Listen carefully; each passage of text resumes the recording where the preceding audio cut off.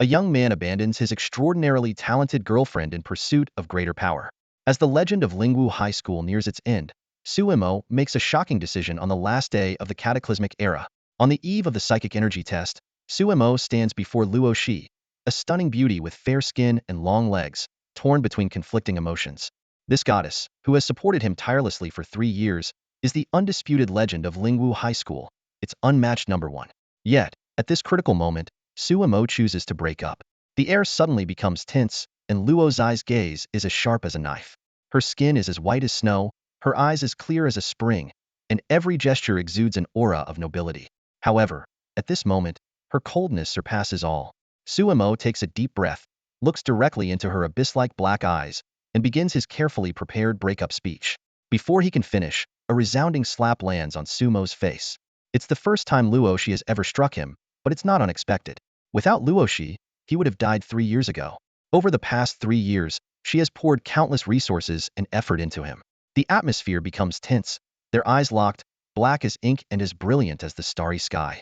After a moment, Luosi glances away, as if all her strength has left her.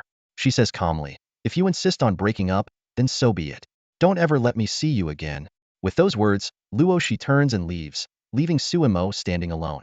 Only when her figure disappears from sight does Suemo crouch down like a deflated balloon. His handsome face contorts with pain, all pretense crumbling in that moment. Just then, a series of abrupt electronic sounds ring in Sumo's mind. The system has arrived, bringing an earth-shattering opportunity to this seemingly ordinary young man. Suemo is overjoyed but also torn. Should he try to win back Luosi or explore this sudden system? Fate gives him little time to think. Using the system's simulation feature, a chilling future unfolds before him. Tonight, he will die protecting his kidnapped sister. Faced with this terrifying prophecy, Sumo's mind races. He considers various possibilities and concludes that everything points to Luosi. Whether it's an enemy's revenge or a rival's scheme, danger is imminent. His only way out is to use the system's reincarnation traversal function to enhance his strength. Despite the many unknowns, Suemo has no choice but to save his sister. After silently bidding farewell, he resolutely clicks on the reincarnation traversal. At birth, you opened your eyes to the world in an ordinary family. Your loving parents held you carefully, their faces beaming with joy. At 1, you started to babble. Your adorable attempts at speaking always made your parents laugh heartily, and they recorded every precious moment on their phones. At 2, you took your first steps, clinging to the walls as you explored the world around you. One day, your father returned from hunting with a ferocious dog. You curiously observed this new family member. At 3, your life took a tragic turn. One day, you innocently tried to play with the dog, but it suddenly went berserk and attacked you, sinking its sharp teeth into your leg. By the time your parents arrived, one of your legs had already been severely injured. At 4, you became known as the cripple in the village. The other children took pleasure in bullying you, and you endured their taunts and pranks daily. At 5, the bullying continued. You began to prefer playing alone, hiding in a corner of your home and drawing on the ground with a stick. Your personality grew increasingly withdrawn, and you rarely interacted with others. At 6, your disability led you to contemplate suicide several times. You stood by the well, staring into its dark depths, battling with your inner turmoil. At 7, your suicide attempt failed. Your parents discovered your intentions and scolded you harshly, but their eyes betrayed deep worry and pain. At 8, a group of ruthless bandits suddenly attacked your village, slaughtering the villagers. Amidst the cries and screams, you were miraculously saved by being hidden under your parents' bodies. When the chaos subsided, a passing swordswoman found you among the corpses and took you in as her disciple. At 9, your master searched far and wide for miraculous herbs and eventually healed your leg. However, your foundation had been compromised, making cultivation seem impossible. At 10, you refused to accept this fate and secretly began to train. Though progress was slow, your determination moved your master, and she decided to personally guide you. From 11 to 16, you trained diligently, but your progress remained slow. Every day, you practiced swordsmanship in the mountains, your clothes soaked with sweat. At 17, your master brought back a young girl who became your junior disciple. Her cheerful and lively nature reminded you of your lost childhood. At 18, your master entrusted your junior disciple's training to you. You patiently taught her the basics of swordsmanship and watched her improve day by day. At 19, your junior disciple's progress was astounding. Within a year, she surpassed you, easily defeating you in a sparring match. You felt a mix of pride and bitterness. At 20, you both descended the mountain to participate in a martial arts competition. Your junior disciple's extraordinary talent stunned everyone. At just 14, she dominated the competition, while you failed to pass the preliminary rounds. At 21, your junior disciple began to train on her own. You stayed at the mountain gate, training tirelessly, hoping to one day catch up to her. At 23, fate struck again. You were killed by your junior disciple's enemies, your life cut short. In your final moments, you heard a voice. Once the cycle of reincarnation begins, it cannot be stopped, and there is a risk of death. Do you wish to start the cycle? Reflecting on the simulated life you had just experienced, Suemo felt a deep sense of sorrow. He muttered to himself, Su Xian, even though you're not very capable, but as your older brother, I have to do this for you. Venturing into another world for you. I hope I can come back safely, rather than ending up with nothing. Shao Xian might think I didn't save her and ran off with her little treasure. What a misfortune for our family. After a brief hesitation, Suemo took out his phone and sent a message. Luosi, wait for me. With newfound courage, he confirmed his decision. The system prompted. In this reincarnation mission, change your fate and find the person with the Empress destiny. Achieve 100 favorability to complete the mission and return. Reincarnation begins. Good luck. A whirlwind surrounded him, and Sumo's consciousness plunged into darkness. After an unknown period, Suemo awoke to find himself in a common household in Qingshan town, now a 1-year-old child. He played in the yard, catching grasshoppers and ants, occasionally stepping on small insects. This chubby little boy was exceptionally cute, but displayed a maturity beyond his years. His movements were unusually agile, and he quickly managed to kill several insects. The system's notifications kept ringing. Ding. You killed a grasshopper. Experience 1. Ding. You stepped on a caterpillar. Experience 1. Ding. You destroyed an ant nest. Experience 5. Hearing these prompts, a hint of joy appeared on Sumo's young face. This was another feature of the system, the martial arts system. By continuously fighting and killing creatures, he could level up. Today, Suemo was in luck. His parents had gone to work in the fields, leaving their suddenly quiet, unusually clever burden at home with peace of mind. Suemo had everything planned. He pretended to sleep, and after his parents left, he jumped up with a nimble move, ready to start his training in earnest. It's been over a year since Suemo crossed into the world of reincarnation. During this year, his consciousness remained in a chaotic state like that of an infant, only awakening in a hazy manner about a month ago. Upon waking, Suemo immediately displayed extraordinary talent. He no longer cried uncontrollably as before, but instead remained unusually quiet and well-behaved, allowing his parents in the reincarnation world to feel at ease letting him play alone. This change created opportunities for Suemo to be alone, and his leveling journey depended entirely on his parents' sense of responsibility. Fortunately, in this ancient rural setting, parents didn't pay much detailed attention to their children. Suemo recalled the original body's experience of being bitten by a family dog at the age of 3 and secretly felt grateful that such negligence gave him more freedom to move around. Over the past month, while his parents were busy, Suemo began his unique training method engaging in friendly interactions with small insects. This interaction was actually a euphemism for him stomping on bugs to gain experience points. As of today, Sumo's progress bar had quietly passed the halfway mark, with only one step left to level up. Looking at the attributes displayed on the panel, Suemo calculated silently. He was now 11 months old, at level 0, with 99,100 experience points, and rated as unable to tie a chicken. Although this rating was somewhat discouraging, he knew he was about to break through. Just as Suemo felt a twinge of guilt for his actions, he spotted another caterpillar. Almost instinctively, he stomped on it without hesitation. Smack! With a light sound, the system prompt sounded. Ding! You have killed a caterpillar. Experience points 1. Your level has increased. A golden light flashed, and a warm current swept through his body. Suemo clearly felt his strength increase, his small hands becoming more powerful, and his physique significantly stronger. Reviewing the updated attribute panel, Suemo murmured to himself, 1 chicken strength, that's quite a straightforward evaluation. The next level requires 200 experience points, so the difficulty has increased. Despite this, Suemo was not discouraged. He estimated that he now had the strength of a 6 or 7-year-old child and could move some heavy objects. Considering that he was actually less than a year old, he couldn't help but feel a sense of accomplishment. However, Suemo knew he couldn't relax. In the main world, his sister was still waiting for him to rescue her. Meanwhile, in this reincarnation world, the dog bite incident at age 3 and the massacre of the entire village at age 8 were looming ahead. Time was of the essence, and he had to become stronger quickly. Taking advantage of his parents' absence, Sumo's eyes once again gleamed with that innocent yet eerily unsettling light as he continued searching for his next training target. However, the good times didn't last long. After the autumn harvest, his parents, now less busy, kept Suemo by their side almost all the time, giving him little chance to train alone. Nevertheless, over the year, Sumo's body developed well, becoming increasingly robust, with fair skin and a mischievous charm that made him a well-known, adorable child in the village. Finally, on a day when his parents went out to work again, Sumo experienced a long-awaited, bountiful harvest. Ding! You have killed a centipede with a stone. Experience points 10. Ding! You have killed a spider with a stone. Experience points 10. Ding! You have killed a butterfly. Experience points 5. Ding! You have destroyed an ant nest. Experience points 5. Ding! Your level has increased. Sumo gazed at his latest attribute panel, raising his hand to feel the surge of power within him. A smile crept onto his face as he marveled inwardly. 2 chickens worth of strength isn't bad. I've leveled up again. Give me 2.5 more years. How strong will I be then? It's hard to even imagine. His thoughts drifted, envisioning himself performing a song and dance routine with his newfound strength. But this pleasant fantasy was abruptly interrupted, and Sumo's expression darkened.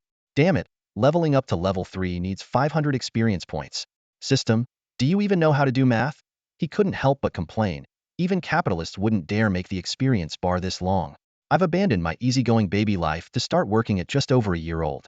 Do you think that's easy for me? Sumo had initially thought that experience points would increase in an arithmetic sequence, with each level needing 100 more points. But reality turned out to be an unreasonable geometric sequence, leaving him feeling frustrated. Now, I have more free time, but there are fewer insects. My leveling speed is only going to get slower, he pondered with a frown. At 3 years old, I can barely take on a vicious dog. But how will I save the village from the deadly threat at 8? Those bandits must be at least level 10. After all, how else could they be bandits if they weren't strong? A sense of urgency swept over him as Sumo realized that at his current leveling pace, he wouldn't stand a chance against those bandits by the time he was 8. He thought bitterly, will I have to make my parents move away early? But the villagers have been kind to me. And would my parents even listen to a little kid like me and agree to move? Just as Sumo was at a loss, the system suddenly chimed in. Ding! Due to the excessive number of ants you have killed, you have earned the title Ant Killer. The attribute panel displayed. Title: Ant Killer. Attribute: ability to control ants within a certain range. Ant Killer? Did I really kill that many ants? Sumo muttered discontentedly, recalling that he had only stomped on a mere trillion or so. Suddenly, he realized the potential of this title, and his eyes lit up, turning misfortune into fortune. Sumo thought excitedly, I can control these ants to find more insects for me. Or even have the ants bring the insects to me directly. I can just sit back and enjoy the benefits. A perfect plan began to take shape in Sumo's mind. With an army of ants as his eyes and ears, searching for insects, his leveling efficiency would surely soar. A smile tugged at his lips, as if he could already see a bright future ahead. This is it. This must be the largest ant nest around here. Sumo exclaimed, his eyes fixed on the scene before him. A small ant crawled back and forth on his fingertip, its tiny antennae trembling as if sending some kind of silent signal. Through the title of Ant Slayer, a faint and blurry consciousness was transmitted to Sumo via the small ant, guiding him to this place. Before him, at the base of an old banyan tree in his backyard, a massive hole appeared, a colossal ant nest. Children, I need your strength. Sumo, dressed in open-crotch pants, stood with his hands on his hips, full of excitement. Quickly, through the Ant Slayer title, he established a connection with a large, blurry consciousness. The next moment, under the command of this seemingly harmless 1-year-old child, a dark mass of ants began to move. System notifications kept popping up. Ding! Your ant army is devouring a centipede. Experience points 5. Ding! Your ant army is devouring a swallow. Experience points 10. Ding! Your ant army is devouring a python corpse. Experience points 50. Sumo lay comfortably at home, with system notifications constantly sounding in his ears. Ever since he had the ant army to help him level up, his life had been incredibly easy. Although the experience points provided by the ants were only half of what he would get from killing creatures himself, the sheer number made up for it. At first, he considered having the ant army bring the insects to him, so he could kill them personally. But he soon found that too troublesome and decided it was more convenient to let the ants handle it themselves. Roughly estimated, Sumo controlled over 10,000 ants. As long as their activity range did not exceed a kilometer, he could command them. Almost level 3. I love this leveling speed, Sumo thought happily as he watched his experience points steadily increase. A week later, Sumo finally turned 2. The system notifications continued. Ding! Your ant army is devouring an earthworm. Experience points 5. Ding! You killed a mosquito. Experience points 1. Ding! Your ant army found a lost lamb. Devouring in progress. devouring failed, 10 ants lost, 3 ants stuck on the lamb. Ding, your ant army is besieging an injured mantis. Mantis successfully captured, experience points 10. Finally, a golden light flashed, and Suemo reached level 3. The system displayed. Host, Suemo, age 2, level 3, experience points 01000. Evaluation, the strength of a lamb. Ugh, the strength of a lamb. Why do I always get compared to animals? Suemo grumbled, feeling a headache. The experience points required for the next level were daunting 1,000 points. Now, within a kilometer radius, the insects that could provide Suemo with experience points were dwindling. Most of the insects had been plundered by the ant army, causing a small-scale ecological extinction. From initially providing 100 points of experience per day, it had dwindled to just a few dozen points a day. Moreover, the ants occasionally faced layoffs, with some getting lost and others dying in service. Can't find any more insects? Leveling up is getting slower. Looks like I need to find another way, Suemo pondered, rubbing his chin. Suddenly, an idea struck him. Although it seemed a bit cruel, he decided to proceed for the sake of leveling up quickly. Suemo began to gather all the ants around him, forming a dark mass that looked like a black cloud in the yard. What do I always say? Heaven has a heart for life. No unnecessary killing. Look at you. You've plundered everything outside, causing this area's ecological extinction. Sigh. Your killing is too heavy and now, I can't save you. Suemo said in a childish voice, sighing. The ants were bewildered. Just end yourselves. I won't do it myself. Suemo, dressed in open-crotch pants, stood with his hands behind his back, looking away as if he couldn't bear to watch. After all, stepping on so many ants would be exhausting. Then, Suemo commanded the ants to devour each other and engage in mutual slaughter. Ding! The system notification sounded. Sumo's ant number 1 successfully bit ant number 2 to death, gaining 0.1 experience points.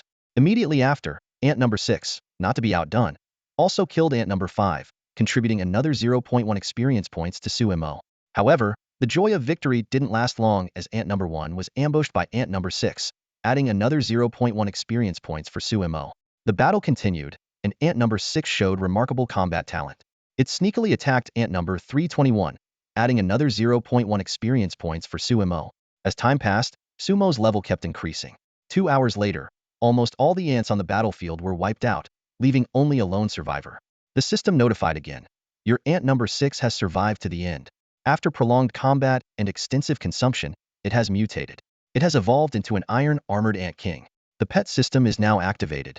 Suemo watched this scene in surprise, muttering to himself, wow, this is possible. And it even activated the pet system? He then showed a hint of regret in his eyes. Too bad. Once it becomes a pet, it can't be converted into experience points anymore. A flash of golden light appeared, and the once ordinary little ant underwent a stunning transformation.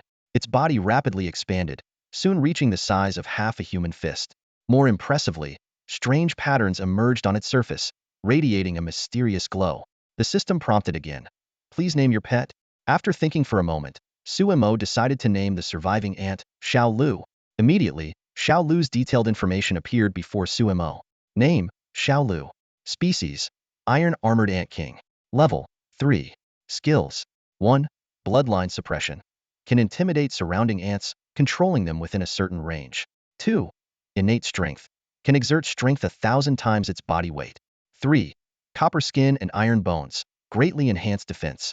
Seeing these stats, Suemo was dumbfounded.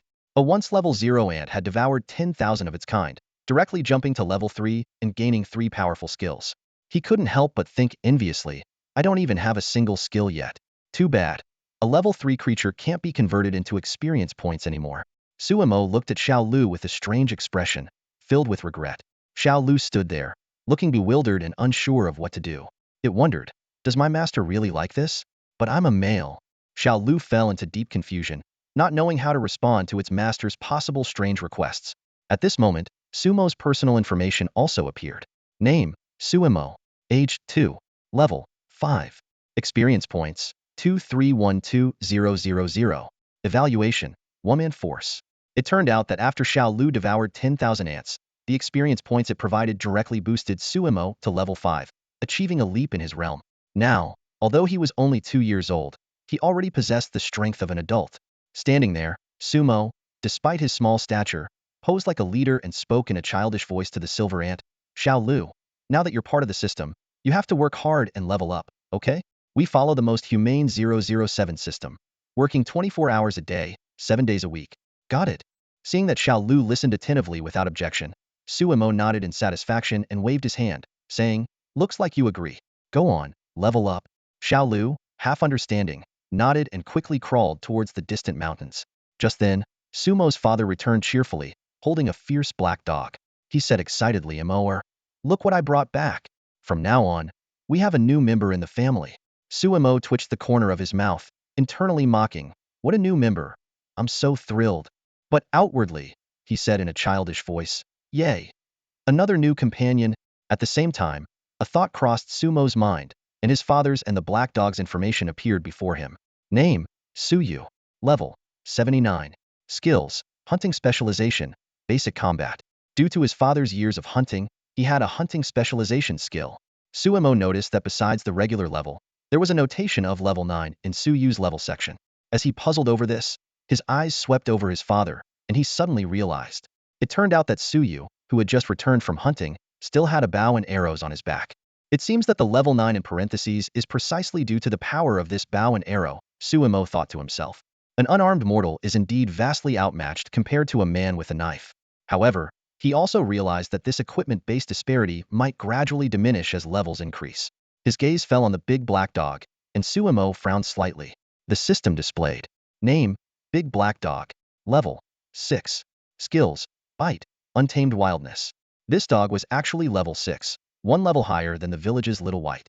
Thinking about how this beast would break his leg next year and ruin his cultivation foundation, a surge of anger rose in Sumo's heart.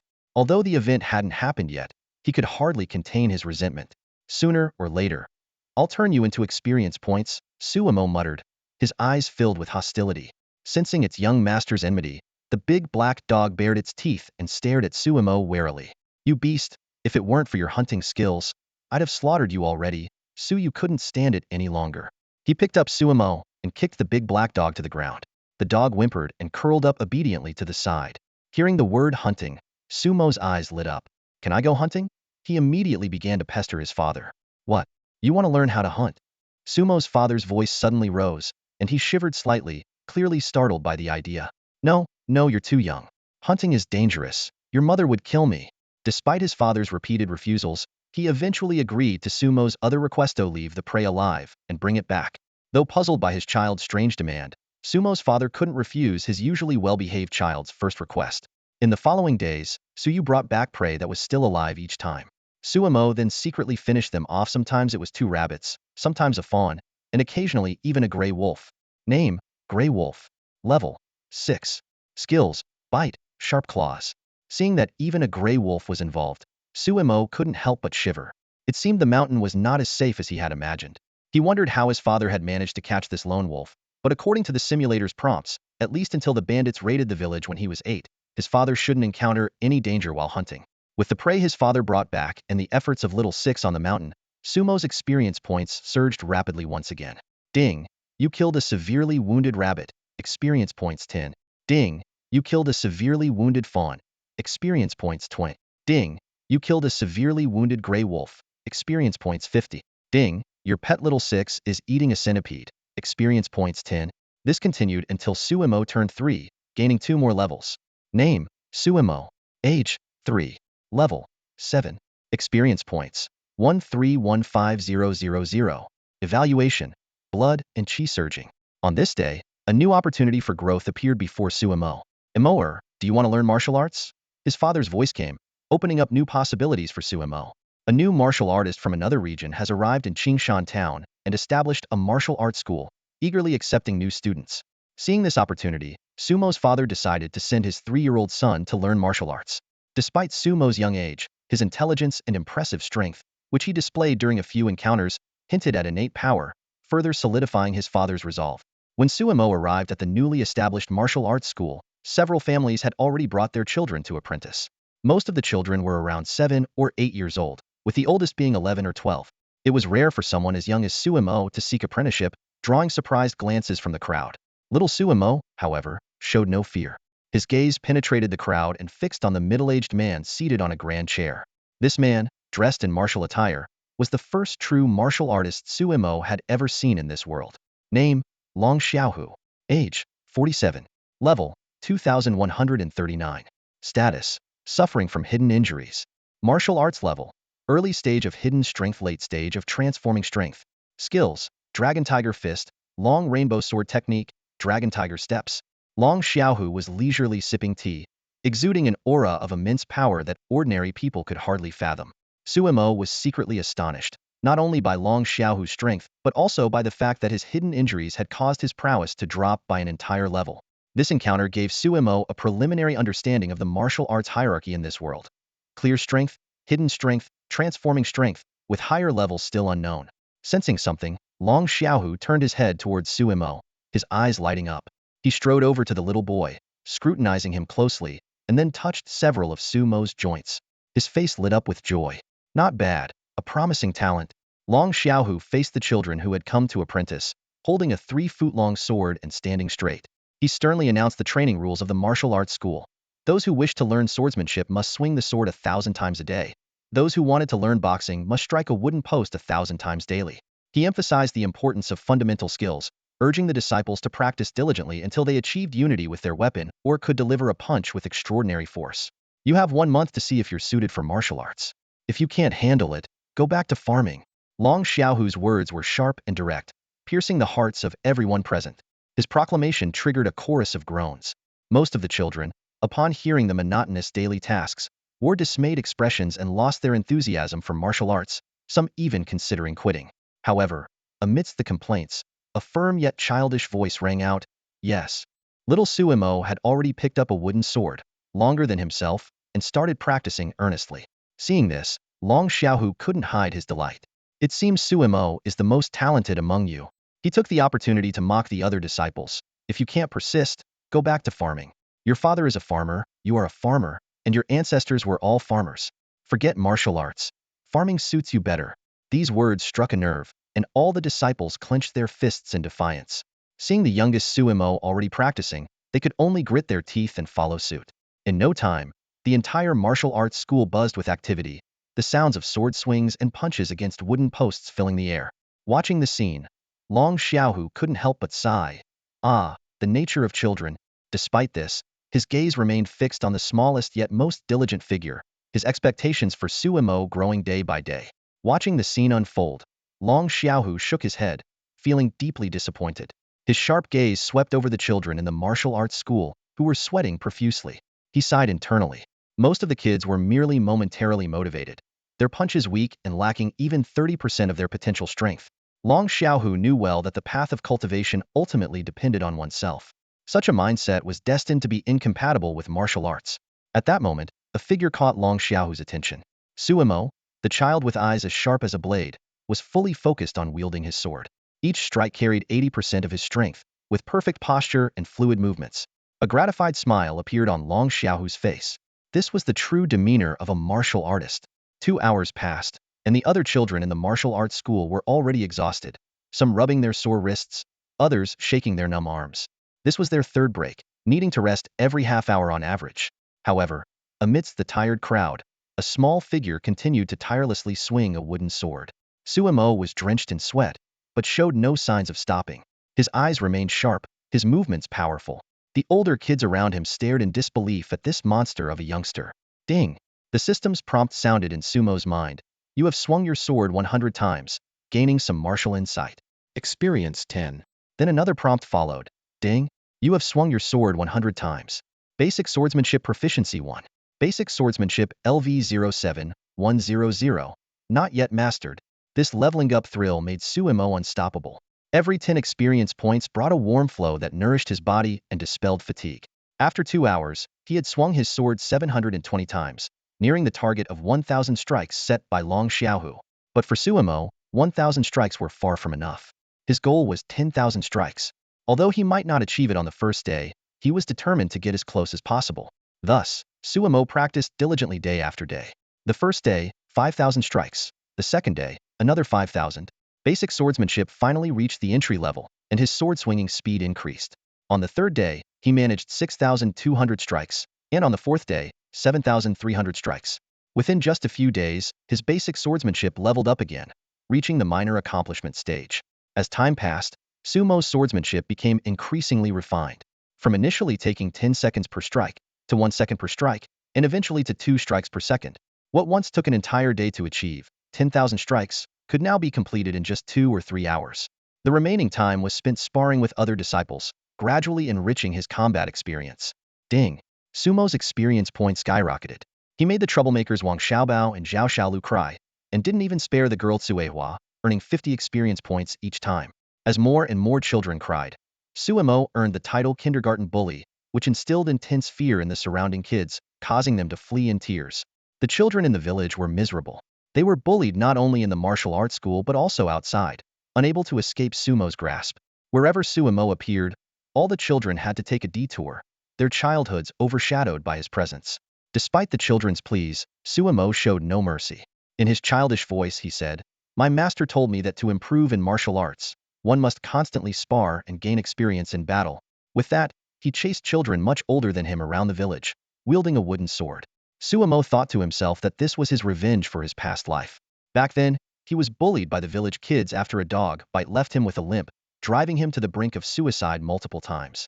Now, he finally had the chance to avenge himself and wouldn't miss any opportunity to gain experience points. 2 years later, Sumo's strength had increased tremendously. He consecutively defeated martial arts school disciples like Zhou Dongshan and Zhao Renxin, earning 200 experience points each time. In combat, he skillfully utilized basic sword techniques and fighting skills, continuously improving his proficiency. Even his pet, Shao Lu, leveled up after independently defeating a large gray wolf. By now, Suemo had grown into a 5-year-old martial artist, reaching the midstage of Mingjin, equivalent to level 15. His mastery of basic sword techniques allowed him to fight opponents above his level. Over the past 2 years, he had devoted almost all his time to sparring and practicing swordsmanship, while also not missing any chance to bully the village kids and let Shao Lu help him level up. Suemo thought proudly that reaching midstage Mingjin at the age of 5 was probably unheard of in the martial arts world. He even felt he had surpassed the level of Yin Yuan 3 stage that he had achieved at 17 with Luosi's help in his past life. Thinking of Luosi, Suemo felt a pang of longing, but he quickly suppressed it. Despite being only level 15, Suemo believed that with his mastery of basic sword techniques, he could easily compete with level 17 martial artists. This boosted his confidence, making him believe he was a genius capable of fighting above his level. However, the rigorous training over the past 2 years had taken a toll on the martial arts school's disciples. The once numerous disciples had dwindled to just 10, with many leaving because they couldn't endure the harsh training. The atmosphere in the martial arts school was tense and eerie. Despite being only a few years old, Suemo had already earned the title of senior brother among the disciples due to his astonishing talent and prowess.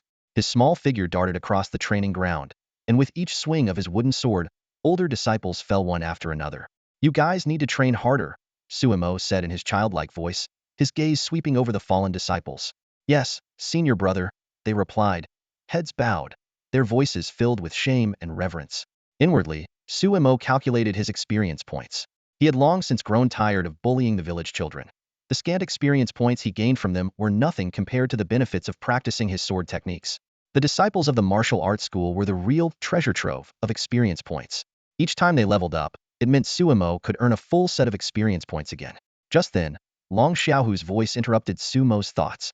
"Emoer, come with me." Suemo respectfully followed his master to the backyard. Long Xiaohu turned to face his youngest yet most gifted disciple, his eyes full of pride. "Emoer, you are the most talented disciple I've ever seen. It takes an ordinary person at least 10 years to master the basic sword techniques, but you've reached this level in just 2 years at such a young age. Now, I can confidently teach you the Changhong sword technique." As he finished speaking, Long Xiaohu began to demonstrate the Changhong sword technique. His movements were fluid and powerful, the sword light swift as the wind, creating gusts of air with each stroke. After completing the entire set of techniques, Long Xiaohu, breathing steadily, asked, "Emoer, did you catch all that?" Suemo nodded, the entire sequence of moves already etched clearly in his mind.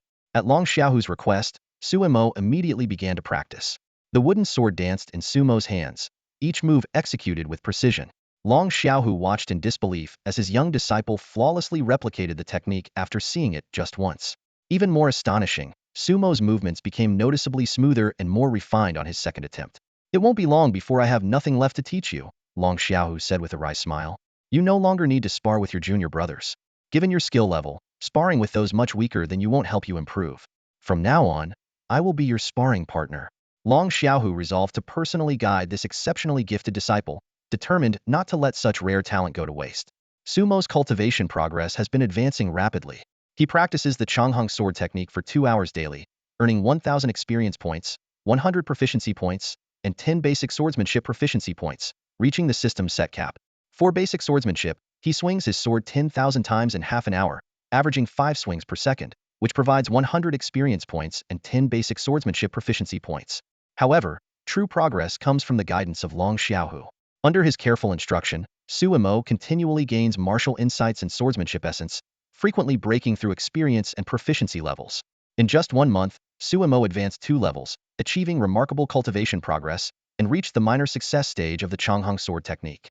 His attribute panel shows: name, Suimo, age, 5, level, 17, realm, later stage of Mingjin, experience, 234110000, skills, basic swordsmanship LV 631110000 mastered, Changhong sword technique LV 343110000 minor success, basic combat techniques LV 4471200 minor success. Evaluation: outstanding. After reaching minor success in the Changhong sword technique, the daily practice gains decreased to 800 experience points and 80 proficiency points. However, with Master Long Xiaohu's guidance, Sumo's progress did not stall. Ding! You have tied with Long Xiaohu at 30 of his strength. Experience points 1,000. Ding! You have tied with Long Xiaohu at 50 of his strength. Experience points 2,000. A few months later, Sumo's cultivation advanced rapidly, reaching level 19. A year later, he broke through to level 20. During this year, he mastered the Changhong sword technique, but the experience gain significantly decreased, and his leveling speed finally slowed down. Seeing Suimo master the Changhong sword technique, Long Xiaohu taught him the Dragon Tiger Fist and Dragon Tiger Steps lightness skill. Suimo practiced swordsmanship, fist techniques, and lightness skills day and night, rapidly increasing his experience and skill proficiency. However, as his level increased, the leveling speed slowed considerably, especially without monsters to fight, making progress extremely slow. Time flew by, and 3 years passed in the blink of an eye. Master, please bestow me the sword, the 80-year-old Suimo said respectfully, having grown from a little kid to a slightly bigger kid.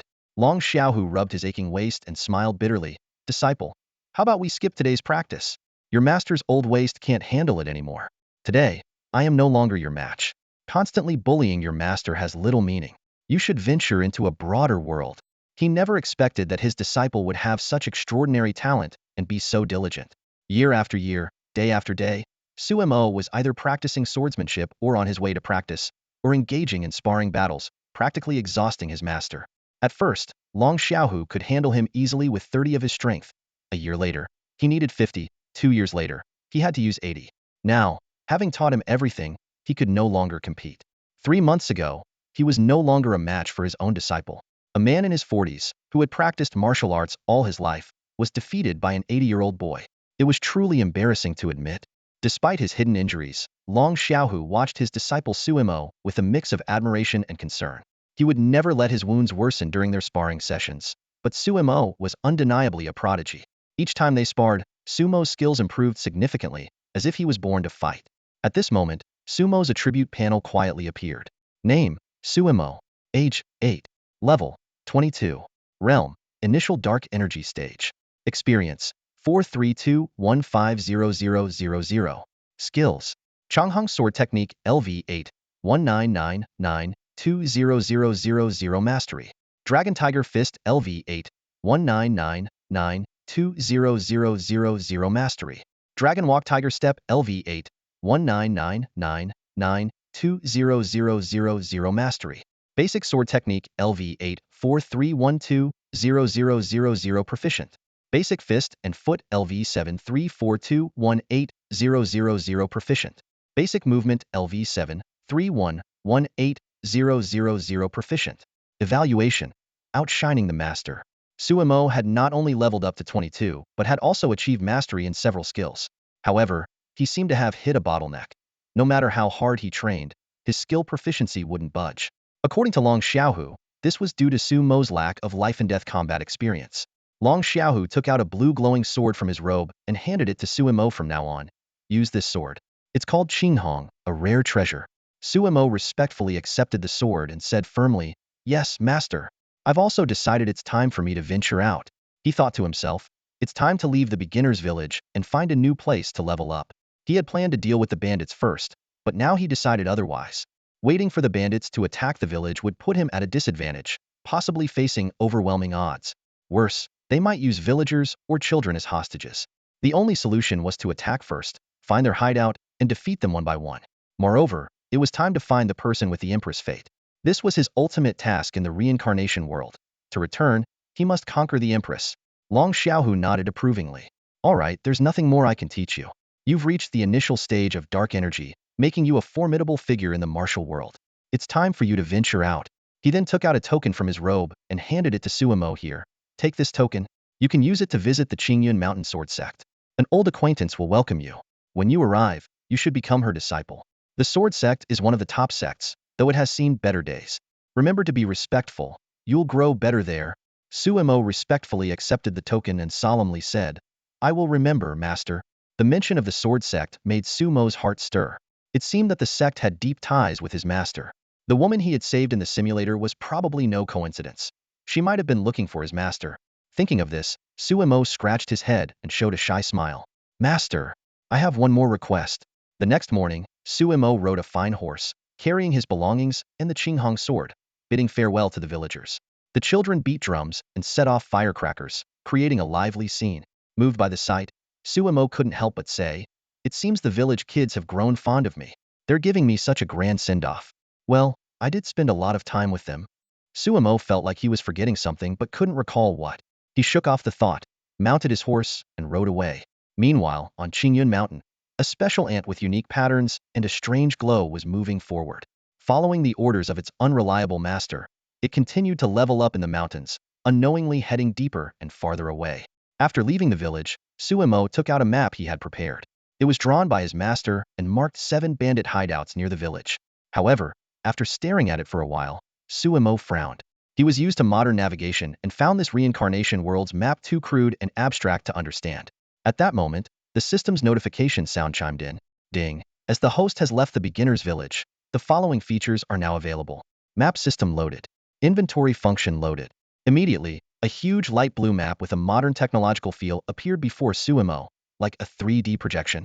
The red dot marked his current location, and a white dashed line guided him to the nearest bandit hideout. Talk about perfect timing. System, are you single? Sumo's eyes gleamed with joy as he joked. System. Unsurprisingly, the system didn't respond. Suemo didn't mind. He quickly stored his belongings and the Qinghong sword in his inventory, then spurred his horse onward, following the white line to the nearest bandit hideout Wolfang Mountain. 3 days later, on a dark and windy night, Suemo discreetly stowed his steed into his pet space. With a swift, ghost-like leap, he silently ascended the mountainside. He surveyed his surroundings with caution, quickly spotting a level 12 bandit standing guard. A cold glint flashed in Sumo's eyes as he flickered behind the bandit, delivering a swift karate chop to the back of the neck. The bandit collapsed, unconscious before he even realized what happened. Wasting no time, Suemo swiftly carried the bandit to a concealed spot at the base of the mountain. Drawing his Qinghong sword, the cold blade pressed against the bandit's trembling throat. Speak. How many bandits are there on this mountain? Who is the strongest, and what is their power level? Suemo demanded in a chilling tone. Terrified by the sudden turn of events, the bandit stammered. Spare me, hero. There are over 300 of us in Wolfang Fort. Among the 3 leaders, the first chief is the strongest, having reached the early stage of hidden strength. Suemo furrowed his brows and asked, all right, one last question. What is 1 plus 1? 2. The bandit replied instinctively, confused by the question. A flash of the sword, and blood splattered. Suemo sheathed his sword with a sigh. I didn't want to kill you, but you know too much. A system notification immediately followed. Ding, you have killed a bandit. Experience points 1000, reputation 1. Ding, reputation system activated. As your reputation increases, you will gain respect from martial artists and incite fear and hostility from demonic cult members. Sumo's eyes lit up as he began contemplating the possibilities of the reputation system. He mused, a level 12 bandit gives 1000 experience points. It seems killing is more efficient than simply defeating enemies. After weighing his options, Suemo decided to start by clearing out the weaker bandits to level up. Like a predator in the night, he moved through the mountains, silently taking down solitary bandits one by one. The system notifications kept coming. Ding, you have killed a bandit. Experience points 1200, reputation 1. Ding, you have killed a bandit. Experience points 1500, reputation 1, ding, you have killed a bandit. Experience points 1200, reputation 1, ding, you have leveled up. In a short time, Suemo leveled up twice, reaching level 24. He checked his attribute panel and couldn't help but remark, indeed, real combat is the way to go. Just then, a stern voice shattered the silence of the night. Who are you? Which sect do you belong to?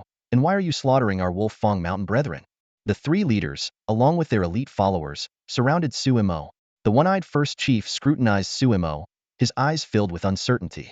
He thought to himself, so young and already possessing hidden strength. He must be an exceptional prodigy from a Grandmaster's lineage. His background is unfathomable. Would there be a hidden master following me from the shadows, ready to strike when I'm at my weakest and kill me in an instant? Sumo's mind was on high alert, this thought piercing his consciousness like a thorn. The common tricks of the righteous sects in the martial world made him even more cautious. His gaze swept the surroundings like a radar, repeatedly confirming possible hiding spots. No sect, no affiliation, just upholding justice, Suemo said in a childlike voice, yet with a hint of barely noticeable calmness. His eyes narrowed slightly, as if assessing the strength of the bandits before him. In his vision, the information of the bandits appeared one by one. Leader Du Tianba, level 2728, late stage of dark energy. Skills: rogue swordsmanship, dragonfly touches water, last-ditch effort. Second-in-command Kwang Air, level 24, mid-stage of dark energy. Skills: rogue swordsmanship, dragonfly touches water. Third-in-command Li Sanqing, level 21, early stage of dark energy. Skills: rogue swordsmanship, dragonfly touches water. Suemo inwardly clicked his tongue. The lookout must have set him up before dying. All three leaders were in the dark energy stage, yet only mentioned the leader being in the early stage. The dangers of the martial world were indeed not exaggerated. He noticed that the leader seemed capable of fighting above his level, likely due to the last-ditch effort skill, making his level 27 strength comparable to level 28. The other two leaders' strengths were more standard. Although all three were in the dark energy stage, their maximum combat power was not on par with Sumo's. This meant their swordsmanship might not be as refined, nor their burst power as strong. However, maximum combat power wasn't absolute. Some could exceed their limits in a life-or-death moment, while others might not even reach 80% of their usual strength. At this moment, surrounded and with no other choice, Suemo had to fight. Only by unleashing his full potential could he find a sliver of hope. You really don't know your place, kid. Didn't your elders ever tell you? The leader spoke while subtly signaling his men. A skilled bandit quietly moved behind Suemo, preparing to strike. What does it mean for the martial world to be dangerous? Attack! The leader suddenly shouted, attempting to shake Sumo's spirit. However, Suemo was prepared. Without turning his head, his sword twisted like a snake, delivering a precise backstab into the bandit trying to ambush him. Oh, and then what? Suemo tilted his head, asking innocently as if the recent kill was just child's play. With a swift motion, he pulled out his blood-stained Xinghong sword. The body behind him collapsed to the ground, the bandit's eyes wide with disbelief, unable to comprehend how this seemingly naive child could possess such lethal skill. I'm just a kid, and you're playing dirty with me? Suemo sighed, his tone carrying a mix of resignation and mockery. Blood dripped from his sword's tip, pooling into a small red puddle on the ground, signaling the prelude to the imminent fierce battle. Keen senses, or just battle-hardened? The leader's pupils contracted in astonishment at Sumo's lightning-fast reflexes, especially for someone so young. He quickly regained his composure and struck first, his long sword thrusting towards Suemo with the speed of lightning. Suemo seemed to have anticipated this. With a swift movement of his sword, he easily deflected the attack. His sword danced in the air, moving as if it were an extension of his own arm. The Changhong sword technique flowed seamlessly from him, parrying attacks from all directions with grace and fluidity. The clash of swords filled the air as the two exchanged blows. The leader's swordsmanship was fierce and unorthodox, targeting the lower body with a sinister edge. In contrast, Sumo's Changhong sword technique was grand and righteous, exuding an overwhelming aura. Despite this, the leader was a level 27 expert, 3 levels above Suemo. In the ensuing fierce battle, Suemo quickly found himself on the defensive, struggling to keep up. Our big brother should be able to handle this kid soon. One of the other leaders sighed in relief, grateful they didn't have to step in. However, as the minutes ticked by, the duel remained deadlocked. Suemo, though at a disadvantage, refused to be defeated. Time dragged on, and the onlookers grew drowsy, yet the two continued their deadly dance. Suemo, despite being on the back foot, always managed to evade danger at the last moment. Second brother, should we go and lend a hand? The third leader finally couldn't hold back, hesitantly suggesting, "Help my ass. Are you stupid?" The second leader snapped. "If our big brother can't take down a kid, how would that look? We'll wait. It's only a matter of time before he wins." The third leader muttered under his breath, "Time might never come at this rate." Seeing his subordinates watching idly from the sidelines, the leader's fury grew. Just as he was about to call them for assistance, Sumo's sword, carrying a fierce wind, thrust towards him, forcing him to focus entirely on the fight. "Second leader, don't worry. We won't intervene. This kid is all yours, big brother." Third leader, "Our big brother is invincible." Hearing this, the leader almost spat out blood in frustration. He knew these two were up to no good, but he had no choice but to continue the grueling battle with Sumo. In a high-level duel, every move could be fatal. The leader dared not let his guard down, fearing a single slip could lead to his demise. But as time went on, he noticed with growing alarm that Sumo wasn't tiring. Instead, Sumo's attacks became more vigorous and deadly. Gradually, they reached a stalemate. "Second brother, are we really not going to help?" The third leader asked again, his voice filled with worry. "Don't talk nonsense. With Big Brother's skills, there's no need." "But it looks like Big Brother is in trouble," the third leader interrupted. The second leader turned to look and gasped. The leader was being pushed back, his body covered in wounds. He was on the verge of being defeated by Sumo. With a cry of alarm, the two leaders finally joined the fray. 3 against 1, the tide quickly turned, and Sumo was once again on the defensive. Yet even under their combined assault, Sumo managed to hold his ground, showing no signs of defeat. Half an hour passed, and the situation remained deadlocked. The leader finally couldn't contain his rage and bellowed, "Just die already. Why won't you die? Half an hour ago, you were on the brink of defeat, and you're still on the brink of defeat now. Is it possible that we can't take him down, even with the three of us?" the third leader asked, his voice tinged with hesitation. He was already covered in cuts, clearly the primary target of Sumo's attacks. "Use your brain. How could that be possible? He's just a kid." The second leader started to retort, but a blinding flash of light cut him off. He quickly retreated, but it was too late. His neck narrowly avoided the sword tip by an inch, and Sumo was sure he had dodged a fatal blow. However, just as he was about to speak, a thin line of blood suddenly appeared on his neck. He froze, instinctively covering the wound, but blood continued to pour out. Staggering backward, the second-in-command widened his eyes, unable to believe it even in his final moments. "How is this possible? I clearly dodged it." "Yes, you did dodge it." Sumo raised his small hand, answering calmly. Unfortunately, the second-in-command could no longer hear him, his throat sealed by an invisible sword aura. The chief witnessed the scene and, despite his shock, understood the mystery. "Sword aura? This can't be. You're so young. How can you wield sword aura?" Although he was the highest in rank, he had to admit that the second-in-command had indeed avoided the blade, but couldn't escape the sharp sword aura that followed. At that moment, a system notification sounded in Sumo's mind. "Ding! You have unleashed your potential in a desperate situation and become increasingly courageous. You have leveled up." "Ding! You have unleashed your potential in a desperate situation, and your skill level has increased." "Ding! You have successfully comprehended sword aura, and your basic swordsmanship has upgraded." "Ding! You have killed the Wolfang Mountain boss second-in-command, gaining 100,000 experience points and 100 prestige points." "Ding! You have leveled up." Sumo quickly glanced through the updated attribute panel, noticing that basic swordsmanship had been replaced by sword realm. The rainbow sword technique and dragon tiger step had broken through their bottlenecks, but the dragon tiger fist hadn't improved. He thought to himself that it might be because he hadn't used the dragon tiger fist in battle. The chief suddenly burst into maniacal laughter. "So young. Yet you've already comprehended sword aura? And you're a rare genius who can break through in life and death situations. But what a pity, such a genius will die by my hand. Ha ha ha, it's thrilling to personally kill a genius." Just as he was about to unleash his ultimate move, a cold light flashed. Sumo had silently appeared behind him, the sword edge tracing a line of blood. The chief clutched his neck in shock, staggering and falling to the ground, unable to react before his throat was sealed by the sword. "Talks too much." Sumo sighed. "Don't you know I can level up? If you can't kill me in one strike, I only get stronger." With trembling breaths, the chief asked in his final moments, "How did you suddenly become this strong?" Sumo shrugged. "Strong? It's because of the hacks." The system prompted again. "Ding! You have killed the Wolfang Mountain boss chief, gaining 200,000 experience points and 100 prestige points. Ding! You have leveled up."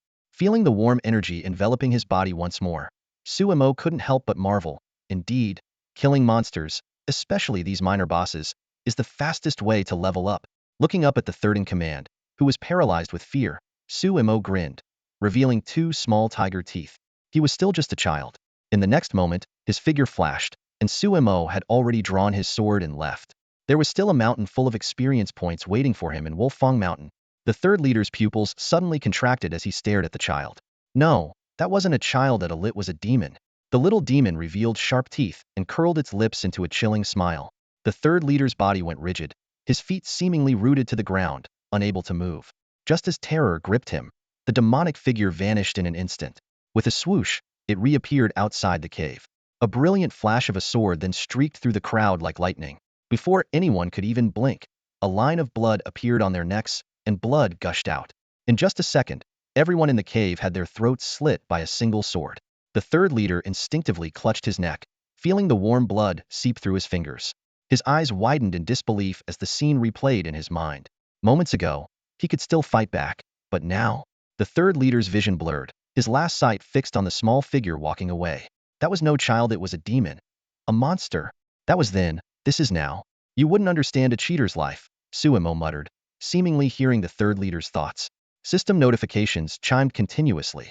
Ding. You have killed the Wolf-Tooth Mountain boss, third leader. Experience 100000. Reputation 100. Ding. You have killed Bandit Shao. Experience 5000. Reputation 1. Ding. You have killed Bandit Shao. Experience 5000. Reputation 1.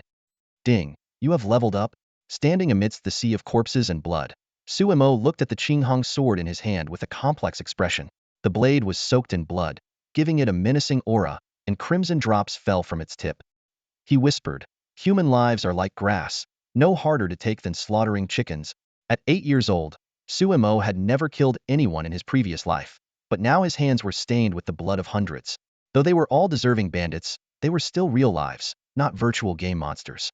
Heaven and earth are ruthless, treating all things as straw dogs, Suemo murmured, and in that moment, his mindset seemed to undergo a subtle change. Ding, you have glimpsed life and death through slaughter. Level up 1. Suemo was taken aback and couldn't help but complain. I can level up from that? I was just making a casual remark. System, you're too predictable. What is this? Perfect score in reading comprehension. Shaking his head, Suemo decided not to make any more random comments, fearing he might inexplicably level up again. He chose to focus on fighting and leveling up, continuing to massacre the bandits of Wolf-Tooth Mountain. Soon, his level broke through the late dark energy stage, reaching the initial transformation stage. Months later, Suemo finally arrived at Luoshan village. Zuoshandio lay in a pool of blood, breathing laboriously. I never thought that after a lifetime of battles and roaming the martial world, I would fall to a child still wet behind the ears. Ha ha ha, I die without regret. No regret. To witness the birth of such a peerless demon, Before he could finish, a flash of cold light streaked by. Zuoshandio's body fell heavily backward, unable to utter another word. Suemo watched the scene with exasperation, thinking, do all villains have so much to say? Even in death, they seek attention? He swung the Qinghong sword a few times, and the bloodstains vanished instantly. Suemo stored the sword in his inventory space, pleased with the backpack's self-cleaning and maintenance feature. It not only made cleaning blood and grime convenient, but also allowed him to catch enemies off guard in battle. The system notifications chimed again. Ding, you have killed the Luoshan village chief, Zuoshandio. Experience 500000. Reputation 500, bronze chest 1. Ding, you have leveled up. Ding. The system notification sounded, and Sumo's reputation point skyrocketed by 1,000. 80-year-old Suemo stood amidst a mountain of corpses and a sea of blood. His delicate face was covered in blood, and an astonishing aura of killing intent and malevolence emanated from his entire being. The bodies strewn across the ground had all been slain by his single sword strike, and the bandits of the entire mountain peak had been annihilated by him. Over the past few months, Suemo had fought battle after battle, clearing 7 maps in total. His leveling speed was akin to a rocket, reaching an unprecedented record. But the cost was thousands of lives. Suemo looked down at his attribute panel. Name, Suemo. Age, 8. Reputation, 20,000. Chivalry level, 4. Cultivation, early stage of embryonic Dan. Experience, 14.32.5500.000. Skills, Changhong Sword Technique LV 92, 43150.000. Mastery, Dragon Tiger Fist LV 819, 78450-000 Mastery. Dragon Walk Tiger Step LV 821 43550-000 Mastery. Sword Realm LV 137100 Sword Chi. Basic Fist and Foot Technique LV 8 1352-000 Proficient. Basic Movement Technique LV 8 1532-000 Proficient. His inventory now included a bronze treasure chest, the Qinghong sword, and various food and clothing items. Finally, level 41. Embryonic dance stage, Suimo murmured, his gaze fixed on the bronze treasure chest glowing with multicolored light. With a thought, the chest opened. The system notifications followed. Ding. You have obtained special lollipops tin. Ding. You have obtained ice soul flowers tin. Ding. You have obtained a purple jade flute. Suimo carefully examined the attributes of these items. Special lollipops. Gifting to females will increase goodwill slightly, depending on appearance. Description. A must-have for enticing underage girls. Ice soul flower. Gifting to females will increase goodwill slightly, depending on appearance. Description. A blue flower growing on cliffs in extremely cold regions, famous for its vibrant colors, favored by young girls. Purple jade flute. Playing it will increase the spirit of all living beings within range by 10. Description. Crafted by a renowned artisan in the capital, known for its exquisite design and superb sound quality, it is a symbol of the noble status of young masters in the capital, a perfect tool for showing off. Why does this treasure chest feel a bit off? Suimo frowned in thought. Could it be? The system is getting desperate? He recalled the ultimate mission that was still pending, to win over a female with an Empress fate. These items were clearly prepared for that purpose. Are they worried I can't succeed? Suimo muttered to himself. But my heart already belongs to Luosi. Even if I succeed, I can't commit to her. There's no future with that person. This is forcing me to toy with another girl's feelings. Suimo found himself in a dilemma. If he didn't complete the mission, he couldn't return. But completing it meant hurting an innocent girl. Next, I should start looking for clues about someone with an Empress fate, Suimo decided. He began to ponder. An Empress fate. And I have to win her over before I shatter the void. In such a small world, could there really be someone capable of transcending? By now, having reached the embryonic dance stage, Suimo could clearly sense that this world's strength was far inferior to his Earth after the spiritual energy revival. The strong individuals born here were naturally not as formidable as those in the main world. Since it's an Empress fate, she won't be an unknown figure. I'll look for the most talented and brilliant women in this world. With a firm resolve, Sumo's small figure stepped over the mountain of corpses and gradually disappeared into the blood-colored dusk of the mountain peak. After leaving the mountain peak, Suimo mounted his prized Equality horse and headed to the nearest town, Wanha County. He went straight to the best cloth shop in town and bought the finest and most expensive clothes, washing away the grim and bloodstains from his body. The funds came from his recent endeavor. She had wiped out 7 bandit hideouts and was now exceedingly wealthy. After changing into his new clothes, Sumo's appearance was completely transformed. The shopkeeper's young lady couldn't help but be smitten, and passing customers frequently looked back, their eyes filled with admiration. Whispers could be heard around him. Wow, this young man is incredibly handsome. Yes, I've never seen anyone this good-looking before. I wish I could take him home. Shoo, keep it down. He must be a young master from a wealthy family, with servants around. Watch what you say. Given Sumo's current martial prowess, he heard every word of these hushed conversations clearly. Sumo smiled faintly. As he grew older, his appearance became increasingly distinguished. His handsome and refined looks, paired with his rich attire, clearly marked him as a young master from a wealthy family. He only lacked a couple of servants by his side to complete the picture. The immediate task was to gather information about the female emperor and find a new map for leveling up. Sumo pondered for a moment, then his eyes lit up with an idea. Under the reluctant gaze of the shopkeeper's young lady, he left the cloth shop. Half an hour later, Sumo arrived at the entrance of a brothel. A woman in red, looking helpless, said, "Young master, this is not a place for you." Feigning innocence, Sumo widened his eyes and asked, "Why not, sister? Are you bad people?" The woman in red explained awkwardly, "No, we are not bad people." "Then are you not open for business today?" Sumo pressed. "We are open and welcoming guests." "Then why won't you let me in? Didn't you just say come on in?" Sumo continued. The woman in red reluctantly admitted, "Yes, I did say that." "Then why can't I come in?" Sumo complained. Finally, the woman in red revealed the truth. "Because this is a brothel." She explained that while the brothel welcomed many guests, a child who looked no older than 10 showing up was quite bewildering.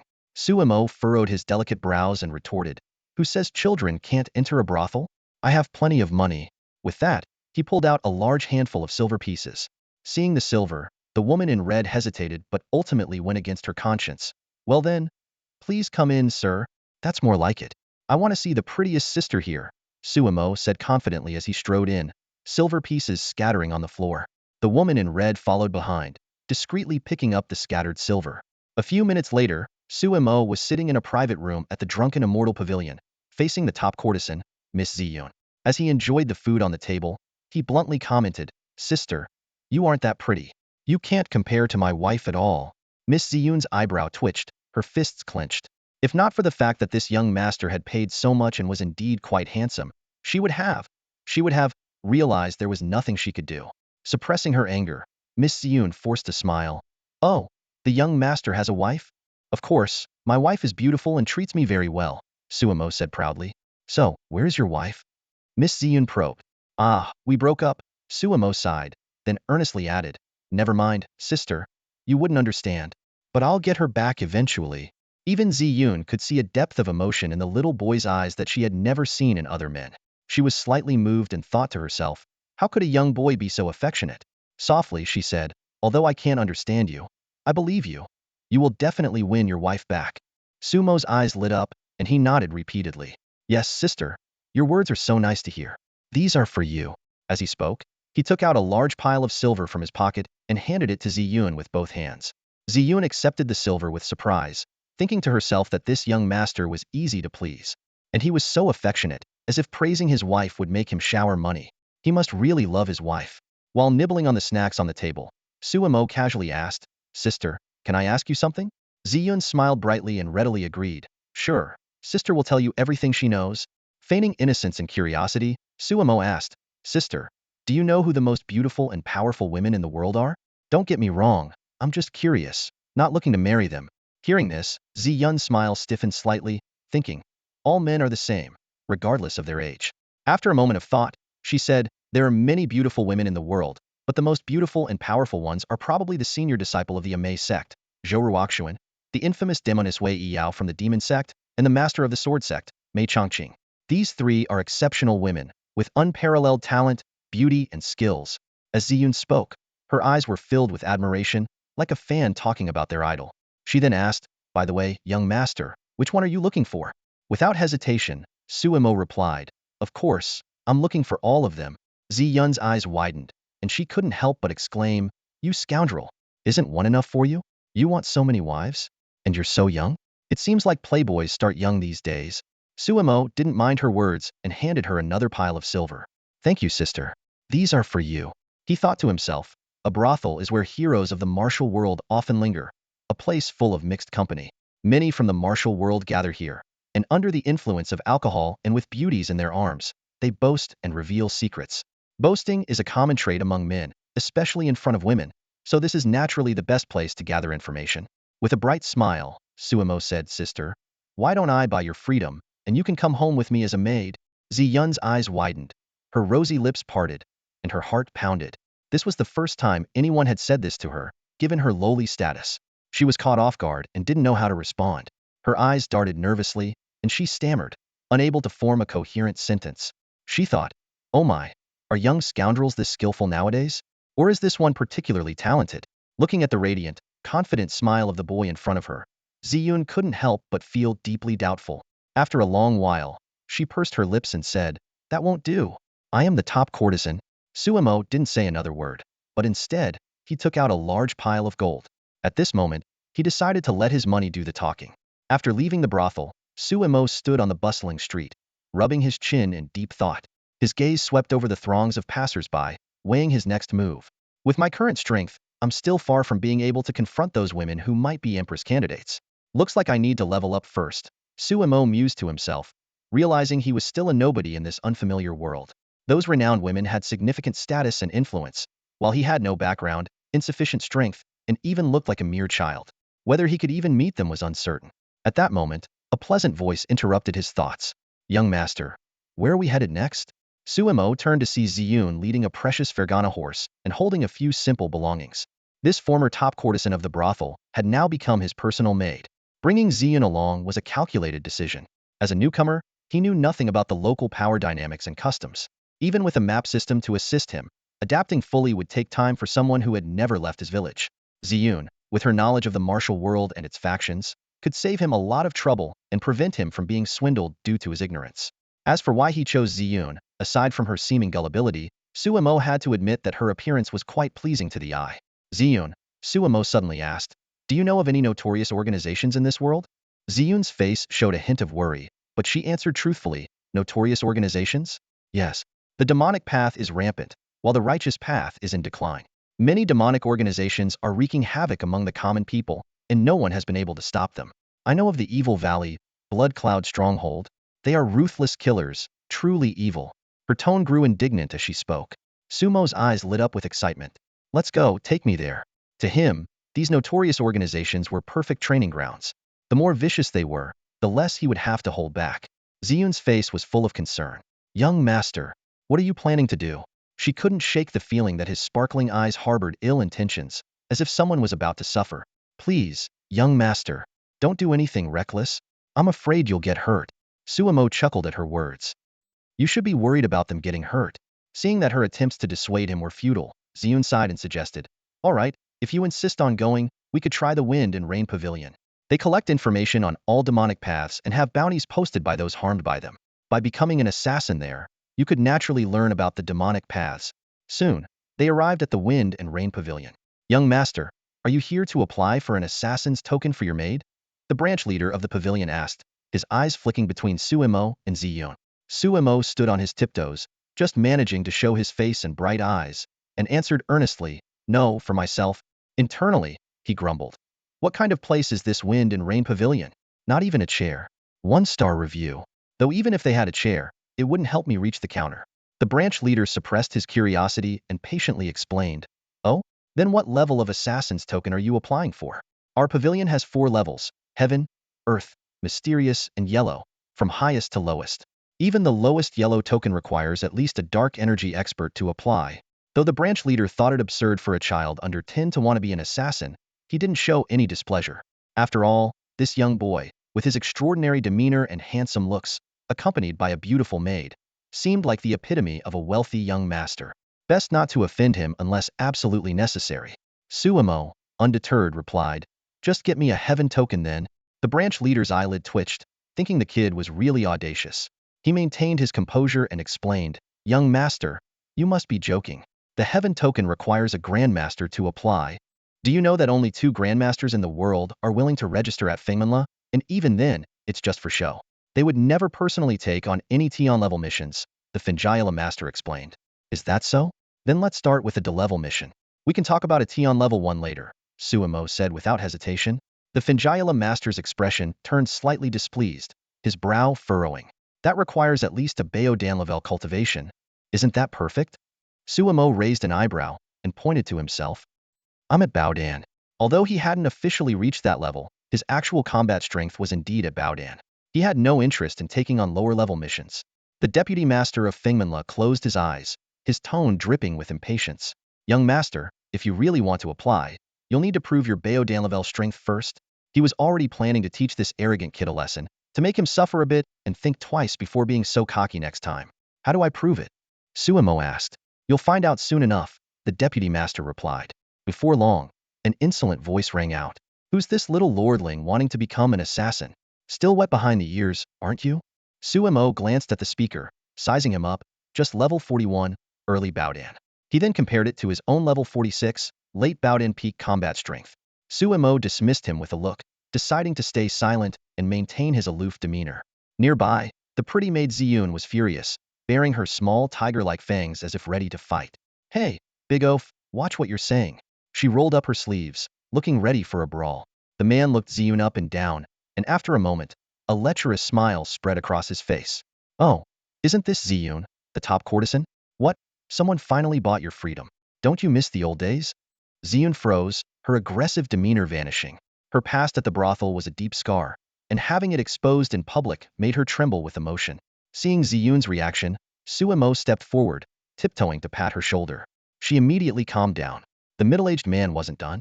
A girl like you, lucky to have landed a rich young master. But let me tell you, before he could finish, there was a blur of motion. In the blink of an eye, a small figure leaped into the air, delivering a powerful kick to the man's face. His face contorted, and he flew backward like a spring, crashing through the wall of Fingiola and skidding down the street. Boom! The thunderous crash sent up a cloud of dust and debris, turning the street into a foggy mess. When the dust settled, a deep trench was visible on the road, with the man lying at one end, his fate uncertain. At the other end stood a handsome young man, calmly brushing off non-existent dust from his clothes. With just one kick, Suemo had condensed the power of his Dragon Tiger fist into his leg, unleashing strength comparable to a level 44 mid-Bowdan, rendering the level 41 early Bowdan expert helpless. "My mate is none of your concern," the young man said calmly. The entire area fell silent. Passers-by had stopped in their tracks, staring blankly at the scene, swallowing nervously. Suemo raised an eyebrow and looked at the Fingiola master. "Master, do I qualify?" The Fingiola master stood frozen, feeling a chill down his spine.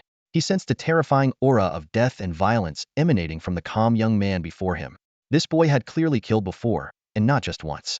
The master now understood what it meant to kick someone to death at the peak of Huajin. He had never encountered such a tangible aura of killing intent, like facing a sea of corpses and blood. And it all came from this impossibly handsome and composed young man. This wasn't a boy. This was a demon. The Fingiola master involuntarily swallowed and nodded stiffly. Suemo played with the silver token representing the D-level mission, then turned to the stunned maid. "Ziyun, let's go." "Yes, young master." Ziyun nodded vigorously and hurried to follow. The master of Fengyu Tower watched as Suemo and the young maid left, suddenly remembering something important. He slapped his forehead in frustration and muttered to himself, "Darn it, I forgot to give him a code name." It was a tradition in Fengyu Tower for every assassin to have a unique code name. Recalling the terrifying aura of killing intent emanating from the young man in white, the master hesitated for a moment before reluctantly writing 3 words on Suemo's file: "Little Demon."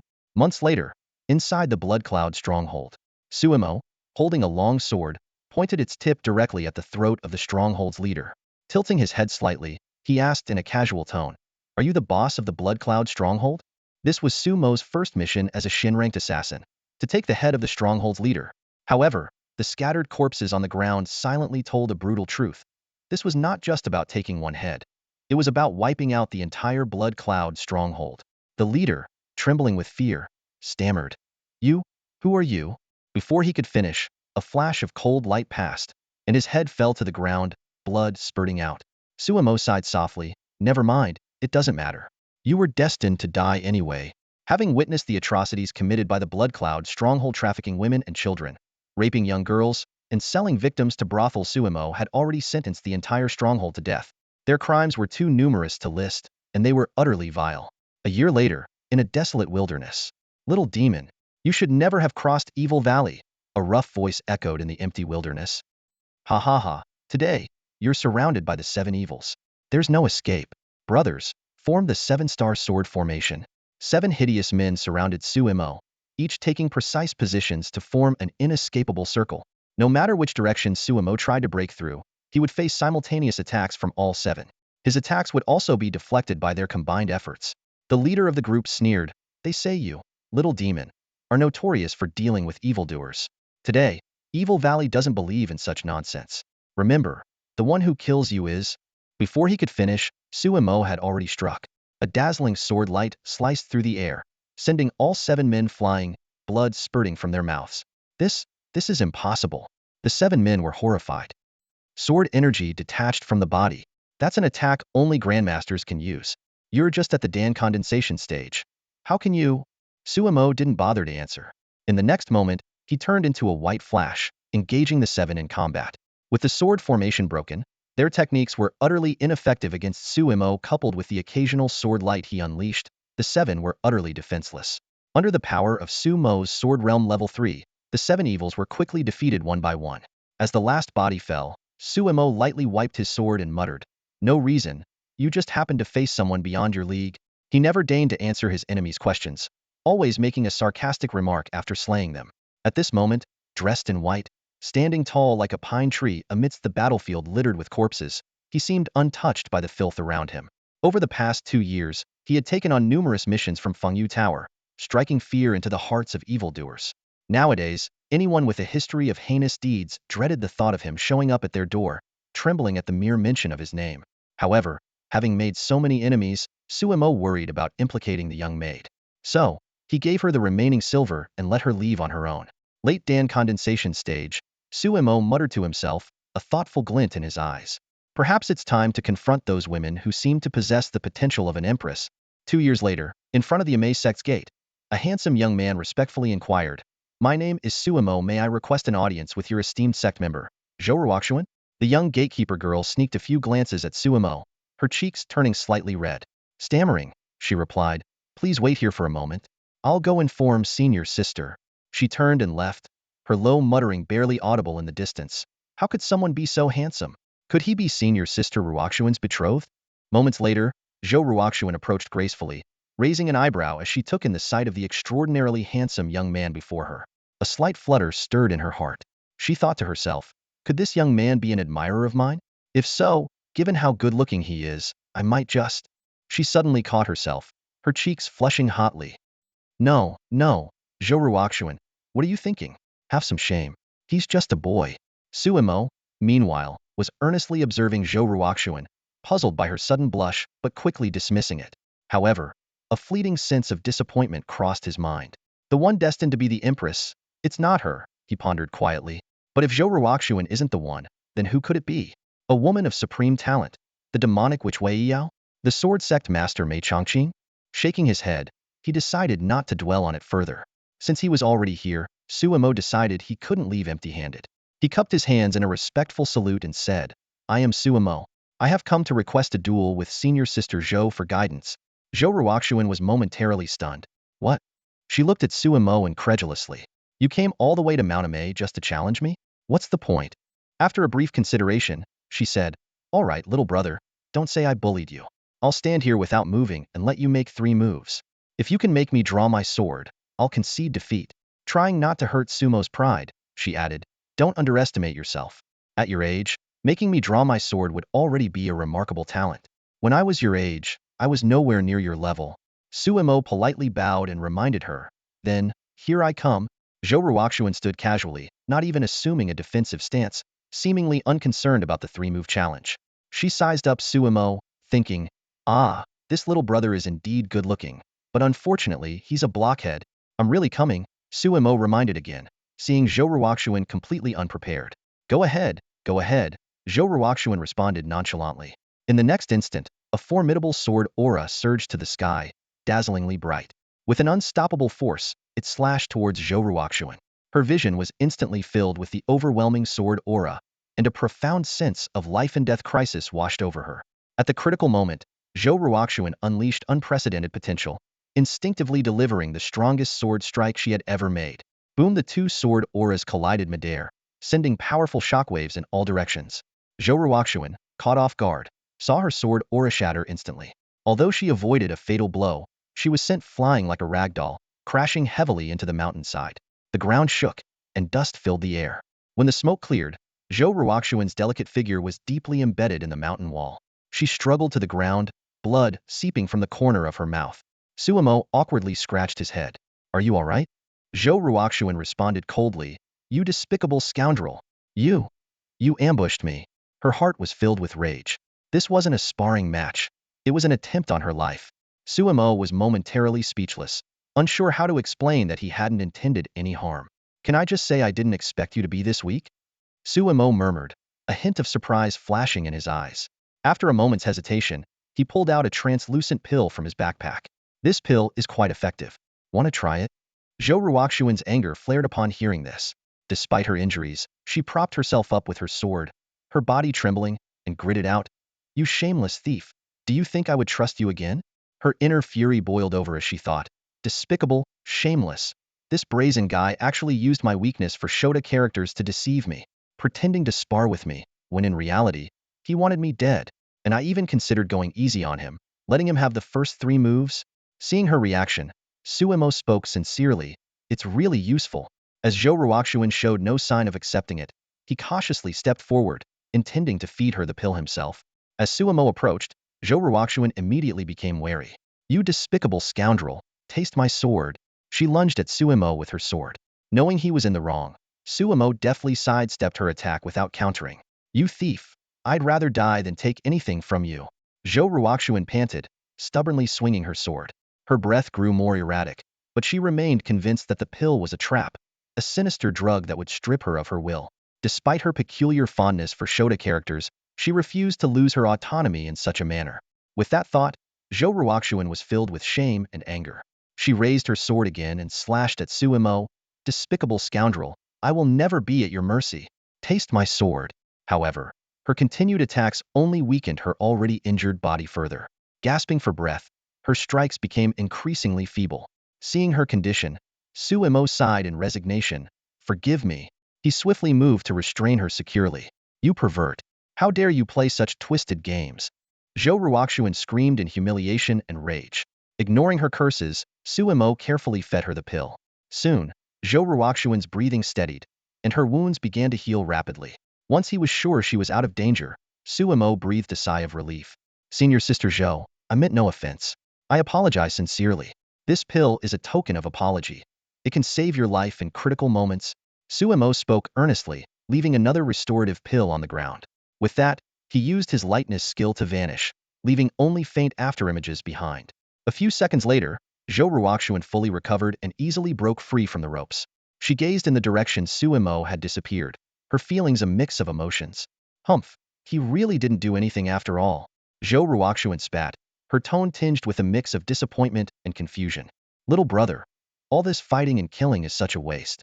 Why don't we play something more interesting? The enchantress Yu Ziqing gave a bewitching smile, her voice sweet as honey. Her gaze lingered on the handsome youth Suimo, as if trying to capture his very soul. However, Suimo was unmoved by her allure. With a flash of cold light, his sword was unsheathed, pointing directly at the enchantress. He had always despised exchanging words with enemies. Since he had determined that Yu Ziqing was not the reincarnated Empress, her wicked deeds warranted only one response: battle. You really don't appreciate a woman's charm, do you? Yu Ziqing sidestepped the sword's edge, glancing at her severed sleeve with a sudden darkening of her expression. Let my slaves entertain you then. With a flick of her whip, four figures instantly surrounded Suimo. These four were all at the peak of their cultivation, yet their eyes were glazed and their minds clearly ensnared by her charm. Yu Ziqing sneered, I love torturing geniuses the most, especially young and handsome ones like you. I'll cut off your limbs and make you into a human stew. Kill him. Before her words even faded, the battle erupted. Sword light flashed like a rainbow, whip shadows danced like serpents, and spiritual energy surged, causing rocks to shatter. Half an hour later, the outcome was clear. Please, don't kill me.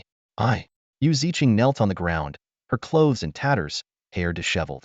Her once alluring face was now marred with sword scars, devoid of its former charm. She deliberately pulled down her neckline, revealing a snowy expanse, curling up pitifully yet still enticing. Suimo seemed to heed her plea, turning to leave. A glimmer of hope flashed in Yu Ziqing's eyes, thinking she had escaped death. But in the next moment, a thin line of blood appeared on her neck. She frantically tried to stop the blood gushing out, but it was futile. When did you? Yu Ziqing's eyes widened in disbelief as she watched Sumo's retreating figure. The last spark of life left her, and her head rolled to the ground. The era of the enchantress was over. Spare you? Tell that to the wives who lost their husbands, the children who lost their fathers, and the geniuses you tortured to death. Suimo muttered to himself, walking away without a backward glance. To him, a dead enemy wasn't worth another look. Months later, rumors spread across the martial world. Hey, have you heard? The massacre of those 7 notorious bandit camps in the northern Qingyun Mountains 4 years ago has been solved. A wandering martial artist spoke in a mysterious tone. What? Did they find the person who wiped out the bandits? Someone exclaimed. Yes, and guess what? It wasn't some Grandmaster. The martial artist lowered his voice. They say one terrified bandit escaped and saw the hero's true face. Really? Who was it? Was it the dashing Song Gongzi, known as the Jade-Faced Young Lord? Someone speculated. Not a chance. Compared to this person, Song Gongzi is nothing. The martial artist dismissed the guess outright. Who was it then? Stop keeping us in suspense, tell us. The crowd urged. Ahem. Why is my throat feeling dry all of a sudden? The martial artist feigned a cough. Waiter, bring some wine, the good stuff. After a few rounds of drinks, he finally spoke. This story, well, it's a long one. The bandit, he was out of his mind, kept babbling about a demon, saying things like, throat cut with one stroke, little demon. So who was it? Which righteous hero of the martial world? The crowd pressed eagerly. I told you. The little demon? The martial artist took another swig of wine. That's it. That's it. You owe us for the wine. I've already drunk it. Who is the little demon? This question has sparked endless speculation and discussion in the martial arts world. People only know that this mysterious figure's name is renowned throughout the martial world, but no one knows their true identity. 3 years ago, the notorious Blood Cloud Fort was finally brought down by a mysterious person. A man who had suffered at the hands of the Blood Cloud Fort excitedly asked, "Who was it? I've been looking for my savior all these years." His voice choked with emotion as he recalled the painful past. "My betrothed was ravaged to death by the Blood Cloud Fort, and I barely survived, harboring a deep grudge." People around him echoed his sentiments, outraged by the Blood Cloud Fort's atrocities. Finally, someone whispered the answer. It was the little demon. Then, the case of the Valley of Evildoers being wiped out 2 years ago also came to light. People exclaimed, could it have been a Grandmaster? The answer was once again surprising. No, it was still the little demon. Only then did people realize that the annihilation of the bandits in the Qingyan Mountains was also the work of the same person. The martial arts world was in an uproar. In just a few months, a series of heroic deeds had all been attributed to one person. This mysterious figure, known as the Little Demon, had emerged like a dazzling new star, shaking the martial world. He was quickly hailed as the new leader of the righteous path, earning the admiration of countless martial artists. However, the legend of the Little Demon did not end there. Zhou Ruoxuan, the senior sister of the Empress Sect and an exceptionally talented martial artist with the potential to become a Grandmaster, once revealed in a drunken stupor that she had been harassed. When people pressed her for the identity of the audacious perpetrator, Zhou Ruoxuan slowly uttered 3 words. The little demon. This revelation struck like a hammer, shattering many people's illusions. Someone incredulously asked, didn't Zhou Ruoxuan fight back? The answer was, she did, but she couldn't win. She was beaten and even tied up. The truth of that night became one of the most mysterious enigmas in the martial arts world. Months later, another shocking news spread throughout the martial world. The demonic enchantress Yu Ziqing had been slain with a single sword strike.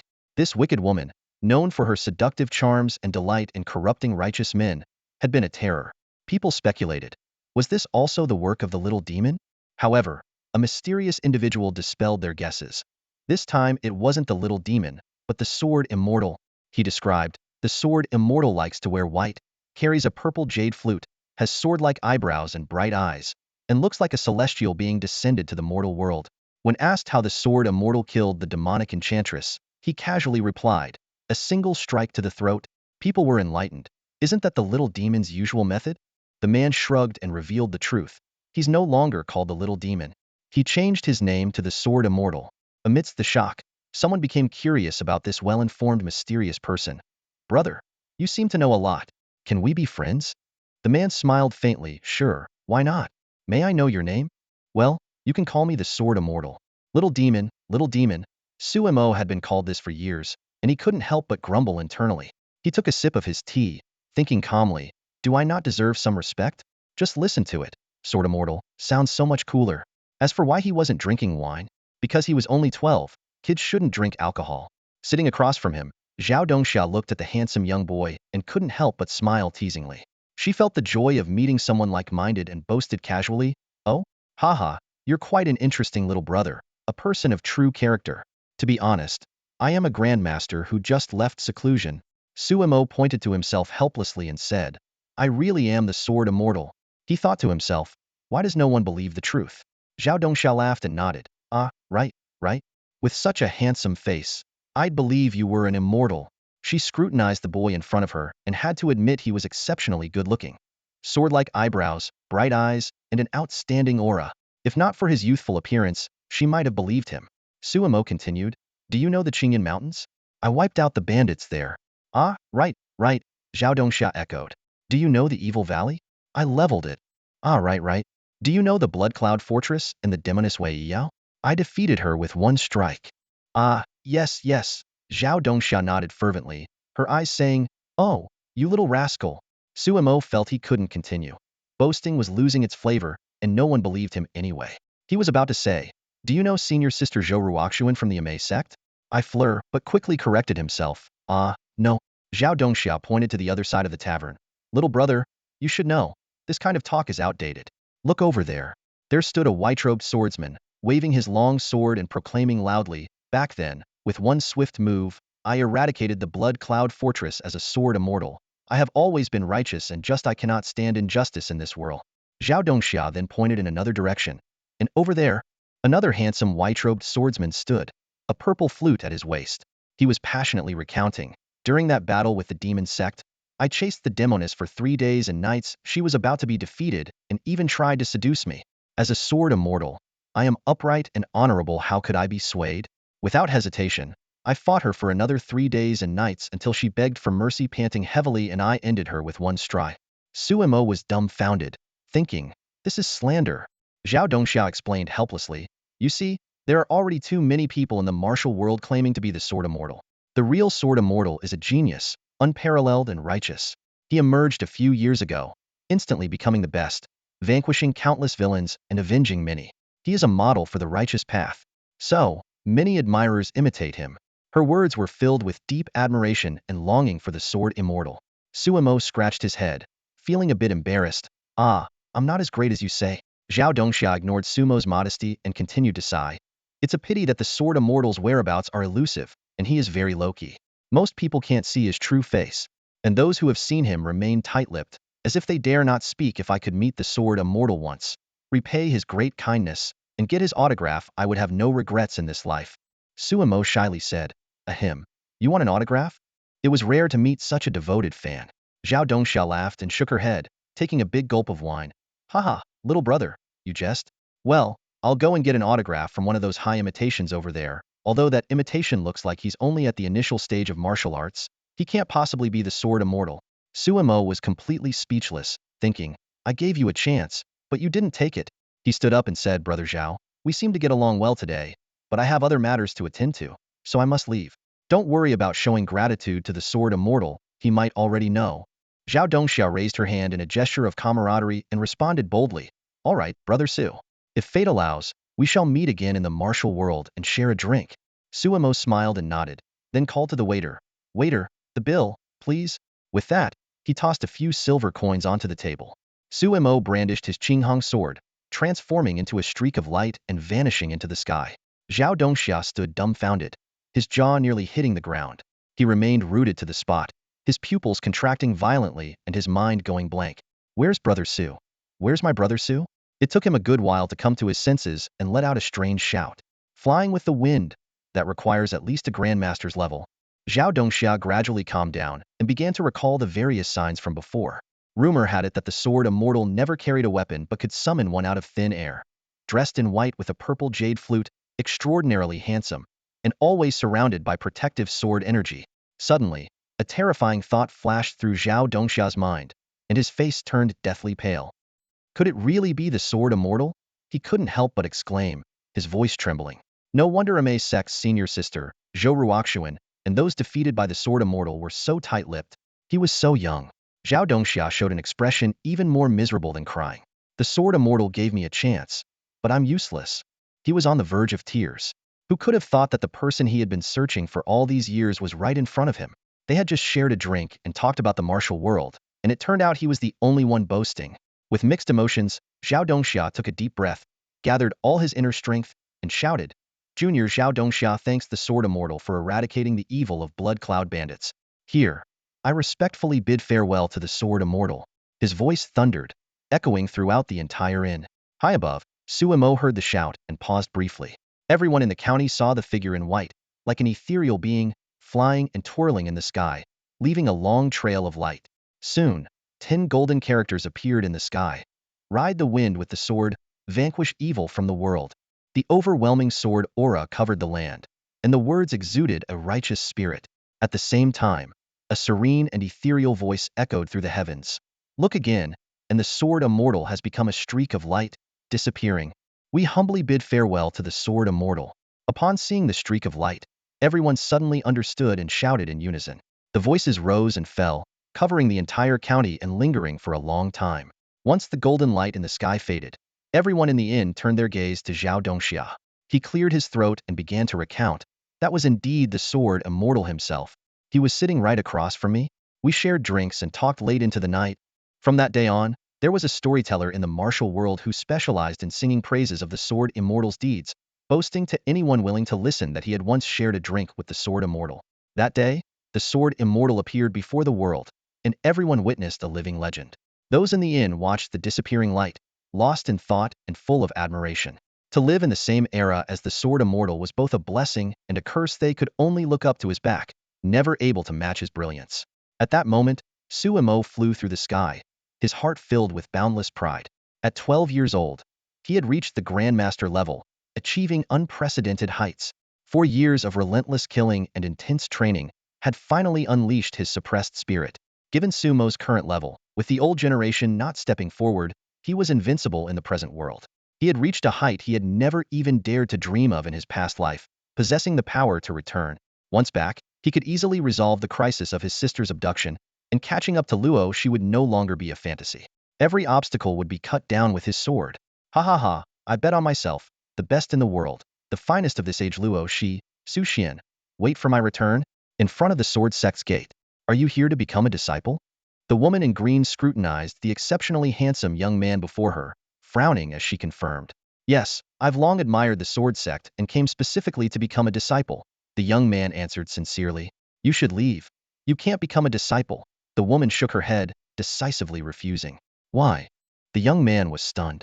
No one here can teach a grandmaster, the woman said helplessly. Not just the sword sect, but the entire world can't teach a grandmaster. A grandmaster has already walked their own path. No, take a closer look. I'm still just a kid. It's the perfect age to become a disciple, the young man explained, unwilling to give up. The woman fell silent, looking at him with a peculiar expression, as if she were observing a freak. The young man, thinking his hopes dashed, was about to leave in resignation. Wait, the woman suddenly called out to him again. Sister, have you changed your mind? The young man asked excitedly. The woman shook her head. We indeed can't teach a grandmaster here, but we do need an elder. Would you like to take the position, sword immortal? Mei Chongqing's expression was peculiar, her gaze fixed on the elegant young man before her. She scrutinized him repeatedly, her heart filled with shock. This young man was the spitting image of the sword immortal depicted in the portrait. Everything from his attire to the faintly discernible protective sword aura unmistakably revealed his identity. Mei Chongqing couldn't help but recall the rumors she'd heard before. She had thought they were exaggerated.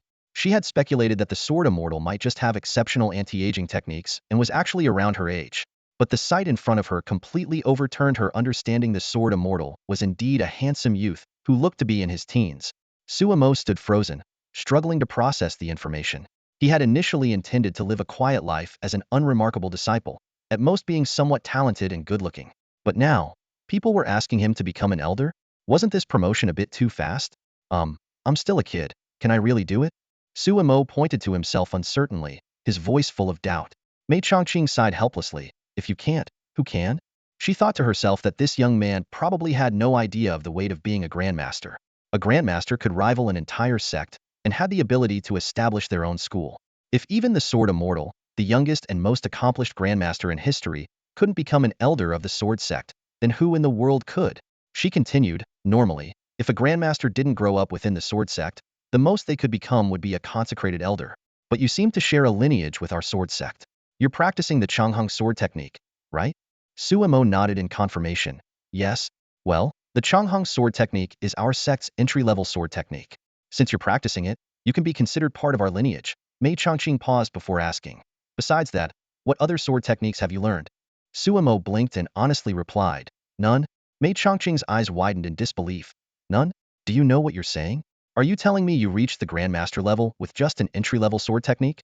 Suemo looked puzzled. Is there a problem with that? There's a huge problem. Mei Chongqing felt her worldview collapsing.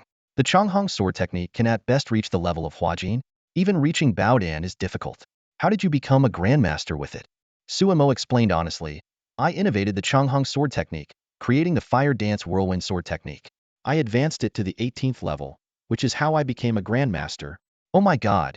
You monster, genius. Mei Chongqing muttered to herself, in disbelief. Her astonishment was not without reason. Most people rely on top-tier sword techniques to comprehend their essence and swordsmanship, thereby improving their own level and eventually finding their unique path. The higher the quality of the sword technique, the more profound the swordsmanship it contains, increasing the likelihood of advancement. In simple terms, it's about using the wisdom of predecessors to understand one's own path. However, Suemo had achieved Grandmaster status with an ordinary sword technique. This was akin to blazing a completely new trail, requiring exceptional talent and skill. Mei Chongqing smiled wryly. It seems you're even more extraordinary than I imagined. As a Grandmaster herself, usually full of confidence, She couldn't help but feel a sense of defeat in front of this young man. By the way, who taught you the Changhong sword technique? Mei Changqing asked again. My master, Long Xiaohu, Suemo replied, suddenly remembering something. Oh right, my master also gave me a token for you. With that, he took out the token given to him by Long Xiaohu before he left. If Mei Changqing hadn't mentioned it, he might have forgotten, given that 4 years had passed. During those 4 years, he had already used the pills from the treasure box to cure Long Xiaohu's old ailments. Over these 4 years, Suemo had explored nearly every place where he could level up, and by now, he had stepped into the Grandmaster realm. His personal information was as follows. Name, Suemo. Age, 14. Reputation, 1 million. Leader of the righteous path. Level, 71. Grandmaster initial stage. Experience, 23142, 51000000. Skills. Sword Realm LV 337, 1000. Sword Aura. Fire Dance Whirlwind 18th level perfection. Dragon Walk Tiger Step LV 9 perfection. Basic Fist and Foot LV 10 Grandmaster. Basic Movement Technique LV 10 Grandmaster. Items. Black Silk Stockings, Special Pills, Revitalizing Medicine, Cure-All Pill, Purple Jade Flute, Special Lollipops 100, Ice Soul Flower 100, Qinghong Sword, various strategy items. Evaluation. A Grandmaster. During this period, numerous treasure chests appeared, and Suemo opened many strange and indescribable items. Clearly, these were various strategy tools, though some practical items were also included. Whenever he saw these tools, Suemo couldn't help but criticize the system's lack of confidence. But there was nothing he could do. After all, he hadn't even found a trace of the person he was looking for, and his anxiety was understandable. In this time, Suemo had perfected several advanced skills, and his basic hand-to-hand combat and movement techniques had reached a master level. Even the most challenging swordsmanship had progressed from level 1 sword aura to level 3, allowing him to unleash sword beams with a single strike. However, his cultivation had hit a bottleneck. There were 2 reasons for this. First, there were no suitable maps left to grind. The experience points provided by warriors below the master level were negligible, and mass killing wouldn't help him level up. To break through, he would have to kill a master, but doing so would provoke all the demonic sects, essentially making him an enemy of half the martial world. Second, he had yet to find the person with the Empress's position, indicating it wasn't time for the final battle. Therefore, to level up further, he could only practice swordsmanship. However, the Changhong sword technique and the improved fire dance whirlwind, among other skills, had already been perfected by him, exhausting their potential and providing no further experience points. Suemo realized he needed to learn more advanced martial arts, draw from various schools, and gain insights into different martial realms to level up quickly. This was why he came to the Sword Sect, to find the person with the Empress's position and to learn higher-level martial arts. Originally, Suemo planned to use the token given by his master, Long Xiaohu, to join the Sword Sect as a disciple. However, things didn't go as planned, and he ended up becoming an elder directly. Xiaohu has found a good disciple. He's trained a master, Qingyi woman Mei Changqing said with a strange expression, examining the token in her hand. Suemo sincerely replied, My master has been incredibly kind to me and taught me a lot. Mei Changqing couldn't help but laugh. With your talent, even a dog could train you into a master. Seeing Mei Changqing teasing him, Suemo curiously asked, Senior, you must be joking. By the way, what's your relationship with my master? Mei Changqing slowly explained, You and I are from the same lineage. Your master is my master's nominal disciple, so you are my junior nephew. It's fortunate that you belong to our sword sect lineage, allowing you to become an elder. I see, Suemo nodded. At this moment, they were walking together towards the sword sect's mountain gate. Along the way, many sword sect disciples respectfully greeted Mei Changqing and curiously looked at Suemo. Who's that young man? Wow, he's so handsome. Why is he so close to the deputy sect leader? Not sure. Could he be a new disciple? Come on. A mere disciple wouldn't need the deputy sect leader to greet him personally. If you ask me, he's probably the deputy sect leader's adopted husband. Big shots these days are into that kind of thing. Get out of here, that's even more far-fetched. I think he's probably the secret love child of the sect leader and deputy sect leader. Otherwise, why would they be so close and courteous? Plus, he gives me the same feeling as the sect leaders. Now that you mention it, he does have that same aura. The disciples nodded in agreement, sensing the unique presence of a master in Suemo. Both Suemo and Mei Changqing, being at the master level, could clearly hear the disciples' conversations even from a distance. Ha! These youngsters these days, such clever little devils. Suemo shook his head internally, feeling out of touch with the younger generation's thinking. Secret love child and adopted husband? Really? Mei Changqing, on the other hand, was visibly irritated. Seeing the growing rumors, she flicked her sleeve, stood with hands behind her back, and announced, "From today onward, Sword Immortal officially joins our sword sect as an elder." Though she didn't raise her voice, her authoritative tone echoed throughout the entire sword sect. "Sword Immortal, let's go meet the sect leader," Mei Chongqing said. "All right," Suemo nodded. The two then flew through the air, transforming into a beam of light, disappearing into the misty mountains. Whoa, that was Sword Immortal? Oh my god. Wasn't he supposed to be the deputy sect leader's secret love child? How is he Sword Immortal? And so young? The disciple who first spread the rumor was dumbfounded. Are you stupid? They were just joking, and you took it seriously? Flying through the air. Who else but a master could do that? And that aura similar to the sect leaders, it's clearly the pressure of a master. But I didn't expect the legendary Sword Immortal to be so young. Enough, I'm leaving. Hey, where are you going? I'm going to stake out for an autograph. The sword sect, which had been quiet for a long time, suddenly buzzed with excitement due to this unexpected news. Everyone was thrilled and ecstatic about the arrival of this one person. After all, this was the Sword Immortal. The leader of the sword sect slowly introduced Suemo to the sect's three sacred sites: the sword pool, the sword pavilion, and the sword bridge. The sword pool houses famous swords from past generations, each with its own spirit, capable of choosing its master. If Suemo gains the recognition of a spirit sword, he may take it with him. The sword pavilion stores the sect's historical swordsmanship manuals, which Suemo, as an elder, can freely peruse. However, the sect leader advised him that, having already reached the master level, he only needs to comprehend a small portion. Lastly, there is the sword bridge, also known as the bridge to heaven. This 100-step bridge tests the insight of those who cross it. Each step is as challenging as ascending to the heavens, with the inscriptions of supreme sword intents left by the sect's grandmasters throughout the ages. Those attempting the bridge cannot use their own sword techniques or cultivation, relying solely on their understanding and enlightenment of sword intent to progress. The sect leader lamented that no one has crossed the bridge in hundreds of years, contributing to the sect's gradual decline. The sect leader handed Suemo an identity token, explaining that it serves as his pass, allowing him unobstructed access within the sect. However, he would need to inform others if he wishes to enter the territories of other elders or the sect leader. He pointed to three distant peaks, telling Suemo he could choose any one of them as his residence. Mei Chongqing then elaborated on Sumo's privileges and responsibilities as an elder of the sword sect. He would not be bound by the sect's constraints, but is required to teach and answer disciples' questions once a month, take on a personal disciple within 3 years, and assist the sect in times of crisis. Suemo nodded silently, thinking that this was just another experience in the cycle of reincarnation, and leaving some legacy behind wouldn't hurt. Thus, he became the youngest and strongest elder in the history of the sword sect. Among the 7 peaks, Suemo chose the smallest and most secluded one, the 7th peak Zixia Peak, hoping for fewer disturbances. However, things did not go as planned. Whenever he gave lectures, disciples would flock to the peak, lining up from the top to the base. As they made their way to Zixia Peak, the disciples eagerly discussed Elder Su's classes. Some talked about Newton's first law in physics, while others shared insights on math problems. They marveled at how Elder Su's teachings helped them better understand martial arts, with some even mastering the long rainbow sword technique as a result.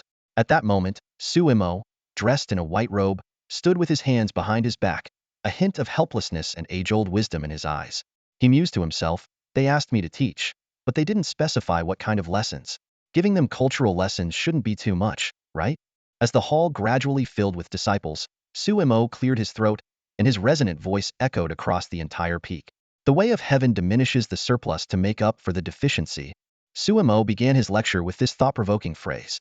He then quoted the great Master Einstein, explaining the relativity of a warrior's strength and skillfully integrating the theory of relativity into martial arts philosophy. As the class drew to a close and the sun set, casting an orange-eared glow across the classroom, the students were left wanting more. They eagerly took out their prepared paper and pens, hoping to get Sumo's autograph. However, when they looked up, Suemo had already vanished into a beam of light. In reality, these cultural lessons were just a small part of Sumo's teachings, a whimsical way for him to pass the time.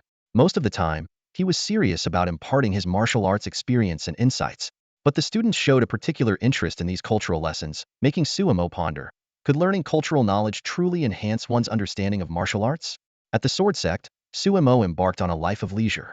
He initially thought that Mei Chongqing was his master from before his reincarnation simulation, and that the person who saved him in the crowd might possess the destiny of an empress. However, after closer interaction, he found this wasn't the case, and the system provided no hints. Suemo began to wonder if the person destined to be an empress hadn't been born yet. This idea left Suemo feeling mentally exhausted. Although 100 years here would only be a second in the outside world, every day felt like a year in this world without Luosi and his family. To suppress his longing, he threw himself into intense training. So, aside from his daily teaching, Suemo devoted himself to a frenzied leveling up journey. If the Empress had not yet been born, he needed to improve his cultivation to live until her birth and then begin his pursuit. Time flew by, and a year passed. One day, Suemo was browsing through manuals in the sword pavilion. The system repeatedly notified him of his comprehension of various sword techniques, and his understanding of swordsmanship continually deepened. Given his already high level of sword mastery, he easily grasped many techniques and even innovated upon them. After a year of diligent study, Sumo's swordsmanship had touched the threshold of the Tao. All the myriad sword techniques in the world still belonged to the realm of technique in his eyes. He realized that to fully manifest his swordsmanship, he needed to create the sword techniques most suited to himself. Thus, he began his journey of developing his own sword style. 2 years swiftly passed, and Suemo was finally ready to challenge the Tongtian Bridge. He stood before the bridge, took a deep breath, and prepared to face this significant challenge. Suemo turned around helplessly, facing the crowd that had followed him so eagerly. The Sword Sect's leader exclaimed excitedly, "That's not possible. The Skyward Challenge is a grand tradition of our Sword Sect. For centuries, no one has managed to cross the Skyward Bridge. We must witness this miracle with our own eyes." Suemo tilted his head and asked, "Do you really think I can do it?" Mei Chongqing's beautiful eyes sparkled as she smiled and said, "If even a sword immortal can't do it, then I'm afraid no one in this world can." Suemo nodded reluctantly. "All right, since you're giving me so much face, I can't argue with that." In the distance, a group of disciples waved flags and held up banners filled with encouraging slogans. They cheered enthusiastically, "Elder Su, go for it. We believe in you. Elder Su is the best. He will definitely conquer the Skyward Bridge." Someone even reminded him, "Elder Su, remember the mantra you taught us. Don't panic in the face of illusions. Odd changes remain, even changes don't. Look at the quadrant for the symbol." Suemo couldn't help but twitch his mouth, muttering to himself, "What on earth is all this?" He rubbed his forehead and sighed inwardly, knowing it was all his own doing. After calming his mind, Suemo gazed intently at the mist-covered skyward bridge in the distance. This was one of the Sword Sect's most treacherous places, shrouded in mist year-round. With each step forward, the fog would recede slightly. For centuries, no one had been able to cross the bridge completely. Suemo took his first step, and the mist immediately began to retreat. A sorrowful sword intent hit him like a wave, piercing straight into his heart. Painful memories surged. The helplessness of never being able to catch up to Luosi's cultivation, the heart-wrenching pain of their breakup, and the guilt and regret of failing to protect Su Xian. Under the overwhelming sorrow of the sword intent, Sumo's eyes reddened, and he even felt a sudden urge to end it all. But in the next moment, his gaze sharpened like a blade. He muttered in a low voice, "No one can stop me from going home. No matter the obstacles or dangers, I will cut through them with my sword." A system prompt sounded, informing Suemo that he had comprehended the sword intent of unfathomable sorrow, raising his swordsmanship level and experience. Suemo murmured, "So this is unfathomable sorrow?" He had gained some understanding. In an instant, a wave of sorrowful sword intent erupted from within him, countering the sword intent of the skyward bridge, standing almost in equal measure. The system prompted again, indicating that Suemo had further comprehended the sword intent of unfathomable sorrow, significantly boosting his swordsmanship level and experience. Suemo took his second step, and an indescribable sword intent surged forth. Intense desire swept over him, his eyes becoming dazed, and a blush spreading across his handsome face. In a daze, he found himself in a hotel room, facing the enchanting Luosi. Her exquisite face was flushed, her eyes filled with allure, and her long lashes fluttered, captivating him with a single glance. She straddled Sumo's legs, wrapping her arms around his neck, her head resting lightly on his shoulder, her breath warm and fragrant. Luosi's eyes were dreamy, her delicate hands drawing circles on Sumo's chest, presenting an image of complete seduction. Suemo swallowed hard, feeling a burning sensation in his abdomen. But in the next moment, he snapped back to clarity, his gaze becoming sharp and focused. "My Luosi would never act like this. This illusion won't break my resolve," Suemo declared sternly, remaining as composed as a chaste monk, unmoved by Luosi's provocations. The system promptly indicated that Suemo had comprehended and mastered the sword intent of joy, further elevating his swordsmanship level and experience, even upgrading his rank. In the blink of an eye, the illusion dissipated, and Luosi's figure vanished. "Mere illusions, and you think you can deceive me?" Suemo maintained a righteous expression, thinking to himself, My Luo, she usually wears black stockings. This illusion knows nothing about her. He shook his head, dismissed the thought, and mentally patted himself on the back for his virtuous behavior, then took a step forward. At that moment, Sumo's gaze became serene, as if he had seen through the worldly matters, with a hint of weariness. He suddenly had the inexplicable urge to become a monk and wondered where this thought came from. Suddenly, the system notification chimed. Ding! You have comprehended the emotionless sword intent. By staying true to yourself within the sword intent, you have reached a higher understanding. Sword Tao level 100, experience points 1 million. Ding! You have comprehended the emotional sword intent. By staying true to yourself within the sword intent, you have reached a higher understanding. Sword Tao level 10, experience points 1 million. Ding! You have leveled up? This series of notifications continued until the 99th step. When Sumo took the final step, the system chimed again. Ding! You have comprehended the heavenly sword intent. By staying true to yourself within the sword intent, you have reached a higher understanding. Sword Tao level 10, experience points 1 million. Ding! You have leveled up? Ding! Your Sword Tao level has broken through. In an instant, the entire sword sect erupted with a dazzling light. A sword intent that could dominate the world burst forth from the celestial bridge, piercing the sky. The clouds were torn apart, and a beam of light descended from the heavens, illuminating Sumo. At this moment, standing within the pillar of light, Sumo seemed like a divine being descending to the mortal realm. Suddenly, a flood of unfamiliar memories surged into Sumo's mind. The system prompted, Ding! You are receiving the Sword Sect's legacy. The Sword Sect leader's voice trembled as he said, My heavens! He actually succeeded. The legend is true, he is indeed the chosen one mentioned by our founder. In 1,000 years, he will bring great prosperity to our Sword Sect and alter the course of the world. Mei Chongqing nodded in agreement but hesitated, saying, He is indeed a rare prodigy. But didn't the founder say the chosen one would be a girl? The Sword Sect leader dismissed it casually. Why bother with such minor details? Even the founder could have made a mistake. Mei Chongqing nodded thoughtfully but remained doubtful. How could the revered founder, a legendary figure who shattered the void, make a mistake about something as basic as gender? In an era where spiritual energy is increasingly scarce, could there really be another who could shatter the void? Could it be him? Mei Chongqing gazed at Sumo, who stood within the pillar of light like a deity, her eyes filled with longing. At that moment, they witnessed history in the making. Ding! A series of system notifications echoed in Sumo's mind, announcing that he was receiving the Sword Sect's inheritance. As the inheritance progressed, Sumo felt powerful swordsmanship knowledge flooding his mind.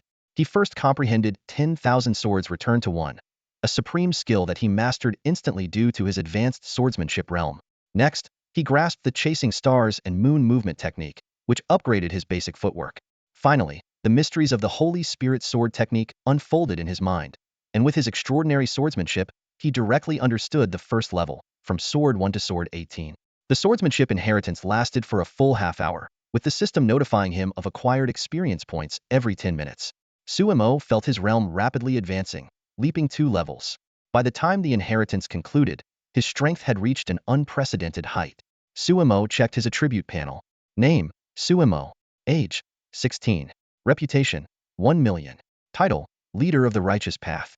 Level, 89 Great Grandmaster. Experience, 2833 24510000000. Skills, Heavenly Heart Swordsmanship 1818 Perfect, 10,000 Swords Returned to 1120 Beginner. Holy Spirit Sword Technique 125 Beginner. Chasing Stars and Moon 120 Beginner.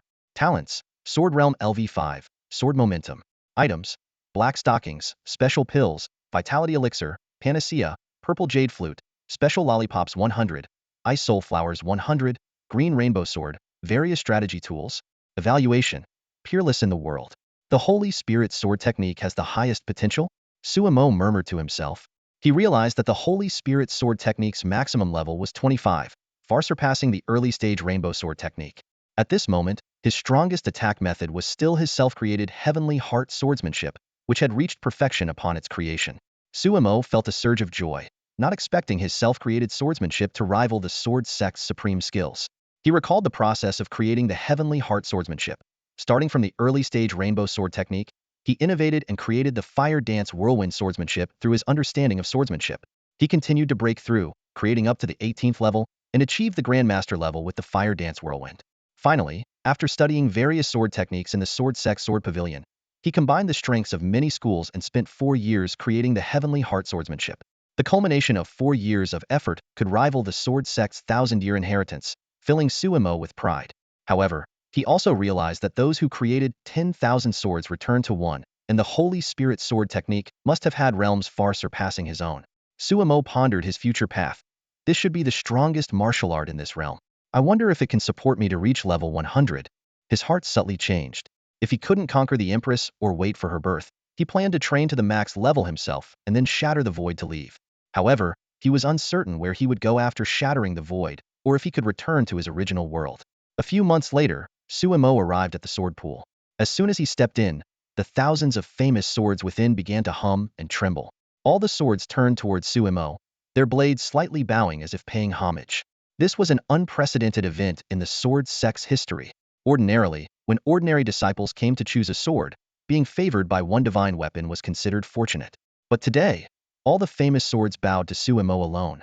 At the deepest part of the sword pool, on a central high platform, stood a special famous sword. No other swords were visible within a kilometer around it, as if it were the king of swords, occupying the most prestigious position alone. In that moment, the sword trembled violently, as if it was about to break free. The blade quivered and swayed on both sides, exuding an aura of hesitation and fear, seemingly unwilling to approach Suemo. Suemo took a step forward and instantly felt the earth-shattering sword intent from the deepest part of the sword pool, along with a faint yet distinct consciousness. This consciousness cautiously approached him through the sword intent, with a flattering demeanor. Suemo understood that this was the only sword in the pool that had developed intelligence, and it was afraid of being rejected. This sentient sword had lingered in this place for 1,000 years, an agonizing period for a conscious blade.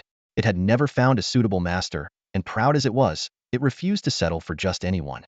Now, having encountered someone with an extraordinary mastery of swordsmanship, it was eager not to miss this opportunity and desperately sought Sumo's recognition.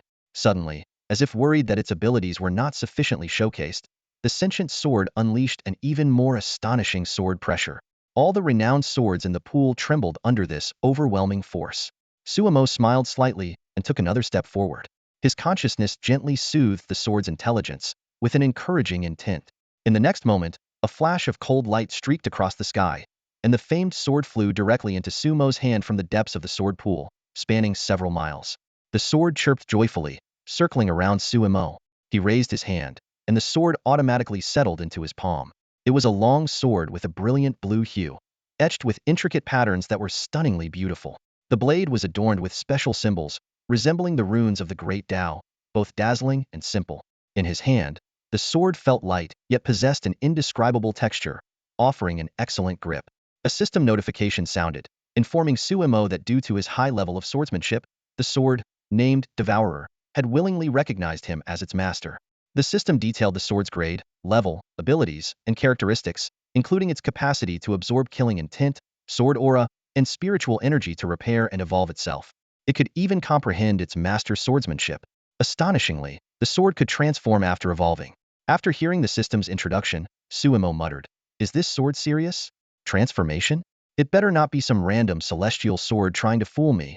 As he continued to stroke the blade, he was surprised to find that the sword possessed the power of a Grandmaster, surpassing even the sect leader of the sword sect. Just then, a timid voice emerged from the sword's faint consciousness, "Master." The voice was cautious, like a shy young girl. Suemo decided to give it a name. "From now on, you'll be called Shao." As soon as he spoke, the name Devourer on the system panel changed to Shao. Simultaneously, the hilt of the sword gleamed with golden light, revealing the characters Shao, radiating an awe-inspiring sword intent. Suemo stroked his chin thoughtfully. Shao? Why does that name sound so familiar? Shaoji's consciousness spoke again, its voice slow and deliberate like a 3-year-old child. "Thank you, Master, for the name."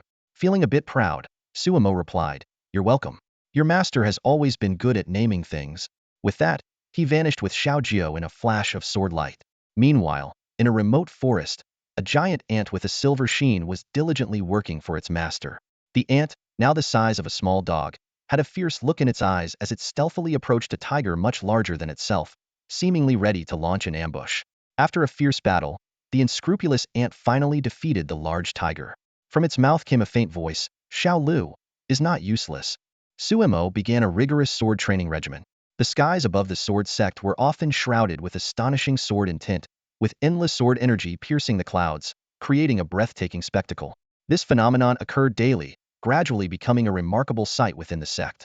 The sect leader stood atop a high platform, his expression complex as he observed the incredible sword intent and terrifying aura fluctuations emanating from the sky. He murmured to himself, "This monster. His level has likely surpassed that of a Grandmaster. It's one thing to have extraordinary talent, but to be this diligent as well? He trains every day without hitting a bottleneck. When will it ever end?" If Suemo heard these words, he would have to tell the sect leader with a sigh. A cheater's life truly has no bottlenecks. As long as he keeps practicing, his proficiency improves, and he levels up. He would probably only stop upon reaching perfection, but the supreme inheritance of the sword sect is not so easily mastered. Mei Chongqing, standing nearby, shook his head and sighed. It seems he might be the one prophesied to shatter the void. In an age where spiritual energy is dwindling, he may be the only one capable of such a feat.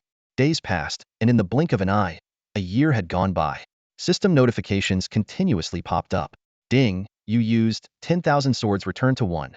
Skill proficiency 1000. Experience 1 million. Ding, you used Holy Spirit Sword Technique Sword 18. Skill proficiency 1000. Experience 1 million. Ding, your level has increased. Ding, your Spirit Sword Shao Ju has comprehended the true meaning of 10,000 swords return to 1. Evolution skill activated. Evolution point 1. Experience 1 million. Ding, your Spirit Sword Shao Ju's level has increased. Now, Sumo's realm had reached an entirely new level. His personal stats showed. Name, Suemo. Age, 17. Reputation, 1 million leader of the righteous path. Level, 92 indestructible. Experience, 2,833,245 100 million. Skills, Heavenly Heart Sword Technique 1818 perfect. 10,000 swords return to 1520 proficient. Holy Spirit Sword Technique 525 proficient. Chasing Stars and Moon 420 proficient. Talent, Sword Domain LV5 Sword Momentum. Items, Black Stockings, Special Pills, Vitality Elixir, Panacea, Purple Jade Flute, Special Lollipops 100, Ice Soul Flower 100, Green Rainbow Sword, various strategy items. Evaluation, Peerless. After obtaining the sword sect's inheritance, Suemo diligently practiced, finally bringing 10,000 swords return to 1, Holy Spirit Sword Technique, and Chasing Stars and Moon to proficiency. His cultivation had surpassed that of a Grandmaster, reaching the indestructible realm. This level touched the limits of the world's martial arts system. The next step would likely be shattering the void. At 17, Suemo flipped through the simulator's records, reviewing the potential key characters that could appear over the year. The simulator documented. At 11, you began training, but progress was slow.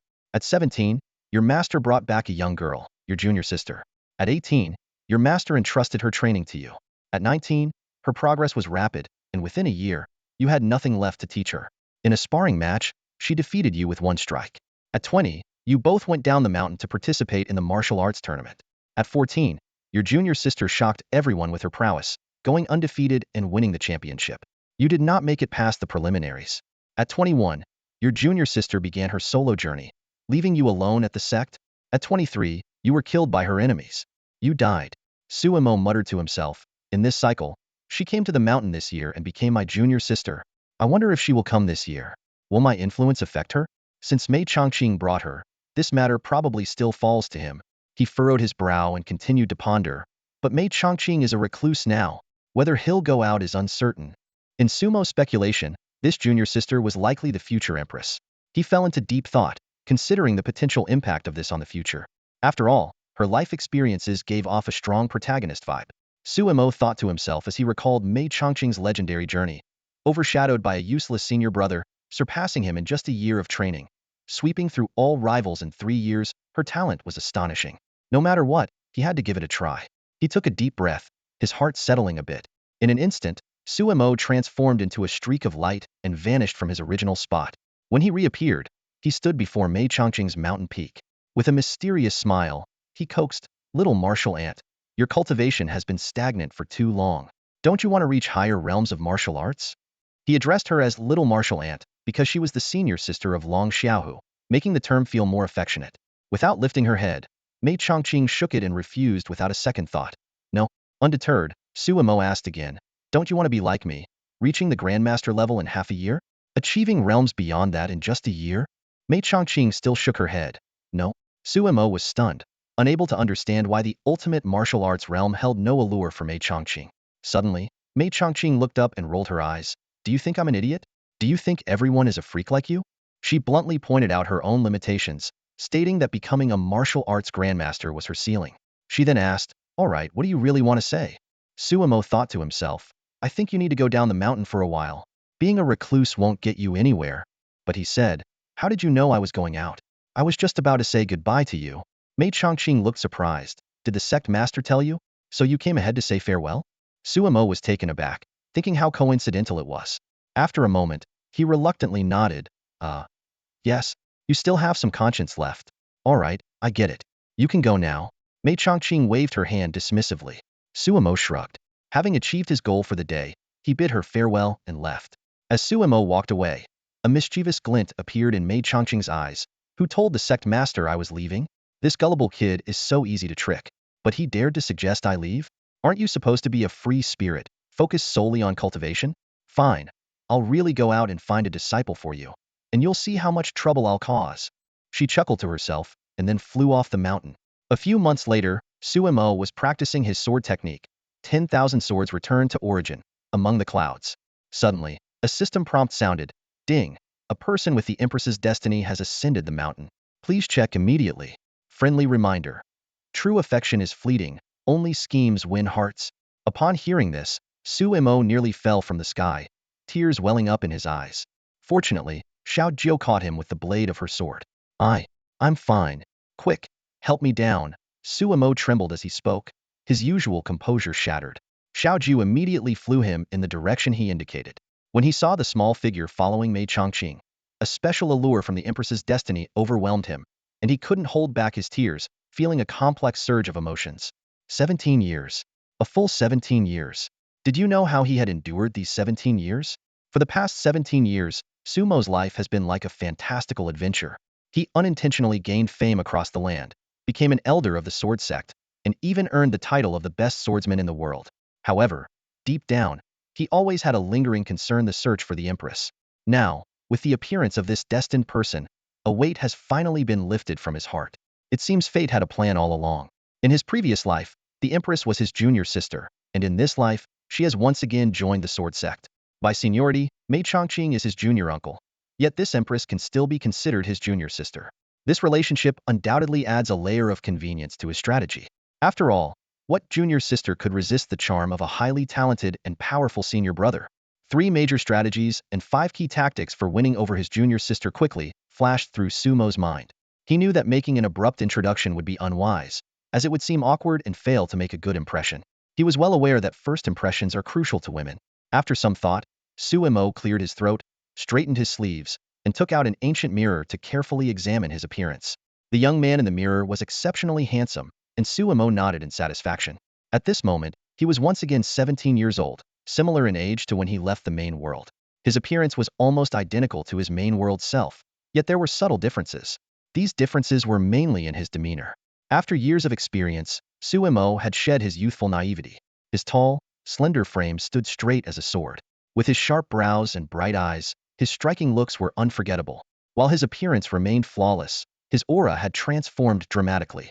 Now, Suemo exuded a faint, otherworldly quality, enhanced by his protective sword aura, making him seem like an immortal descended to the mortal realm. This gave him an air of both allure and unapproachable greatness. In contrast, his past self was more vibrant with the youthful energy typical of a schoolboy, full of vigor and ambition.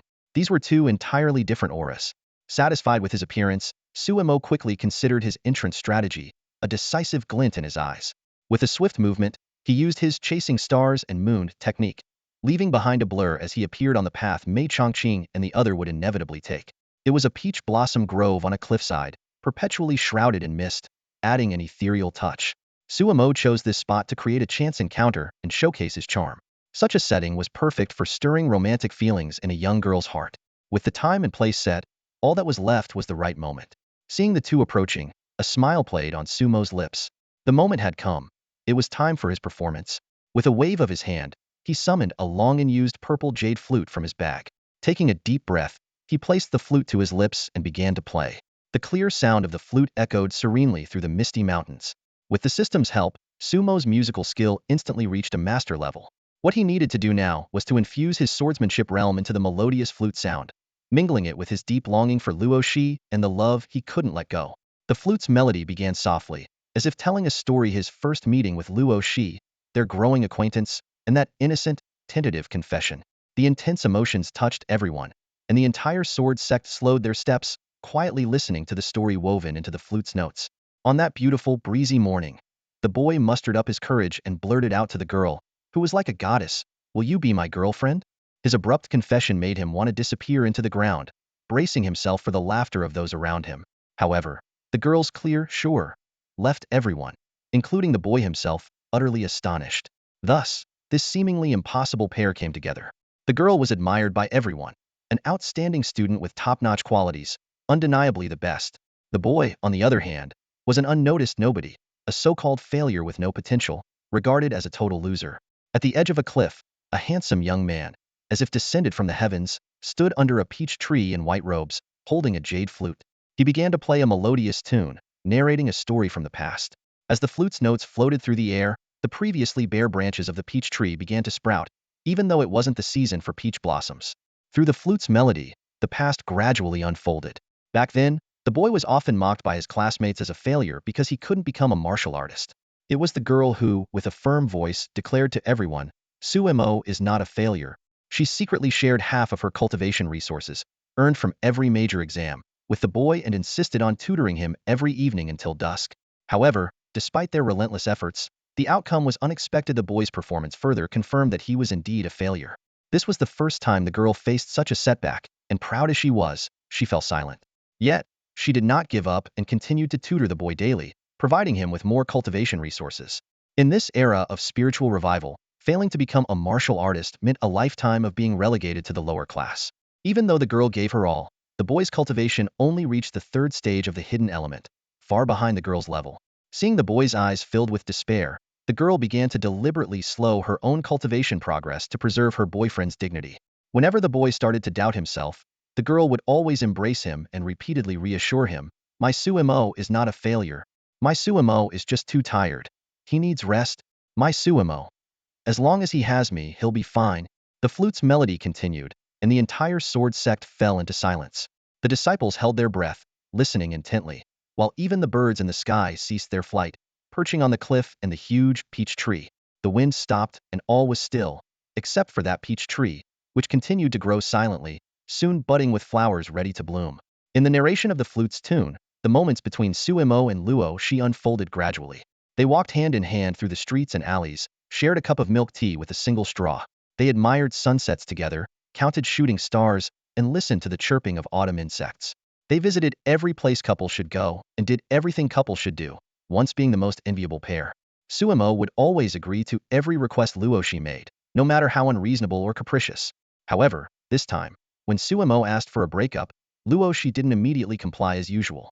She paused for a moment and softly asked, "Are you sure?" Sumo nodded affirmatively.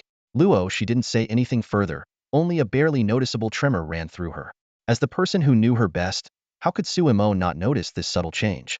In the end, Luosi simply nodded slightly and said, her voice trembling, "I understand. I'll be going then."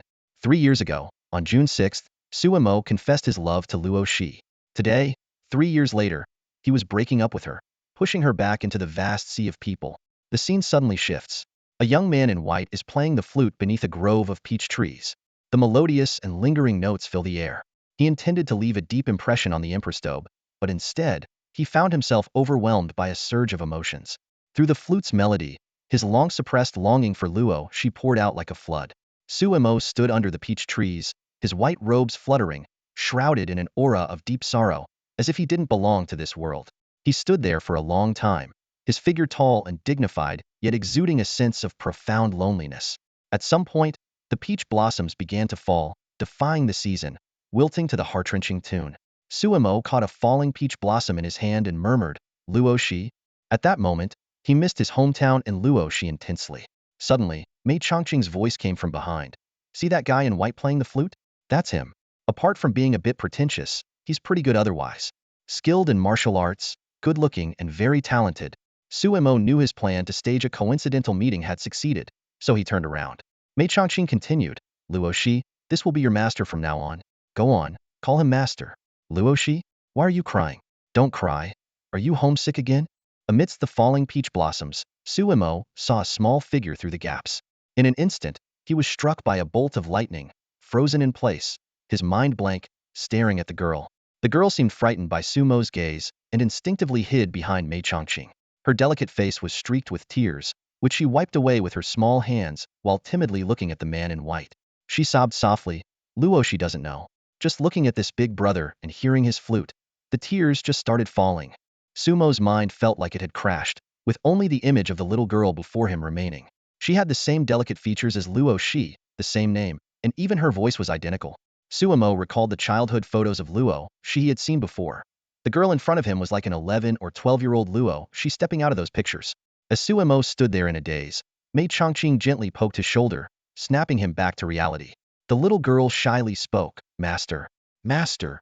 Suimo finally came to his senses and stammered, hello. He suddenly realized something was off and asked in confusion, wait, what did she call me? Mei Chongqing winked proudly, she called you master. I went out of my way to find you this disciple. How about it? Satisfied? Such a pretty little girl is hard to come by. Don't mess this up. Suimo was utterly bewildered. Not only had the former empress become Luosi, but the role of a junior sister had now turned into his disciple? An alternate world Luosi as his apprentice? The situation was so absurd that Suimo struggled to accept it. Little Luo, she continued to call out timidly, Master. Suimo forced himself to respond, yes, Master is here. A blush crept onto his face. Luosi had always been the one tutoring her unmotivated boyfriend, and now he was supposed to be her teacher? Determined to stay calm, Suimo began to take out various treasures. It's our first meeting, and I didn't prepare much. Here, take these. He handed her a brilliantly glowing artifact. This is the finest defensive treasure in the world, capable of withstanding a Grandmaster's strike. I obtained it from the Blood Cloud Fortress. Next, he produced a shining silver orb. This is a thunderbolt sphere. A rare hidden weapon that can severely injure even a Grandmaster when fully unleashed.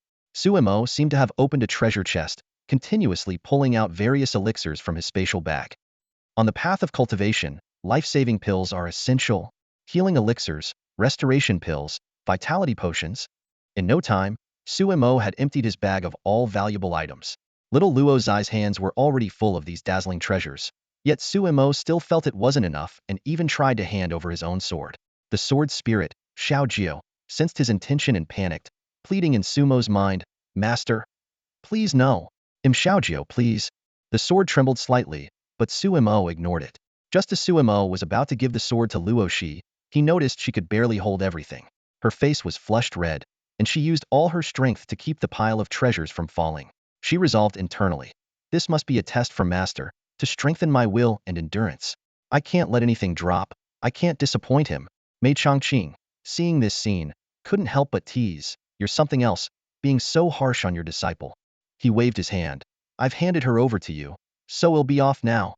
With that, he flew away, leaving the bewildered master and disciple staring at each other. Suimo stood rooted to the spot, his mind in disarray. Whenever it came to matters involving Luosi, his intelligence seemed to plummet.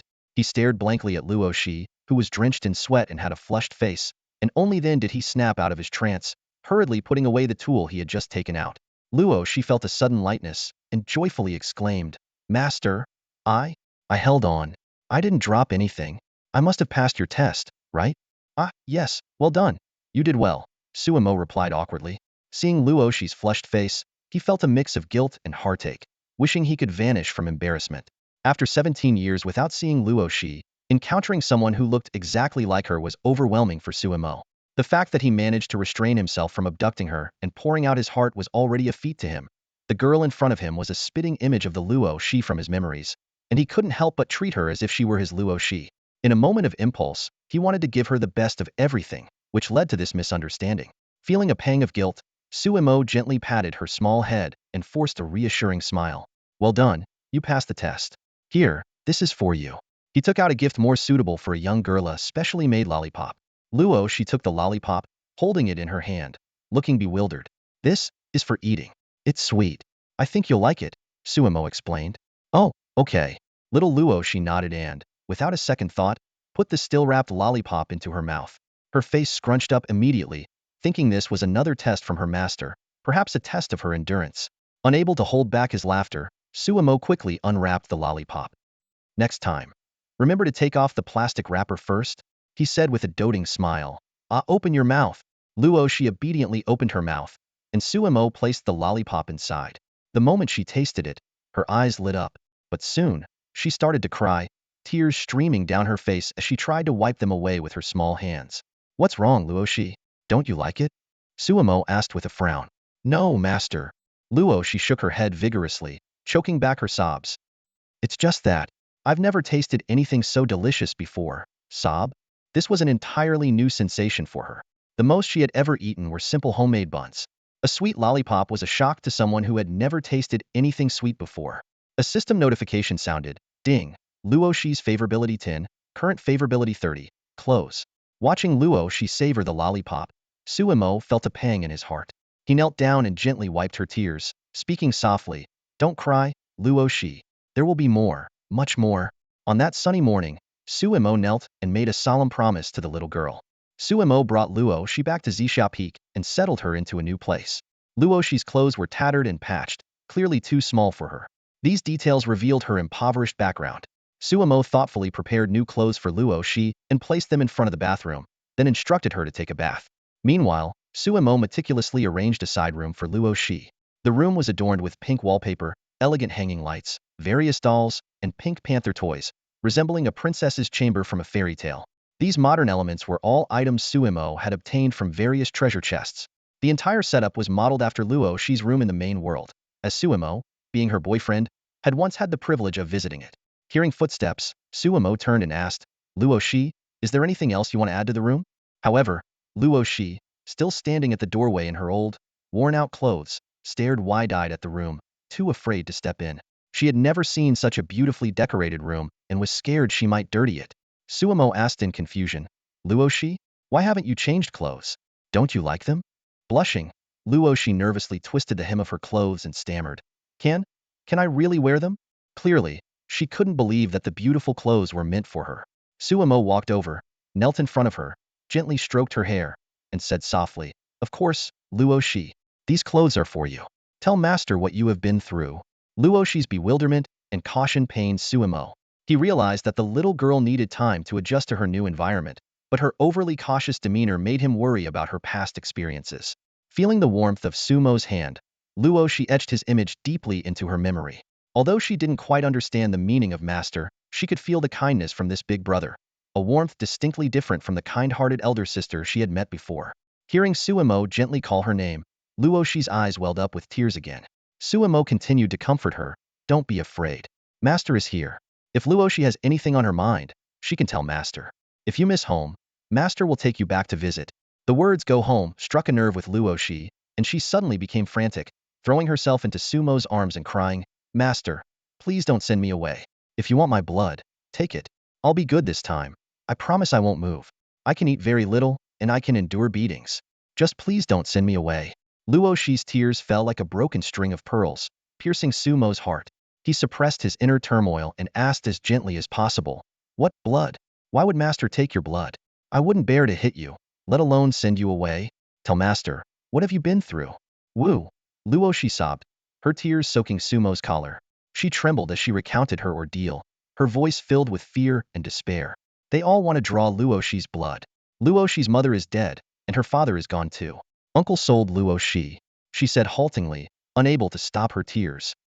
Then they locked Luosi in a dark, tiny house, saying she was a perfect medicine catalyst. Luosi's voice grew fainter, as if recalling those memories was too painful to bear. When they drew blood, it hurt so much. They would beat Luosi if she cried. Luosi has no home anymore. I never want to go back there. She clung tightly to Sumo's sleeve, eyes full of pleading. Master, please don't send Luosi away. In her mind, going home meant returning to that hellish place. She thought Suemo was going to abandon her. Suemo gently stroked Luosi's hair, comforting her softly. Luosi, be good. Master will not abandon you. A complex expression flashed in his eyes. For a long time, he hadn't felt such a surge of emotion. Outside, the once clear sky began to darken with gathering clouds. Suemo remained calm, holding Luosi, but the sudden change in weather and the overwhelming aura that enveloped the entire Sword Sect reflected the turmoil in his heart. Within 100 miles of the Sword Sect, everyone felt the oppressive force of his fury. The tree wishes for calm, but the wind will not cease, Suemo murmured. Luosi is destined to be an empress. Her vengeance doesn't need my hand, but taking some interest that I can do? Whoosh. Shao Jio, floating nearby, sensed its master's unexpressed anger, its sword body trembling as it darted around the room. Swish. Finally, the devouring spirit sword shot into the sky like an arrow. A streak of silver light pierced through the clouds, breaking the heavens. The sword moved faster and faster, leaving the clouds far behind. It was elated, eager for the imminent slaughter. Gentle and obedient to its master, it would become a fearsome demon sword against enemies. Sealed for over 1,000 years and yet to taste blood, the devouring spirit sword would showcase its prowess to the entire martial world. This spirit sword could slay immortals and vanquish demons alike. Mei Chongqing stood with her hands behind her back, gazing at the turbulent sky. The heavens are changing, she murmured. Even with her Grandmaster level cultivation, the immense aura felt as daunting as divine retribution, leaving her shaken. The other disciples of the Sword Sect were even more terrified, fearing the end of the world. It was she who brought Luosi to the Sword Sect, fully aware of the girl's tragic past. She had killed those who tormented Luosi, but had not eradicated the root cause. After all, she had seen such evil too many times. Like weeds, for every one cut down, another would grow. But Suemo seemed unsatisfied. Mei Chongqing's expression was complex as she pondered, that girl is so important to him. She couldn't tell if bringing Luosi to the Sword Sect was a blessing or a curse. Yet, without a doubt, the entire world would change because of one girl's tears. This chapter about Shao Luosi's past might be a bit heart-wrenching, but it is based on a true story. There are countless children like Shao Luosi in the world, living in darkness and hoping for a ray of light. Shao Luosi is considered lucky. She found Suemo. In the village, there was once a little girl who was the happiest. Although her family was not wealthy, she had loving parents and a warm home. The little girl was delicate and adorable, like a porcelain doll, and was the apple of her parents' eyes. Her childhood was filled with laughter and joy until she turned 6. However, fate cast a dark shadow over the family. When the girl was 6, her mother suddenly fell ill and passed away overnight. Just a year later, her father also died. The little girl instantly became an orphan with nowhere to go. The villagers, in their ignorance, blamed the girl's misfortunes on her, calling her a jinx and a demon who had brought death to her parents. The once beloved girl became the most unwelcome person in the village, often subjected to unprovoked abuse, scorn, and bullying. In her despair, the girl was taken in by her only relative, her uncle. Initially, she held on to hope, thinking she finally had someone to rely on. However, the bitterness of living under someone else's roof soon became evident. The girl was often bullied by her cousin, and she endured it silently. Until one day, her cousin pulled her hair and insulted her deceased parents. The girl, unable to bear it any longer, pushed her cousin. The cousin fell and cried to their aunt. Without a word, the aunt slapped the girl across the face, scolding her harshly, "Useless thing. You little jinx, a burden. Do you even know whose house this is? Getting bold, aren't you?" From then on, all the dirty and tiring chores fell on the girl. She didn't dare complain, thinking that as long as she had a home and could do something for her uncle and aunt, it would prove she was not a jinx. However, fate grew even crueler to the poor child. Just a year later, as the girl blossomed into a more beautiful young lady, her previously kind uncle began looking at her with disturbing eyes filled with desire. When the aunt noticed, she flew into a rage and had a huge argument with the uncle. Using her family's influence, the aunt won the argument. The girl, huddled in a corner, was only worried about whether she had done something wrong, completely unaware of the fate that awaited her. In the end, the uncle and aunt not only took over the house left by the girl's parents, but also planned to sell her. The aunt, jealous of the girl's beauty, believed she could fetch a good price. The girl cried and pleaded, "Please don't sell me. I promise to work hard and won't eat much." She curled up in the corner, trembling. Although the uncle felt a twinge of guilt, he ultimately turned his face away helplessly. Aunt's face twisted with cruelty and jealousy, as if possessed by a demon. She screamed hysterically, "With a face like that, you should go work in a brothel." These harsh words cut deep into the young girl's heart like a sharp blade. Fate seemed to have a particular fondness for misfortune, and the young girl eventually fell into the clutches of human traffickers. In that dark, damp basement, new arrivals had to endure a brutal welcoming ceremony. They were beaten with fists and belts until they lost the will to resist and became obedient puppets. However, the traffickers soon noticed something extraordinary about this young girl. No matter how severely they beat her, leaving her covered in bruises, she would be completely healed by the next day, as if she possessed an immortal body. This astonishing discovery presented the traffickers with a lucrative opportunity. They quickly sold the girl to a more mysterious and powerful organization, the infamous Tianma Sect. The Tianma Sect was a feared presence in the martial world. Not only did righteous practitioners avoid them, but even other demonic sects held them in awe. It was said that the Tianma Sect had at least 5 Grandmasters, and a legendary figure from the previous century who had surpassed the Grandmaster level was still alive. Upon arrival at the Tianma Sect, the young girl immediately became the subject of their cruel experiments. The sect's experts used every imaginable method to torment her body, from minor cuts to severe fractures, and even life-threatening injuries. However, as long as she had a breath left, she would be fully healed by the next day. This incredible healing ability excited the members of the Tianma sect. During one of their experiments, they discovered that the girl's blood had significant benefits for martial artists. It could boost their cultivation and heal various injuries. From that moment on, the girl became a living source of medicine for the Tianma sect. She was confined in a dark, damp underground cell, subjected to endless bloodletting and torture every day. The members of the Tianma sect conducted one experiment after another on her, treating her as if she were a lifeless tool. If not for her unique constitution, she would have died 1,000 times over. This hellish existence continued until the girl was 14 years old. A passing Taoist priest sensed something amiss and risked his life to rescue her. Finally, a twist of fate brought her to her master, marking the beginning of a new life. That young girl, who had endured so much suffering, was Luosi. The demon sect, human traffickers, treacherous relatives. Suemo narrowed his eyes, a chilling glint flashing within them. Luosi's plight had laid bare the dark side of this world, as if cutting through it with a sharp blade. Suemo had heard of the demon sect, but only vaguely. Throughout his rise, he primarily relied on intelligence and missions from Feng Yulu. The demon sect was too unique and formidable, even Feng Yulu dared not provoke it, and it had never appeared on any mission list. Now, knowing of the demon sect's existence, Suemo was determined to eradicate it. However, he planned to let Luosi take part in the action herself, seeing it as an excellent opportunity for her growth. As for the human traffickers, Suemo had encountered them early in his career, about 6 or 7 years ago. The notorious Blood Cloud Fort was an organization dedicated to trafficking women and children. But now, it seemed the previous purge had been far from sufficient. Suemo had dispatched the soul-devouring sword, a sentient blade capable of discerning good from evil and tracking those tainted with Luosi's aura. Anyone who had wronged Luosi would not escape, and any evildoers identified along the way by Shao would also be slain. Originally, with Sumo's understanding of the world, he knew light and darkness coexisted, and all things were in balance. He hadn't intended to wage such a large-scale campaign against demons and evil. But now, seeing the tenacity of the dark forces, Sumo's eyes flashed coldly as he murmured, "Even though these demons are like weeds that regrow after being pulled, as long as I'm here, I will ensure this world is free of them." Looking down at Luosi, who had cried herself to sleep in his arms, Suemo felt a pang of sorrow. Her sleeping face was beautiful yet troubled.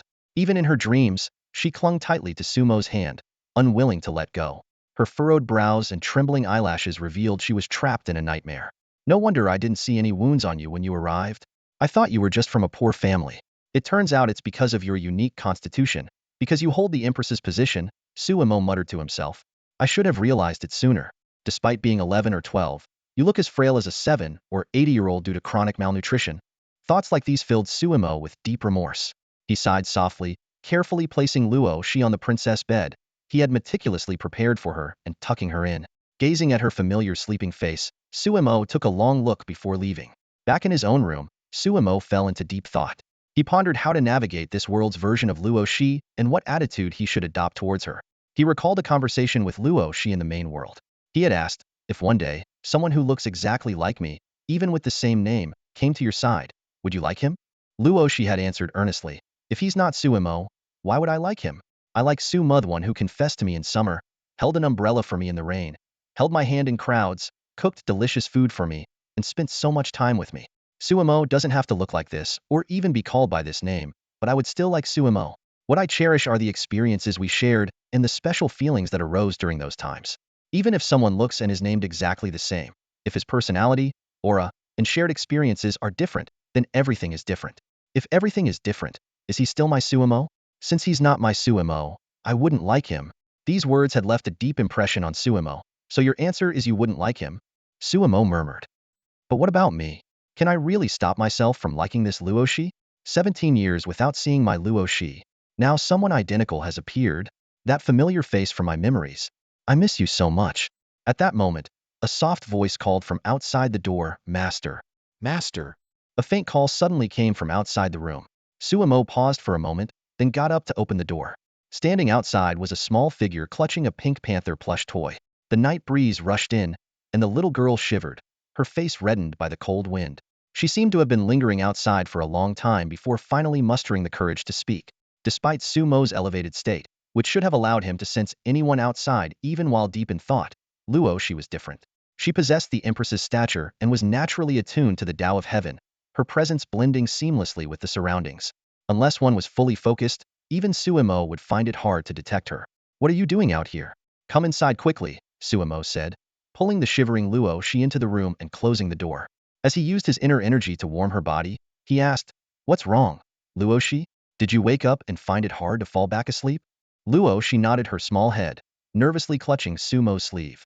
With a trembling voice she said, "Master, I'm scared. Every time I close my eyes, it's like I'm back there. Those bad people appear again. It's so dark there. I don't want to go back. Can I sleep with you?" Suemo recalled how Luosi had clung to his hand in her sleep, plagued by nightmares, and felt a pang of sorrow. He sighed softly and nodded. After all, Luosi was still just a little girl. Even with the potential to become an empress, she was at her most vulnerable now. Being in a new environment and having endured past traumas, she needed more companionship than other children her age. "Yay, Master is the best," Luosi cheered. The two lay on the same bed, each covered by their own blanket. In the darkness, Luosi's eyes were wide open, shining like a cat's. She was still very awake and asked softly, "Master, are you asleep?" "Not yet." "What's wrong, Luosi?" Suemo replied. "Master, I'm afraid to close my eyes. I'm scared that if I do, I'll go back there, and you all won't be here." Luosi said in a low voice. "Don't be scared, Luosi. How about I tell you a story?" Suemo suggested after a moment's thought. "Yay, thank you, Master." Luosi giggled. Suemo began to tell the story of Yanghua and Xiaolongnu. When he got to the part where they first met, Luosi interrupted, "When I first saw Master, I was also stunned. I'd never seen such a handsome man." "Flatterer," Suemo sighed, shaking his head, and continued the story. When he accidentally mentioned shameless, Luosi's curiosity was piqued. Suemo tried to brush it off, but Luosi persisted with her questions.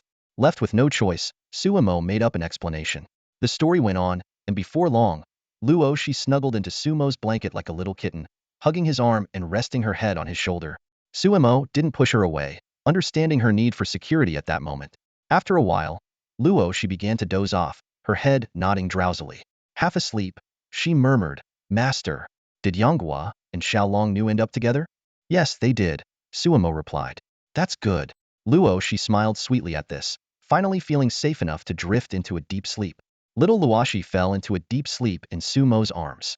The next morning, when Suemo woke up, he found a wet patch on his shoulder, clearly from the little girl's drool during the night.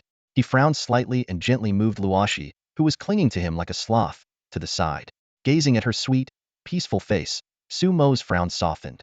It was clear that the little girl had slept soundly. Suemo sighed softly and got up to practice his swordsmanship.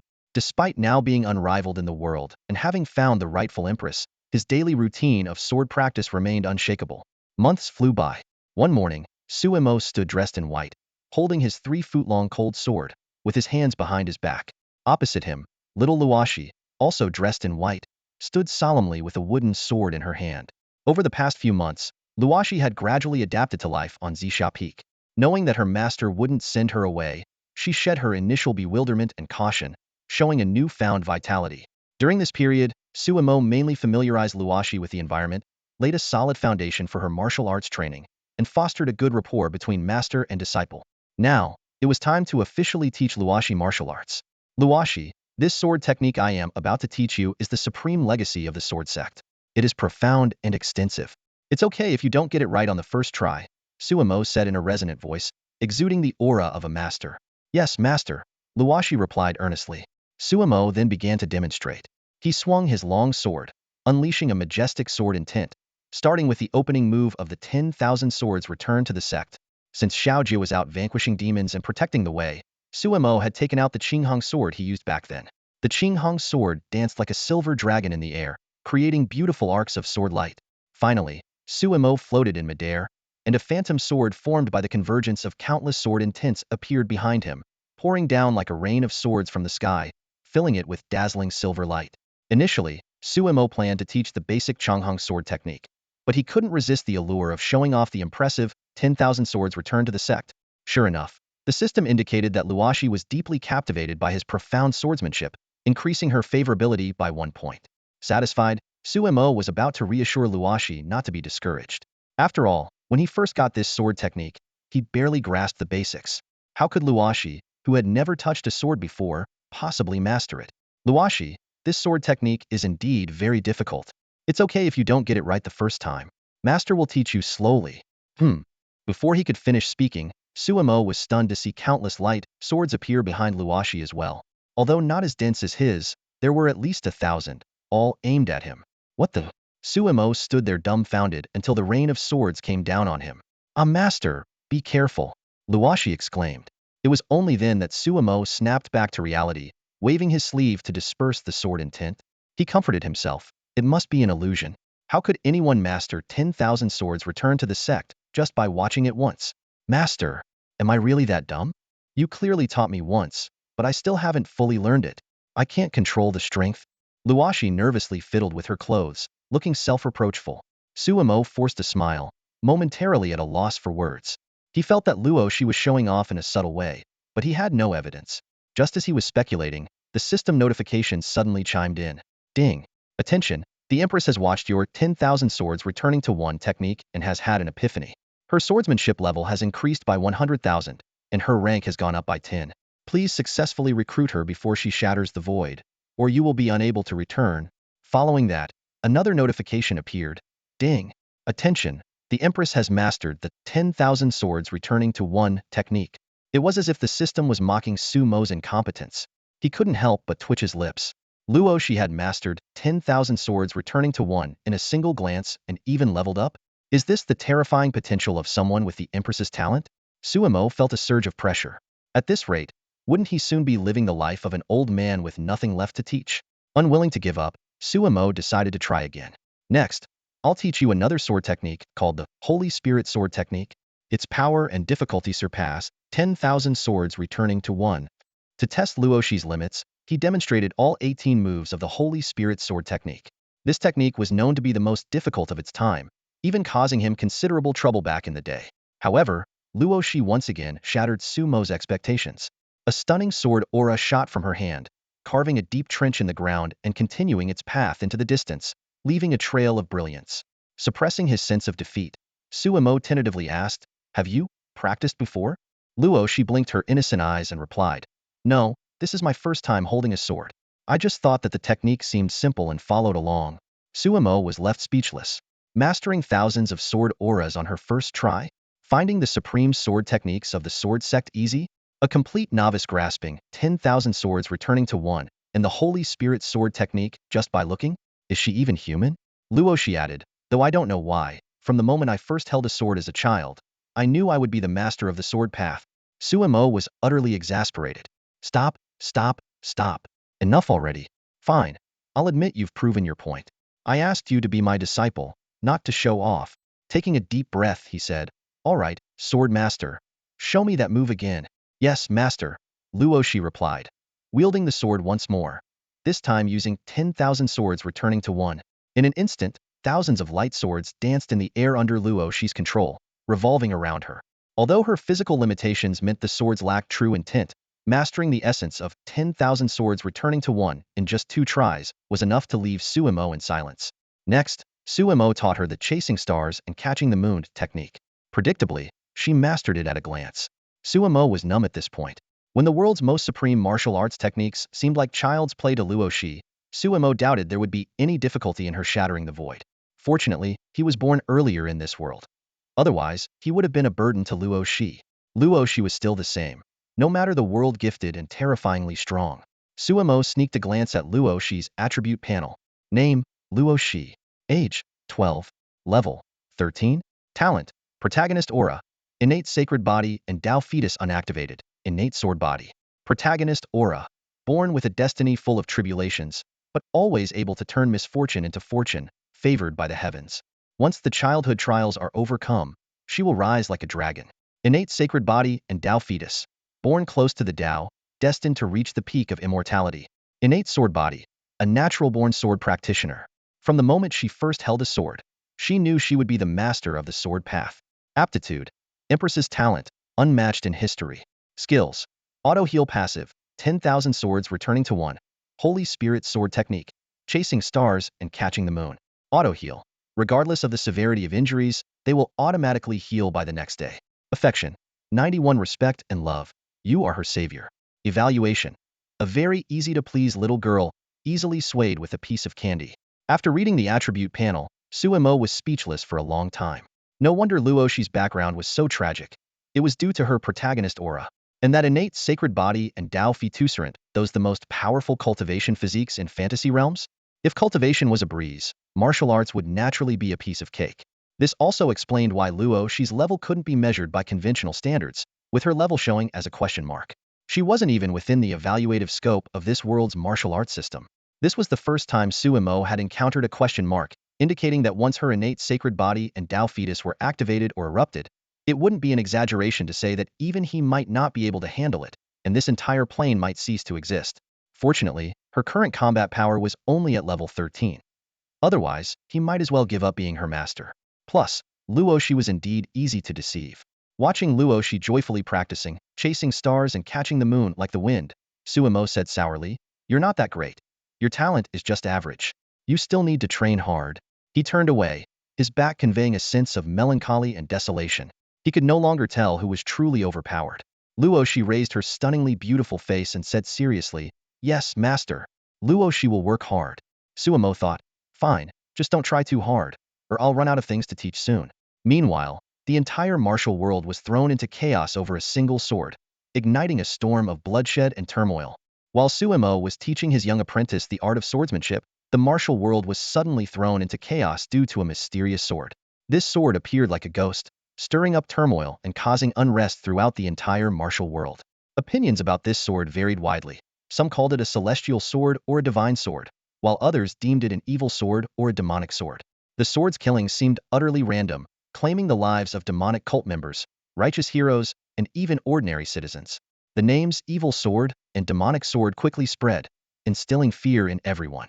No one knew why it killed, nor could they be sure they wouldn't be its next victim.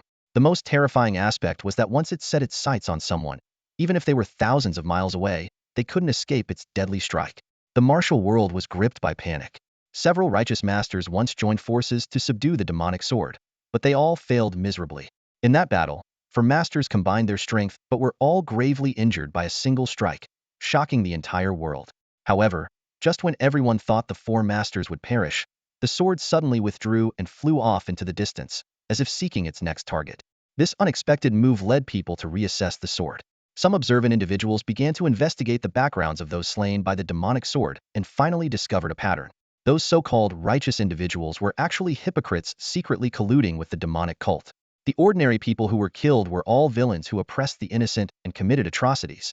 The demonic sword killed, but only those who were deceitful, malevolent, or demonic. It seemed to have its own method of distinguishing good from evil, acting like a divine sword of retribution, absolutely fair and just. No matter how hidden the evil deeds were, or how high the status of the wrongdoer, if the crimes were severe enough, the sword would unrelentingly strike them down. As the truth gradually came to light, the sword's name quietly changed. People no longer called it the demonic sword, but began to honor it as the celestial sword. Through continuous contact, someone discovered two ancient characters engraved on the sword's hilt, Shao. This led to much speculation. Some believed it was the name of the sword, while others guessed it was the name of the sword's master. People in the martial world started to seek out the celestial sword's master. Interestingly, those most eager to find the master were high-ranking individuals who had committed some unsavory acts but weren't entirely beyond redemption. They were anxious, unsure if their past misdeeds would one day bring the celestial sword's retribution upon them. After much investigation and deduction, the clues eventually pointed to one persona sword immortal hailed as the new leader of the righteous path. This genius, who had emerged out of nowhere and stunned the world a few years ago, was now an elder of the sword sect and reputed to be the youngest Grandmaster in history.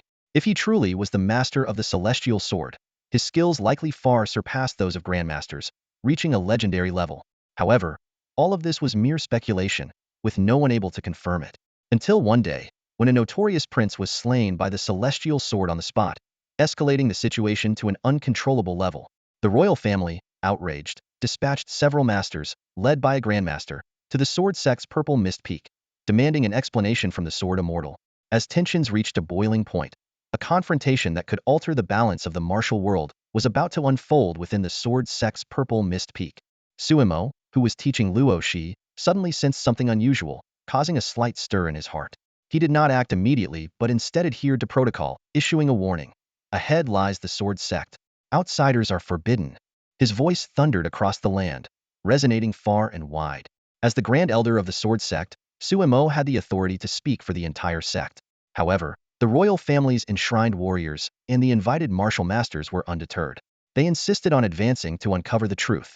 Seeing this, Suimo sighed lightly and turned to Luosi, saying, "Luosi, watch this sword closely."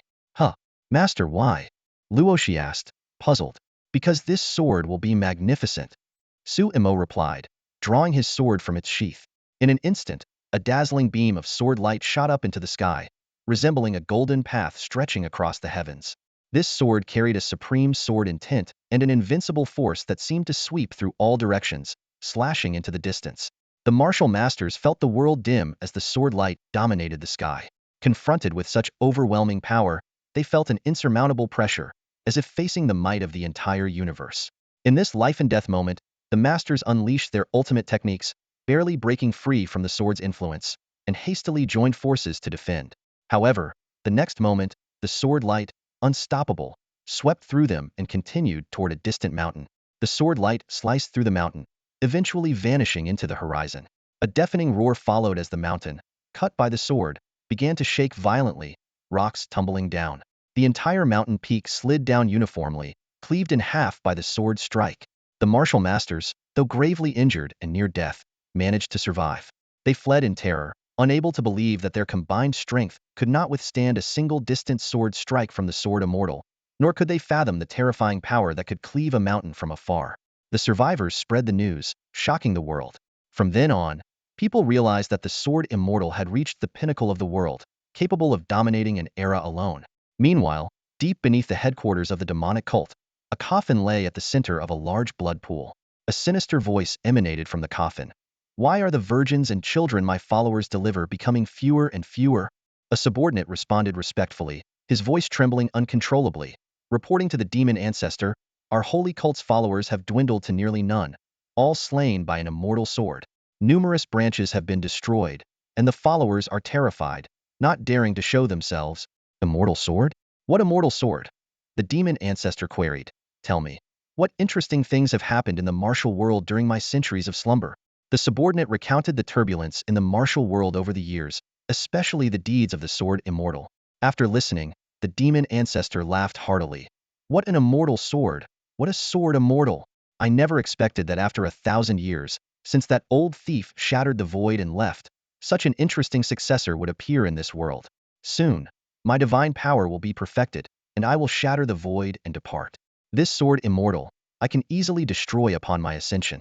Now, gather the remaining followers here. Over the years, they have collected plenty of virgin and child blood for me. They shall be rewarded." After the subordinate retreated, the demon ancestor muttered to himself within the coffin, "Indeed, just a little more. But devouring you all should suffice. This sect competition is just for fun, a routine exercise, not a serious contest. The main reason is that Luosi is currently too strong. Apart from Suimo, no one can really match her. The serious battle will be between Suimo and Luosi later on." Inside the main hall of Zixia Peak, Suimo sat in the Peak Master's seat, his gaze fixed intently on Luosi standing below. "Luosi, the sect competition is coming up. As the senior disciple of Zixia Peak, do you have the confidence to lead us to victory?" Suimo asked seriously. Luosi immediately straightened her posture and raised her hand. "Master, I do." Her face radiated confidence. Suimo nodded in satisfaction and asked again, "Very good. Now, Luosi, as the junior disciple of Zixia Peak, you must ensure not to hold us back at critical moments. Do you have the confidence?" "Master, I do." Luosi answered firmly once more. Suimo praised her. "Excellent. Luosi, you have always been the most talented among my disciples, and I have always valued you the most. Therefore, for this sect competition, I appoint you as the leader of Zixia Peak. I hope you won't disappoint me." Curiously, Luosi asked, Master, do you have other disciples? Suemo shook his head. No, you're my only one. Luosi was immediately puzzled, her mind filled with questions. Then why does it sound like we have many people from the way you speak? Thus, Luosi, who was both the senior and junior disciple and the only representative of Zixia Peak, participated in the competition. In the blink of an eye, a few days passed, and Luosi smoothly advanced to the finals. As the peak master of Zixia Peak and a grand elder of the Sword Sect, Suemo naturally had to attend. Despite being of similar age to the competing disciples, Suemo held a high position, sitting in one of the three chairs that symbolized the highest authority. He leisurely sipped tea, looking down at the energetic disciples below and sighed. Youth is wonderful. Mei Chongqing and the Sword Sect Master, sitting in the other two chairs, nearly spat out their tea. They thought, who can compete with you in terms of youth? If you were down there, how would those older-looking disciples feel? Soon, the first match was about to begin, and it was time for the leaders to speak. Suemo scanned the crowd and said calmly, there are 11 contestants in the finals, which means, according to the usual rules, one will directly advance to the winner's bracket. To be fair, let's have Luosi, the top disciple of Zixia Peak, advance. Any objections? As the chief judge of the sect competition, Sumo's authority was unmatched. The disciples and elders present, though with complex expressions, dared not object. They all echoed, no objections. It's fair. I agree. Elder Su is mighty. Only Luosi looked bewildered, not understanding how she got a bye in the first round. The competition officially began. Suemo floated above the arena, overseeing the entire stage and announced, now, begin. Several matches quickly concluded. ZMO from Qingxi Peak defeated Wang Dui from Jin Peak. Li Yun from Zhujian Peak defeated Zhao Xiaofeng from Qingxi Peak. And Wang Wei from Zhujian Peak tied with Zhou Yiyang from Jian Peak. After 5 matches, 4 advanced to the winner's bracket. Suemo spoke again. Alright, those advancing to the winner's bracket are ZMO, Li Yun, and Luosi. In the loser's bracket, since there's one extra in the winner's bracket, to be fair, Luosi from Zixia Peak will get a bye this round and go straight to the winner's bracket finals. Any objections? The disciples, though envious of Luosi, dared not speak up, as her master was the best in the world. Suemo, satisfied, announced, great. Now, let's start the semi-finals in the winner's bracket to select the finalists. First match, ZMO from Qingxi Peak versus Li Yun. The finalists for the winner's bracket are Li Yun, Zhao Kai, and Luosi, Suemo announced, scanning the crowd with a slight frown. There is one extra person. Given Luosi's outstanding performance in the earlier rounds, she will get a bye and advance directly to the grand finals. Any objections? The crowd erupted in murmurs. Faces contorted in disbelief as they exchanged glances. Although many disciples were fervent fans of Suemo, this blatant disregard for the rules was hard to swallow. Luosi's performance was deemed outstanding after just 2 byes. If she advanced straight to the finals without competing, what was the point for everyone else? However, the thought of Sumo's formidable reputation silenced their doubts. No one dared to speak out against him. Very well, Suemo nodded in satisfaction. Then, the winner's bracket final will now begin. Li Yun versus Zhao Kai. After the match concluded, Suemo announced again. The finalists from the winner's bracket are Li Yun and Luosi. From the loser's bracket, the finalist is ZMO. He frowned. Another extra person. How troublesome. As he spoke, Suemo floated in midair, a chair materializing from his sword aura beneath him. He sat down leisurely, stroking his chin with a troubled expression. The crowd gazed up at his godlike figure, feeling overwhelmed by his presence, even though he wasn't intentionally exuding his aura. Many sighed inwardly. Is this the might of the world's number one? However, as they watched Suemo deep in thought, an ominous feeling crept into their hearts. They struggled internally. No way. He's the world's number one. He wouldn't be that shameless, right? Suddenly, Suemo slapped his thigh and declared, given the circumstances, I announce that Luosi, due to her excellent overall performance, will be the champion of this competition. Luosi has demonstrated great courage and determination, overcoming numerous challenges. Let's give her a round of applause. The Sword Sect leader, Mei Chongqing, and the disciples were stunned. After a brief pause, the leader was the first to react, cheering loudly, excellent. Nephew Luosi has exceptional talent and deserves to be the best among her peers. The championship is well-deserved. He began clapping enthusiastically. Mei Chongqing quickly echoed, indeed, well-deserved. Soon, the other peak masters and elders joined in the applause. Only the disciples remained dumbfounded, thinking, are you even going through the motions? Isn't this a bit too much? However, for the higher-ups of the Sword Sect, opposing was out of the question. Who knew when that celestial sword hanging over their heads might fall? In the Sword Sect, who could claim absolute innocence? facing the inscrutable world's #1. No one dared to utter a word of dissent. At that moment, a timid voice broke the eerie silence. Wait, I have a question. The entire venue fell silent. The sword sect leader thought, which disciple has the nerve to challenge the world's #1's apprentice? But upon seeing who spoke, he sighed in relief. Oh, it's her. No problem then. Luosi, blushing, raised her hand. Master, I have a question. Sumo's face turned serious as he asked. Luosi, what is your question? Luosi hesitated, scratching her head. Master, I haven't competed yet. You don't need to compete. You've already won. Sumo replied calmly. You are my apprentice. You've already surpassed them by far. No, no. Luosi shook her head vigorously. I haven't fought a single match. How can I be the champion? It's not fair. Sumo's face lit up with a smile of approval. Very well. Luosi has identified an issue and courageously raised it. She has upheld the fairness and justice of the competition by addressing a crucial loophole, deserving commendation. I propose she be awarded the sect's first-class merit. Indeed, Luosi, the nephew of our sect, truly deserves to be the leader of the new generation of disciples. The sword sect leader nodded in satisfaction and praised. He quickly identified the loophole in the sect competition and put a stop to it, earning first-class merit. Despite having the championship within his grasp, he remained honest and unmoved, setting an example for us all. In my mind, there's no need for comparison. Luosi is already #1. The crowd began to praise Luosi more and more extravagantly, causing the young Luosi to blush and lower his head, unable to meet their gazes. Sumo cleared his throat, and a faint but undeniable aura swept across the hall, silencing everyone instantly. In a deep voice, he announced, given Luosi's suggestion, the final competition rules will be revised. Now, the new rule is, all of you will fight against Luosi. Whoever remains standing at the end will be the champion. The crowd's eyes widened in shock, barely processing the announcement when Sumo added, and one more thing. If anyone is still standing on the stage after 3 seconds, Luosi will be disqualified from winning the championship. The elders quickly shook their heads and waved their hands. Elder Su, in our minds, there's no need for comparison. Luosi is undoubtedly the rightful champion. Perhaps? Yes, there's no need for this. Luosi is definitely the best. They were afraid that Sumo might be overestimating Luosi, and if he lost, it would be a blow to his reputation. Sumo raised an eyebrow and said meaningfully, Elders, how about you give it a try too? His words made them fall silent immediately.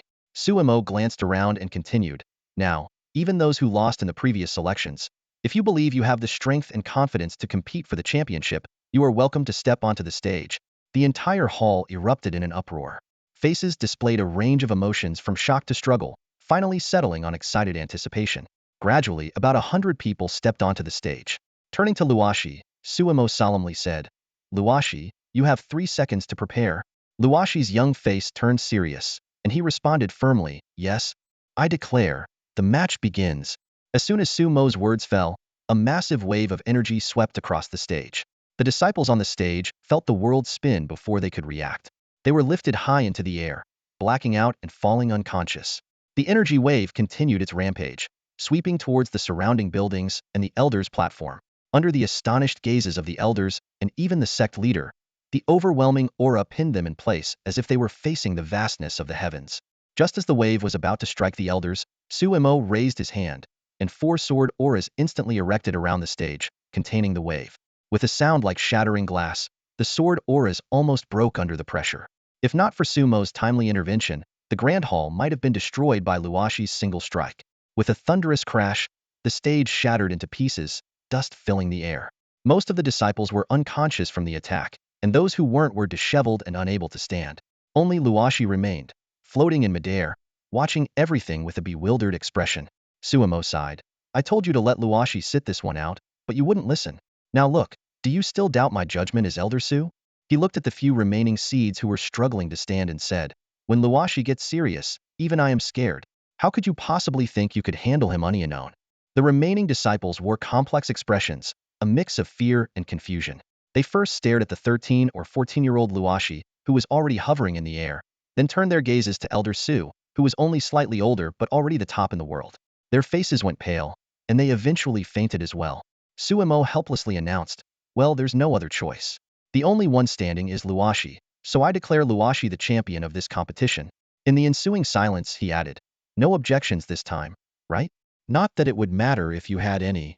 As expected, Luosi emerged as the champion of the Sect competition with astonishing prowess. In the Sword Sect, hierarchy is determined by strength, and the champion naturally becomes the chief disciple. Thus, the youngest member, Luosi, claimed the top spot, becoming the senior sister of the entire Sword Sect. A year flew by, and Luosi's growth was nothing short of remarkable. Her talent was unparalleled in the world of cultivation, let alone in the realm of martial artists. From the moment she first held a sword, Luosi displayed extraordinary insight. She could comprehend various sword techniques without guidance, as if she was born to master the way of the sword. Sumo played the role of a mentor in Luosi's cultivation journey, helping her avoid detours. In just 1 year, this girl, who had never practiced martial arts before, transformed into a grandmaster capable of sweeping through her peers and even posing a threat to the elders. Such astounding aptitude rightfully earned her the title of Empress. Reflecting on the past, Sumo remembered that in the original cycle, he didn't even make it through the preliminary selection. Yet now, he sat on the judges' panel, steering the course of the competition. The twists of fate were indeed unpredictable. Another year passed. One day, a system notification suddenly sounded. Ding! Your spirit sword Shao has slain a demonic cult practitioner of the Huajin level, gaining 10,000 experience points. Ding! Your spirit sword Shao has slain a demonic cult practitioner of the Holding Dan level, gaining 100,000 experience points. Sumo resumed his leisurely lifestyle. Over the past 2 years, he had dispatched Xiaoju to eliminate demons and maintain order, farming experience points for himself. Meanwhile, he stayed home, diligently teaching his young disciple Luosi and occasionally practicing his swordsmanship, enjoying a life of utter contentment.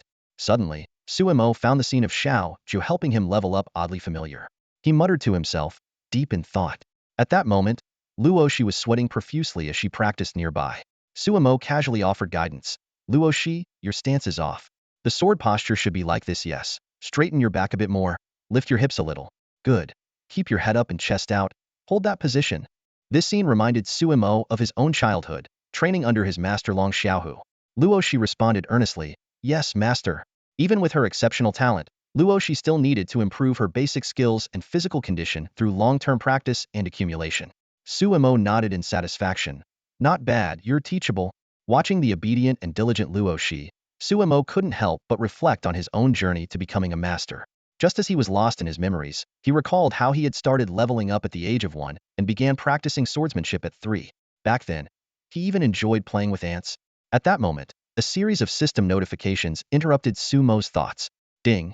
Your pet Shao Lu has made a miraculous comeback, defeating a 1,000-year-old python in a desperate situation, gaining 1 million experience points. Ding! Your Shao Lu has advanced to the Grandmaster level. Sumo exclaimed, Whoa, Shao Lu! In an instant, memories of those 10,000 ants flooded his mind. One of them had successfully evolved into the unique Shao Lu. At the time, Sumo was only 2 years old and had sent it out to work. 17 years had flown by since then. Sumo quickly checked the system records for his pet, which detailed Shao Lu's arduous journey of monster slaying and leveling up. Ding! The system notification sounded, and a flood of upgrade information about the pet Shao Lu poured in like a waterfall. Sumo stared intently at the virtual panel in front of him, watching the journey of Shao Lu's 16 years of hard work unfold before his eyes. Overcame the northeast tiger against all odds, outwitted the man-eating crocodile with a clever plan. These thrilling battles earned Shao Lu a surge of experience points each time. However, when Shao Lu, exhausted, applied for a vacation, the system ruthlessly denied the request. Sumo recalled that he had once blocked these not-so-important notifications, including Shao Lu's work history and upgrade reminders. It wasn't until Shao Lu was promoted to Grandmaster that the system sent out another reminder. He carefully reviewed Shao Lu's latest stats. Name, Shao Lu. Level, 71 Grandmaster. Species, Silver-Horned Ant King. Talents, innate strength, silver copper iron bones, asexual reproduction. Evaluation, Shao Lu has grown into Lao Lu. Sumo was surprised to find that Shao Lu had not only evolved from Iron-Horned Ant King to Silver-Horned Ant King, but had also gained the ability of asexual reproduction. Not bad, Shao Lu. You've turned shame into motivation. Sumo praised, then teased. But what happened to growing up together? How come I'm already indestructible, and you're just a grandmaster? And now you can reproduce on your own? Is this some kind of twisted game? Through the pet system, a faint yet jubilant voice came through, Master, as if showing off its achievements. Sumo continued to encourage, good job, but a worker's spirit is in their work, Shao Lu. You still need to put in more effort. You should learn from Xiaojio. You both work at the same place and look how diligent they are. He then assigned Shao Lu a new task to slay demons and monsters, just like Xiaojio. Shao Lu immediately led its offspring. stepping into the world for the first time and revealing themselves to the public. From then on, not only was there a celestial sword upholding justice in the world, but there were also rumors of a monster roaming the land. However, this monster didn't love killing or arson. It was dedicated to chivalry and righteousness. 2 years flew by, and the now 19-year-old Suemo had shed his youthful immaturity and grown into a graceful and handsome young man. He often gazed at himself in the mirror, sometimes catching glimpses of his future self. The 14-year-old Luosi had also grown into the image Suemo had first seen her in, but her personality and demeanor were completely different from the Luosi of the main world. In these 2 years, they shared many ordinary yet precious moments. For instance, there was a time when Luosi suddenly became fascinated with cooking, embarking on a new life experience. Here are the next 2 chapters of daily life. After this routine, the cycle world will end once the boss is defeated. Master, it's time to eat. Luosi called sweetly, her voice filled with anticipation. Suemo lay leisurely on the lawn, watching the clouds drift by with a blade of grass in his mouth. Upon hearing Luosi's call, his expression froze momentarily. Without lifting his head, he said, well, I don't feel too well today. Let's skip it. Hearing this, Luosi immediately used her star-chasing moon-stepping technique, appearing beside Suemo in an instant. She knelt gracefully next to him, asking cautiously, Master, what's wrong with your stomach? Are you okay? Her voice was full of concern. Suemo thought to himself, why? Don't you know why your stomach feels off? He forced a smile and casually lied, oh, it's nothing serious. Maybe I caught a cold or something. Given Sumo's current level of cultivation, no one would believe he could catch a cold, but Luosi did. Her expression changed rapidly, her small hands nervously twisting the hem of her clothes. Master, don't worry, I will save you. As she spoke, her eyes reddened, and she fought back tears. Determination filled Luosi's eyes before she vanished. Suemo watched her departing figure, wanting to say something but ultimately staying silent. He thought, it's just a cold, not a life-threatening illness. This is too much. In the following days, Suemo scarcely saw Luosi. When he did, her eyes were red, and she always seemed to be in a hurry. Each time, she would say, Master, don't worry, I will save you. This left Suemo bewildered, and even made him wonder if he was seriously ill. 1 month later, as the sun set and the sky was draped in a beautiful sunset, Luosi came running over, holding a bowl of medicine, looking exhausted. Master, I'm here. I made this medicine for you. Her voice carried both weariness and hope. Suemo looked at her in surprise. What is this? Master, try it. It will definitely cure your cold, Luosi said, her dusty face filled with expectation. Suemo glanced at the dark, foul-smelling medicine and nervously swallowed. Will this cure me or kill me? He thought. But seeing Luosi's anxious and hopeful expression, he steeled himself and drank the medicine. As soon as the medicine touched his lips, Sumo's face contorted. The strong taste of herbs mixed with bitterness almost made him spit it out. Despite being the best in the world, he couldn't resist the bitterness of the medicine. Yet, seeing Luosi's eager face, he forced himself to swallow it. How is it, Master? Luosi asked nervously. Not bad. The taste is just right. Suemo nodded, forcing a smile. Yay. Luosi cheered, her expression showing relief. But in the next moment, she suddenly relaxed and fell backward. Suemo moved instantly, catching her as she fell. Holding the sleeping Luosi, who still had a sweet smile on her face even in her sleep, Suemo was speechless for a long time. Shortly after, Suemo called for the elder from the Sword Sect's medicine pavilion. After examining her, the elder said, Elder Su, your little disciple has been pestering me to learn medicine non-stop for the past month. She's been asking about various herbs, their classifications and uses. Don't worry, she's just overworked. I estimate she hasn't slept for at least a month, and even a Grandmaster's body can't handle that, let alone a 14-year-old girl. Luosi remained unconscious in bed as Suemo listened quietly. The elder continued, however, her talent in medicine is extraordinary, the best I've seen in my life. In just 1 week, her understanding of pharmacology surpassed mine. After half a month, I had nothing more to teach her. By now, her medical knowledge is likely on par with mine. Zhao Yiwei, renowned in the martial world with the title Ghost Hand Healer, had retired to Sect to become the elder of the medicine pavilion. He looked at Suemo and slowly began, in my opinion, why not have your disciple switch to studying medicine? Otherwise, it really... Before he could finish, Suemo glared at him and interrupted sharply, Get out of here, you old rascal! How dare you try to steal my disciple? With that, he waved Zhao Yiwei away. Over the next month, subtle changes occurred within Sect. Disciples frequently saw the senior sister's figure in the medical section of the library, sparking much discussion. Isn't senior sister supposed to be practicing swordsmanship? Why is she reading medical books? One puzzled disciple asked. Another disciple replied, I don't know. I've seen her spending a lot of time in the library too. I bet she's worn out those medical books by now. Yeah, it's really strange, a third disciple chimed in. I've often seen her gathering herbs in the mountains. What's she up to? Who knows? The group shook their heads. Some disciples tried to greet the senior sister on the road, but she was always seen hurrying away. The discussions among the disciples echoed through the mountains, adding a touch of mystery to the normally peaceful sect. Time flew by, and a month passed in the blink of an eye. Suemo stood by the bed, looking at the still unconscious Luosi, and slowly sat down beside her, his expression complicated. He muttered to himself, I casually mentioned catching a cold. I didn't expect it to worry her so much. She didn't manage to save me, but now she's bedridden herself. Just then, a system notification suddenly sounded. Ding, you have consumed an unknown potion. The medicinal power is being absorbed continuously, enhancing your physique. Experience points 999999999. Ding, you have leveled up. Ding, you have consumed an unknown potion. The medicinal power is being absorbed continuously, enhancing your physique. Experience points 9999999. Sumo's eyes widened in surprise. What the heck? What kind of potion did little Luosi make? It's pretty powerful. He couldn't help but wonder if his 14-year-old disciple had concocted some kind of elixir. 3 days later, Luosi finally woke up. The first thing she did was anxiously glance around until she saw Suemo sleeping by the bedside, which made her breathe a sigh of relief. Luosi quietly climbed out of bed and approached Suemo. She gazed closely at her master's handsome face, becoming entranced. Master, you're so good-looking, she whispered, a sweet smile forming on her lips. Suddenly, a bold idea flashed through Luosi's mind. She slowly leaned closer to Suemo, her rosy lips slightly puckering. Just as her lips were about to touch Sumo's cheek, he suddenly opened his eyes. His gem-like eyes quietly stared at Luosi. Ah, master, Luosi exclaimed, her face turning beet red.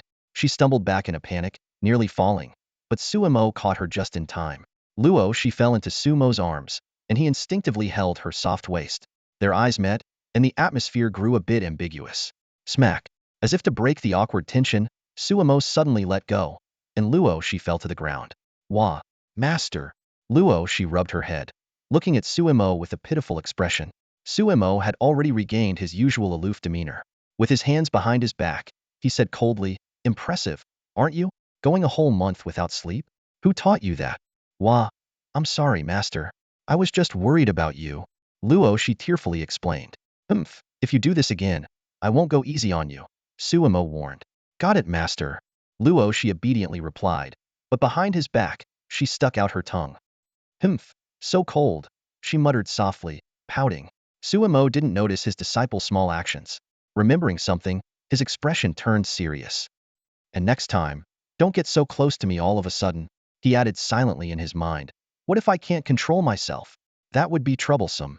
Okay, got it, Luosi replied reluctantly, but inwardly, she was pleased. Next time, I won't let master notice my sneak attack.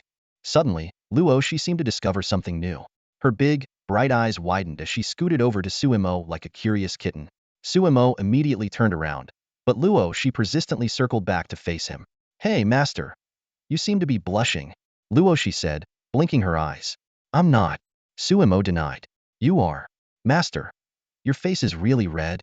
You got it wrong. I'm not. But you are. Their back and forth continued, and the atmosphere gradually lightened.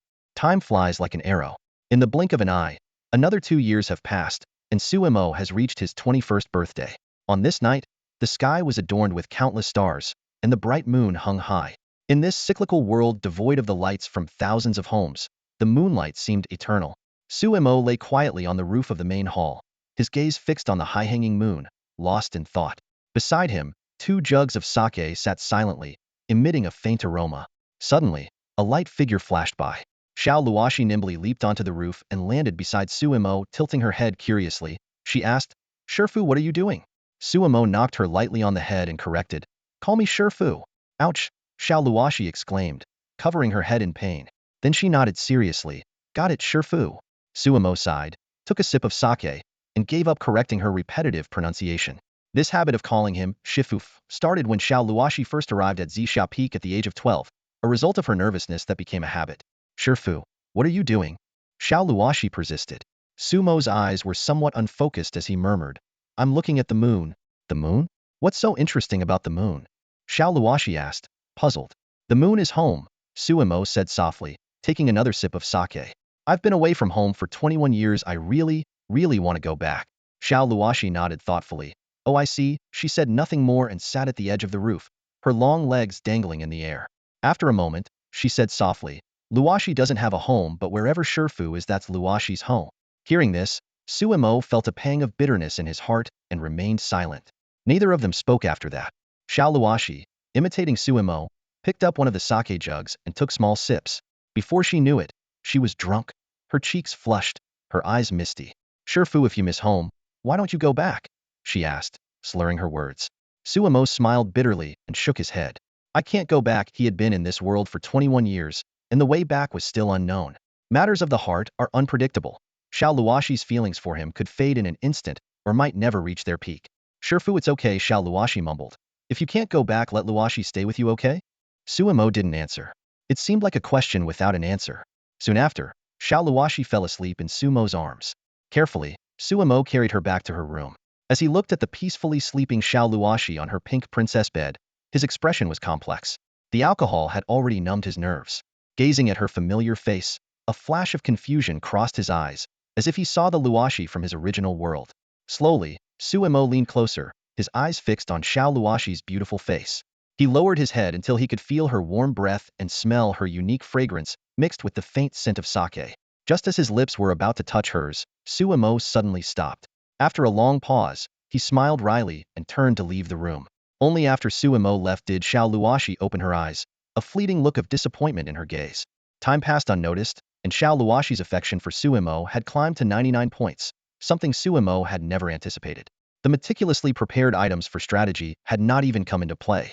Sometimes, just rewarding her with a lollipop would make her happy for a long time. On her birthday, Sumo gave her an ice soul flower, which he has been carefully nurturing, watering it daily until it had taken root and grown into a large cluster. However, just as it was about to break through the 100-point mark, the growth of her affection hit a bottleneck and could no longer advance. A few months later, one night, Sumo lay alone in bed, tossing and turning, unable to sleep. Sumo gazed at Shao Luosi, feeling a twinge of bitterness in his heart. As time passed, she increasingly resembled Luosi from his previous life, both in appearance and demeanor, making it hard for him to tell them apart. Sometimes, he couldn't help but see them as the same person. In the stillness of the night, Sumo's door was knocked on once again. After 2 years, Shao Luosi was visiting him in the middle of the night. Opening the door, he was met with a familiar sight.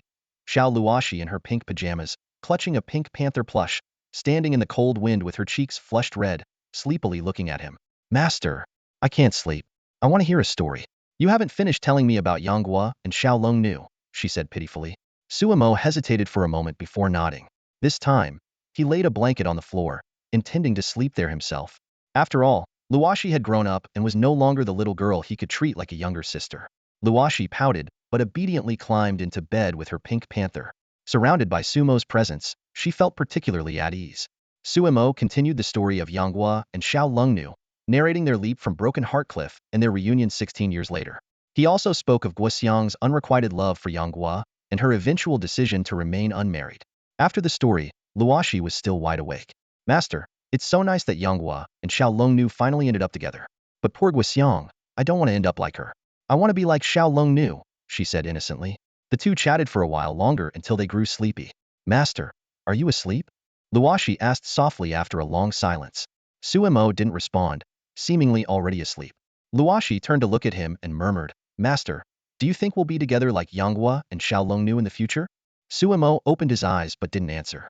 He knew he would eventually leave this world and return to the other world where the girl and his sister awaited him. Shao Luosi was destined to transcend and have a brighter future. They could never be together. A few months later, on the grasslands, Sumo was instructing Luosi. Your expression needs to be more indifferent. No, that's too cold.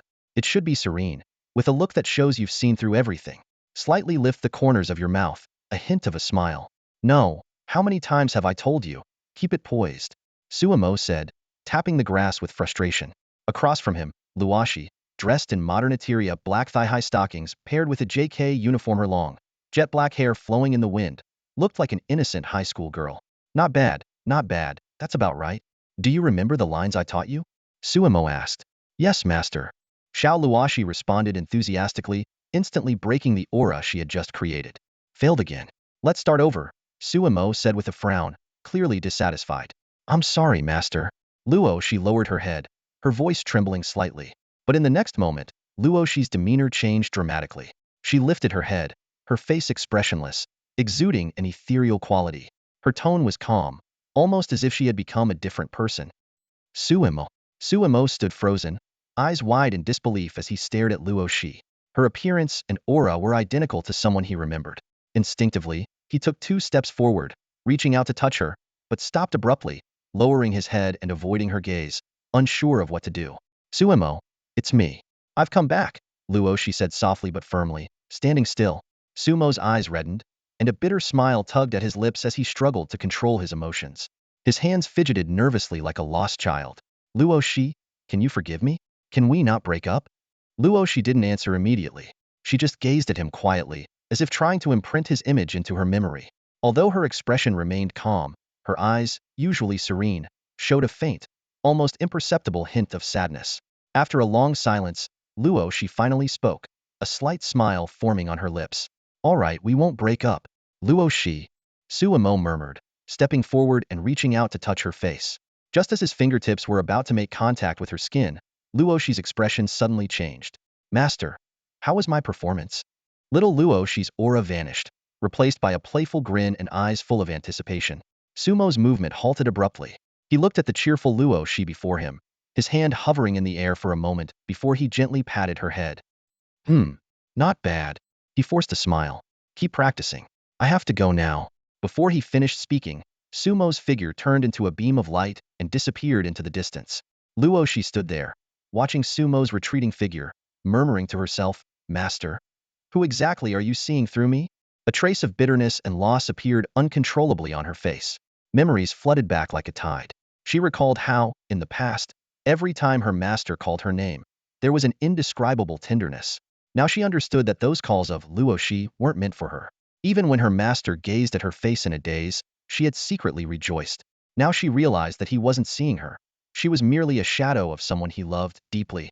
She used to always mutter about wanting to be like Shao Long Nu, but now she realized the ending was already set in stone. She would always be Guoxiang. In her master's eyes, what was she really? Having been protected by her master since childhood, Luoshi had always been carefree. But now, she was plunged into an unprecedented confusion. She stood there, her expression complex, feeling a deep sense of loss for the first time, unable to calm her heart. Luoshi's little mood swings were something Suemo was well aware of, but he didn't pay much attention to them.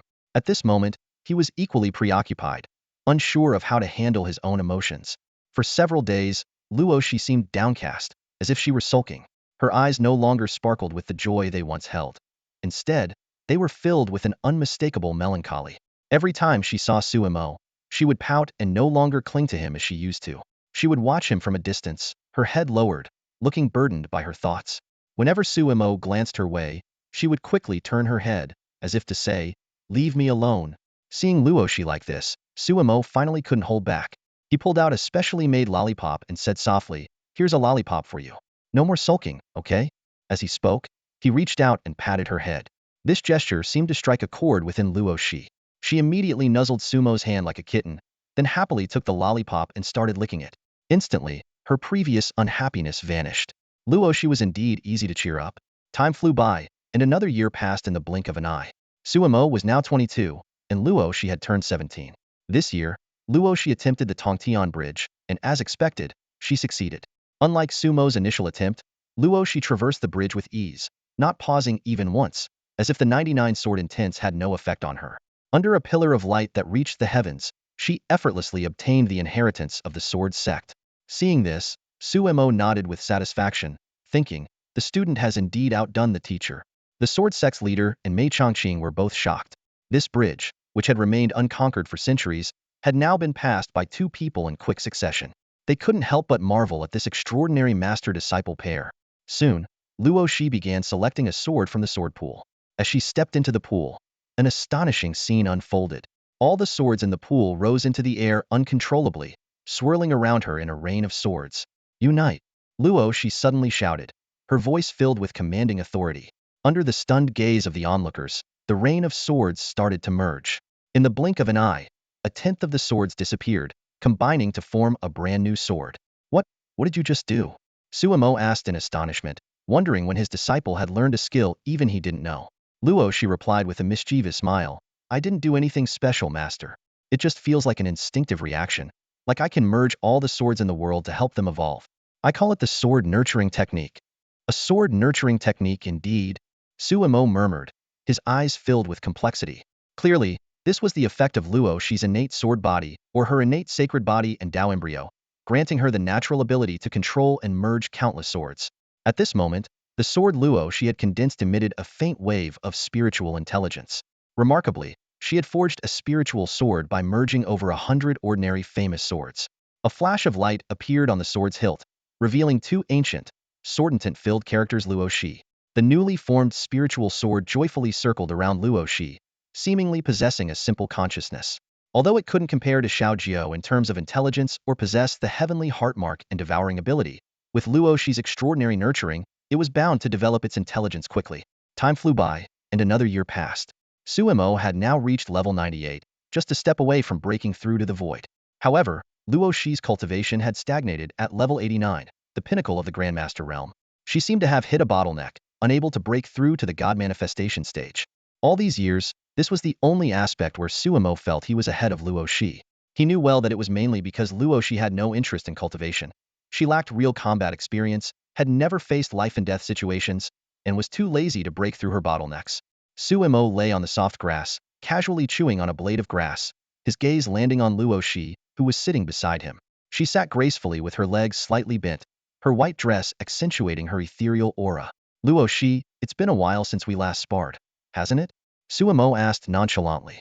Luosi paused, recalling, yes, master. It has been a long time. The last time we sparred was about 2 years ago. She asked shyly, do you want to spar again, master? Yes, I want to see how strong you've become, Suemo replied calmly. Recently, he had been feeling a growing premonition, as if something was being hinted at. With his current level of cultivation, he could vaguely sense the will of the heavens, and this premonition might be a hint from the heavens. Before truly returning, Suemo wanted to do one last thing. Yes, master. Luosi nodded obediently. The two of them slowly ascended into the sky, soon reaching high above. Dressed in white, they exuded an extraordinary aura, their flawless appearances making them look like celestial beings. From a distance, they seemed like an immortal couple. Luosi's demeanor bore some resemblance to Suemo's, as she had been consciously or unconsciously imitating him. Are you ready? Suemo asked, holding his long sword. Ready, master. Luosi replied seriously, nodding solemnly. In an instant, their swords clashed like meteors, leaving trails in the sky. Their speed was so extreme that an ordinary person could barely catch glimpses of two white figures colliding in midair. Each clash generated powerful shockwaves, with sword energy scattering in all directions. In the blink of an eye, they had exchanged over 300 moves. While swinging his sword, Suemo sternly pointed out, your sword isn't fast enough, not sharp enough. Your sword intent isn't solid enough either. He quickly identified several flaws in Luosi's technique, forcing her into a defensive position. What if your opponent were an enemy? Is this how you wield your sword? Suemo shouted harshly, his attacks becoming even fiercer. An overwhelming sword aura erupted from Sumo's hand, the intense sword light seeming to sweep across the heavens and the earth. This strike not only shattered Luosi's sword move, but also sent her flying. Her body tumbled through the air like a broken kite until she collided with a distant mountain, finally coming to a halt. Gritting her teeth, Luosi forcefully planted her feet against the mountainside. The rocks instantly crumbled, cracks spreading like a spider web.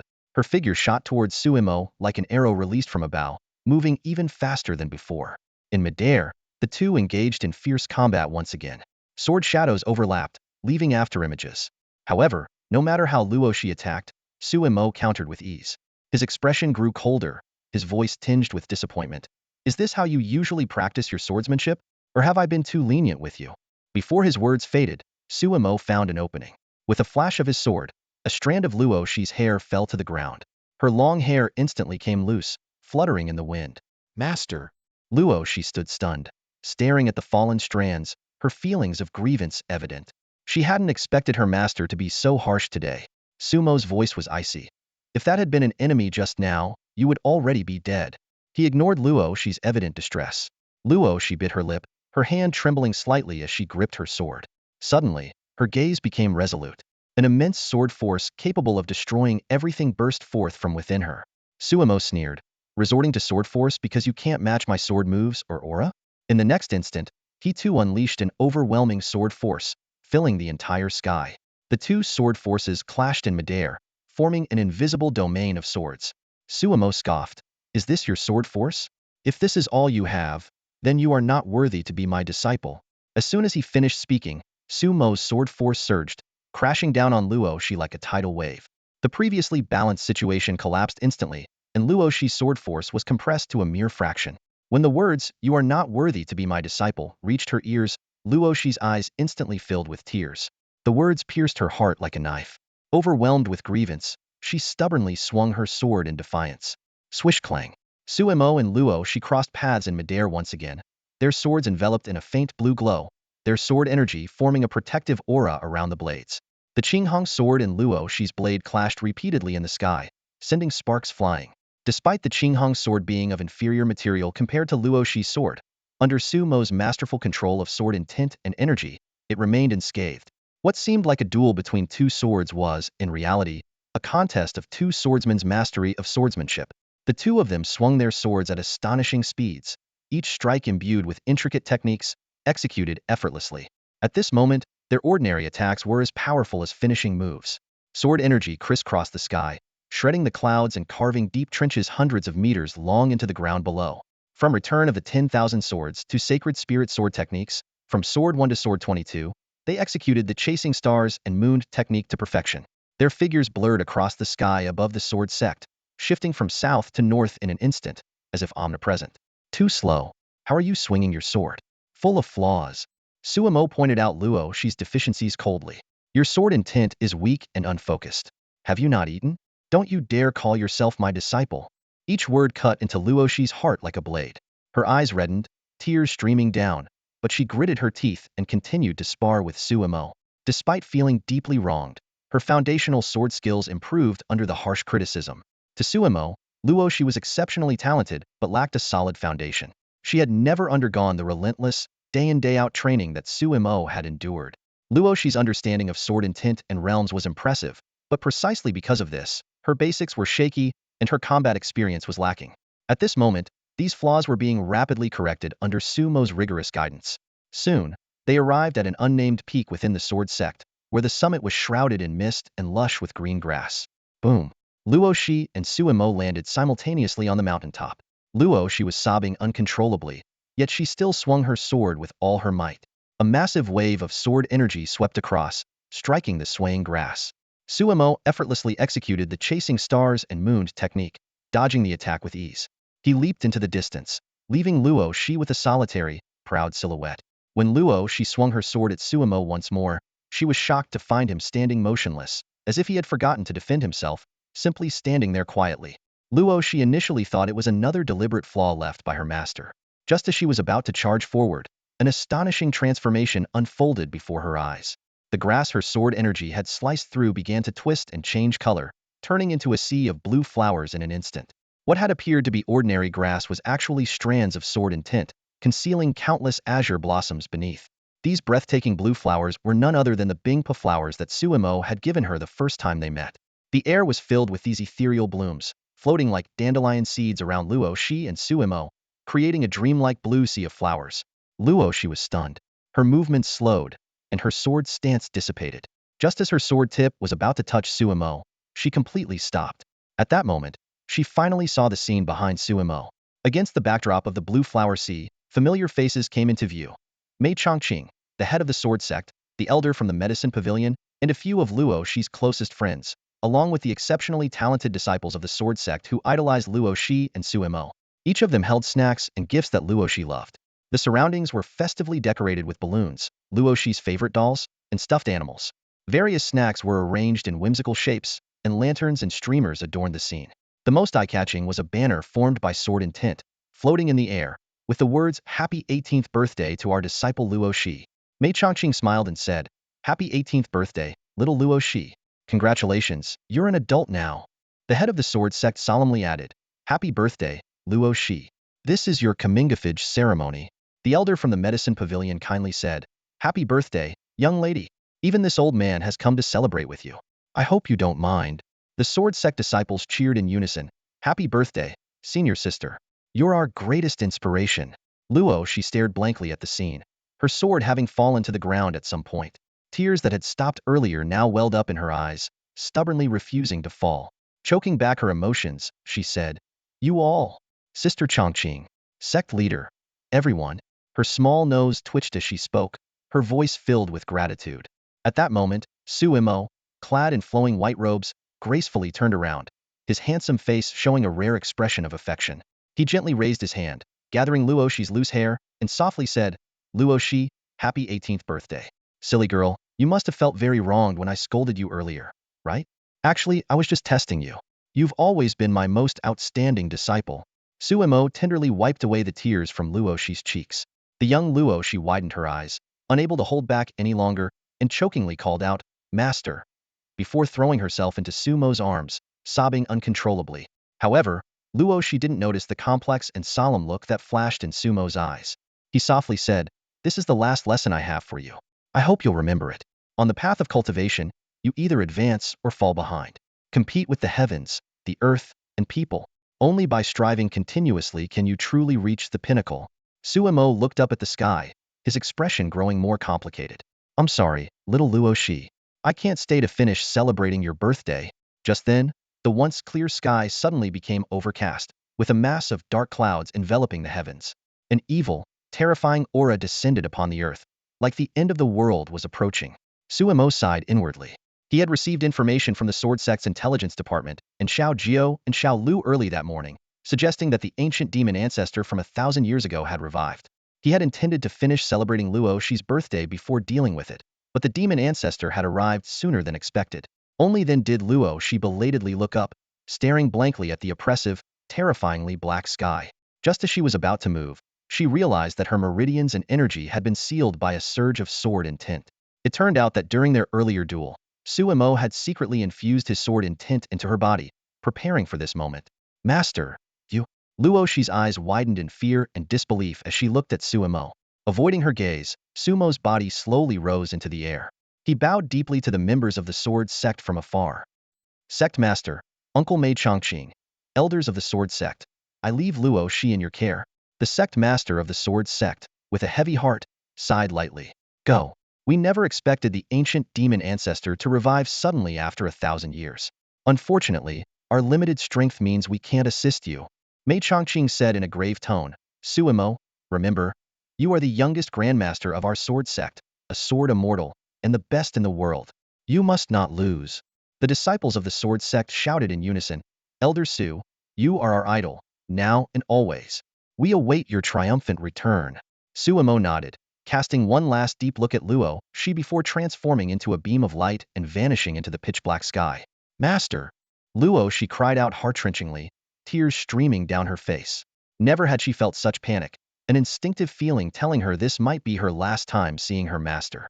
Yet, with her energy and meridians sealed, she could only watch helplessly as Suemo departed. Mei Chongqing comforted her. "Luoshi, you must believe in your master. If we go, we will only be a burden." "A burden?" Luoshi muttered to herself, hating herself for not training harder before. After a moment of silence, the tears in her eyes were gradually replaced by determination. She sat cross-legged in the blue sea of flowers, and soon, an enigmatic aura began to emanate from her. Watching Luoshi as she broke through, Mei Chongqing murmured with a complex expression, "These master and disciple are both monsters. But is it really in time for her breakthrough now?" Suemo shot through the sky like an arrow released from a bow. His target was the center of the dark cloud, where an intimidating pressure emanated. As the distance shortened, the pressure grew heavier. This force far exceeded level 99, likely having reached the realm of shattering the void. Suemo initially intended to bring Luoshi along, but he realized that Luoxi's strength was still insufficient. Even if Luoshi possessed an uncertain ultimate combat potential, it was akin to an unstable time bomb. Activating the innate holy body Tao embryo might easily defeat the demonic cultivator at hand, but it could also lead to the collapse of the entire martial arts world. After all, this world simply couldn't bear such a powerful constitution. After careful consideration, Suemo decided to face the challenge alone. As the number one under heaven, this was his responsibility. Just then, A prompt from the system informed Suimo that his pet, Shao Lu, had been severely injured. Looking up, Suimo saw a silver streak descending from the sky. He quickly reached out and caught the severely wounded giant ant. At that moment, a middle-aged man in a blood-red robe appeared in the sky, his face lined with menacing wrinkles. He let out a piercing laugh, praising Sumo's strength for surpassing that of his opponent from 1,000 years ago. Ignoring the taunt, Suimo swiftly landed while holding Shao Lu. He gazed at the barely breathing silver ant in his arms, a wave of guilt washing over him. This loyal companion had been by his side for nearly 20 years, always silently following his commands. Weakly, Shao Lu said, "Master, Shao Lu is not useless." Suimo nodded in agreement, his throat tight. He hadn't expected Shao Lu to remember a casual remark he had made 20 years ago. Even on the brink of death, Shao Lu excitedly waved its claw-like arms, thrilled to receive its master's recognition. As its consciousness began to fade, Shao Lu still reminded Suimo to be careful. Gently placing Shao Lu on the ground, Suimo promised in a hoarse voice, "Don't worry, I will avenge you. Your master is the number one under heaven." The demon ancestor descended slowly, shrouded in a thick mist of blood. He looked at Suimo with interest, a glint of light flashing in his eyes. As if making a firm decision, he spoke, "Kid, your prowess in swordsmanship is impressive. Even I, the great demon ancestor, can't help but admire your talent. If you obediently become my disciple, not only will I spare your life, but I will also teach you the art of shattering the void." Suimo paid no heed to the demon ancestor's words, not even glancing in his direction. Instead, he carefully placed little Lu in a hidden corner to ensure her safety. Rising slowly, he stood like a sword ready to strike. Taking advantage of the pause, Suimo subtly scanned the information he had on the demon ancestor. Name: Demon Ancestor Ultimate Boss. Age: 1241. Level: 100. Shattering the Void. Skills: Great Demon Art Incomplete. Rebirth through Blood. Blood Shadow Incarnation. Phantom Shadow Skill. Great Demon Art. An incomplete technique from an unknown plane. It absorbs the blood of virgins and children to convert into extreme energy, causing the user to fall into a deep sleep to extend their lifespan and increase their cultivation. Rebirth through Blood. A supplementary skill of the Great Demon Art, it allows rapid regeneration of organs and tissues using the user's own blood. Blood Shadow Incarnation. Allows the creation of blood shadow incarnations, each with varying strength. Phantom Shadow Skill. A ghostly movement technique. Assessment. A monstrous being who has slept for 1,000 years, cultivating blood energy with demonic arts. Though physically formidable, his soul has weakened after such a long slumber. This might be his only weakness. Suimo pondered, the Great Demon Art. An incomplete technique from an unknown plane. Could it be from the world beyond shattering the void? His guess was confirmed. The demon ancestor had not only reached the realm of shattering the void, but his secret arts far surpassed the level of martial artists. A weakness to soul attacks, Suimo thought, feeling a bit more at ease. Although the martial world lacked soul attack methods, this information was still valuable. Seeing Sumo's silence, the demon ancestor mistakenly thought he was tempted and continued to entice him. "Kid, I advise you not to be ungrateful. Even if you manage to reach the realm of shattering the void in the future, opening the heavenly gate is no easy task. Throughout history, countless geniuses have fallen at this final step, unable to successfully shatter the void. But if you obediently become my disciple, I have secret methods with an 80% chance of helping you open the heavenly gate. Then, we can continue our adventures in the higher realms together. Wouldn't that be better than being stuck in this lower world?" The demon ancestor's words revealed many secrets Suimo was unaware of. It turned out that after shattering the void, one still had to open the heavenly gate to truly reach the realm of shattering the void. Before this, it was merely a pseudo-realm. However, the success rate of opening the heavenly gate was less than 10%, and countless geniuses had perished on this path. More importantly, once one reached the realm of shattering the void, they could only stay in this world for 3 days. After that, they would be forced to open the heavenly gate, or they would be suppressed by the world's power and reduced to a mortal. And once the process of opening the heavenly gate began, it could not be stopped. Success meant ascension, failure meant death. Seeing Suimo still unresponsive, the demon ancestor grew impatient. "Kid, my patience is limited. Don't end up like that little ant who refused to become my seat. So stubborn." Its bones were indeed hard. He paused, his tone softening. "Kid, let me speak from the heart. Seeing you reminds me of my younger self, so handsome and dashing back then." Looking at the demon ancestor's repulsive face, Suimo couldn't help but twitch his lips. He knew time was almost up. Villains always tended to monologue, giving themselves away. Suimo had no intention of listening to more nonsense. His response was a resolute sword intent. Swift. A dazzling sword light, hundreds of meters long and as brilliant as a golden avenue, was unleashed by Suemo. This sword light carried an unstoppable might, instantly replacing the momentum of the heavens and the earth, slashing towards the demon ancestor. Tisk, mere child's play. The demon ancestor smirked disdainfully. With a wave of his hands, a dense blood-red mist began to condense. In an instant, it formed a crimson blood orb, which rapidly expanded into a blood mist, blocking the sword chi. Boom Sumo's long-awaited sword strike tore through the sky. Unstoppable. Crack, the blood mist shattered instantly, and the sword light shot towards the demon ancestor like a bolt of lightning. The smile on the demon ancestor's face froze. His expression changed drastically. In a hurry, he could only muster a shield of blood light to protect his arms, barely holding off the attack. Boom, the sword energy slashed hard into the demon ancestor, sending shockwaves in all directions, uprooting the surrounding trees. The demon ancestor was blasted backward like a cannonball, but he managed to withstand the blow. On the demon ancestor's arms, 2 deep gashes down to the bone were clearly visible, the sword's intent ravaging the wounds and continuously eroding his flesh. Just as he was about to speak, another sword light flashed. A meteor streaked across the distant sky, piercing through the demon ancestor's body while he was fully focused on Suemo. In the next moment, the meteor landed firmly in Sumo's waiting hands. Shao Jio, you've worked hard. Sumo smiled for once, feeling the joyful call from Shao Ji's consciousness. After many years, Shao Ju had finally returned to his side. Over the years, Shao Ju had killed countless foes, absorbing their murderous and bloodthirsty energies, pushing its devouring spirit ability to the limit. It had not only risen from level 80 to level 89, but had also evolved from a lower-grade spirit sword to a mid-grade spirit sword. Suemo silently checked Shao Ji's stats. Name: Devouring Spirit Sword. Grade: Legendary mid-grade spirit sword. Level: 89 Grandmaster.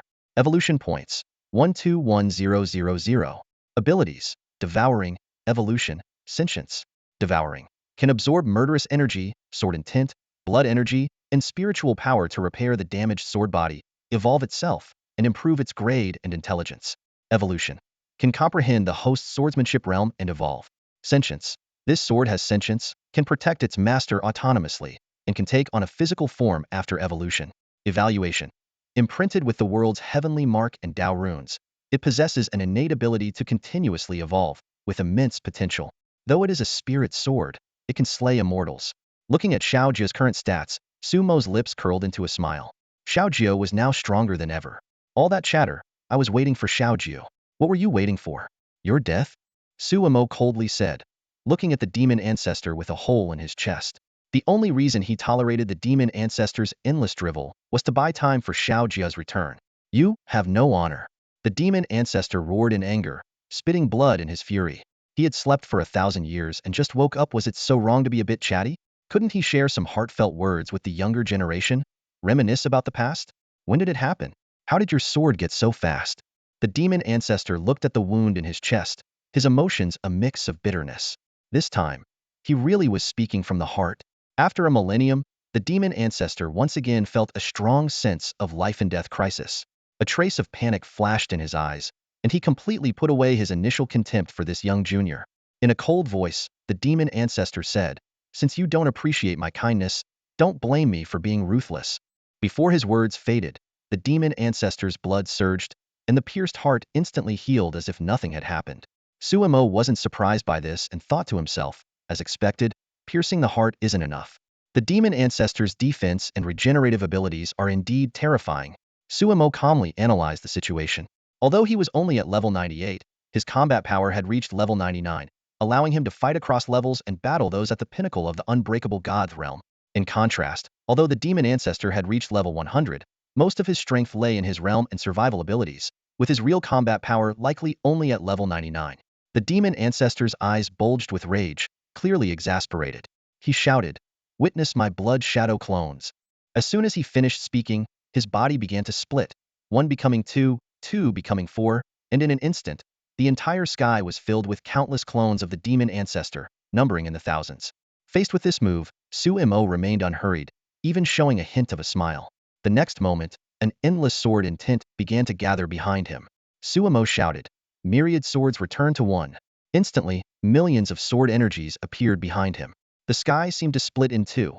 On the left were the myriad clones of the demon ancestor, and on the right were Sumo's countless sword energies. Both sides moved simultaneously, with the sword energies raining down like a storm upon the demon ancestor's numerous clones. Bang, bang, bang in an instant. The demon ancestor's many clones were pierced by the myriad swords returned to one, turning into smoke and dissipating.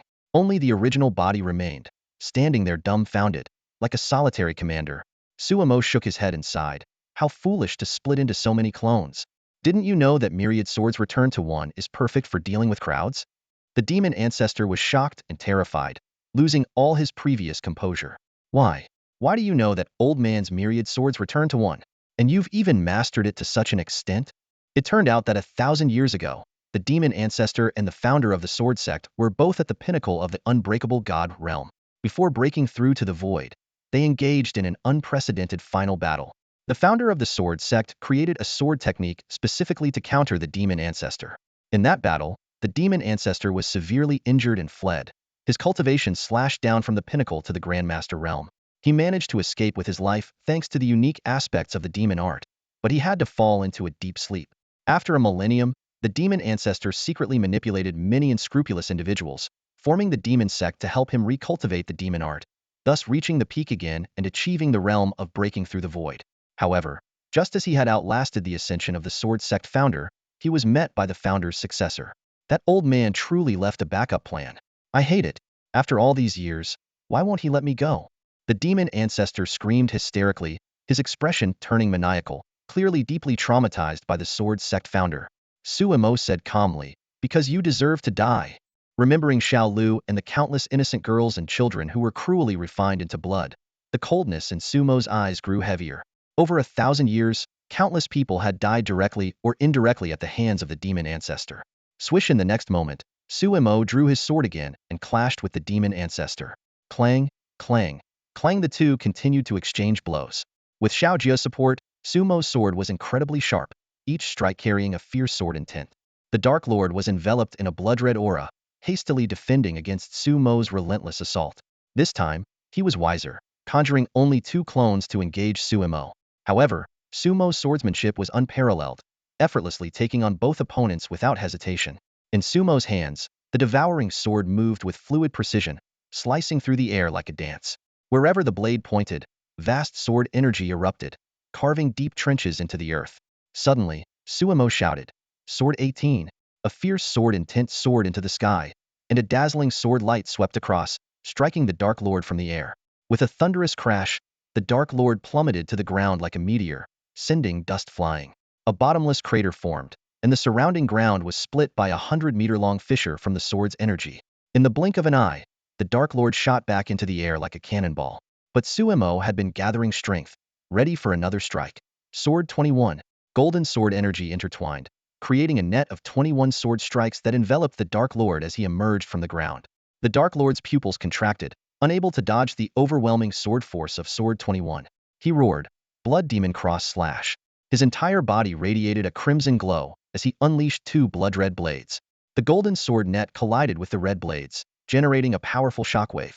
The ground's surface was stripped away by the blast. Although 2 of the 21 sword strikes were neutralized, the remaining strikes did not lose their momentum, instantly hitting the Dark Lord. His body was torn into pieces, but he quickly reformed, though his aura was noticeably weaker. "You insolent wretch!" the Dark Lord bellowed, his body glowing red as he unleashed a secret technique. He struck out with a punch, sending Sumo flying into a distant mountain. The mountain shook, and Sumo was embedded deep within it. Seizing the advantage, the Dark Lord swiftly followed into the mountain. The two clashed within, the sounds of explosions echoing endlessly. They exchanged dozens of blows, breaking through the mountain from one end to the other.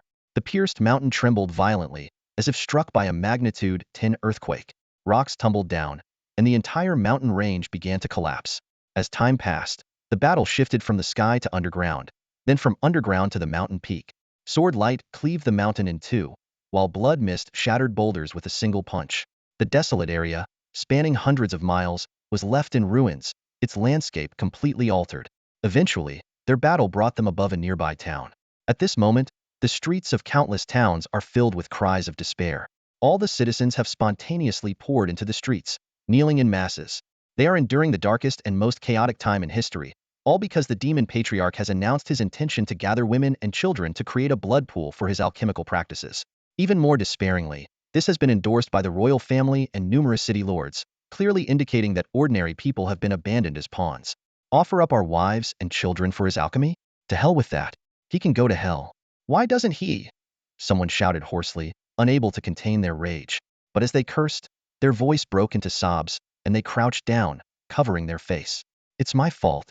I can't do anything. Husband, I'll be fine. A woman beside him knelt down, softly comforting her husband. She tried to appear calm, but in a hidden corner where he couldn't see, she discreetly wiped away her tears, concealing her inner sorrow. Not far away, a girl of about 16 clutched her mother's arm more tightly than usual. Mother, it's my fault. I didn't have time to repay you. She tried to comfort her mother, forcing a smile, but couldn't stop the tears from streaming down her face. Her mother was already sobbing uncontrollably, unable to utter a single word. Father, what are we doing here? Where are my brothers and sisters? Why aren't we going home? A 5 or 6-year-old girl asked her father innocently, her big, bright eyes filled with confusion. She had no idea what fate awaited her. Her father looked at his adorable daughter, his lips trembling. In the end, all he could do was gently pat her back over and over, his voice shaking. It's okay. It's okay. Throughout the city, some were wailing, some were numb, and some were laughing hysterically. As they felt the overwhelming force of the heavens, they all knew what fate awaited them.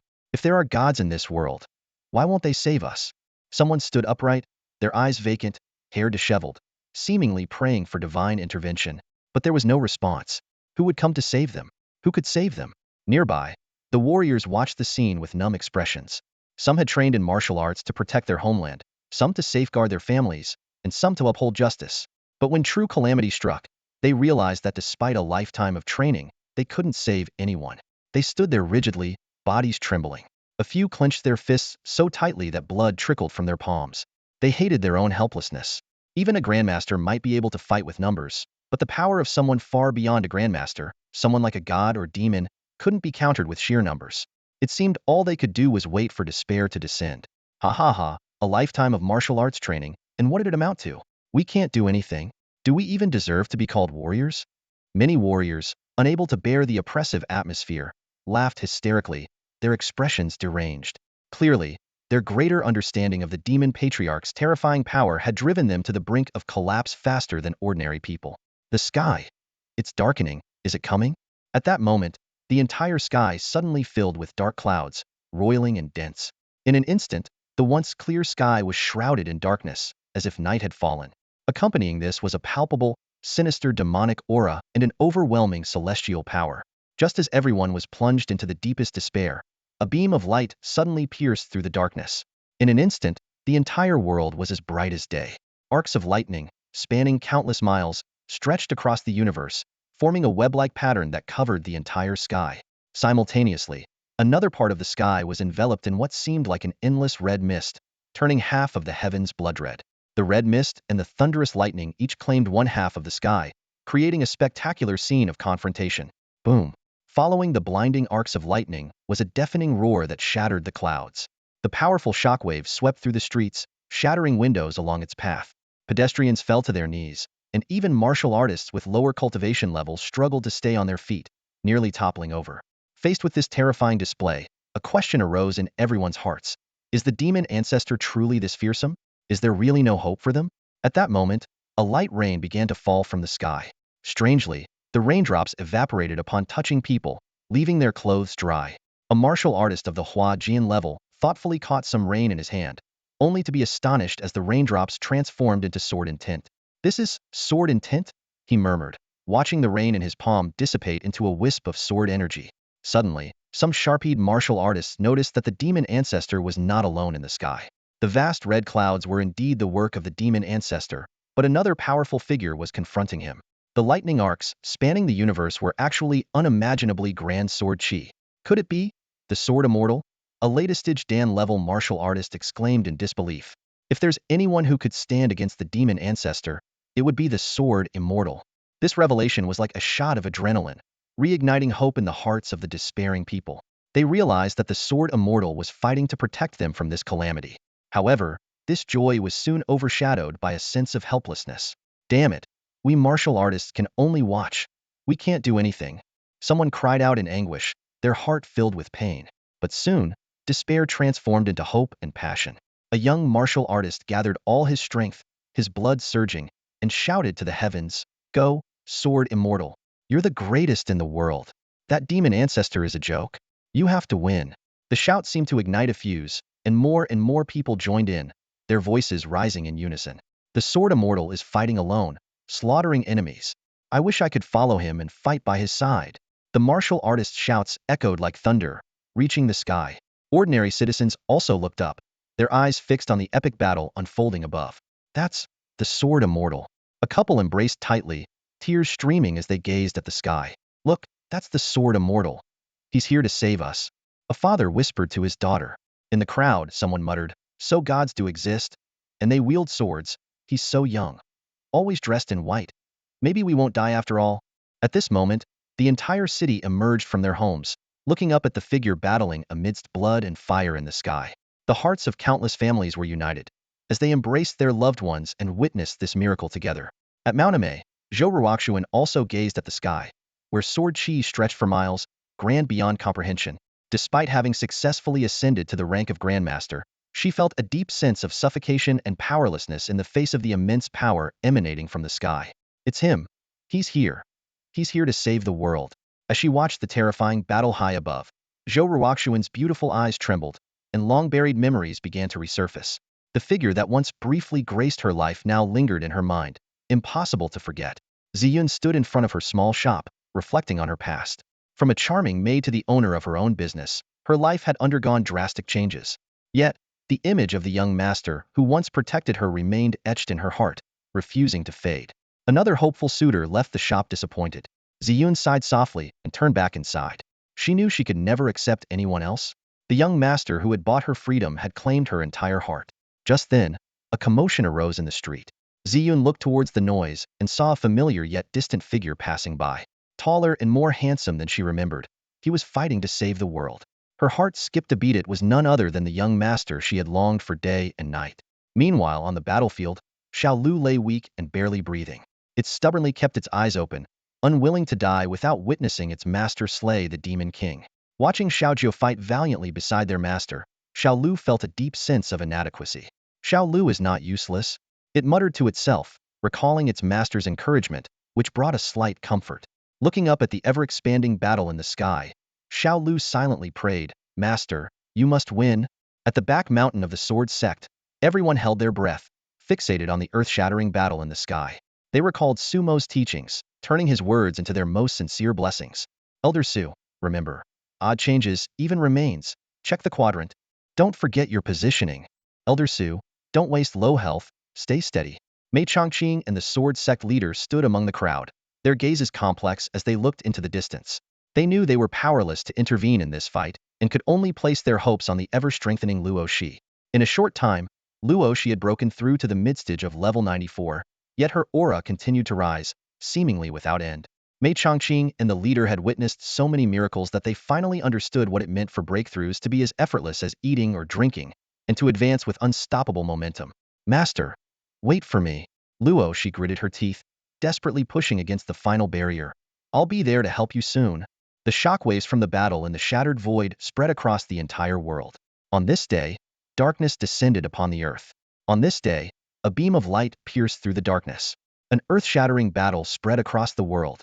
Sumo and the demon ancestor clashed in the sky. Though the flames of war had spread to the towns below, Sumo deliberately drew the battlefield into the high heavens to avoid harming the innocent. On the ground, the crowd surged like a tide, their voices merging into a deafening roar as they chanted Sumo's name. This intense wave of faith pierced through the clouds, reaching Sumo's heart, stirring an indescribable sense of shock and gratitude. At that moment, the system's notification sounded. "Ding, you have felt a strong surge of faith. Level up 1. In an instant, Sumo felt a surge of spiritual power within him, breaking through his limitations and advancing from the late stage of the immortal realm to perfection. The demon ancestor witnessed this scene and exclaimed in disbelief, "You? A breakthrough in the midst of battle. How is this possible? I've never heard of anyone advancing in the immortal realm during combat. What kind of prodigy are you?" Shocked, the demon ancestor's killing intent surged once more as he engaged Sumo again. However, this time the situation had reversed. The once disadvantaged Suimo could now fight the demon ancestor on equal footing, no longer suppressed. In the blink of an eye, a quarter of an hour passed, and the two had exchanged thousands of blows. Both were evenly matched, unable to overcome each other. The demon ancestor, with his tough and resilient nature, had formidable survival abilities. Meanwhile, Suimo, after leveling up, wielded even greater destructive power as a sword cultivator. His combat strength had surpassed the demon ancestor's, yet he still couldn't deliver a fatal blow. The battle reached a fever pitch, with both fighters severely exhausted. The demon ancestor's body was covered in sword wounds, and the sword energy gnawed at his flesh like maggots, draining his vitality and making it difficult to heal. Suimo fared no better, with multiple fractures and dislocated organs, his once pristine white robe now tattered and stained. The demon ancestor panted, "Kid, you are even more terrifying than that old man back in the day. Such rare talent, reaching the immortal realm at such a young age. And to break through in battle, it's unheard of. If you were given a few more years, I might not be your match at all. But now, you're still too green. With your meridians damaged, you have no strength left, while I can still fight." "Ha ha," he sneered, his gaze like that of a predator eyeing its prey. "Your time is up." Hearing this, Suimo smiled faintly. "Is that so?" He pulled out a pill and swallowed it. The system's notification sounded again. "Ding, you have taken the Dragon Vitality Pill. Full recovery for 10 minutes. Suimo grinned, thinking, competing with a cheap master in endurance? Doesn't he know I can use potions? In an instant, Sumo's aura surged, reaching its peak state once more. Without further words, he unleashed another strike. Sword 22. A silver sword energy coalesced, transforming into a lifelike silver dragon that roared towards the demon ancestor. The demon ancestor was dumbfounded. "What? How can you recover to peak condition so quickly?" But the intense life-and-death crisis left him no time to ponder. Just as he prepared to use a secret technique to defend himself, an incredibly grand sword light appeared behind him. One sword light, one silver dragon, simultaneously attacked the demon ancestor from both sides. The demon ancestor screamed in terror. "Whose sword energy is this? Damn it! Another immortal! How is this possible?" But all resistance was futile. Boom! In an instant, the entire world lit up like daylight. The ground erupted in thick smoke as the demon ancestor was first swallowed by the silver dragon. Countless sword intents exploded within the dragon, slicing him into pieces. Then, the mysterious sword light followed, disintegrating the fragments into dust. As the smoke cleared, the demon ancestor's figure had vanished, as if he had been erased from existence. "Master!" A call echoed from afar, accompanied by a dazzling flash of sword light streaking across the sky. Suimo turned towards the source and saw Shao Luosi approaching on her sword, a formidable aura surrounding her. To Sumo's astonishment, in just a few hours, Shao Luosi had broken through to the indestructible realm. Her cultivation had soared from level 89 to level 96, shattering the seal he had previously set. Such a rapid rate of progress was simply mind-boggling. Suimo couldn't help but recall how it had taken him 2 full years to advance from level 89 to 96, even with the assistance of Shao Jiao and Shao Lu. Shao Luosi transformed into a streak of light and instantly landed beside Suimo, throwing herself into his arms without hesitation. "Master, I'm so relieved you're all right," she sobbed, her voice filled with worry and relief. Suimo gently stroked her hair and comforted her softly. "Silly girl, your master is the best in the world. How could anything happen to me?" Despite his reassuring words, an inexplicable premonition arose within him, a sense that he was about to leave this world. This feeling grew stronger with Shao Luoshi's arrival. Looking around, the figure of the heavenly demon ancestor had completely dissipated. Although there was no system notification, Suimo secretly breathed a sigh of relief, believing that such a fierce assault would make it impossible for the demon to recover. "Master, I promise I'll train diligently from now on and never be a burden to you again," Shao Luosi vowed through her tears. Just as Suimo was about to respond, his pupils suddenly contracted, sensing something amiss. "Watch out!" he shouted, swiftly pulling Shao Luosi behind him to shield her. In an instant, a rain of blood-red swords descended from the sky. Countless blood swords pierced Sumo's back and then dissipated into a crimson mist. In the blink of an eye, his body was riddled with wounds, blood splattering onto Luoshi's face. Time seemed to freeze at that moment. Luosi stared blankly, her mind replaying the scene of Suimo shielding her from the swords. In the face of life and death, Suimo had instinctively protected her. Just then, a mechanical voice echoed in Sumo's mind. "Ding! Empress level character Luoshi's affection 1, current affection 100. Congratulations, host, on completing the ultimate task. Strategy successful. Host will return in 5 minutes. Please prepare." "Master."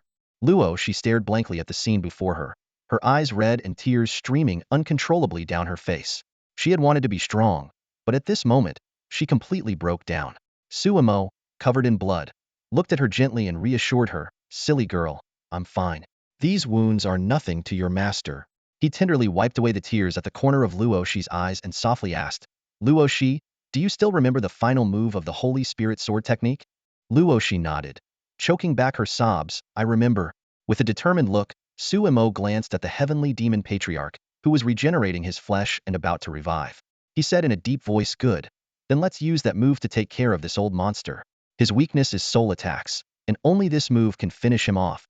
As soon as he finished speaking, Suemo stood side by side with Luoshi. One was tall and upright, dressed in a blood-stained white robe with a face like jade.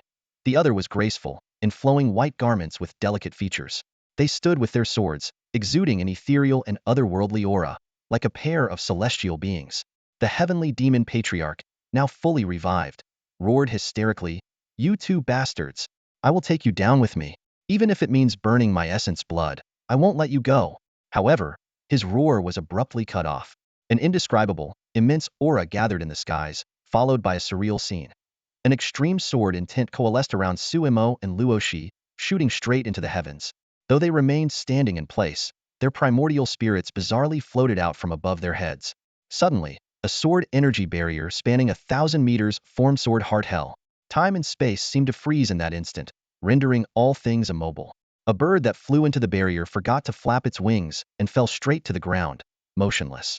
The heavenly demon patriarch was horrified to find his thoughts slowing down, his body unable to move, as if restrained by an invisible force. He could only watch with wide eyes at the incredible scene before him. In his vision, the two towering primordial spirits stood between heaven and earth like deities. In their spiritual form, Suemo and Luo, she exchanged a glance and smiled knowingly before slowly drawing their swords. "Heaven and Earth Annihilation Sword 23, they shouted in unison. This was the ultimate move of the Holy Spirit sword technique, where the primordial spirits exit the body, creating the all-encompassing sword heart hell, immune to all physical attacks and striking directly at the soul. Boom! In an instant, the two soul-powered sword strikes penetrated the heavenly demon patriarch's body. His thoughts, soul, and cells all were obliterated under this attack.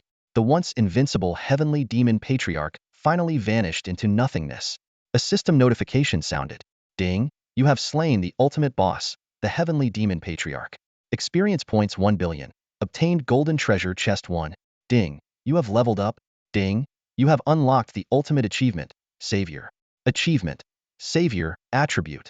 Accumulate a certain amount of merit and receive the favor of the heavens. Ding, you have 3 minutes remaining in the reincarnation world. The two primordial spirits returned to their respective bodies. Just as Suemo was about to speak, a pillar of golden light descended from the sky, enveloping him. Stunned within the pillar of light, Suemo looked at Luoshi, who stood to the side, bewildered. With a complex expression and a hint of regret, he said, "Luoshi, master." Luoshi's lips trembled slightly as she regained her composure from the shock. In this moment, she was unusually calm, no longer crying as she once did. She lifted her delicate lips in a smile as radiant as a goddess's. "I know, master. I've always known." Luoshi stood there quietly, head bowed, speaking slowly and calmly. Her voice was soft, yet carried a barely perceptible tremor. "All these years, I've had this feeling, like you could leave me at any moment. I always felt like you didn't belong to this world." She lifted her head, her eyes flickering with complex emotions. "I actually knew that you had feelings for someone else. I used to think that when you called my name, it was so gentle, and I loved it. Later, I realized you weren't calling me at all." She paused for a moment before continuing. "I also loved the way you looked at me because you always seemed to drift off. Later, I found out that you weren't really looking at me either." Luo's eyes voice grew softer, yet every word was clear. "The girl you love. She must look a lot like me, right?" As she spoke, her expression remained unusually calm, neither crying nor throwing a tantrum, as if she were recounting something unrelated to herself. Clearly, these words had been bottled up inside her for a long time. Luoshi. Suemo wanted to say something, but the words turned into a helpless, bitter smile. Not just similar, they were exactly the same. Little Luo she had known all along. She knew everything. Her thoughts were more delicate than anyone's, yet she kept them buried deep inside without saying a word. "I really like the story you told me about the Condor heroes," Luo she continued. "I used to think I would be Xylong Nu, but now I realize I was Guoxiang from the very beginning. Her eyes began to redden, and her voice choked with emotion. I really envy the girl you love, but I'm not her. I can never be her. In your eyes, am I just her shadow? Sumo's heart ached, and he pulled Luosi into a tight embrace. No, little Luosi is not anyone's shadow.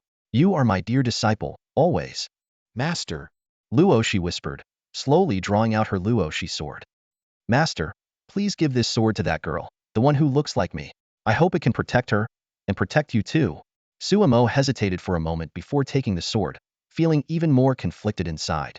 Luosi continued, her voice increasingly choked with sobs. I've always felt like you could leave me at any moment. The more I liked you, the stronger that feeling got. I was afraid to like you so much because I didn't want you to leave. But I couldn't control it. I really couldn't control it. How could I not like you? Finally, little Luosi couldn't hold back her tears any longer. Facing separation, she was still just a child. Sumo then understood that her affection had always been stuck at 99 points because Luosi was desperately trying to suppress her feelings for him. She didn't want to lose him. As an empress, she could vaguely sense everything. Otherwise, with her nature, her affection would have surpassed 100 points long ago. But true feelings can't be hidden or suppressed. Until today, they finally erupted. But it was too late for him to know. And once her affection reached 100 points, there was no turning back. Suddenly, Sumo's body was uncontrollably drawn into a pillar of light, slowly ascending. The light repelled Luosi, preventing her from approaching, and even formed a no-flee zone around them. Sumo knew he was about to leave. He cupped Luosi's beautiful face, his body rising higher. Luosi, I don't have much time. Listen to me. He continued, Luosi, you are destined to be an empress. You were born to reach the highest. The path of cultivation is endless. Once you step on this road, there's no turning back. Today, your master will shatter the void and leave. Our separation is only temporary. I will be waiting for you in the heavens. Sumo was already a meter off the ground, leaning closer to speak to Luosi. Let's make a promise. You were never Guoxiang. To me, you are Zilongnu, always. Just like Yanghua and Zilongnu made a 16-year promise and met again at the Broken Heart Cliff, you and I will meet again too. Sumo stretched out his little finger toward her. At that moment, all of Luosi's emotions burst forth. Master, please don't leave me. Don't leave me, she cried heartbreakingly, her voice growing louder as she clung tightly to Sumo's clothes. But Sumo's body continued to ascend uncontrollably. In the end, Luosi could only reach out her pinky finger, hooking it with Sumo's for a brief moment before they separated. Little Luosi collapsed in agony, watching the ascending pillar of light with tears streaming down her face. She shouted with all her might, Master, don't worry, I will find you. If not in one world, then in two. If not in two, then in three. Even if I have to search through all the heavens and countless realms, I will find you. Master, you must wait for me. You must wait for me. Shao Luosi, today, your master will open the gate of heaven for you. Sumo murmured softly, staring at the final 30 seconds of the countdown. Even though he knew that with Luosi's potential as an empress, failure was almost impossible, he couldn't help but make one last effort for her, considering the less than 10% success rate of opening the gate of heaven. In an instant, Sumo erupted with a terrifying aura that shattered the void, drawing out the gate of heaven. Amidst the dazzling golden light, a massive golden portal gradually took shape in the sky. It stood majestically, radiating brilliance that seemed to intertwine the mysteries of law and principle, order and chaos. Sumo's aura reached an unprecedented peak, his entire being brimming with energy and spirit. Slowly, he drew his sword not to wield the revered techniques of the 10,000 swords returned to the origin or the Holy Spirit swordsmanship, but his own creation, the Heavenly Heart Sword technique, renowned for its unparalleled single-target attack power. With a flash of sword light, an ultimate brilliance spread across the heavens and earth. This strike, carrying an unstoppable force that swept across the universe, aimed directly at the gate of heaven. The golden light pierced the sky, and the boundless sword intent filled the cosmos. The overwhelming sword light exploded with unparalleled splendor, striking through the earth. The clouds split apart layer by layer, the atmosphere itself cleaved open, and the momentum continued unabated, bursting out of Earth's surface. From a distant vantage point in outer space, it would appear as if the entire planet had been parted by a colossal divide. With that single sword strike, a bottomless fissure appeared in the sky, rapidly spreading like a spiderweb across the firmament. Accompanied by a thunderous roar, the golden portal in the sky was completely cleaved open by this ultimate strike. In an instant, a vast amount of spiritual energy surged into the world. Bathed in golden light, Sumo took one last, lingering look at Luosi and the world he cherished before stepping into the light and vanishing completely. Welcome back to the Hall of Reincarnation, a mechanical voice intoned. In this cycle, you have unlocked the following achievements: Ant Killer, Kindergarten Bully, World Renowned, Number 1 Under Heaven, and Savior.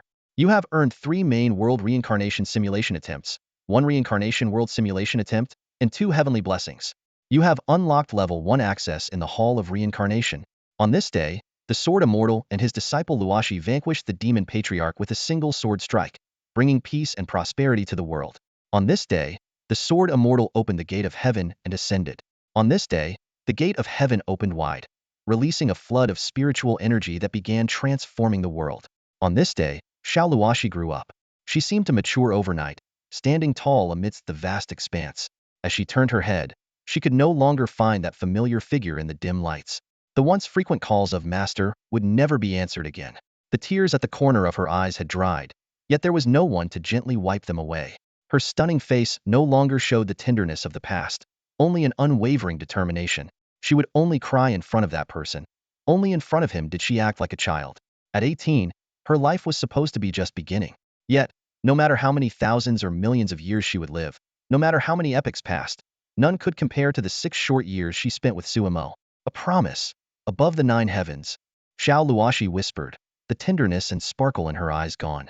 Her gentleness, her innocence, her charm belonged only to him. In their place was a serene and radiant elegance. On this day, Luosi found Shao Lu, barely clinging to life. With her utmost effort, she managed to save it. Even its useless master couldn't have predicted that Shao Lu would survive.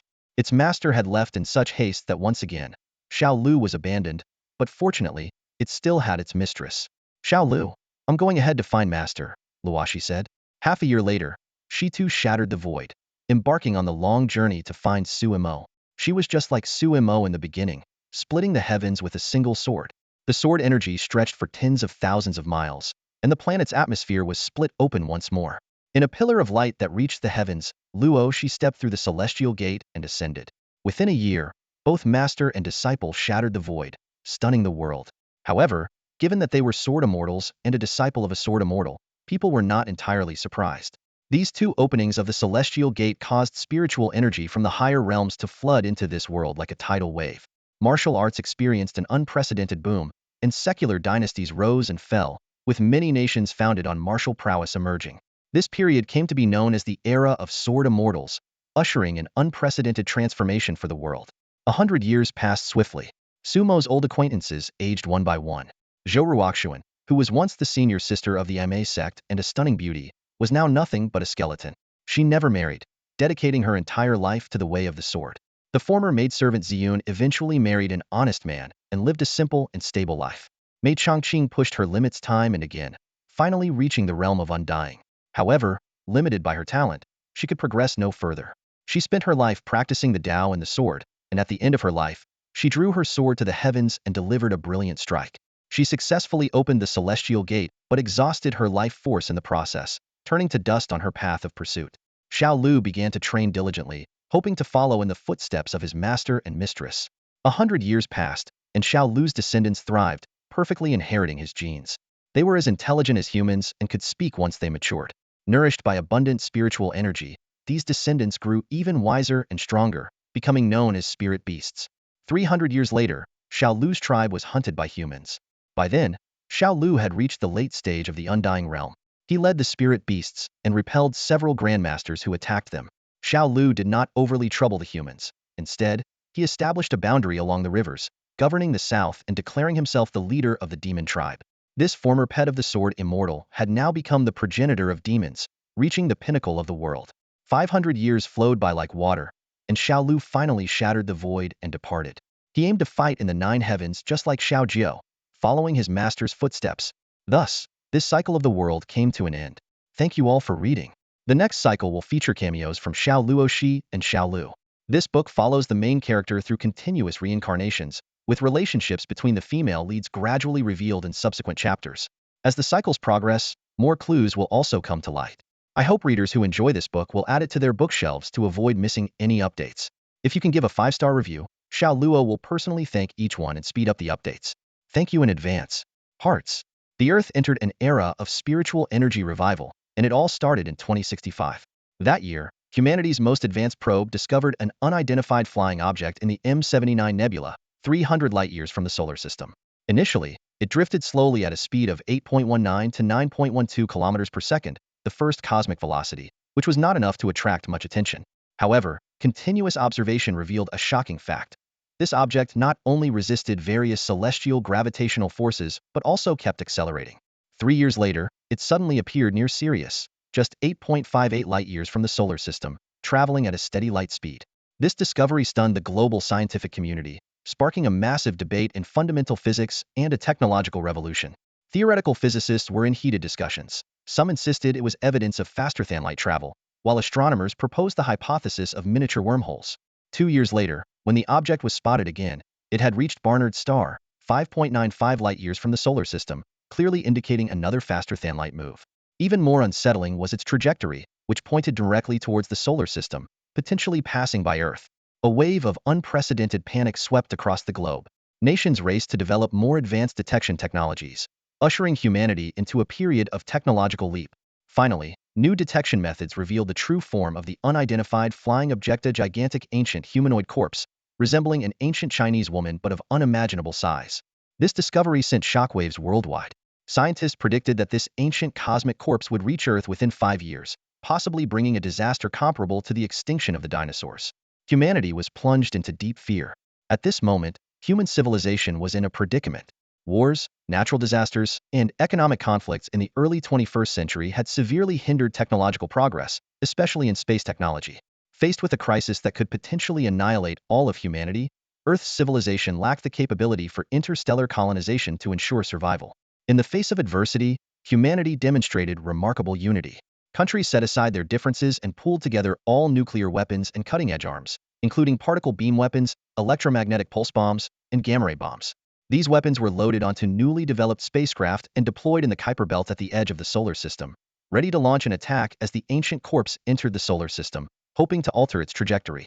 Under the watchful eyes of a global live broadcast, as the ancient corpse entered the solar system, humanity's most prized weapons were fired simultaneously, creating the most spectacular fireworks in solar system history. However, when the dust settled, everyone was horrified to find that the ancient corpse remained unscathed, with even its clothes unwrinkled. Humanity's most powerful weapons seemed like child's play against this ancient being. The ancient corpse continued its unwavering approach towards Earth, undeterred. Faced with this unstoppable force, human civilization fell into despair. She was coming, she was descending, and she was about to judge Earth's civilization. Humanity seemed to be left with no choice but to await its final fate. All of human civilization was plunged into a final, bittersweet struggle, believing that only total extinction awaited them. However, a twist of fate quietly arrived a year later. The ancient corpse, originally hurtling towards Earth from the stars, was intercepted by the moon. This colossal body ultimately landed on the lunar surface, pinned by a mysterious ancient sword. The sword pierced through the corpse's body, extending for miles and embedding deeply into the moon's surface. This earth-shattering event triggered global tsunamis, but beyond that, everything seemed normal. The catastrophic scenarios experts had predicted, such as the moon being knocked off its orbit or being perforated by the ancient corpse, did not come to pass. Instead, the moon effortlessly bore the impact of this massive entity, which had previously obliterated countless asteroids in space. Miraculously, humanity survived. 2 years later, a new era quietly began. Endless spiritual energy flowed from the moon to Earth, perhaps originating from the ancient corpse, or maybe from the mysterious sword. Regardless, this marked the beginning of a new chapter for human civilization. However, the resurgence of spiritual energy did not usher in a golden age for humanity. The vast numbers of animals and the oceanic creatures, which cover 70% of the Earth's surface, became the primary beneficiaries of this transformation. Human evolution in this new energy was far slower compared to the mutation and evolution of wild beasts in nature. Worse still, humanity's once proud nuclear arsenal had been exhausted in the struggle against the ancient corpse. Without their most powerful deterrent weapons, humans could no longer compete with the rapidly evolving beasts. This era, known as the Great Cataclysm, was a dark age. Beasts roamed unchecked, and humans became prey. The global population plummeted from 7 billion to 3 billion. Countless cities and vast lands had to be abandoned. In the end, the remaining humans retreated to the Eurasian continent, building towering walls and relying on particle beam weapons for survival. In this land of suffering, a new order emerged from the ruins, centered around Huaxia civilization, the Earth Federation. Surviving humans gathered in 8 major cities named Qian, Can, Jin, Zhen, Sun, Li, Kurin, and Dui. Each major city governed 100 base cities, forming humanity's last bastion. At this moment, in Li City, one of the 8 major cities, the main thoroughfare known as Lingwu Avenue was bustling. Tomorrow was the globally unified college entrance exam, and the streets were teeming with maglev cars and students, all discussing the upcoming test. A brand new Rolls-Royce maglev car stopped on a low-altitude track.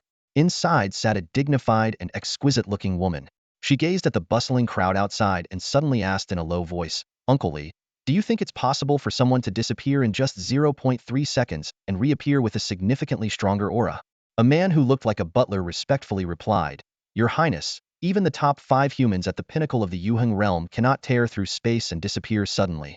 Zhao Lingjie mused thoughtfully. "Perhaps I was mistaken." She explained that she had merely noticed a handsome figure, but within a few seconds, his aura had surged from the Yin Yuan realm to a level she couldn't comprehend, and his entire demeanor had transformed dramatically. A powerful bodyguard in the car asked, "Who has caught your Highness's attention? Should we summon him for questioning?"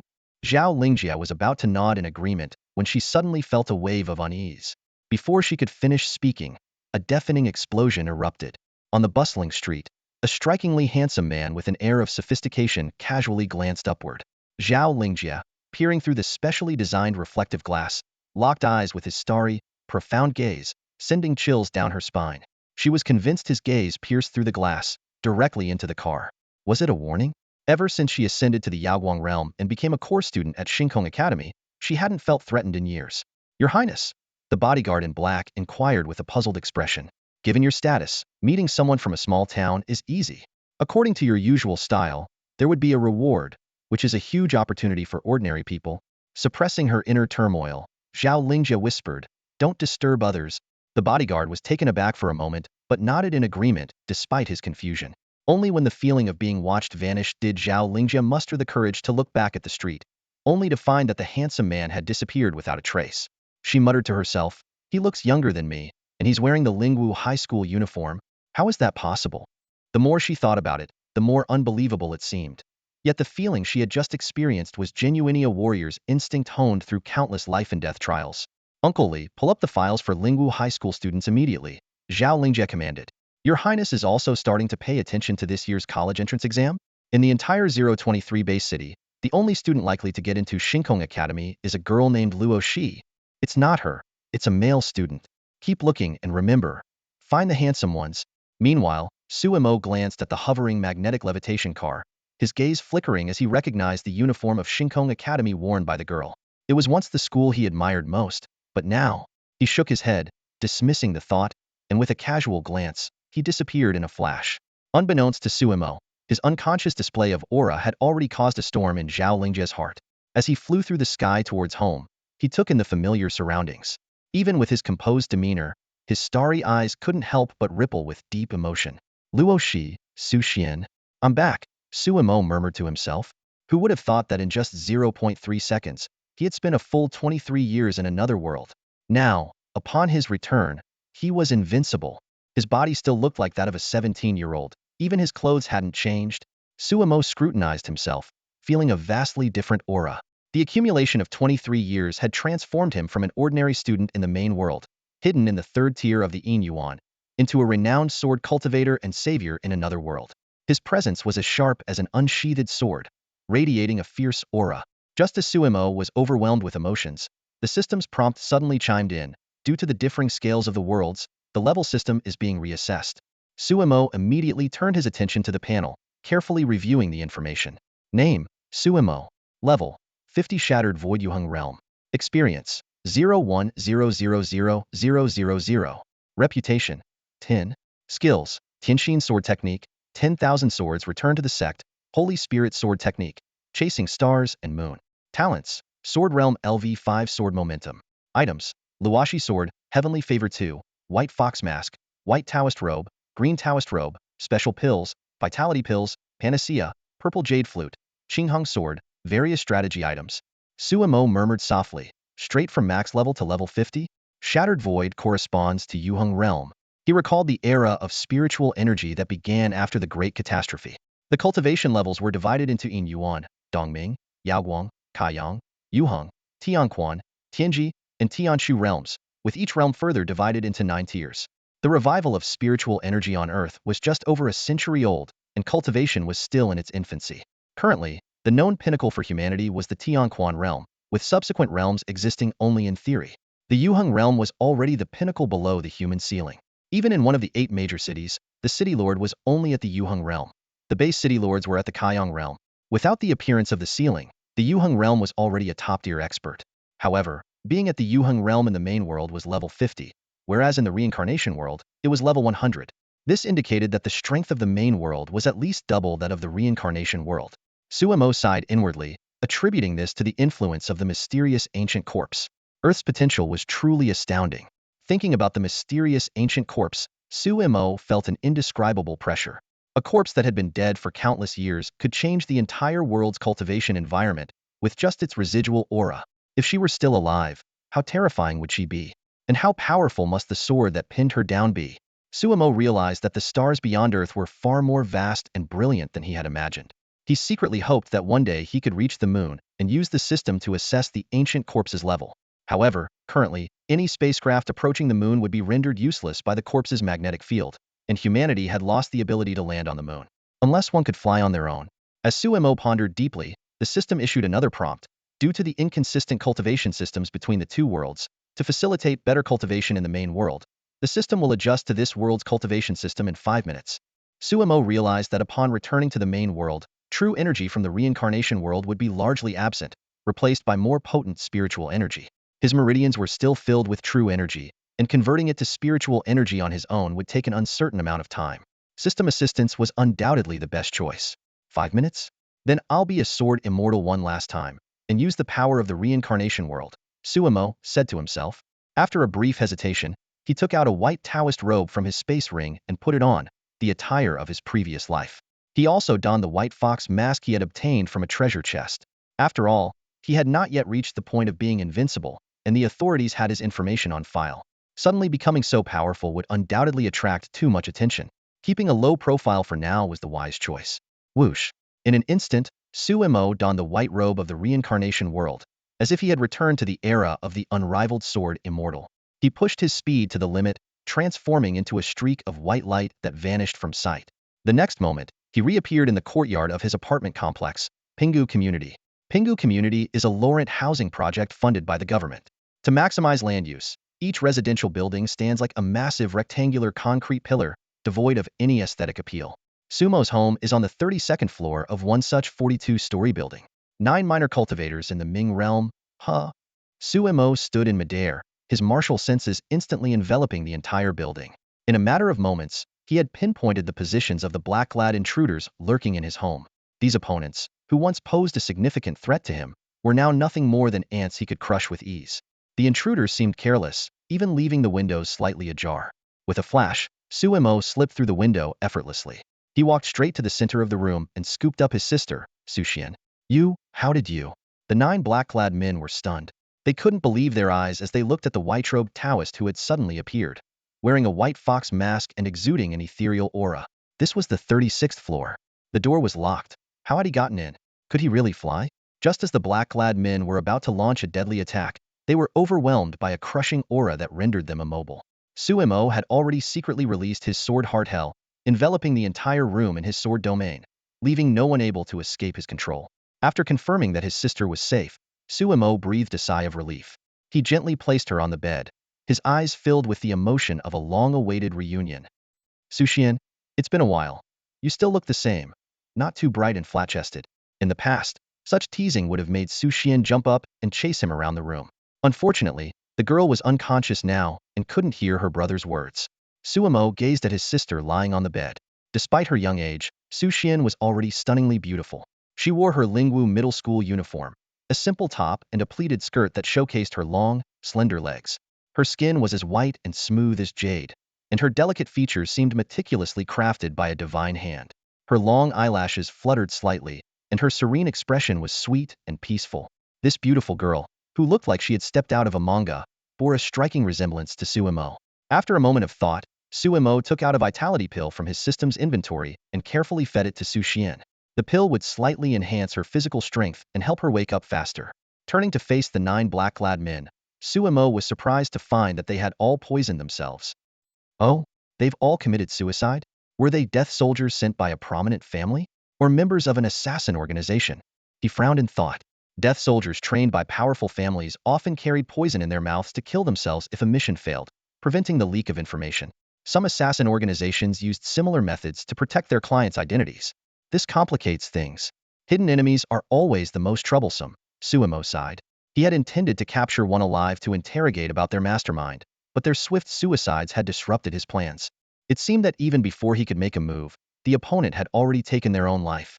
As Suemo pondered whether to revive the person and have a proper conversation, a sudden surge of powerful energy emanated from the distant city skyline. This oppressive aura instantly enveloped the entire city, as if it intended to crush everything in its path. Boom! A deafening roar echoed across the sky, followed by a terrifying shockwave that swept through the city. Crack!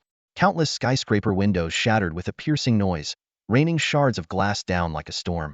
However, the building where Suemo stood remained unscathed. His protective sword aura automatically formed a barrier, shielding him from any harm. With keen interest, Suemo looked out the window. At the edge of his vision, a massive dark cloud was rapidly approaching. But with his sharp eyesight, he quickly discerned that it was not a cloud it lit was a swarm of countless flying beasts. This is a beast invasion. Sumo's heart tightened. Human cities were now fortified with high walls, making it difficult for land-based beasts to invade. Only flying beasts, especially their kings, could penetrate deep into human territory. The defensive forces of this small base city were clearly insufficient to withstand such a catastrophe. The reinforcements from the main city were still uncertain, and in the meantime, the beast swarm could ravage the city multiple times over. Suemo murmured softly, just in time. With only 3 minutes left before I part ways with the power of the reincarnation world, I might as well save the world one last time. After confirming that Su Xian was out of danger, Suemo stepped onto his devouring sword, his eyes fixed on the apocalyptic dark cloud, and soared towards it like a beam of light. As Suemo departed, Su Xian slowly regained consciousness, a hazy thought crossing her mind. Was it that person who saved me? A mysterious figure dressed in white and wearing a mask flashed before Su Xian's eyes. Although she couldn't see his face clearly, his tall and upright posture convinced her that he must be handsome. She etched the figure into her memory, only to be jolted back to reality by the horrifying scene before her. Bodies of men in black littered the ground. Shivering, Su Xian pulled out her phone with trembling hands to call the police. At that moment, a deafening screech pierced the sky. Looking up, she saw a massive swarm of pterosaur-like beasts blotting out the sun, led by a formidable beast king of the Yuheng realm. The city's air raid sirens blared instantly, and magnetic levitation vehicles scrambled to ascend to higher altitudes. On the streets, the bustling crowd preparing for the next day's college entrance exams was thrown into chaos. In mere minutes, there were already numerous casualties. People began to panic and chatter fearfully. Oh my god, it's a swarm of pterosaur beasts. Damn it, it's not even beast tide season. Why are they attacking now? Beasts don't care about seasons. They come out to hunt whenever they're hungry. How can our small county possibly fend off a swarm of pterosaur beasts? This is terrible. My kid has the college entrance exam tomorrow, and now this happens. Despair washed over the crowd as they looked up at the dense mass of flying beasts. Typically, beasts had to break through multiple defense lines to reach human territories, but pterosaur beasts were an exception. They could fly high enough to evade most anti-air weapons in the city. The top-tier particle beam weapons were mostly deployed at the borders and major cities, leaving small base cities defenseless. Pterosaur beasts were notorious among flying beasts, ranking among the top 3 in threat level. Not only were they powerful individually, with each at least at the Tongming realm, but they also excelled in coordinated attacks. Their speed made them difficult to hit even with psionic weapons. A sudden assault by such a swarm on a small base city was nothing short of catastrophic. Meanwhile, in the City Lord's mansion of Base City 023, a subordinate was reporting the latest situation to the City Lord. Lord City, the main city has received the message and will dispatch the Tianhuang Squad 003 for support within half an hour. Has the local military been deployed? The middle-aged City Lord nodded and asked. They have been deployed, but... The subordinate hesitated. This time, the pterosaur beast swarm is led by a beast king. The pterosaur beast king. The City Lord sighed deeply, seeming to age 10 years in an instant. So, we have to hold out on our own for half an hour. With a beast king in command, the local forces of the county stood no chance. Both he and the district military commander were only at the Kaiyang realm, whereas the pterosaur beast king was at the Yuheng realm. Why did they have to choose the eve of the college entrance exams? And why target our Zhaohua county? The City Lord murmured. In this era of spiritual energy revival, exam rankings directly affected a city's resource allocation. He feared this disaster would disrupt the exams. Suddenly, a glimmer of hope crossed his mind. The prince of the Shinkong Academy is said to be in our Zhaohua County. There might still be a chance to hold out until reinforcements arrive. With this thought, a spark of hope rekindled in his heart. Send out the order, the city lord said sternly. Deploy all city guards and law enforcement. Resist the beasts, fight to the death. I will personally join the battle. Though he was just a lower third-tier Kaiyang realm warrior, a mere ant before the pterosaur beast king, he had no choice in the city's moment of life and death. At that moment, a voice spoke up. Your Highness, a beast king has appeared among the pterosaur swarm. It is unwise to confront it. We should retreat for now. Inside the Rolls-Royce train, Uncle Lee, who looked like a butler, wore a worried expression. At this moment, the maglev vehicles in the sky had all dispersed, and those that hadn't retreated were driven away by the pterodactyl beasts. Only one maglev vehicle equipped with the latest stealth technology remained hovering high in the sky, invisible to the pterodactyl beasts. Zhao Lingjie shook her head and said, Uncle Lee, didn't I become a core member of the Starry Sky Academy to protect humanity at times like this? Uncle Lee hesitated. But your life, your Highness, how can it be compared to theirs? As a core member of the Starry Sky Academy, you are destined to be a pillar of humanity. Dying in a minor siege like this is simply not worth it. Enough, Uncle Lee. Zhao Lingjie's voice was frighteningly calm. Are their lives not lives too? Now, we fight to the death and do not retreat. Meanwhile, in a civilian house in the Haiyuan district, a high school girl stood quietly in front of the house. Her eyes were clear and calm as she gazed at the dense swarm of pterodactyl beasts in the sky, her sight piercing through layers of obstacles to lock onto the king of the beast swarm. Her exquisitely beautiful face showed no trace of fear, only an unusual calmness for her age. Even in her simple school uniform, she exuded an extraordinary charm. I wonder how he is. No, I have to find him, she murmured to herself, her emotions stirring at the thought of him. Despite only having the strength of the 9th stage of insight, recklessly crossing the swarm of pterodactyl beasts was akin to courting death, but she could no longer care about that. Just as everyone in Base City 023 was preparing for a desperate battle, the sky suddenly lit up as bright as day. A brilliant sword light, carrying an unimaginable force, sliced through the dense swarm of alien beasts. This sword light, like a golden path, swept through the entire pterodactyl swarm, making the whole city pale in comparison. With a thunderous crash, the massive pterodactyl swarm was cut down like brittle wood. The sky began to rain down pterodactyl bodies, countless of them falling from the high altitude. Most were not directly killed by the sword light, but were annihilated by the overwhelming sword force. In the blink of an eye, only the strongest pterodactyl king was left. Sensing danger, it began to flee in panic. As the pterodactyl swarm dispersed, everyone saw that figureea person in white, standing in the sunset, walking on air, exuding unparalleled elegance. Even though he wore a mask, obscuring his face, the aura he emitted was enough to make people feel his extraordinary presence. He slowly drew his sword, and a soaring sword intent shot straight into the sky. With another slash, the terrifying sword energy, carrying an unstoppable force, instantly cleaved the pterodactyl king in 2 miles away. The king's body fell apart without even a chance to struggle. One sword to slay the pterodactyl swarm, and another to kill the alien king at the Yuheng level. The world fell silent at this moment.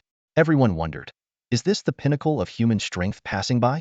Standing in midair, Sumo's white clothes fluttered as he muttered, what the heck? I was ready for a big fight, and this is it? This is the Yuheng level alien beast? So weak? In reality, it wasn't that the alien beast was too weak, but that Sumo's swordsmanship and combat power were terrifyingly strong. The sword techniques he had learned were the pinnacle masterpieces refined over 1,000 years in a previous cycle world. While the potential of the cycle world was not as great as the main world, its martial arts and sword techniques were far superior. The main world's spiritual energy resurgence had been short, and its self-created martial arts were far from the essence developed over thousands of years in the cycle world. Moreover, Sumo was an anomaly in the cycle world, with an understanding of swordsmanship that was ahead of his time. Combined with the fact that sword cultivators prioritize killing, this was why he could easily slay alien beasts of the same level. With my current combat power, I think I can definitely challenge the pinnacle of human strength, Sumo said, feeling a bit full of himself. Just as he finished speaking, a voice came from afar, friend, thank you for your help in slaying the alien king, saving this city from disaster. Soon, a figure appeared at the distant edge of his vision, and the next moment, they were standing in front of Sumo. Sumo's pupils contracted, and he thought to himself, speak of the devil, the person who came, is the true pinnacle of human strength. With a single sword stroke, the world seemed to lose its color. The crowd, bracing for a desperate battle, was stunned to find the crisis dissipate in an instant. The disaster that was supposed to engulf the entire city halted before it could even begin. All eyes turned skyward to the figure that seemed like a celestial being. The streets erupted in chatter as people speculated about the identity of this mysterious savior. Oh my god, who was that absolute powerhouse? Could it be Taoist Wang Yi? Impossible. Taoist Wang Yi isn't a swordsman. He's an expert in formations. Could it be the Dragon King? Don't be ridiculous. The Dragon King is too flashy to wear a white fox mask. Despite their fervent discussions, no one could identify the powerful figure. To them, anyone who could slay a Yuheng-level beast king with a single sword had to be among the human elite. Meanwhile, in the city lord's mansion, a city guard rushed into the hall, panting, "Lord City Master, we don't need to deploy the troops. The beast horde. The beast horde is gone." The middle-aged city lord was shocked, his beard trembling. "What? Gone? Has the Tianhuang squad arrived?" "No, the Tianhuang squad hasn't reached us yet," the guard respectfully replied. The wyvern horde wasn't driven away. It was annihilated by a single person and a single sword. A supreme expert appeared in the sky and, with one sword stroke, wiped out the horde and then the beast king.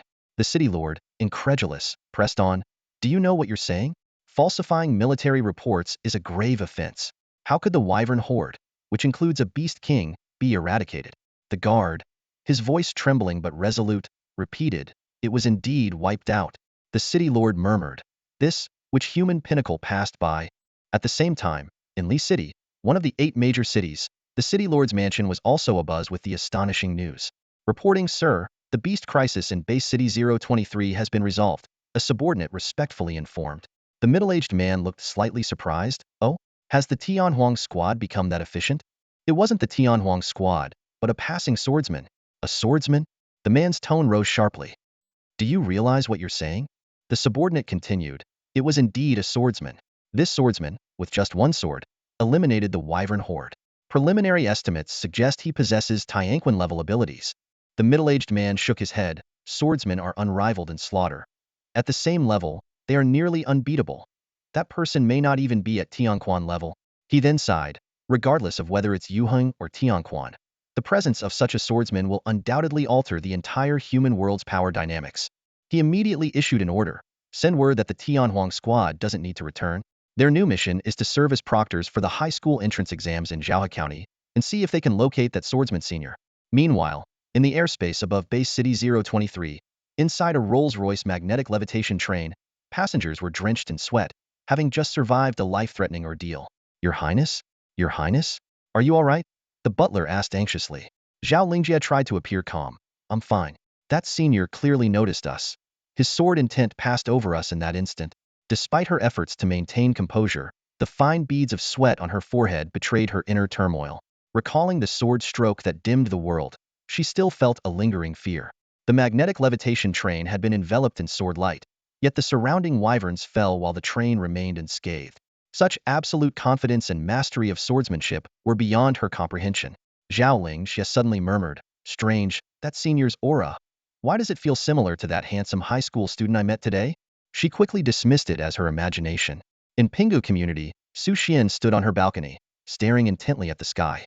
Moments ago, she had witnessed a figure in white slashing through the air with a dazzling sword, obliterating the monstrous beasts. "Wow, that guy in white up there is so cool." Su Xian clasped her hands to her chest, her eyes sparkling with admiration. With just one sword strike, he vanquished everything. He saved the entire city. Is this what a sword immortal is? She squinted, scrutinizing the distant figure, and suddenly a thought crossed her mind. "He looks just like the person who saved me at home, wearing the same white clothes and a white fox mask." Su Xian murmured to herself. Could it really be him? Is he that powerful? Her expression quickly turned to one of annoyance, her small brows furrowing slightly. Stupid brother. Doesn't even know his smart and adorable sister was kidnapped. Still hasn't come home. Who knows where he's playing around?" Su Xian pouted. "Just wait. When I see Sister Luosi, I'm going to tell on him." Thinking about her unreliable brother, Su Xian couldn't help but lift her pretty face and sigh inwardly. She worried too much about her brother, bearing burdens too heavy for her age. Oh, if only the big brother who saved me today could be my brother. Meanwhile, in front of a modest apartment in Haiyuan community, a woman dressed in white stood silently. She gazed at the figure in the sky that had just cleared the wyvern beasts and spoke softly, "Looks like I don't need to look for him anymore." A trace of amazement flickered in her eyes. What a powerful sword. She scrutinized the figure standing with hands behind his back, feeling a sense of familiarity. If not for the vastly different aura and strength, she would have almost thought it was him. After a moment of hesitation, Luosi took out her phone and opened the message panel. On the screen was an unsent message. I think we need some time apart. The recipient was Suim. Luosi stared at the screen for a long time before finally deleting the message. She retyped, "The wyvern beasts just attacked, are you okay?" Her finger hovered over the send button, unable to press it. Eventually, Luosi sighed softly and put down her phone. "Forget it, the beast attack was resolved quickly. He should be fine," she murmured. "Besides, it seems like we've already broken up." At that moment, the beast attack over Zhaohua County was being broadcast live, globally via satellite systems. When the figure in white slashed through the beast horde with a single sword strike, the entire world was left in awe. At this moment, Suimo was completely unaware of the speculations and unrest happening in Base City 023. His full attention was captured by the unexpected visitor before him. The newcomer arrived in midair, exuding a powerful aura that surged like a tide, instantly making Suimo realize the person's level Tianquan stage. Sumo's pupils contracted slightly as he sighed inwardly. He had originally planned to confess his feelings to Luosi in the last minute of the transformation process. However, a casual complaint about the combat strength of the world's alien beasts unexpectedly attracted the human pinnacle. Suimo quickly glanced at the newcomer's data panel. Name, Shao. Age, 51. Level, 62. Stage, Tianquan second segment. Title, Dragon King War God. Skills, War God Domain, Dragon Subduing Palm, Thunder Flash, Great Dragon. This was none other than one of the top 5 human leaders, the Dragon King of the War God Hall Shao. Shao raised his hand in a respectful greeting and spoke in a calm tone, "Fellow Taoist, your swordsmanship is impressive. In today's world, sword cultivators are rare. May I ask which sect you belong to?" Suimo replied calmly, "You can call me Sword Immortal. I am a rogue cultivator with no sect." Shao Tian's lips curled up slightly, clearly skeptical. "Fellow Taoist, you must be jesting. Could you be a disciple of the Shu Mountain Sword Sect?" He went on to explain that humanity's mastery of spiritual energy cultivation techniques originated from the traditions of ancient sections. During the Great Catastrophe, sects like Mount Longhu, Wudong Mountain, and Jingyi Dao in China held the most complete spiritual energy cultivation methods. This made China the backbone in resisting the alien beasts, while the Western continents, lacking ancient traditions, were the first to fall. Shao Tian's continued, "The reappearance of a sword master, like you, must be related to these ancient section." Suimo shook his head in denial. "I am not from the Shu Mountain sect." Seeing Sumo's reluctance to elaborate, Shao Tian's did not press further and instead extended an invitation. "Would you be interested in joining the War God Hall?" He briefly introduced the War God Hall and handed Suimo a purple token.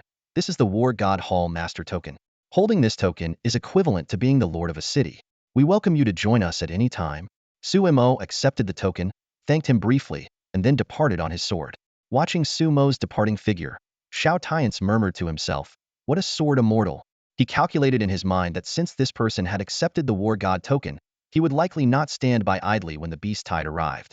Although many ancient sects had integrated most of their forces into the official structure, they still preserved the essence of their traditions.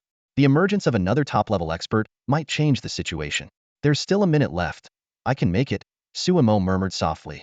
After bidding farewell to Shao Tian's, he immediately used his chasing stars and moon technique to fly towards that familiar place. As the distance shortened, Sumo's anxiety and nervousness grew stronger. A sense of trepidation welled up inside him, stronger even than what he felt when meeting his sister, Su Xian. After all, his mischievous sister was still family by blood. But Luosi was different. They had already broken up. Taking a deep breath, Suimo hesitated for a moment before deciding to change back into his Lingwu high school uniform. This outfit seemed to infuse him with a touch of youthful innocence, making him feel as if he had returned to his teenage years. Just as he was about to reach Luosi's doorstep, a system prompt sounded. "Your cultivation is about to be converted. Please prepare yourself." "I'm ready. Go ahead with the conversion," Suimo replied. In an instant, a mystical energy spread throughout his body. The strength and true energy cultivated in the reincarnation world began to transform into spiritual energy suitable for the main world, with the various cultivation barriers adjusting accordingly. The exchange rate between true energy and spiritual energy was nearly 100:1, causing a massive loss of true energy for just a sliver of spiritual energy. In no time, Sumo's cultivation had fully adapted to the main world system. The system panel updated accordingly. Name, Suimo. Level, 5161 Yuheng Stage 1 Tianquan Stage 1. Experience, 01000. Reputation 100. Skills: Heavenly Heart Sword Technique. Return of 10,000 Swords, Holy Spirit Sword Technique. Chasing Stars and Moon. Talent: Sword Realm LV5 Sword Momentum. Items: Luosi Sword, Heaven's Favor 2, White Fox Mask, Special Pills, Vitality Boost Pills, Cure-All Pills, Purple Jade Flute, Special Lollipops 100, Ice Soul Flower 100, Qingheng Sword, various strategy items. Evaluation: Unmatched combat power, capable of shattering the void. After the conversion, I've indeed reached the Yuheng stage, Suemo muttered, his eyes gleaming. But when I truly unleash my power, it's almost the same as when I use true energy. I can be invincible within the Yuheng stage, and even challenge the Tianquan stage. He quietly analyzed his advantages. A sword cultivator not only dominates within the same level, but can also fight beyond it. In combat, a single sword strike often determines the outcome. The reason he was much stronger than those of the same level in the main world was the three major inheritances of the sword sect in the Reincarnation world: return of 10,000 swords, Holy Spirit Sword Technique, and Chasing Stars and Moon, along with his self-created Heavenly Heart Sword Technique. All of these were top-tier martial arts, even in the main world. More importantly, his daily sword training in the Reincarnation world had elevated his swordsmanship to an extremely high level. This was his true valuable asset. The realm of swordsmanship reflects one's understanding of the sword, and once mastered, it cannot be diminished. His powerful swordsmanship and martial arts were the foundation for his ability to fight 10 levels above his own. Suemo couldn't help but sigh. It seems the martial arts in this world are far worse than I imagined. But it makes sense. How many years has the main world been experiencing spiritual energy revival? Naturally, it can't compare to the Reincarnation world's millennia of accumulation. Shaking his head, he stopped overthinking and soon arrived at Luosi's doorstep. When that breathtaking figure reappeared before him after 23 years, he found himself momentarily forgetting to breathe. Luosi, it's been a long time. Suemo stood frozen in place, muttering to himself with unfocused eyes. In front of him stood a young girl dressed in the standard uniform of Lingwu High School. The black JK top accentuated her perfect curves, and her long, straight black hair danced in the wind. She wore a black pleated skirt and long black stockings that highlighted her slender legs, gleaming in the sunset. Her face was calm and indifferent, her skin as smooth as porcelain, and her pitch-black eyes, like deep pools, gazed steadily at Suemo. Suemo, what are you doing here? Luosi, who had just stepped out, looked slightly surprised to see Suemo, but quickly regained her usual aloof demeanor. Suemo opened his mouth, but the words choked in his throat under Luosi's cold tone. He wanted to say that he had already become a top-tier human, fully worthy of Luosi, but as he glanced at Luosi's profile, he was stunned. Name: Luosi. Level: 1929, Enlightened Stage, 9th rank. Talent: Skills. Evaluation: A mere mortal who defies the heavens, the most extraordinarily gifted person in history, her brilliance outshines the ages. Too extraordinary to be described. Suemo was completely bewildered. This was the first time he had encountered a profile filled with question marks except for the level, so different from the Luosi of the other world. He couldn't help but wonder, is the system deliberately trying to demoralize me? Even though I've reached near the top, why am I still not good enough for Luosi? What shocked Suemo even more was Luosi's talent. Not only had she leaped from the hidden origin 9th rank to the enlightened stage 9th rank, but her combat prowess could even rival those in the Jade Balance realm. Although Suemo had inherited knowledge from another world, Luosi in her current state was his equal in combat power. What do you want to say? Luosi asked, her brow slightly furrowed, looking at him coldly. I just wanted to say. Luosi, let's do our best for tomorrow's exam, Suemo said, trying to mend their relationship but changing his words in the face of Luosi's icy expression. Okay. Luosi nodded lightly. Anything else? Taking a deep breath to calm his emotions, Suemo said, an old acquaintance asked me to give you a sword. As soon as he finished speaking, a clear sword hum resonated. Suemo retrieved the sword he had prepared for Luosi from behind him. The sword seemed to sense something and excitedly circled around Luosi. Don't rush to refuse, Suemo quickly added. You provided me with countless cultivation resources before. Either accept this sword as repayment, or I'll return all those resources to you. Luosi shook her head. Forget about those cultivation resources. When I gave them to you, I never intended to take them back. Besides, how could those resources compare to this sword? After a brief hesitation, Luosi accepted the sword. Holding the sword named Luosi, her eyes flashed with a hint of surprise as she asked, an old friend? Do I know them? You do. Suemo replied firmly, thinking to himself. After all, it's you from another world. Luosi carefully examined the sword in her hand. her gaze settling on the two small characters, Luosi, engraved on the hilt. A warmth spread through her heart, and she felt an inexplicable sense of familiarity. After a moment of hesitation, she said, "All right, I really like this sword. Where is she? I want to thank her personally." Suemo shook his head. "There's no need. You won't be able to find her. She doesn't belong here, but someday you will meet." Luosi nodded, not pressing further. The slight upturn of her lips showed her good mood, clearly considering the sword a gift from Suemo. Silence fell between them, creating a somewhat awkward atmosphere. After a long pause, Suemo asked softly, "Luosi, can I hug you?" Luoshi's expression instantly turned cold, her earlier relaxed demeanor vanishing. She sneered, "Suemo, have you forgotten? We already broke up." Suemo was momentarily speechless, a bitter smile forming on his lips, his eyes filled with pain. He recalled his foolish decision to break up in the real world, still unsure how to mend things. The Luosi from the Reincarnation world had also left him. The affectionate master she used to call him seemed to be a thing of the past. Thinking back to the 6 years spent with young Luosi in the Reincarnation world, and how she cried inconsolably when they parted, Suemo felt a deep sadness. As her master, he had always suppressed his emotions. Now, facing this familiar yet different Luosi, with the same appearance but a different demeanor, he was truly confused. He used to see glimpses of Luosi and young Luosi, but now the situation was reversed. Suemo couldn't help but wonder if their promise to each other could ever be fulfilled, given the vast distances between worlds. The thought filled him with sorrow. Just then, Luosi spoke, "All right, considering this sword, just this once." As soon as she finished, a pleasant fragrance filled the air as she embraced Suemo. She even stood on tiptoe slightly, gently caressing his head, allowing him to rest against her neck. She could sense that Suemo was really hurting. Sumo's head rested on Luoshi's flawless neck, a few strands of her hair brushing against his nose, carrying her unique, faint fragrance. In that moment, time seemed to stand still. Suemo held Luosi gently, feeling an unprecedented sense of peace. He realized that Luosi was still the same, even after 23 years. She hadn't changed.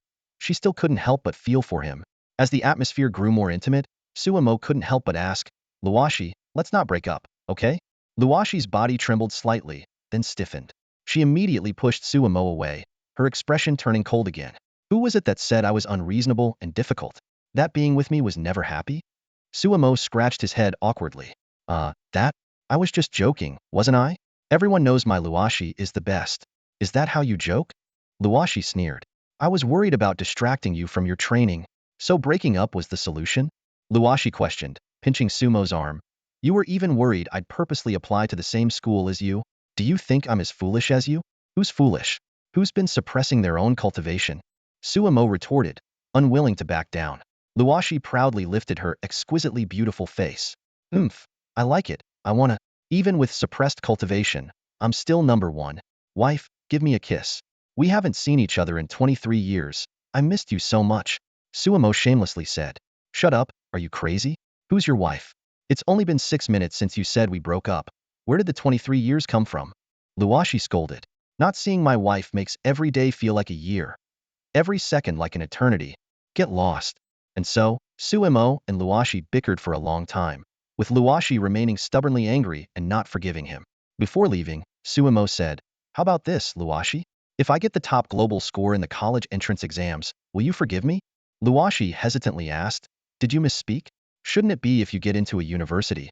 We'll get back together?" "No, I aim to be the global top scorer," Suemo declared confidently. "Get lost. If you don't want to get back together, just say so." Luosi was furious. Him, the top scorer? What a joke. Hidden you on third stage? Top scorer? Could he really come in first place? She watched Sumo's confident departure, furrowing her brow in doubt. She shook her head, trying to dismiss the thought, but couldn't help muttering, "Should I injure all his competitors beforehand? No, that wouldn't guarantee his victory either." She fell into deep thought, her elegant brows knitted, clearly troubled by the dilemma. As night fell, Suemo whistled cheerfully on his way home. Despite the harsh words exchanged during their breakup, he knew she would eventually forgive him. 3 years of shared experiences had made their relationship resilient to minor misunderstandings. They had been through too much together to let go easily. In this post-spiritual Revel Earth, the city remained brightly lit even at night. 3D virtual projections were ubiquitous, and magnetic levitation cars, mostly AI-driven, zoomed through the air. As Suemo reached his doorstep, he noticed numerous security drones and patrol cars from the local law enforcement, their red and blue lights flashing. He immediately realized that the men in black had been apprehended by the authorities. A strikingly beautiful and slightly heroic-looking female investigator approached him. After comparing a photo, she saluted Suemo and presented her ID, saying, "Mr. Su, we're from the Security Bureau of Heian Street in Showa County. We received a report from your sister about a home invasion. Please come with us to assist in the investigation." Suemo nodded and followed the investigator into a magnetic levitation car, quickly arriving at the Security Bureau. In a solemn, enclosed room, a blonde investigator with a mixed heritage began taking Sumo's statement. With a serious expression, she asked, "Mr. Su, may I have your surname?" "Su," he replied with a slight twitch of his mouth, questioning the professionalism of the bureau. "Gender?"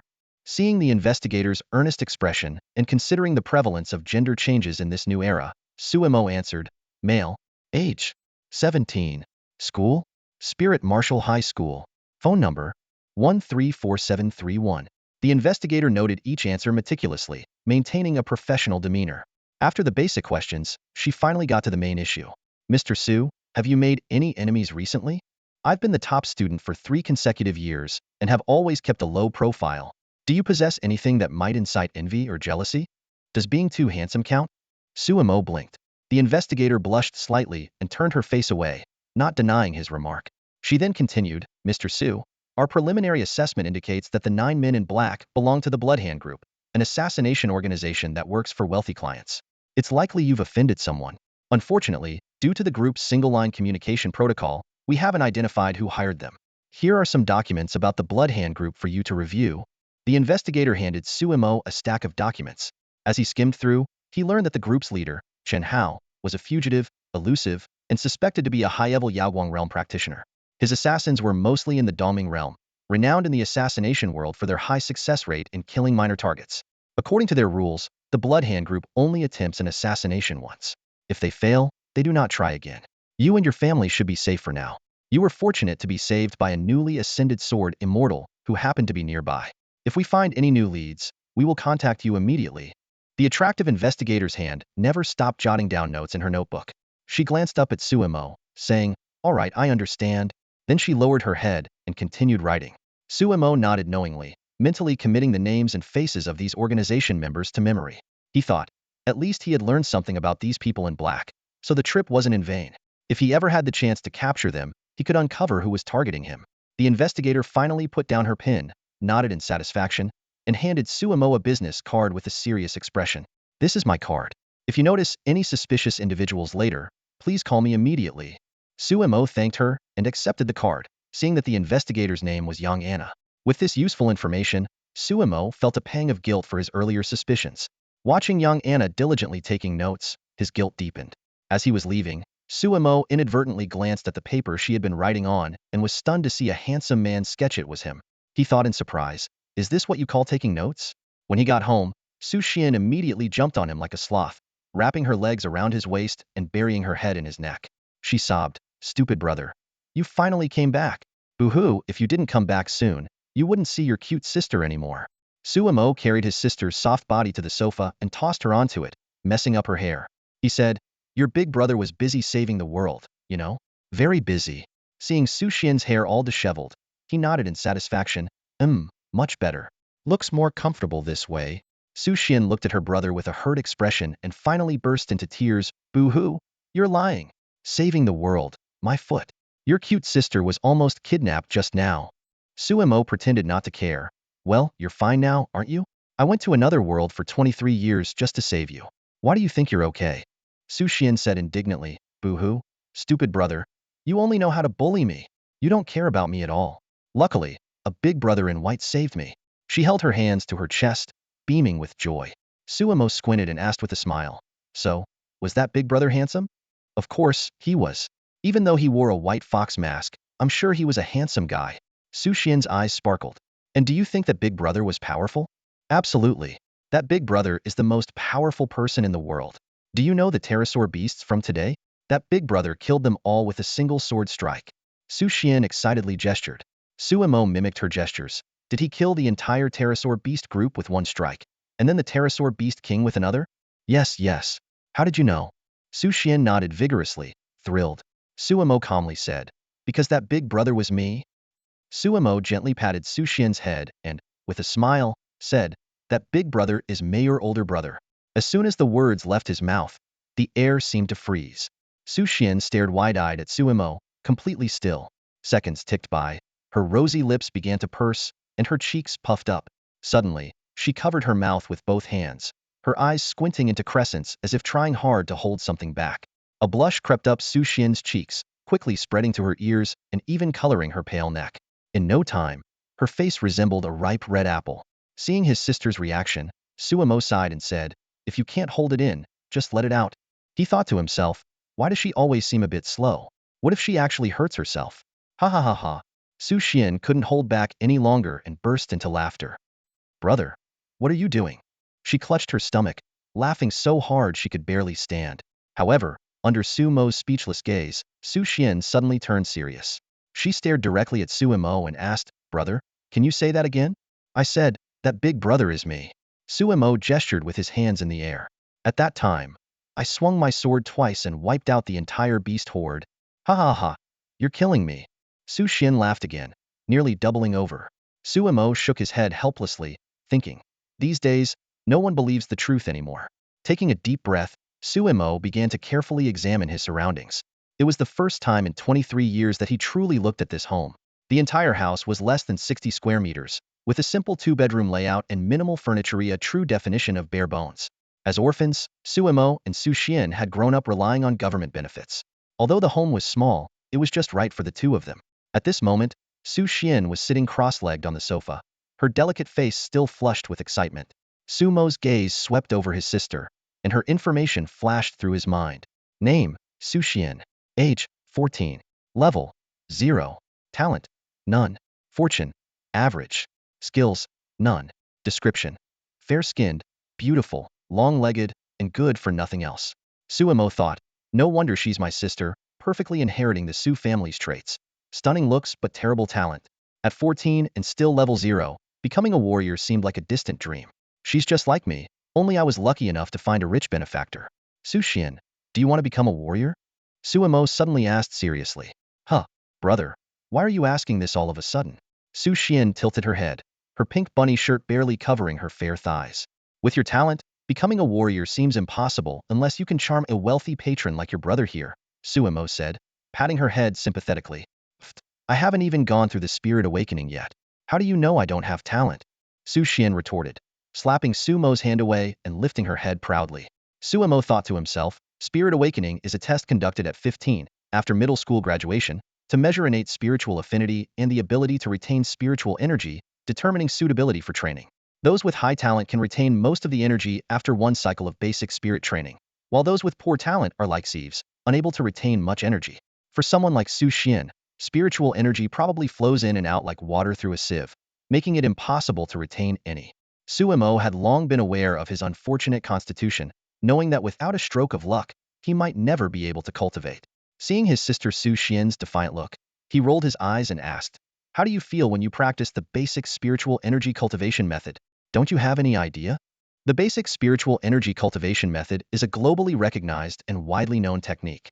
It is the most universally applicable cultivation method, summarized from the wisdom of countless ancient people over decades. It was thanks to this method that humanity could cultivate spiritual energy and fight against the beasts in the era of catastrophe. Children of the new era typically start trying to cultivate at the age of 12 when their meridians mature. By then, they usually have a rough idea of whether they have a talent for martial arts. However, the specific test to accurately measure spiritual energy cultivation aptitude is conducted at the age of 15 using specialized instruments. Who knows, maybe I'll make a stunning breakthrough during the spiritual energy test, Su Xian muttered, but her expression soon darkened, showing she was aware of her own cultivation limitations. Suimo shook his head and sighed. Well, what can you do? Our unseen parents must have saved all the good genes for me, making me so talented, while you're just, well, less so. He looked at her with a mock-pitying expression. You're just relying on Sister Luosi. You're shameless. Su Xian's face turned red with anger, her small fists clenched tightly. That's called charm. Big brother's charm is something you can't understand. It's just that Sister Luosi has poor taste. That's nonsense. No, it's not. The siblings bickered like this, a daily occurrence. After a while, neither convinced the other. Suddenly, Suimo turned serious and said, Su Xian, if you really want to become a martial artist, I can help you. Of course, I want to become a martial artist. How can you help? Seeing her brother speak so seriously, Su Xian's expression also turned more solemn. Well, first, come over here. Suemo said mysteriously. Su Xian pouted, moved a chair over, and sat cross-legged beside her brother. She leaned in, and Suemo whispered in her ear. First, go wash the dishes. What? Stupid brother, you're bullying me again. It's Sunday. It's your turn to wash the dishes. Su Xian yelled angrily, like a little cat whose fur had been ruffled. On odd-numbered days, Suemo cooked and washed dishes, while on even-numbered days, Su Xian took over the kitchen and washing duties.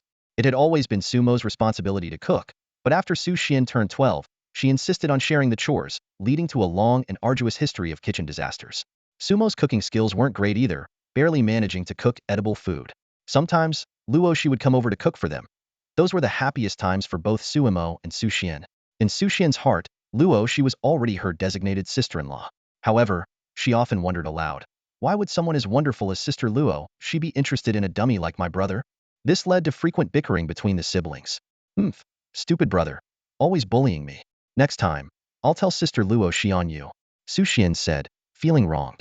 Despite her complaints, she still slipped on her slippers and went to wash the dishes. Suemo shook his head, finding his sister's naivety endearing. But he didn't idle either. He started tidying up the house and preparing for the upcoming college entrance exams. After organizing everything, he glanced at a special item he had obtained in the Reincarnation world. Heaven's favor. Heaven's favor attributes can be used on a designated target to grant them heaven's favor, altering their fortune and aptitude to a certain extent. Honestly, with Su Xian's aptitude, relying solely on cultivation resources would result in a lot of wasted effort, just like Suemo had experienced before. She might only reach the third stage of the hidden Yuan realm and never break through to the Dongming realm in her lifetime. Unlike Suemo, who had an external aid, the only thing that could change Su Xian's fate was heaven's favor. Suemo planned to use it on Su Xian later to see if it could help her defy destiny. This was Sumo's method to help Su Xian become a martial artist. Soon, after Su Xian finished washing the dishes, Suemo went to cook. Given that he hadn't cooked in 23 years and had mostly relied on Luosi's cooking in the other world, his cooking skills were predictably poor. After a while, a table full of charred dishes was brought out. This. Seeing the dark, unappetizing food, Su Xian couldn't help but doubt her life choices. Considering her brother's upcoming college entrance exam, she had even bought a lot of ingredients after school, planning to treat him. But now, wah, bro, what are you doing? Anyone would think I cooked this. Su Xian said pitifully. I suddenly miss Sister Luo, she's cooking so much. Knowing he was at fault, Suemo didn't argue and quietly agreed. Don't mention it, I miss her cooking too. After finishing their meal and cleaning up the table, Suemo sat cross-legged across from Su Xian, his expression serious. Su Xian, are you ready? He asked. Su Xian's face also turned solemn as she nodded earnestly. I'm ready. Suemo continued with a stern look. Good. From now on, you will be blessed by the heavens and become the legendary child of destiny. The responsibility of saving the earth falls on you. With that, he placed his hand on Su Xian's forehead and murmured, invoke the heavenly blessing, target. Su Xian. As soon as he finished speaking, an indescribable force flowed from Sumo's hand into Su Xian's mind. Su Xian's eyes widened as her mind suddenly became clear, and she felt a cool sensation spreading from her forehead. Brother, is it done yet? Your hand is so cold. Su Xian complained, pushing Sumo's hand away. Unmoved, Suemo continued seriously, be quiet and recite with me. Today, the immortal places his hand on my head. Su Xian rolled her eyes but reluctantly followed along. Today, the immortal places his hand on my head, tying my hair, granting me longevity. One day, I will ride the sword and travel with the wind, vanquishing demons across the land. Suemo continued. Su Xian repeated, one day, I will ride the sword and travel with the wind, vanquishing demons across the land. As soon as Su Xian finished the last line, a system prompt sounded. Ding, code match successfully, heavenly blessing activated. Suemo thought to himself, he didn't want to be this dramatic, but the method to use the heavenly blessing was just that peculiar. While checking Su Xian's information, he casually said, keep going, from now on, you'll handle all the chores and responsibilities. Su Xian questioned, brother, is that really part of it? Well, it does rhyme. Stop talking and just say it. Suemo urged. Fine. From now on, I'll handle all the chores and responsibilities. Happy now? You're so childish. Su Xian pouted, then asked skeptically, will this really make me stronger and become a martial artist? Suemo replied earnestly, yes, today you are no longer the person you used to be. You're crazy, Su Xian muttered, rolling her eyes and heading to her room to sleep. As she walked away, she mumbled, I can't believe my dumb brother is even more childish than me. Looking at Su Xian's updated information, Suemo couldn't help but be amazed. Her aptitude had changed from none to extraordinary talent, and she now had the lucky star trait. He thought to himself, maybe he should have Su Xian buy a martial arts lottery ticket one day. They might strike it rich. Little did Su Xian know that she had already become incredibly strong and lucky. Suemo imagined how shocked she would be the next time she practiced the basic spiritual energy cultivation method and couldn't help but chuckle. The next morning, Suemo got up early to prepare for the college entrance exam. Su Xian, still yawning and bleary-eyed, got up to see her brother off. Seeing Su Xian as usual, Suemo couldn't help but ask, didn't you practice the basic spiritual energy cultivation method last night? Rubbing her eyes, Su Xian grumbled, I was so tired last night, messing around with you. Where would I find the time to practice? Suddenly remembering something, she said excitedly, but brother, I found the money I couldn't find before, and it seems like there's an extra 100. My luck is amazing. She took out a stack of red bills, admiring them. Suemo said meaningfully, is that so? Your luck might get even better. And remember to practice when you have time. Suemo found it amusing yet surprising, thinking to himself how incredible this lucky streak was. He and his sister, Su Xian, arrived at the school gate together since Su Xian wasn't allowed to enter the campus. They had to say their goodbyes there. Dummy brother, do your best on today's exam and try to get into a good university, Su Xian said with a playful glint in her eyes. Hearing this, Suemo frowned in dissatisfaction. Are you underestimating your big brother? I'm aiming to get into the same school as Luosi. Su Xian looked at him with disdain and retorted bluntly, oh, please. If you can even get into any university, that would be impressive enough.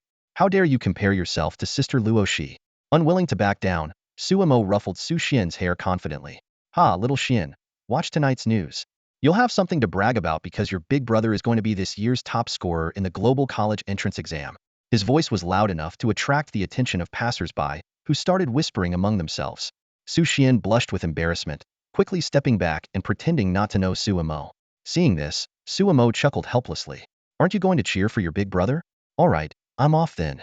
With that, he turned and walked towards the school gate. Watching his back as he walked away, Su Xian muttered under her breath, oh no, my dummy brother has completely lost it. With the exam so close, he's acting like he has a fever. He was acting weird yesterday, and now he's even stranger today. She recalled how Suemo came back yesterday, claiming he was a sword immortal. She thought a night's sleep would make him better, but things seemed to have worsened. Suddenly, an idea struck her. Could it be because he knows he can't go to the same school as Sister Luosi, and they'll be separated? Is that why he's losing it? He even mentioned breaking up with Sister Luo. She told me not to call her sister-in-law anymore. At that moment, Su Xian finally realized how important the exam was to Suemo. She gazed at the direction where her brother had disappeared. Her expression complex as she murmured, brother, although it seems unlikely, you must do your best. Suemo walked into the school and immediately bumped into Zhao Ziqing, one of his classmates. Zhao's eyes lit up with curiosity as he asked, hey boss, how come you're not with Shijie today? A hint of helplessness flashed across Sumo's face before he gave a knowing smile. Oh, don't even mention it. We overdid it last night, and Shishi couldn't get out of bed this morning. You know how it is. He winked at Zhao, as if sharing a secret only men would understand. In reality, Suemo was inwardly sighing. Luo Shi and I are on a temporary break. How could I possibly tell them that? Zhao was instantly shocked and gave a thumbs up, his face full of admiration. Wow, boss, you're amazing. As Suemo continued walking, more and more classmates joined the impromptu greeting session. Morning, boss. Didn't see you with your girlfriend today. Hey, boss, it's rare to see you alone. Are you here to check out the exam venue too? Morning, Imo. Where's Shijie? Haven't seen her around. Faced with a barrage of questions, Suemo could only repeat. Ah, Shishi's back is hurting today, so she got up late. Sorry, guys. His tone was filled with helplessness and fatigue, his eyes revealing a trace of wistfulness. His words immediately sparked a wave of exclamations from his classmates. Admiring and respectful glances were cast his way, and some even shouted, you're awesome. Before he knew it, a large group of male classmates had gathered around him. Suemo had always been well-liked in the class. His striking appearance and unique charisma naturally drew people to him. He gave off an aura that made people look up to him, even feel a bit inferior, but without any jealousy. His easygoing personality made it easy for him to get along with everyone. More importantly, he had an outstanding and fiercely protective girlfriend, Luo Shi, who wouldn't tolerate anyone speaking ill of Suemo. Suemo couldn't help but think to himself, being pampered feels really good. As one of the few martial artists in the class, Sumo's hidden yuan third-level cultivation ranked him among the top 5. earning him the title of genius. Although this was entirely due to Luosi's countless nights of hard work, tutoring, and sharing her cultivation resources with him, his classmates were unaware of this. To outsiders, Suemo and Luosi seemed like a perfect couple. The classmates began bombarding him with questions. Boss, when are you planning to marry Shijie? Yeah, boss, make sure to send us wedding invitations. Imo, you're not getting any younger. It's time to have a kid with Shijie. Imo, I've already thought of names for your future kid. Suemo responded one by one. Wedding? Soon, soon. Don't ask. Sure, sure. I'll definitely invite you all. Kids, well, we're planning to have one boy and one girl, he smiled shyly.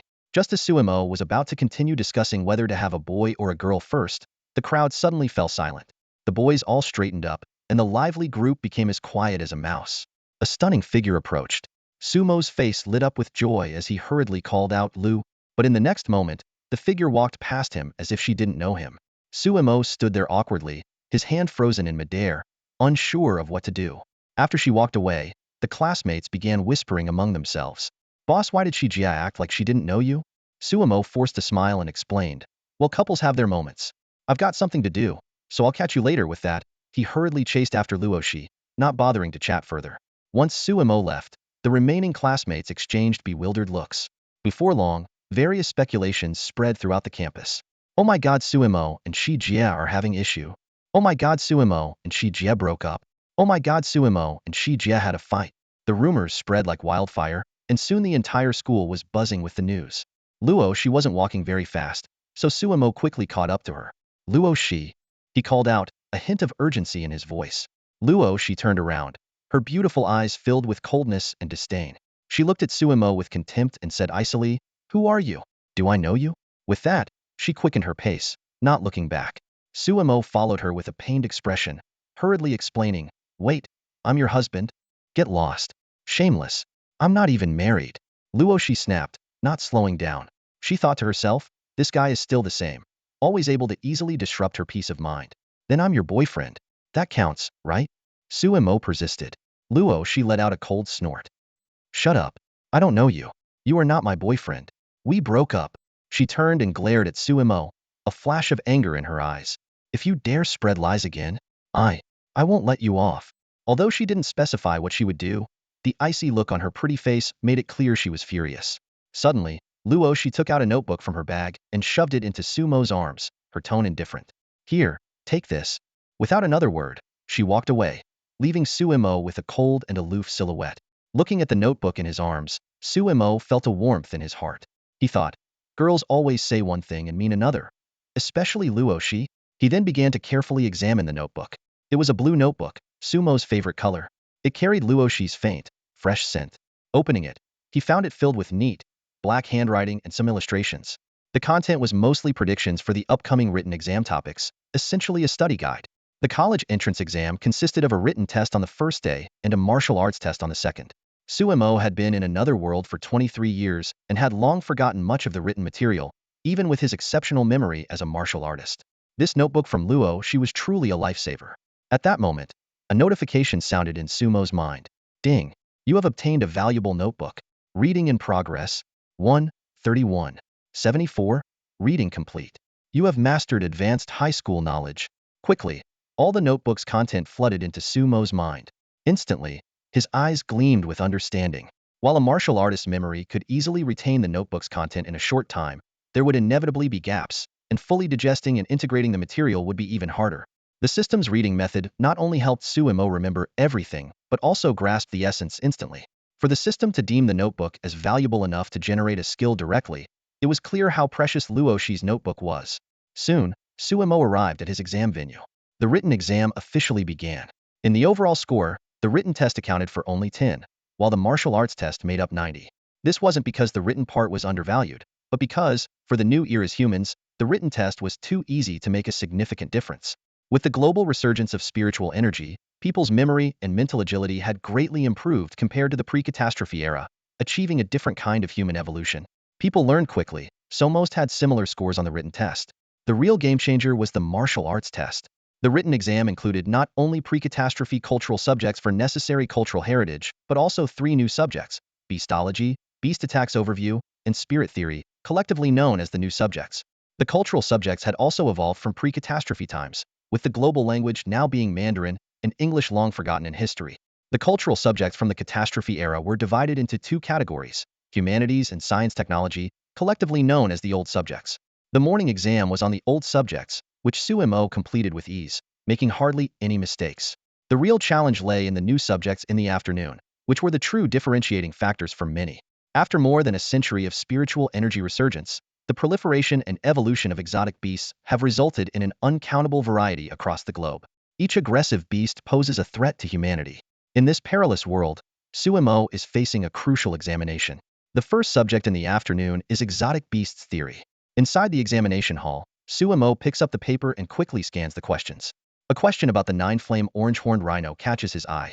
What are the living habits of the nine-flame orange-horned rhino, and what are its attack characteristics? If you only have a Barrett rifle, how would you strategically confront it? Sumo's lips curl into a slight smile. This question is a piece of cake for him. Luosi's notebook has already detailed the habits of this beast, and he only needs to pour out this knowledge. Sumo's pen dances across the paper, writing a comprehensive and precise answer. Next is the Beast Assault Overview exam. Unlike exotic beasts theory, the core of this subject can be summarized in one word: escape. The questions cover how to seek rescue when encountering powerful beasts in the wild, how to take emergency precautions during a beast wave, and even techniques like using high-level beast dung to intimidate lower-level beasts or mask one's scent. This knowledge is crucial for survival in this dangerous world. The final subject is spiritual energy theory, which is akin to an essay topic from a previous life. Candidates need to demonstrate their understanding and analysis of the nature of spiritual energy, discuss its application prospects in daily life and military fields, and its relationship with modern technology. Although humanity's application of spiritual energy is still in its infancy, many scientists and energy scholars have already integrated it into everyday life with items like spiritual energy-powered light bulbs, air conditioners, and washing machines. For this exam, Sumo is full of confidence. His experience with another form of energy true kin the cycle world gives him a deeper understanding of spiritual energy than the average person in this world. He quickly organizes his thoughts and begins writing, producing not only an in-depth analysis of the nature and properties of spiritual energy, but also unique insights and innovative application ideas. Around him, his classmates are racking their brains, sweat beading on their foreheads, clearly finding the question quite challenging. In contrast, Sumo remains at ease, even having the leisure to observe his surroundings. Watching his classmates' anxious expressions, he can't help but show a hint of disdainful smile. For him, writing a groundbreaking paper on spiritual energy is child's play. Sumo was the first to hand in his exam paper, confidently walking out of the exam room. He estimated that out of the 200 possible points for the written exam, he should score around 180. However, the written exam wasn't as crucial since the martial arts exam was worth up to 800 points. After leaving the exam room, Sumo immediately activated his chasing stars and moon technique, his figure becoming a mere blur as he arrived at Luosi's exam venue within seconds. Just as Luosi was stepping out of the classroom, she noticed Sumo, her eyes showing a hint of surprise before she coldly brushed past him. "Wife." Sumo couldn't help but call out softly. Luosi's body trembled slightly. She stopped and turned back to glare at him coldly. Sumo scratched his head and smiled awkwardly. "Luosi, thank you for your notebook. It helped me a lot." He stepped forward to return the notebook, taking the opportunity to hold her hand. Luosi responded lightly, taking the notebook and frowning. "How long are you going to keep holding my hand?" "Ah, sorry, wife." Sumo hesitated for a moment before releasing her delicate hand, his expression complicated. A system notification sounded. Heaven's favor failed. Target Luosi's status is too high. Fortune too overwhelming, unable to use. Sumo stood there, dazed, watching Luosi's departing figure. This scene was observed by passing students, sparking a wave of whispers. "It seems the rumors are true. Sumo and Luosi have really broken up." "Yeah, I heard Luosi say it herself this morning." Sumo seemed to want to hold Luosi's hand just now, but she refused. "Oh no, my heart is broken. Is there still love in this world?" Ignoring the gossip, Sumo was about to catch up with Luosi when a meticulously made-up woman in red blocked his path. "Sumo." The woman eyed him seductively. "I heard you and Luosi broke up." She deliberately showcased her figure, her eyes filled with greed and desire. Luosi had already walked some distance, but noticed Sumo hadn't followed. She frowned and turned back, seeing the flirtatious woman talking to Sumo instantly. Her anger flared, and the temperature around her dropped sharply. She was about to rush over, but stopped herself abruptly. "Forget it. We already broke up. He can do whatever he wants. That annoying guy." Just then, a handsome and gentle man approached Luosi, politely asking, "Luosi, I heard you and Suemo broke up? Luosi shot him a cold glance, and the man felt as if he had fallen into an ice pit. Luosi's face turned icy cold as she cast a frosty glance at the man, her gaze like freezing ice that made him feel as if he had fallen into an ice cave. Through gritted teeth, she spat out, "You're right. We are breaking up." Suemo frowned, feeling uncomfortable under the woman's gaze, but he shook his head in denial. "That's not true. Luosi and I are doing great. There's no way we break up. It's just a rumor," he said, trying to mask his unease with a sweet, happy smile. The woman directly exposed him, saying, "You don't need to pretend. Everyone at school already knows about your breakup with Luosi." A hint of smugness flashed in her eyes as she confidently added, "It's better this way. You must have heard of me. Why don't you be with me instead? I'll provide resources for your cultivation, and can even guarantee you'll reach the Dongming realm within 10 years. She smiled confidently, believing her offer was tempting enough. On the other side, a man named Zhao Inkai seized the opportunity to approach Luosi. "It's better this way. I'm Zhao Inkai. Can we get to know each other?" He flashed what he thought was a flawless smile, but seeing Luosi's face still cold and indifferent, he realized his display of wealth might not have been enough. Zhao Inkai continued his self-introduction. "You might not know me well. That Ferrari Phantom hovercar at the entrance? It's mine. My father works at the general's office in the main city. Even the city lord here in Zhaohua County has to show me some respect." He smirked confidently, believing his status would surely impress Luosi.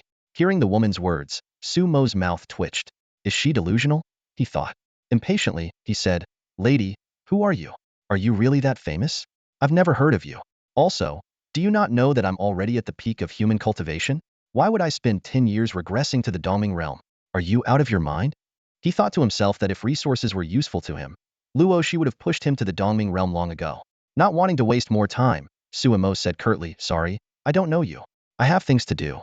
Please move aside." The woman looked incredulous. "You've never heard of me?" She took a deep breath, trying to remain patient with the man she had finally taken a liking to after so many years. "It's normal for someone like you not to know. I am the eldest daughter of the Zhang family. You know the Zhang family, right? The #1 family in the entire Zhaohua Bay City. I'm offering you a chance to marry into my family.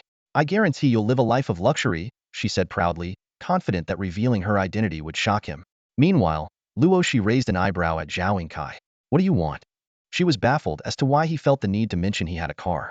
Zhao Inkai pressed on, "Miss Luosi, your talent is exceptional, a rarity even in the entire Zhaohua Bay City. But your family background is your only shortcoming. You're not from a wealthy family, and it's impressive you've come this far, likely relying on scholarships for cultivation resources. But those are far from enough to support the later stages of martial arts training, especially the resource-intensive Dongming and Kaiyang realms. As the saying goes, literature for the poor, martial arts for the rich. I'm sure you understand. I'm the eldest son of the Zhao family. If you are with me, the Zhao family will pour resources into helping you reach the pinnacle of martial arts." He spoke confidently, believing he had shown enough sincerity and laid out the stakes clearly, convinced she would be tempted. Suemo couldn't help but roll his eyes, thinking, what a nutcase. The Zhang family's eldest daughter? He really hadn't heard of her. Marrying into a family? What century is she living in? Luosi also rolled her eyes, thinking, is he insane? The eldest son of the Zhao family, and what does that have to do with me? Offering resources? That's laughable.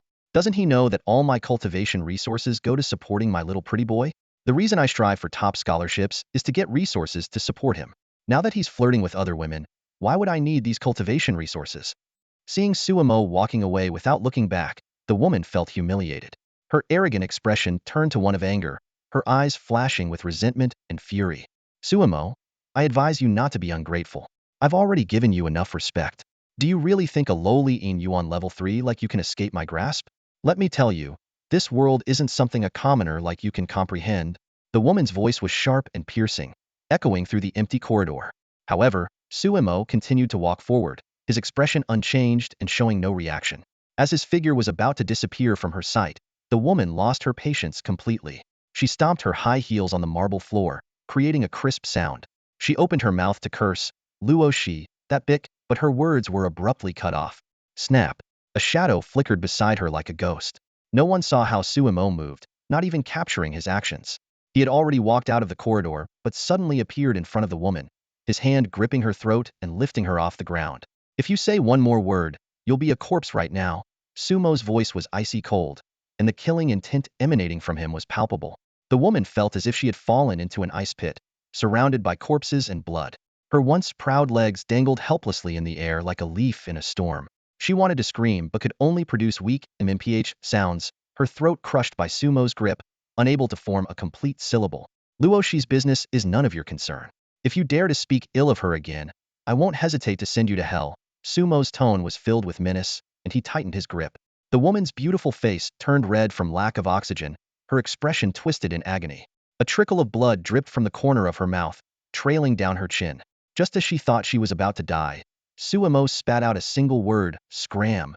He tossed her aside like trash. The woman hit the ground hard, pain surging through her body. She clutched her throat, gasping for air like a dying fish. Under Sumo's terrifying presence, a yellow-white substance appeared between her legs. Meanwhile, Luosi was listening to Zhao Yinkai's lengthy speech with a blank expression.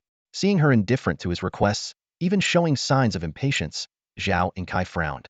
Who did she think she was? He, Zhao Yinkai, had stooped to pursue a mere commoner, and she had the nerve to ignore him? However, he had never failed to get what he wanted. Even if he had to use force, he would bring her back. Although Luosi was said to be a Yin Yuan level 9 genius, an unripe genius was still just a genius. With enough money, he could hire a bunch of Dongming or even Yao Guang level experts to capture her easily. With this in mind, Zhao Yinkai continued, Luosi, think it over. With your talent, you shouldn't be wasting away like this. Among our peers, only I am worthy of you. Are you still hung up on your ex-boyfriend? That's Sumo. I've heard of him. He's just a useless. Swish. Before Zhao Yinkai could finish, a cold glint flashed, and a sharp sword was already at his throat. He hadn't even seen her move, draw her sword, or strike. The blade's edge had already nicked his skin, a trickle of blood running down the cold steel. Feeling the overwhelming killing intent from Luosi, Zhao Yinkai swallowed hard. He realized that this woman genuinely intended to kill him and was capable of doing so. Who gave you the right to speak about him? Luosi's stunningly beautiful face was frosty, her voice cold. Enveloped by the terrifying aura of death, Zhao Yinkai couldn't utter a single word. Despair filled his heart. Does she really want to kill me? How does she? In broad daylight, doesn't she care about her future? Isn't she afraid of being hunted down by the authorities? And weren't they already broken up? Why? Zhao Yinkai's pupils contracted as the sword's intent continued to infiltrate his blood vessels, the sharpness piercing his flesh. He truly believed he might die here. Just as Zhao Yinkai thought his end was near, a gentle voice called out, Luosi? Luosi's body trembled slightly. She snorted coldly, sheathed her sword, and walked away. Zhao Yinkai collapsed like a puddle of mud. Sumo approached, patting his shoulder with a sympathetic look. Brother, you actually dared to provoke her? What were you thinking? When she gets angry, even I'm afraid. With that, he turned and went after Luosi. Ugh! Zhao Yinkai spat blood from the seemingly gentle pat on his shoulder, his internal organs faintly injured. What was initially just a superficial neck wound had now escalated to internal damage. He stared blankly at the departing pair, who looked like the most dazzling couple. Even from a distance, their backs were perfect, a beautiful sight. Anyone could see they were an ideal match. Who said they had broken up? Who started that rumor? Soon, Sumo caught up with Luosi, and they walked side by side along the path outside the campus. Why call me Luosi now? Don't you call me wife anymore? Luosi raised her beautiful eyes and glared at him. As dusk approached and the sun set in the west, a few street lamps flickered on and off along the road, casting a dim glow like scattered fireflies swaying in the breeze. The bustling city was alive with traffic, and occasionally a maglev car would whiz by, humming low over the ground. In a corner of this vibrant metropolis, Sumo and Luosi walked side by side. Suddenly, Luosi's eyes widened, and she asked, Why don't you call me wife anymore? Sumo was taken aback by the sudden question, a thought crossing his mind. Is this some kind of test? He hesitated for a moment and then shyly said, Wife? Humph.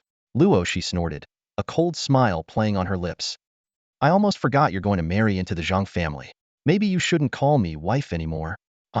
Sumo was at a loss for words and quickly tried to explain. Luosi, you've got it all wrong. That woman came out of nowhere. I don't even know her. Luosi continued to sneer, clearly not believing his explanation. Desperate, Sumo repeatedly pleaded. It's a misunderstanding. Everyone knows my heart belongs to you, Luosi. I don't even look at other women. Oh, really? Luosi's interest was piqued, a mischievous glint in her eye. She suddenly leaned her entire body against Sumo, her cold demeanor melting into a soft, spring-like warmth. She gazed at him seductively, her voice dripping with honey. Her chest is pretty big, isn't it? How does it compare to mine? As she spoke, Luosi blew gently into Sumo's ear, guiding his hand slowly up her body. She led his finger from the hem of her dress, inching it upwards until it rested on the swell of her chest. Suemo froze instantly, his heart pounding and his mind blank. With such a soft and fragrant beauty in his arms, he could only stammer, Luo. Luoshi's. Luoshi's smile grew even more enchanting as she wrapped her arms around Sumo's neck, whispering in his ear, and her legs? They're long, right? How do they compare to mine? She lifted one of her long, snowy legs, hooking it around Sumo's waist. Suemo instinctively reached out to support her, the smooth texture sending a shiver through him. Of course, Luoshi's. Suemo answered like a puppet. The next moment, Luoshi's voice turned icy cold. So? You did look, didn't you? Returning to her frosty demeanor, she pinched Sumo's waist hard. Dare to look at her chest, her legs, you bastard. It dawned on Suemo that he'd fallen for her trap, and he could only protest weakly. I'm innocent. Innocent, huh? Luoshi, filled with rage, pushed Suemo to the ground and straddled his waist. Long. Huh? Big. Huh? White huh? She leaned down, baring her small, sharp teeth and bit Sumo's shoulder, neck, collarbone, and even his lips. Take that, and that. Half an hour later, they found themselves in a secluded, grassy area. She got up from Suemo, her cheeks flushed and lips stained with blood, looking both bewitching and dangerous. She scoffed disdainfully. Is that all? Who's the weak one now? Suemo stood up wearily, adjusting his clothes. He thought to himself that he couldn't beat Luoshi in a fight and might need to consider some special tactics next time. The setting sun stretched their shadows long. Luoshi looked at Sumo's face, which even women envied, wiped the blood from her lips and warned fiercely, if you ever dare to flirt with other women again, I'll scar that pretty face of yours. Suemo smiled bitterly inside. Wasn't that his usual line? It seemed today, he was completely at Luoshi's mercy. As the evening approached, Suemo walked Luoshi home. The dappled sunset cast a warm orange hue over the world. They walked side by side, their arms occasionally brushing against each other. The warmth and delicate touch of Luoshi's skin made Sumo's heart race. After a moment of hesitation, he mustered up the courage to hold her soft, delicate hand. Luoshi trembled slightly and struggled a bit, but did not pull away. Soon, their fingers intertwined, making them look like any ordinary couple. It was the global Qixi festival, and couples filled the streets. Suemo and Luoshi undoubtedly stood out, drawing admiring glances wherever they went. They enjoyed the rare tranquility, neither of them speaking. After a while, they started discussing the exam questions from today. As they compared answers, Luoshi suddenly noticed something off and asked with a puzzled expression. What? When you encounter a pack of Songlong beasts in the wild, how did you answer? Say it again? Suemo hesitantly replied. I said, I would slay them with one sword. Is there something wrong with that? Luoshi sighed, exasperated. Don't you know the minimum level of a Songlong beast pack is Yaoguang? How could you slay them with one sword? And didn't the question specify that you were also at Yaoguang level? It didn't say you were at Yuheng level. What were you thinking? Do you really think you can be invincible at the same level? Suemo looked puzzled. Is there a problem? In his mind, a Yuheng level cultivator could easily defeat those at the same level, and slaying a pack of Songlong beasts at Yaoguang level with one sword didn't seem unreasonable. Luoshi was furious. I give up on you. Curious, Suemo asked. So, how did you answer? Without hesitation, Luoshi replied. Of course, I said I would slay the pack of Songlong beasts with one sword. Suemo was stunned. So, how is your answer any different from mine?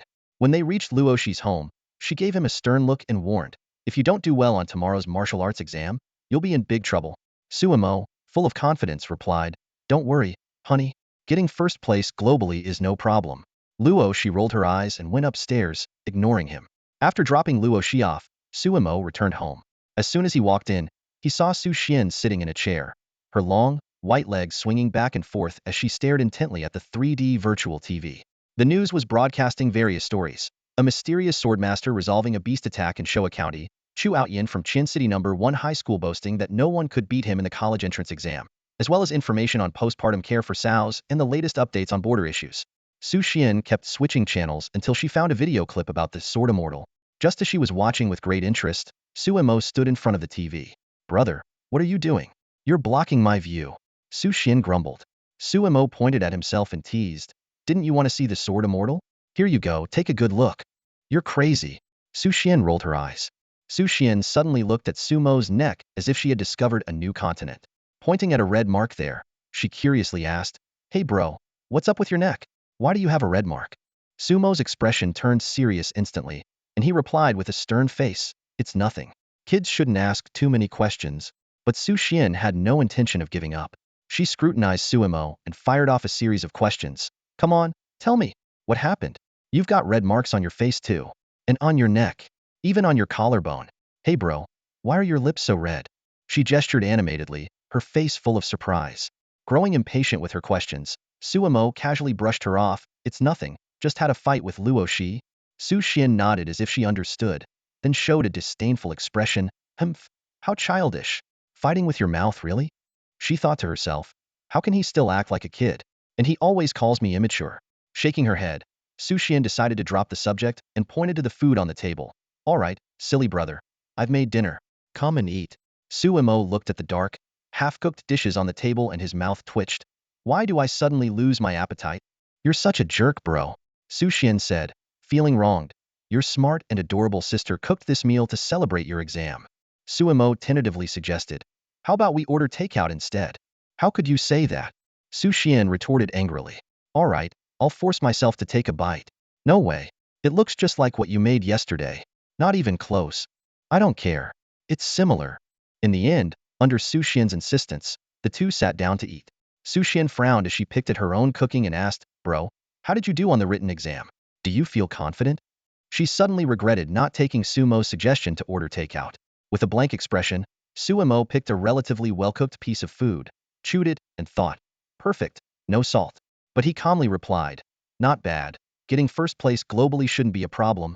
Su Xian rolled her eyes but said nothing. Eventually, both of them stopped eating. Su Xian glanced at Suimo and quietly said, Bro, maybe we should order takeout. After finishing the takeout, Su Xian patted her slightly bulging stomach and explained, it's not that the food wasn't good. I just wanted to give you a special treat since you have the martial arts exam tomorrow. Yeah, you're right. Suimo nodded in agreement, looking at the untouched dishes on the table. After cleaning up the kitchen, Suimo reminded Su Xian, Shao Xuanzi, even though you don't have the talent for cultivation, don't forget to practice the basic spiritual energy cultivation method tonight. You might be surprised. With that, he went to his room to sleep, leaving Su Xian pouting. The night passed without incident. The next day, under global satellite broadcast, the martial arts exam that would determine the fate of countless examinees began. The world watched with bated breath, eagerly anticipating this life-changing test. For most students, the martial exam is an insurmountable barrier. Only the best among martial artists can participate. Therefore, it is no exaggeration to say that those who make it to the second day of the exam are the elite and top talents of the entire Zhaohua County-based city. The martial exam isn't held at schools, but at the War God-based division. All high school martial exam candidates from Base City 023 gather here. Among these elites, the martial arts students from Lingwu High School look somewhat shabby, with a total of fewer than 80 participants, ranking at the bottom in terms of strength among the various high schools.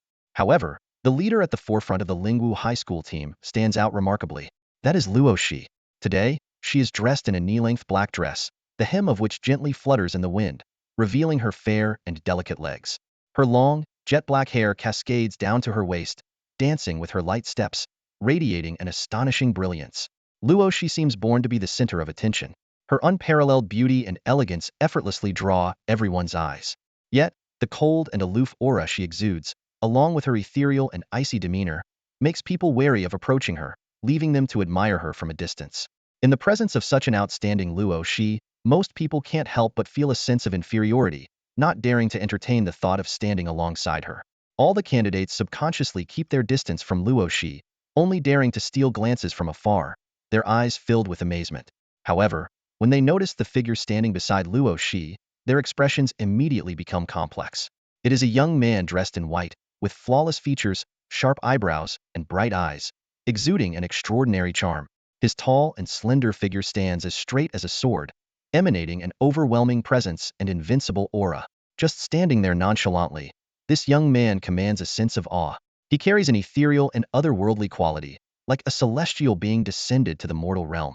In terms of appearance and demeanor, he is in no way inferior to Luosi. Due to his gender advantage, those unaware might even mistake him for the actual leader. For the upcoming martial exam, the role of the school leader is crucial. Leaders are usually the strongest students, representing the school's prestige. Luosi, being the undisputed number one at Lingwu High School, naturally stands at the forefront, a choice unanimously agreed upon by all teachers and students. However, the presence of Suimo next to Luosi puzzles everyone. As a student with only a third-level hidden yuan strength, his abilities are merely average within the team. Yet, He confidently stands in the most prominent position, leaving the Lingwu High School students feeling helpless. Strangely, no one dares to voice any objections. The students remain silent out of fear of Luosi's wrath. Everyone knows how protective she is.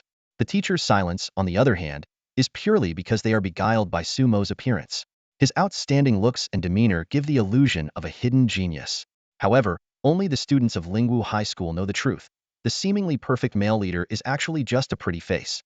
The thought of the upcoming spiritual power test, where other schools will discover that their leader is only at the third-level hidden yuan strength, fills Lingwu High School students with dread, anticipating the ridicule they might face. With these mixed feelings, the team finally arrives at the War God Base division. Countless drones hover above the War God Base, capturing every detail from various angles. This live broadcast of the martial arts competition is set to provide the people of Showa County with an unprecedented visual experience. As the teams from various schools arrive, the referees at the War God Base begin introducing each one. When the team from Showa County First High School enters, the referee announces loudly, leading the team is Zhao He, a young prodigy who advanced to the hidden yuan 8th rank 6 months ago. His current strength is a mystery, making him highly anticipated. However, when the team from Lingwu High School appears, the atmosphere shifts dramatically. Sumo and Luosi stand side by side, their striking looks and extraordinary presence immediately drawing everyone's attention. They seem like a match made in heaven, elevating the entire team's aura to an unprecedented level. The referee, momentarily at a loss while looking at his script, improvises, Lingwu High School is the top team in Showa County. The female leader, Luosi, advanced to the hidden yuan 9th rank 3 years ago, a true prodigy. As for the male leader, he pauses, noting the script lacks information about Sumo, but can't ignore his strikingly talented appearance. His level is also quite remarkable. Meanwhile, behind the scenes at the War God Base, the examiners are in heated discussion. A blonde, alluring bunny girl in a red outfit points excitedly at Sumo's photo on a virtual screen. This Sumo? He's the one. Let's go with him. Despite reminders that Sumo's last recorded energy level was only hidden yuan 3rd rank, the bunny girl, known as Captain, insists on her choice and calls for a vote of support from her team. Her team members agree, trusting their captain's incredible martial intuition. When asked if she had detected Sumo concealing his true power, Captain Huang admits she doesn't know. But when pressed about whether she found something special about Sumo, she nods seriously with a surprising answer. What is it that's so special? The team members ask curiously. Captain Huang's answer catches everyone off guard. He's just super handsome. The judges conducted a ranking prediction of the major high schools, and the results were surprising. Lingwu High School secured an overwhelming victory with 1,834 votes.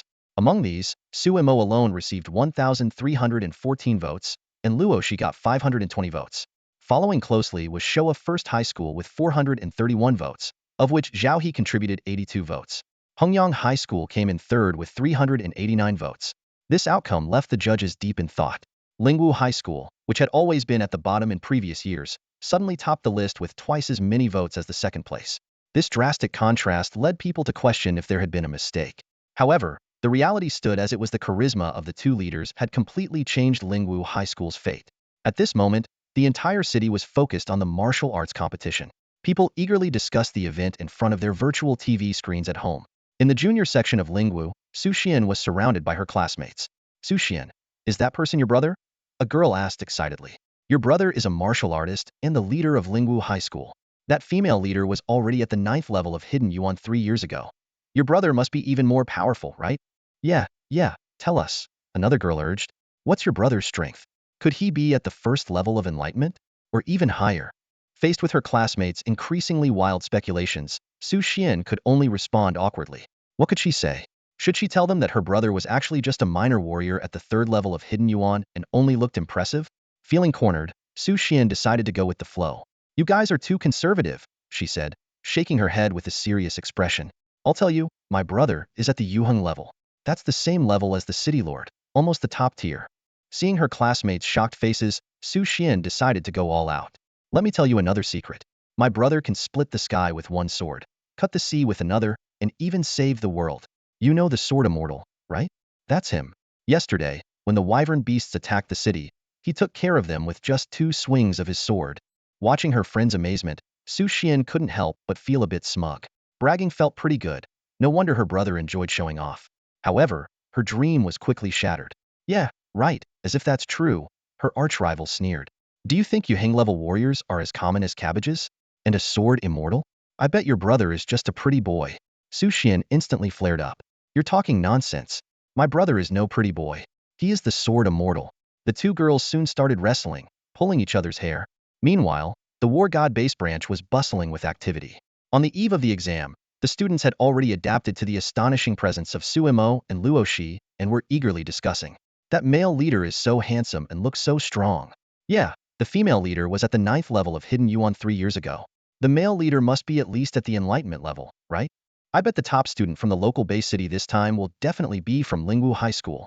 However, the students of Lingwu High School who knew the truth were lamenting on the side. Enlightenment, my foot. He's only at the 3rd level of Hidden Yuan. We're doomed. We're definitely going to be embarrassed later. I can't even bear to watch. Students from other schools had also noticed something. The leader of Showa First High School sneered. Isn't Su Mo just a pretty boy at the 3rd level of Hidden Yuan? Since when can he be a leader? Is Lingwu High School that desperate? It's about time someone else took the top spot in Showa County, isn't it? As the Lingwu High School team marched forward, a wave of whispers swept through the surrounding examinees. Lingwu High really is scraping the bottom of the barrel. They've always been at the bottom, and now they even have an Inuan 3rd stage leading their team, one examinee sneered. I can't imagine the faces of those instructors when they realize they've completely misjudged their capabilities. Another chimed in. The usual disparagement from the other school's martial arts examinees filled the air, leaving Lingwu High students fuming but silent. Su Mo and Luosi walked side by side, ignoring the taunts around them. Soon, the first round of the martial arts exam, the spiritual energy test, began. The venue was tightly secured with drones capturing every moment. Instructors from the war god base and security personnel stood ready to fend off any potential beast attacks. Teams from 20 schools formed neat phalanxes, facing 10 towering spirit stones, each 2 to 3 meters high. These stones were etched with mysterious runes that occasionally shimmered with light, exuding an ancient and formidable aura. Each school's leader stepped forward in turn to touch the spirit stone and undergo the test. Zhao He from Showa First High, Inuan 9th stage. Lui Wei from Hengyang High, Inuan 9th stage. 5 examinees in a row were measured at the Inuan 9th stage, each casting provocative glances towards the Lingwu High team. Some even mouthed silently, trash schools should stay at the bottom. The students of Lingwu High hung their heads, their faces grim. Their beacon of hope, Luosi, was also only at the Inuan 9th stage, now matched by other schools, leaving them with no edge. Finally, it was Lingwu High's turn. A chorus of whispers rose around them. I heard Luosi was at Inuan 9th stage 3 years ago. How is she still stuck there? Ever since she got together with that Su Mo guy, her progress has stalled, a fallen genius and a 3rd stage weakling. What a perfect match. But just as everyone was deep in discussion, something extraordinary happened. Boom. A thunderous explosion shook the entire spirit stone. The runes flickered wildly, and a blinding pillar of light shot skyward. The crowd fell silent, eyes wide in disbelief. Then, boom. Another pillar of light followed immediately, the 2 beams piercing the sky together, stirring the heavens. Under this dazzling light, the other spirit stones paled in comparison. 2 figures stood beneath their respective beams, and amidst countless stunned gazes, they turned to each other and shared a knowing smile. The final rankings for the high school cultivation competition were revealed, plunging the venue into a stunned silence. Standing at the center of everyone's attention, Su Mo and Luosi held hands, looking like the most dazzling couple in the world. Their eyes carried a faint smile, as if silently mocking the ignorance of the crowd. In the sky, 2 beams of golden light shot upward, slowly converging into 4 grand, ancient characters. Dong Ming 9th level. These words struck like a heavy hammer, shattering all rumors instantly. Dong Ming 9th level? A cry of disbelief erupted from the crowd. How is this possible? Both of them are at the Dong Ming 9th level. Everyone's eyes widened, faces filled with shock and confusion. A high school student already reaching the Dong Ming 9th level? This wasn't just surpassing others by a minor realm. It was a full 10 major realms ahead. The team leader from Showa number 1 high school turned pale, stumbling back a few steps uncontrollably, muttering to himself, this can't be true. I don't believe it. I don't believe it. Students who had previously looked down on Lingwu High School were also thrown into chaos, whispering in disbelief. How could Su Mo be at the Dongming 9th level? Wasn't he just at the Hidden Yuan? The students from Lingwu High School were equally stunned by this shocking news. Some began to imagine a dramatic backstory. Could it be that Su Mo was the true prodigy, deliberately suppressing his cultivation for years, enduring humiliation, just to let Luosi shine as a genius? Oh my god, such deep affection. One girl clutched her chest, tears welling in her eyes. I never thought Su Mo sacrificed so much for Luosi. We've misunderstood him all along. Not only is he handsome, but also so devoted. Oh my god. I'm going to faint. Another girl fanned herself, looking as if she might swoon. The instructors at the War God base were also left speechless. Captain Huang slammed the table, her chest heaving with pride, and said, "See? What did I say? I knew this kid wasn't simple. With that aura and charisma, I'd believe it if someone told me he was at the Yuheng realm." The other team members chimed in. "Captain, you're amazing." Captain's got sharp eyes. Captain 666. Backstage, the Lord of Showa County was so excited his beard trembled. With this, the top scorer in the Global College Entrance Exam is definitely from Showa County. Ha ha ha. The military leader from the General's Mansion also praised. Dongming 9th level. This has never been seen in the history of the college entrance exam. This young man is extraordinary, with the potential for the Yuheng realm. The inspector of Showa mused. But who will be the top scorer? Who will it fall upon? Meanwhile, two middle school girls from Lingwu Junior High stopped their playful fighting, staring blankly at the virtual TV screen, completely stunned by the incredible scene unfolding before them. This is my brother. My brother is a Dongming 9th rank. How is this possible? Su Xian's beautiful eyes widened in shock, her voice trembling as she muttered to herself. Her delicate face, already showing signs of stunning beauty, flushed with excitement. How can this be? He was just, she murmured, trying to process the astonishing news. Suddenly, something clicked in her mind, and she exclaimed excitedly, "So, my brother. My brother is the world's number one. He really is the world's number one." Su Xian shook her friend's shoulders in excitement, nearly making her dizzy. "Hong Hong, do you know? My brother is the world's number one." He wasn't lying. He really is the world's number one. Her friend responded dazedly. "Xian, I know. Your brother is the world's number one." The surrounding girls looked puzzled and asked, just Dongming 9th rank. Why is Su Xian so happy? Didn't she say her brother was at the Yuheng realm?" In her excitement, Su Xian almost let something slip. "What do you know? My brother was just..." She stopped herself in time, thinking, "My brother is no longer the useless Inuan 3rd rank. He's a peerless genius now. No one can compare to him except for Sister Luosi." One of the girls pouted, unconvinced. So what? He's not a sword immortal." But her voice lacked confidence, knowing full well the significance of a high school student reaching Dongming 9th rank. It meant he was indisputably the top candidate globally. As the pillar of light slowly faded, Suemo and Luosi, hand in hand, descended from the testing platform with calm expressions. They still radiated brilliance, seemingly unsurprised by the result. They looked like the perfect couple, completely in sync, with eyes only for each other. But no one knew the storm raging in their hearts. Their tightly clasped hands communicated silent messages, mostly Luosi squeezing Sumo's hand forcefully, while Suemo remained calm and unperturbed. After stepping down, Luosi glared at Suemo with her beautiful eyes. "Didn't you say you were just Dongming 3rd rank?"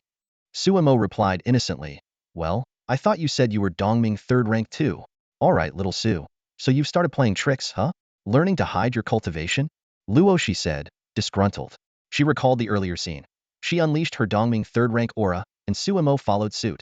She had to release her seal, escalating to Dongming 4th rank, then 6th rank, and finally unleashing her full power at Dongming 9th rank. Yet Suemo kept up effortlessly. The most infuriating part was that Suemo remained calm throughout, with a doting smile on his face. She was both angry and frustrated. Damn it! Who told him to pamper me? Shouldn't I be the one pampering him? It felt like he was deliberately holding back for me. Ugh, who asked him to do that? This jerk. It was the first time she had been surpassed so completely by the man who had always protected her. She couldn't even see his limits anymore. She couldn't help but wonder. How had the gap widened so much in just a few days? Could it really be that time apart felt like years? From the initial Inuan 3rd rank to now, where she couldn't fathom his depth, what had Suemo gone through? What kind of encounters had he had? But as his girlfriend, she didn't pry. Everyone has their secrets. As long as Suemo remained the same Suemo, with eyes full of unending affection and tenderness for her, that was enough. Despite this, a sense of unwillingness lingered. The thought of possibly being overwhelmed by Suemo in the future made her a bit sullen, pouting in displeasure. "What's wrong, honey?" Suemo asked, amused. I don't care. I want to be on top." She suddenly thought of something and huffed, defiantly. Alright, you'll be on top, you'll be on top. Is that okay?" Suemo replied, dotingly. "That's more like it." She pouted her sexy red lips, finally feeling relieved. From now on, the local exams in Zhaohe County no longer concerned Suemo and Luosi. Their testing location would shift to the main city. There, they would compete with other talented students for ranking, ultimately determining the top 10, who would then head to the capital to compete with the best from the other 7 major cities for the title of global top scorer in the college entrance exams. Dongming 9th rank, few in the history of global top scorers had ever reached this level. Without a doubt, Suemo and Luosi were almost guaranteed to be the top scorers. Adding an extra update today. Happy Qixi Festival, everyone. Love you all. Suemo and Luosi, the only 2 martial arts examinees from Base City 023, are about to embark on their journey to the main city for the combat ranking exam. Despite being just the 2 of them, they are being escorted by the entire Tianhuang squad, highlighting the significance of this trip. On the flying aircraft of the Tianhuang squad, the golden-haired bunny girl Hua Huang's gaze fixed on Suemo with a dangerous allure. She elegantly crossed her long legs, her slender fingers tracing the curves of her body, deliberately showcasing her seductive figure. Hey there, little brother. How old are you? Hua Huang initiated the conversation, her voice dripping with flirtation. Suemo frowned, his tone cold. 17? Hua Huang seemed oblivious to Sumo's indifference, laughing coquettishly. Oh, I thought you were 18. Sumo's frown deepened, sensing something amiss. Hua Huang's teasing tone turned the otherwise mundane conversation into something suggestive, making him uncomfortable. He chose to remain silent. At that moment, Luosi, alert, grabbed Sumo's arm, her sharp eyes fixed on Hua Huang. Honey, I have a cherry, she suddenly said in a sweet voice, picking a bright red cherry from the fruit platter and carefully bringing it to Sumo's lips, casting a glance at Hua Huang like a protective kitten. Sumo's heart skipped a beat. It had been 23 years since he last heard Luosi call him honey. He knew Luosi was staking her claim, her jealous yet adorable demeanor unchanged. Accepting the cherry, Suemo opened his mouth. Ah, chomp. Tastes sweet. Honey, let me peel a banana for you, Suemo responded, peeling a banana and placing it into Luozi's red lips. Chomp, honey. This banana is so big, Luo, she said coyly while eating the banana. She leaned on Sumo's shoulder, her beautiful eyes glancing at Hua Huang with a hint of smugness. Hua Huang's eyebrows twitched in frustration, feeling infuriated by their blatant display of affection. Ugh, so annoying, she screamed internally. Captain, let me feed you a banana too. Another member of the Tianhuang squad quickly intervened, trying to ease the tension. Get lost. Hua Huang snapped. Half an hour later, the aircraft approached the skies above Li City. From this vantage point, the sprawling, bustling city was awe-inspiring. Compared to Zhaohua County, Li City's vast expanse and dense population were unimaginable. The streets were filled with various advanced self-driving cars and the latest magnetic levitation vehicles, with AI robots bustling about. In the sky, uniquely designed flying machines zipped back and forth. Gigantic virtual projections occasionally flashed on the skyscrapers, creating stunning visual spectacles. Each building was equipped with laser weapons to defend against potential winged beast attacks. The Tianhuang squad's aircraft landed at the War God Palace base in the main city, the venue for the upcoming combat ranking exam. Isn't that the Tianhuang squad's aircraft? I heard they were sent to a small base city as examiners. Probably some so-called geniuses from a small place again. Uninteresting. Small places are just small places. For so many years, none of their so-called geniuses have made it into the top 50, let alone the top 10 or the global rankings. People from small places lack training resources. Reaching the Dongming realm before adulthood is already impressive, but expecting them to learn advanced martial arts or spiritual techniques. It's normal for their combat strength to be lacking. Our real competition is still among ourselves here in Li City. The onlookers initially marveled at the sight of the aircraft, but their interest quickly waned. Upon learning the details, they dismissed it and paid no further attention. Historically, the majority of geniuses reaching the Dongming realm were from the main city, accounting for 80 to 90%. The remaining base cities combined might contribute less than 20%. A base city like 023, ranking at the bottom, had never produced a single candidate in years. Naturally, this did not garner much attention. Soon, as the aircraft landed, the members of the Tianhuang squad disembarked. Hey, what do you think those bumpkins from the small towns look like? Someone asked disdainfully, sparking a murmur of low conversations. Who knows? Probably still wearing pre-catastrophe clothes, another voice speculated.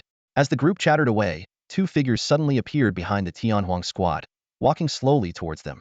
Instantly, everyone held their breath, their pupils involuntarily narrowing in awe. The arrival of these 2 young individuals seemed to freeze time itself. They walked quietly, and everything around them seemed to lose its luster in their presence. Standing beside them, the Tianhuang squad, renowned for their Kaoyang level strength, looked more like bodyguards. It was astonishing, considering the Tianhuang squad's formidable reputation, that these seemingly ordinary martial arts examinees could overshadow them so completely. All eyes were drawn to the newcomers, unable to look away. Their aura and appearance were simply too striking.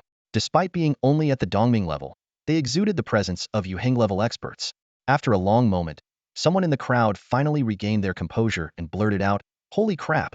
They look incredible." This crude compliment seemed to break the ice. Someone else asked in confusion, "Could there be a mistake? Did the Tianhuang squad pick up kids from the capital instead of some small base city? Or maybe they're disciples of some hidden sect?" The crowd quickly shed their earlier disdain, replacing it with unprecedented seriousness. The demeanor and looks of these two were the epitome of prodigious talent. Even more surprising was how they wore pre-catastrophe clothing with such unique flair. Someone couldn't help but sigh, "Wow, do they look that good? Compared to them, we look like a bunch of nobodies." No sooner had the words been spoken than several lights flashed in the crowd.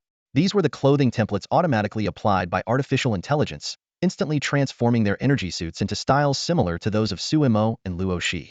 However, even with similar outfits, the difference in aura between them and the two newcomers remained vast. Nevertheless, following the trend seemed to be the only option. Just then, the host announced that the ranking battle for the main city's combat strength was about to begin, shifting everyone's attention back to the upcoming competition.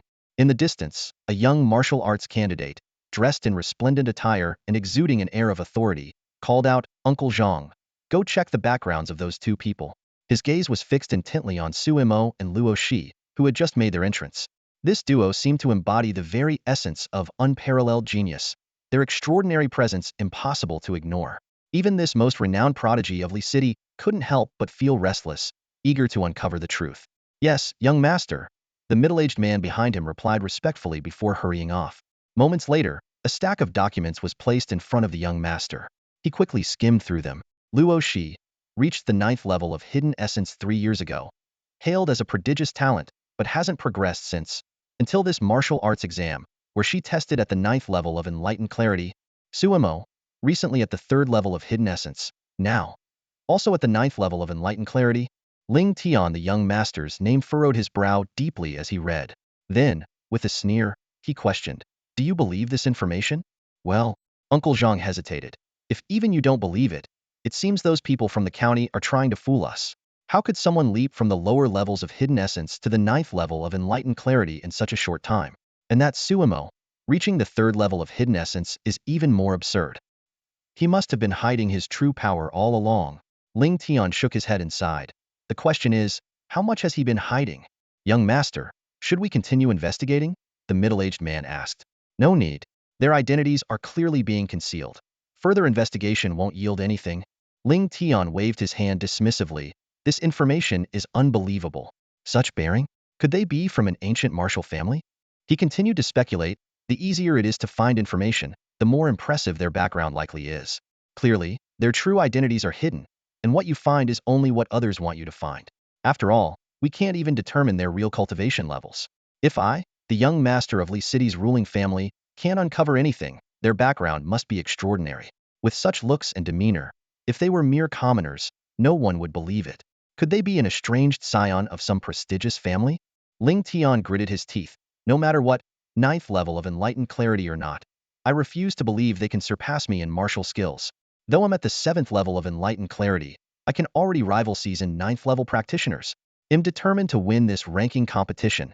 This year, Li City had 98 martial arts candidates who reached the Enlightened Clarity realm, with 73 from the main city and the rest from the 100 surrounding towns. At this moment, in the vast arena of the War God Palace, a chaotic battle was underway to eliminate half of the participants and move on to the next round. Standing hand in hand in the center of the arena, Suimo and Luosi appeared calm, as if they were on vacation rather than taking a martial arts exam. The other candidates glanced at each other, but hesitated to make the first move. "They're both at the 9th level of Enlightened Clarity. Let's team up and eliminate the strongest first. Otherwise, we're doomed if they join forces." Someone whispered. "Yeah, let's take out the strongest ones first. Come on, guys." Two individuals in the crowd cheered the loudest but stood the farthest back, showing no intention of attacking. "If you're so eager, why don't you go first? Stop barking orders." The surrounding candidates sneered at them. Clearly, those who had reached the Enlightened Clarity realm were no fools and wouldn't be easily manipulated.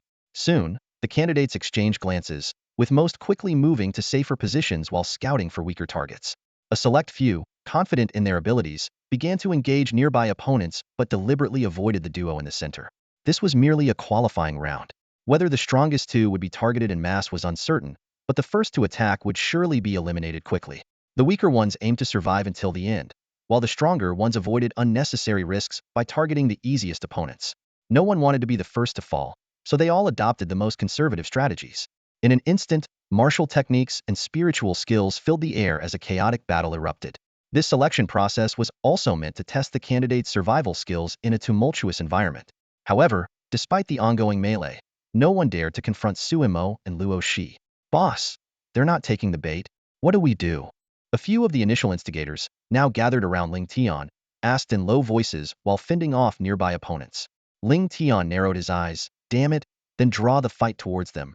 Force them to take action and test their strength. He steeled himself, determined to provoke the duo into revealing their capabilities. The reason he ordered his subordinates to incite others against Suemo and Luo, she was actually to test their strength and martial skills, preparing for the final showdown. The two subordinates, with spiritual power glowing around them, each wielded a standard spirit sword and charged at the easy target with the strength of a second-level cultivator, like hungry wolves. Brothers, if this continues, we'll be eliminated. We'll be picked off one by the stronger contestants. We need to band together and eliminate a few first to advance. Zhao Chang shouted desperately as he fled, his voice filled with unwillingness and anxiety. Zhao Chang was being chased in a sorry state, hastily using his bull palm martial skill to defend himself. Each punch he threw caused explosive sounds in the air, with faint images of a bull appearing with the force of his strikes. This earth-tier martial skill had been trained to a minor success by him, each punch capable of delivering the strength of 3 bulls. If he reached major success, he could unleash the power of 9 bulls, enough to contend with his third-level opponent. However, at this moment, he could only retreat step by step. Who do you think will help you?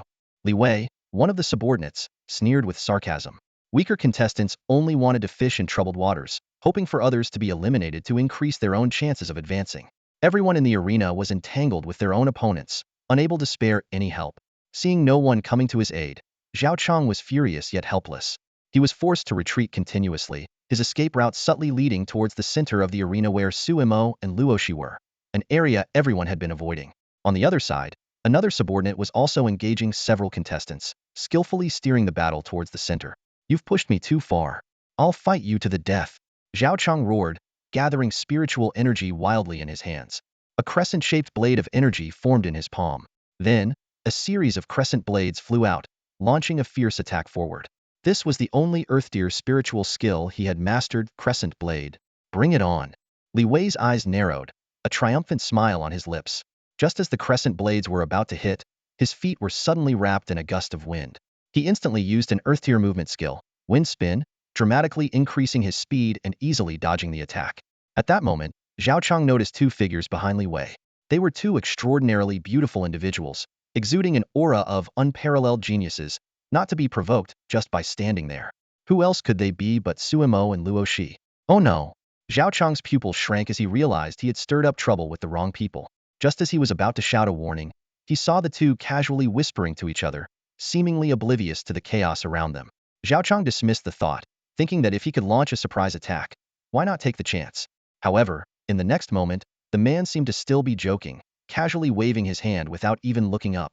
Instantly, a terrifying golden light, beyond description, was released. With a thunderous sound, the crescent blades were annihilated upon contact, unable to impede the golden light's path. The golden light continued its sweep across the entire arena. All battles ceased abruptly as everyone stared in shock at the horrifying golden light, scrambling to use various life-saving movement skills to flee. Where the golden light passed, it left a deep trench on the stage, extending to the edge of the arena before stopping. The entire arena was in shock. Everyone stood frozen, staring in disbelief at the scene before them. What kind of heaven-tier spiritual skill was this? A single golden light nearly split the stage in half? Only Zhao Chang understood. He trembled all over, falling into a deep daze. A heaven-tier spiritual skill executed with a casual wave?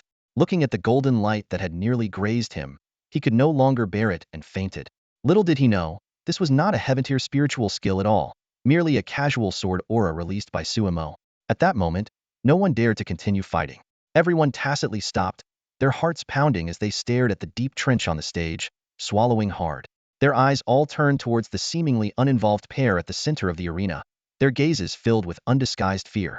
Ling Tian's face was pale, his body staggering backwards several steps, staring at Suemo with uncertainty. The beads of sweat on his forehead revealed his extremely unsettled mind. Suemo, in his spotless white robe, seemed completely unrelated to the terrifying sword aura that had just ended all the battles. "Dear, it seems someone interrupted our conversation," Suemo said with an innocent smile, his handsome face looking harmless. Let's take care of them then. Let's see who can do it faster." Luosi raised an eyebrow, a flash of surprise in her eyes as she glanced at the sword aura Suemo had just released, quickly masking it with a cold voice. "All right, let's see who's faster." Suemo grinned widely. Suemo and Luosi exchanged a glance. In the next moment, both of them sprang into action simultaneously. The ground caved in instantly as their figures shot out like meteors. The air crackled with explosive sounds, and the crowd only saw a blur as a streak of light darted among them. Luosi made the first move, appearing in front of Li Wei in an instant. Li Wei's pupils contracted sharply, his reflexes kicking in as he gathered all his spiritual energy at the critical moment to use the Shin-level spiritual technique, Mystic Spirit Armor. However, Luosi's attack was even faster. Accompanied by a crisp bird call, Luosi unleashed a powerful punch, shadowed by a faint image of a fire phoenix. The Mystic Spirit Armor shattered instantly, the sound of breaking glass echoing. Before Li Wei could recover from his shock, the force of the punch struck his abdomen with unstoppable momentum. Agonizing pain surged through his body as his abdomen caved in, the scorching sensation spreading with the impact. He was sent flying like a cannonball, faint flames igniting on his body as he crashed to the ground, unconscious. The entire sequence happened in a flash, less than a second, and Luosi had already dealt with one opponent. She glanced back smugly, noticing that Suemo had also effortlessly taken down another martial artist. "Pretty quick," Luosi muttered to herself, her body igniting in vibrant red, as if draped in a fiery cloak. Her aura surged, and she transformed into a flaming shadow, charging back into the crowd. Suemo watched Luosi's proud expression and chuckled softly. "It's rare to see my wife so happy. I'll play along." Unlike Luosi's swift and decisive style, Suemo moved leisurely, taking down one martial candidate after another at a relaxed pace. His gaze remained tenderly fixed on the fiery figure, eyes full of affection. Yet, every spiritual technique aimed at him was effortlessly dodged, and his every strike was an overwhelming spiritual technique that the candidates couldn't withstand. The battle had turned into a one-sided massacre. Ling Tian was sent tumbling by a single sword energy from Suemo, his life-saving gear shattered. He, who had always prided himself as a genius, never imagined he would be defeated so easily. If not for a piece of spiritual equipment on him, he wouldn't have been able to withstand even one strike. Blood trickled from the corner of Ling Tian's mouth, a deep sword wound across his chest, his expression frenzied, hair disheveled. His eyes were bloodshot, filled with madness and deep despair. "No, I can't accept this. Is the gap really this wide?" Ling Tian muttered to himself, his voice brimming with unwillingness and despair. "Quick, use the combined technique." Ling Tian suddenly shouted, his voice filled with urgency. His gaze was locked onto the woman, sharply noticing her dwindling spiritual energy. "Take her down first. Don't hold back anymore, or we're all finished." Ling Tian's words were like a thunderclap, instantly waking everyone who hadn't been eliminated yet. They quickly realized the gravity of the situation, nodding in agreement, their eyes gleaming with determination. In the next moment, the spiritual energy in the air became dense, and a massive surge of power began to gather around them. Various spiritual techniques burst forth like a tidal wave, with everyone unleashing their ultimate moves. Cold light shadow assassin, a flash of icy light, cold and piercing. Wind spiral annihilation, howling winds, as if to tear everything apart. Pegasus meteor fist, fists like meteors, rapid and fierce. Invincible fire wheel, a combination of fire and wind, with astonishing power. Ling Tian wasn't about to be outdone. He took a deep breath, mobilizing his spiritual energy to its peak. Spirit Dragon Ice Suppression, he roared, unleashing his strongest earth-level technique. In an instant, Ling Tian was surrounded by a brilliant light, with the faint sound of a dragon's roar echoing in the sky. A massive dragon's shadow erupted from within him, converging with the others' techniques to form an overwhelming wave of spiritual power, crashing toward Luosi. The sky was filled with dazzling lights, the power of the spiritual techniques making it hard to see clearly. The entire arena seemed to tremble under this immense force. Facing such a formidable attack, Luosi merely sneered, petty tricks. Although her spiritual energy was indeed running low due to haste, she needed only a slight effort to counter the combined assault. However, just as Luosi was about to strike, a tall, slender figure suddenly appeared before her. The man shielded her with his body, a serene smile on his handsome face. He held Luosi's delicate hand in one of his, while the other had already summoned a sword from thin air. Luosi's heart skipped a beat, then began to pound fiercely. This feeling was not unfamiliar. She experienced it every time she saw him, but this time it was especially intense. For the first time, this man stood before her, ready to shield her from everything. Suemo held Luosi's hand in one hand and wielded his sword in the other. His movements seemed effortless, yet they contained immense power. With a simple swing, a magnificent sword aura spanning hundreds of meters roared out, effortlessly splitting the wave of spiritual techniques in half. Wherever the sword aura passed, all the contestants in the arena were cut down, falling to the ground. The overwhelming spiritual techniques were shattered by the pervasive sword intent, turning into a rain of light that fell like a dazzling fireworks display. Luosi's beautiful eyes widened slightly, a complex expression flashing across them. With just one sword stroke, he could destroy everything. It seemed there was nothing this man couldn't cut down with one strike. If there was, he'd use two. She couldn't help but marvel at how he had become so powerful without her noticing. Suemo stood under the falling rain of light, his white robe immaculate and untouched by dust. His chiseled, handsome face radiated with brilliance, exuding an irresistible charm. Luosi found herself momentarily entranced, unable to look away from him. Noticing Luosi's gaze, Suemo turned his head and smiled at her, his eyes full of affection. Wife, am I handsome? Handsome, my foot. Who told you to step in? Luosi glared at Suemo with her beautiful eyes, abruptly yanking her hand away from his. She was fuming, inwardly cursing herself for the electric jolt she felt the moment he touched her. But she'd never admit it. The power ranking battle in leeching ended in a dramatic fashion. In the final few seconds, Suemo and Luosi moved like lightning, taking down all the other contestants in an instant.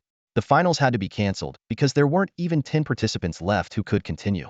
The arena was left in chaos, with unconscious and severely injured competitors scattered everywhere. It was difficult to gather even 6 who could still fight. This had never happened before in leeching's history. Usually, the battles were evenly matched and chaotic, but never had 1 or 2 individuals been able to clear the field.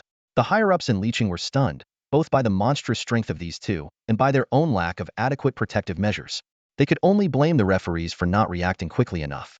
As the airship from leeching flew over the capital city, Suemo finally got to see the global center of economy and power.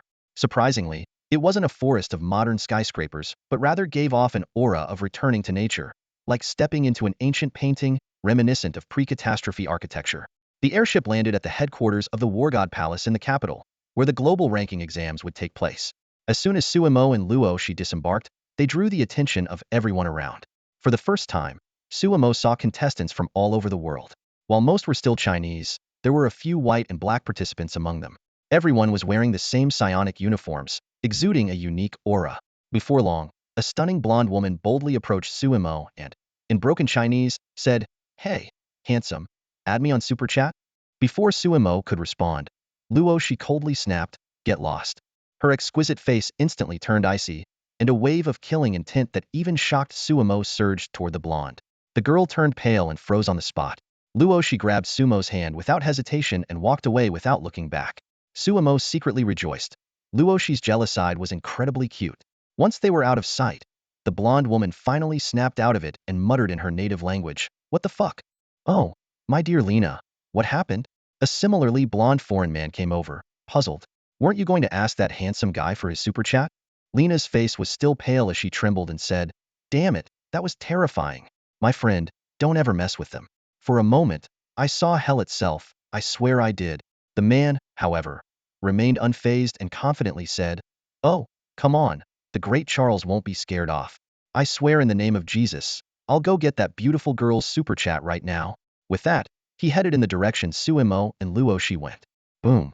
Charles flew back even faster than he had left, crashing heavily into the alloy wall of the war god's base, the deafening sound reverberating through the air. Staggering to his feet, he was clearly drained of his energy. His psychic gear had a crack, and his blue eyes were filled with deep fear. He stood frozen, unable to snap out of it, evidently terrified by the experience. Lena had only mentioned that the woman was not to be trifled with, but she hadn't said anything about the man being even more terrifying. Charles regretted underestimating them so carelessly. The scene shifted to a grand and opulent hall, filled with luxurious decorations and an air of splendor. At the high seat, a young man lounged casually with one leg crossed over the other. His face was delicate, and he wore a simple, ancient robe, exuding an aura of detachment that clashed with the hall's extravagance. He yawned out of sheer boredom. "Your Highness, here is the video footage you requested," one of his subordinates said respectfully. A large virtual projection appeared in front of the young man, looping a video. The screen showed 2 exceptionally talented figures, The young man sat up a bit, resting his chin on his hand, and commented nonchalantly, fighting a bunch of ninth stage enlightened ones, barely passable. That kid in white, his swordplay isn't bad, though still a bit inferior to mine. Is this who the old man wants me to be cautious of? After watching for a while, he yawned again, losing interest. How boring. Just came down from the mountain and already have to join some global ranking battle? Just two ninth stage enlightened ones, and they're making such a fuss? Want me to join in and bully the juniors? The subordinate bowed his head and explained respectfully, Your Highness, this is the Master's order. If you don't participate, it might be hard to gain enough support to inherit the position of the hall leader. The young man glanced at the screen, where Luosi was shown, and suddenly perked up. All right, I get it. The old man has paved the way for me. But that sister is quite good looking, so I guess I'll go. With that, he formed a hand seal, and with a thought, a flying sword sped towards him from afar. He leapt onto the sword, floating away slowly, though his flying was somewhat wobbly. This sword flying technique still needs practice, he muttered to himself, but it should be impressive enough hopefully that Emo guy won't be too shocked. Better give me some surprises, or it'll be no fun if he's too weak.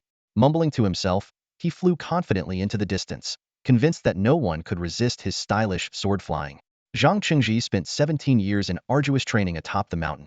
Now, not only had he reached the Yaoguang stage, but he had also mastered the art of swordsmanship, earning the title of a Ancient Millennium Prodigy from the Shushan sword sect. Standing on the peak, his long hair fluttered in the wind, and his eyes sparkled with confidence.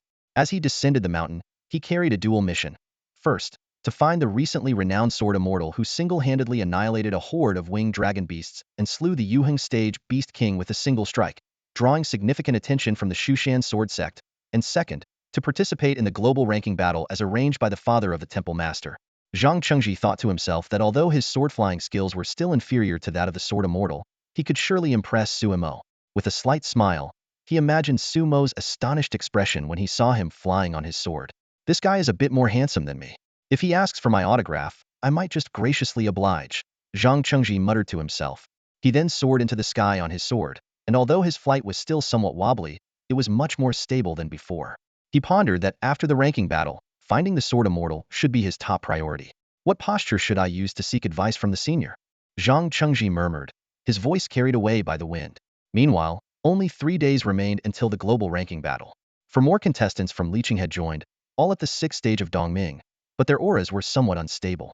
Suemo recognized them as the opponents he had previously defeated with a single strike during a chaotic battle, particularly remembering the martial arts candidate who used the Pegasus Meteor Fist.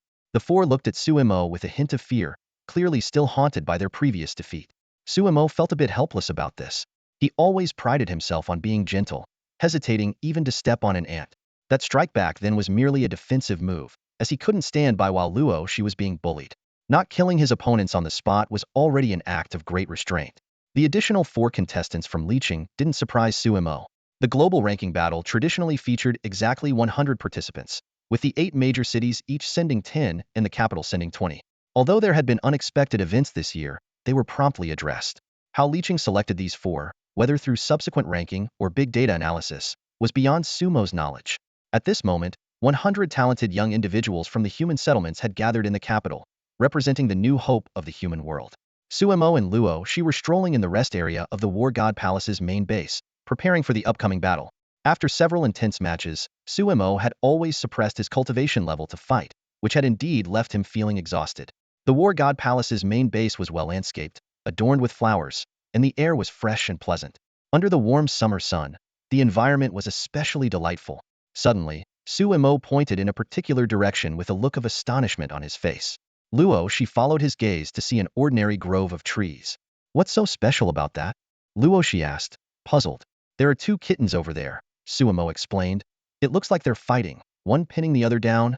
Luosi let out a soft "oh," her cheeks gradually turning red.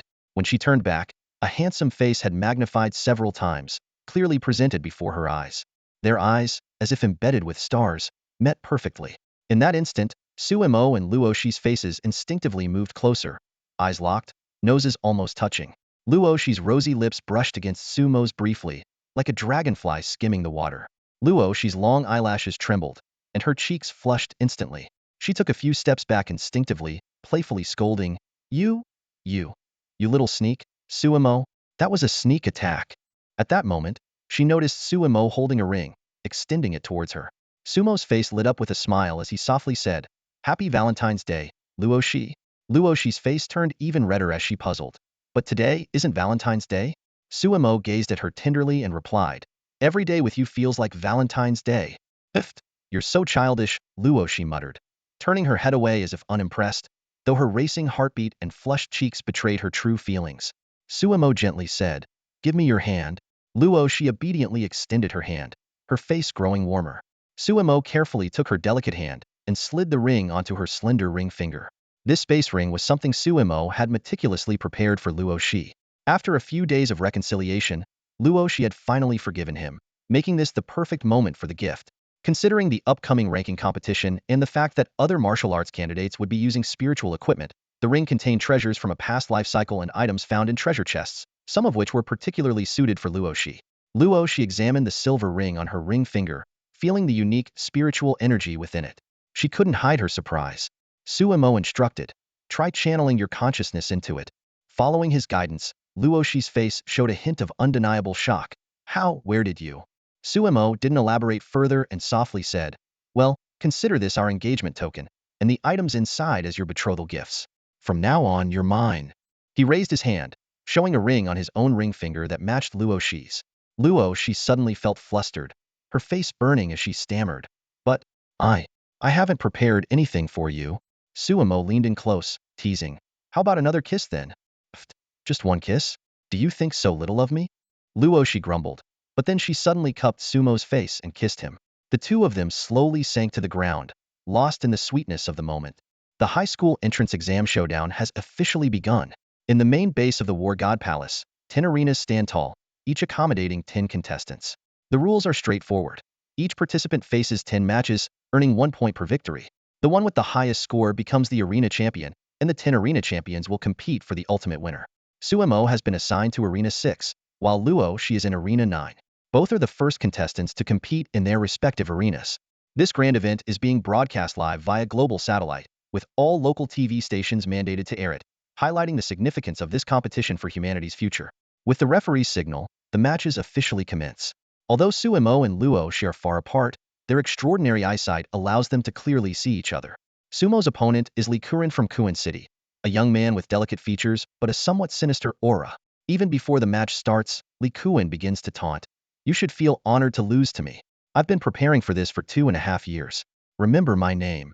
However, Sumo has already tuned out his incessant chatter. Arena 6, first match, Likuren vs. Sumo. "Now, begin." The referee's voice cuts through the air. Despite his boastful words, Likuren is exceedingly cautious. He launches his attack instantly, his legs entwined with spiritual energy as he moves rapidly, creating multiple afterimages. Simultaneously, he forms a sphere of spiritual energy in his hands, striking the ground with such speed that it's almost impossible to follow. At this moment, the live broadcast of Arena 6 is being shown to audiences worldwide. The commentator shouts with excitement, "Ladies and gentlemen, young Likuren has made his move. He's using the secret technique, Phantom Jump, to confuse his opponent with feints. And what's more impressive is the Photon Sphere, an Earth-grade spiritual skill he's been perfecting for 2.5 years. Today, we'll finally see it shine in this ranking battle. I've heard that the Earth-level secret technique, Light Spirit Ball, increases in speed with every bounce on the ground. Now, the young Kunkin has already bounced it over 100 times, and the speed of the Light Spirit Ball is on the verge of breaking the sound barrier." In the arena, the Light Spirit Ball in Kunkin's hand glowed brilliantly, the air around it whistling sharply due to its high velocity. Opposite him, Sumo stood motionless, eyes fixed on a distant point, seemingly oblivious to the impending attack. The commentator, slightly puzzled, quickly regained composure. "Look." Sumo chooses to remain still, facing the ever-changing attack trajectory of the Light Spirit Ball. Staying calm might be the smartest choice. Kunkin's momentum reached its peak, the Light Spirit Ball in his hand becoming a blur of light. "He's making his move," the commentator shouted excitedly. In an instant, Kunkin shot towards Sumo like an arrow, his hands constantly switching the position of the Light Spirit Ball. He closed in on Sumo, aiming a direct strike at his face. However, Sumo simply tilted his head slightly, effortlessly dodging the powerful blow. Kunkin was incredulous. How? How is this possible? This strike contains over 20 years of my energy." Unwilling to accept defeat, he launched a series of attacks, the Light Spirit Ball leaving trails in the air. Yet each time, Sumo merely shifted his body slightly, easily evading every strike. Kunken's attacks grew more intense, but he could not touch Suemo at all. You forced my hand. Kunken roared, throwing the light spirit ball into the air. The ball began to bounce on its own around the arena, doubling in speed each time it was dodged. Soon, the entire arena was filled with the afterimages of the light spirit ball, as if hundreds of light balls were bouncing simultaneously.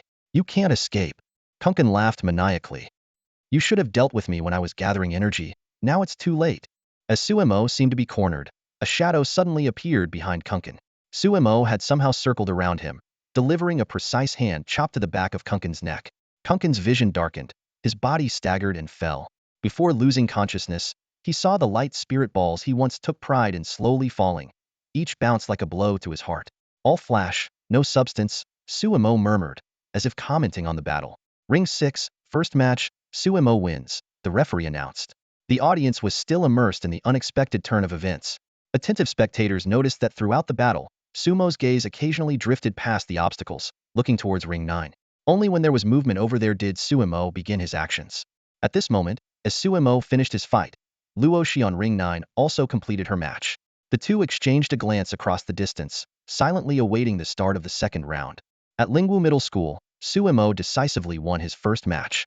In the stands, Su Xian's friends excitedly shook her arm and shouted, Xian, look, that's your brother. He's in the National College Entrance Exam ranking battle on Platform 6. He won the first match. He won. Su Xian gave her friend a playful glare and pretended to be calm, saying, It's no big deal. My brother is a prodigy at the 9th level of Dongming. It's only natural for him to be in the National College Entrance Exam ranking battle. Winning one match is nothing special. Despite her words, she couldn't help but sneak a glance at the virtual screen, and seeing her brother's handsome face in the live broadcast, she excitedly raised her voice and said, Hong, did you see? My brother is in the Global College Entrance Exam ranking battle. He won. Hong could only nod silently, helplessly watching Su Xian's sudden change in attitude. Throughout the day of matches, Suemo remained undefeated. Although he didn't encounter any opponents that truly impressed him, the young Kuren boy he faced in the first match stood out, finishing with a record of 9 wins and 1 loss, securing second place and showcasing remarkable potential. Suemo and Luosi both achieved perfect records of 10 wins and 0 losses, becoming the champions of their platforms. They timed each match perfectly, finishing almost simultaneously. As the final match concluded, today's events officially came to an end. The results for each platform were as follows. Platform 1, Chu Outyin with a record of 9 wins and 1 loss, became the champion. Platform 2, Lina with a record of 9 wins and 1 loss, became the champion. Platform 6, Suemo with a record of 10 wins and 0 losses, became the champion. Platform 9, Luosi with a record of 10 wins and 0 losses, became the champion. Notably, out of all the champions, only 2 were foreigners. The rest were all Huaxia contestants. However, as the Global College Entrance Exam ranking battle was in full swing, an unprecedented disaster was quietly approaching humanity. At this moment, the border was in unprecedented turmoil. For unknown reasons, the alien beasts launched an unprecedented large-scale attack. Hordes of alien beasts charged at the tall city walls. Particle beam weapons, plasma cannons, railguns, and laser weapons fired continuously, with enormous beams of light shooting from the walls and deafening explosions resounding among the alien beasts. Countless alien beasts were incinerated by human weapons, but more kept coming, seemingly endless. These were just the cannon fodder beasts below the Yaoguang level. On more distant battlefields, human warriors were fighting against even stronger beasts, with lives being lost every moment. Damn it! What the hell is wrong with these beasts? Are they trying to have a decisive battle with humanity now? A human warrior named Zhao Lu roared in the distant sky. His standard issue spiritual energy armor was already in tatters, drenched in the blood of alien beasts. Despite his unstable condition, a faint layer of spiritual energy still surrounded him, barely keeping him aloft. Zhao Lu was a rookie on the battlefield. In this world, warriors enjoyed privileges and resources, but also bore unimaginable responsibilities. Every powerful warrior had to go to the battlefield, accumulate corresponding battle merits to exchange for cultivation resources, and could only retire after accumulating enough merits. In an era where the average lifespan of a warrior was less than 30 years, retiring peacefully was incredibly difficult. Zhao Lu had thought he might die in battle someday, but he hadn't expected that day to come so soon. At this moment, facing the fierce onslaught of 2 Yaoguang-level beasts, Zhao Lu was struggling, covered in wounds. Suddenly, a heavy spiritual energy attack struck his head, causing blood to pour out and his consciousness to blur. In this critical moment, a shout infused with spiritual energy rang out, Zhao Lu, stay calm, keep your consciousness clear. Think of your family and children. It was Zhao Lu's captain, a seasoned veteran. His shout brought Zhao Lu's fading consciousness back, helping the young warrior regain his fighting spirit. The captain's reminder struck Zhao Lu like a bolt of lightning, instantly awakening his deepest survival instincts. Images of his wife's hopeful eyes and the cries of his newborn child flashed through his mind. I can't die here, absolutely not. Zhao Lu roared internally. However, the moment he turned to look at the captain, a horrifying scene unfolded before his eyes. Zhao Lu's pupils contracted violently, and his eyes nearly bulged out of their sockets. The man who had always been stern and called him a rookie, the same man who had just warned him to be careful, was now torn to shreds by a monstrous beast. The captain's usually stern face was now filled with shock, a bitter smile playing on his lips, and his eyes betrayed a deep longing for life. His lips trembled slightly as if he were calling out, Nan Nan. Zhao Lu knew that was the name of the captain's beloved daughter. Every time the captain mentioned his daughter, his stern face would involuntarily soften with a smile. But now, all of that was gone. Pain and rage roiled within Zhao Lu's chest, and he let out a heart-wrenching scream. Captain! Then, a fit of maniacal laughter erupted from his throat. Ha ha ha, you vile beasts. I'll take you all down with me. Zhao Lu's eyes were bloodshot, and his gaze burned with madness and determination. He recklessly channeled all his spiritual power, causing his essence and blood to boil within him. His aura surged like a volcanic eruption, rapidly reaching an unprecedented peak. Covered in blood, Zhao Lu resembled a frenzied beast as he charged into the horde of monsters, engaging in a brutal fight. Each strike was fueled by his overwhelming anger and sorrow, and he slaughtered the creatures that had killed the captain one by one. As his spiritual power reached its limit, Zhao Lu, in a daze, saw a headless body continuing to fight on instinct alone. He paused for a moment before realizing that it was his own body. At some point, a beast had managed to decapitate him, sending his head flying high. In the split second his head spun through the air, Zhao Lu's consciousness seemed to stretch into eternity. He took one final, longing glance behind him, where his home and his country lay. But he knew he would never return. Zhao Lu's awareness gradually faded, and he finally succumbed to eternal darkness. Amidst the war-torn land, countless lives were lost, and soldiers fell on the blood-soaked battlefield. At the northern border, a deafening thunderclap suddenly shattered the silence, ripping through the sky. Dark clouds surged toward the border city, quickly obscuring the sunlight. The oppressive black clouds loomed over the city, which was on the brink of collapse. From within the chaotic clouds, lightning flickered like silver serpents, filling the entire sky. Deep within this stormy cloud mass, a colossal figure was faintly visible. Its entire body was entwined with silver lightning, so massive that the clouds could barely conceal it. This behemoth unfurled its enormous wings, spanning several kilometers and blotting out the sky. In its presence, the border city and its towering walls seemed minuscule. A terrifying pressure swept across the entire border, encroaching on the remaining human territories. At that moment, a radiant golden path stretched across the sky, and a majestic figure arrived in an instant, stepping on the golden light. Though small compared to the giant in the clouds, he radiated a piercing golden light. He stood beneath the heavens with a presence as imposing as a mountain, dispelling the endless black clouds and creating a surreal scene of half golden light and half dark clouds. A thunderous roar echoed from the clouds. Humans, your doom has arrived. Surrender quickly. Only through servitude to us can you hope for a chance of survival. A fearsome, menacing head emerged from the clouds, eyes gleaming with malice. The golden figure coldly questioned, "We signed an agreement years ago. Your great kings were not to trespass into human territory, and we would not annihilate your offspring. Why have you reneged on the deal now?" The Black Dragon King laughed maniacally, revealing a hidden truth. Ha ha ha, you humans sought to buy time for growth, but so did we. Now that our emperor has arisen, there's no need for pretense with you anymore. Only our kind are the chosen of the master. The master's essence blessed this land, benefiting you, but now it's time for reckoning. Then, the Black Dragon King taunted, "Great sage, no need for words. Let's settle this once and for all." The golden figure grinned, his aura reaching its peak. "It seems we didn't hit you hard enough last time. Little eel, let's see how much you've improved over the years." A brilliant golden beam formed in his hand, shooting skyward and piercing the heavens. He swung this beam, which stretched for miles, towards the sky. With one strike, the black clouds covering the sky were instantly torn apart, dissipating into nothingness. The Black Dragon King roared in fury, its enormous body fully revealed, now covered in wounds, with one wing severed. The golden figure sneered, "Little eel, after all these years, you're still as fragile as ever. The golden figure let out a hearty laugh, his imposing aura undiminished, and transformed into a streak of golden light shooting skyward. In an instant, he had shifted the battlefield to the heavens, where he engaged in a fierce duel with the Black Dragon King. Meanwhile, on the endless horizon of the southern coastline, a cataclysmic disaster was brewing. Amidst howling winds, a dark line stretched across the sea, gradually revealing its true form, a terrifying tsunami.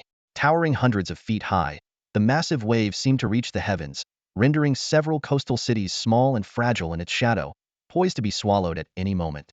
Just as the tsunami was about to crash onto the land, an ethereal voice echoed from the sky, "White Whale King, this is not your place." Before the words had fully faded, a mysterious formation appeared on the beach, and from it stepped an elderly man clad in a green Taoist robe.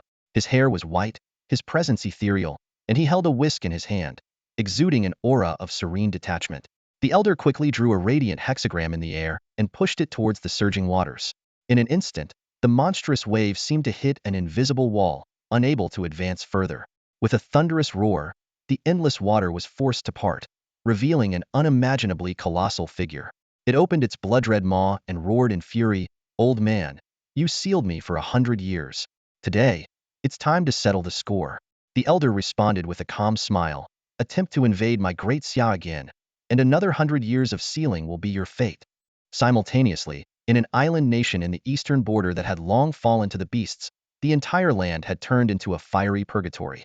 The ground was fractured, with molten lava streams everywhere, and the world's largest volcano, Mount Fuji, erupted once more, sending thick black smoke into the sky. From within Mount Fuji emerged an enormous serpent with 8 heads, its body as massive as a mountain. Standing before it was a figure who had been waiting for some time. With a crooked, malevolent smile, he said, "Yamada no Orochi, I've been expecting you for a long time." Almost at the same time, beast kings around the globe began to appear, launching coordinated attacks on the human world as if it were a meticulously planned assault.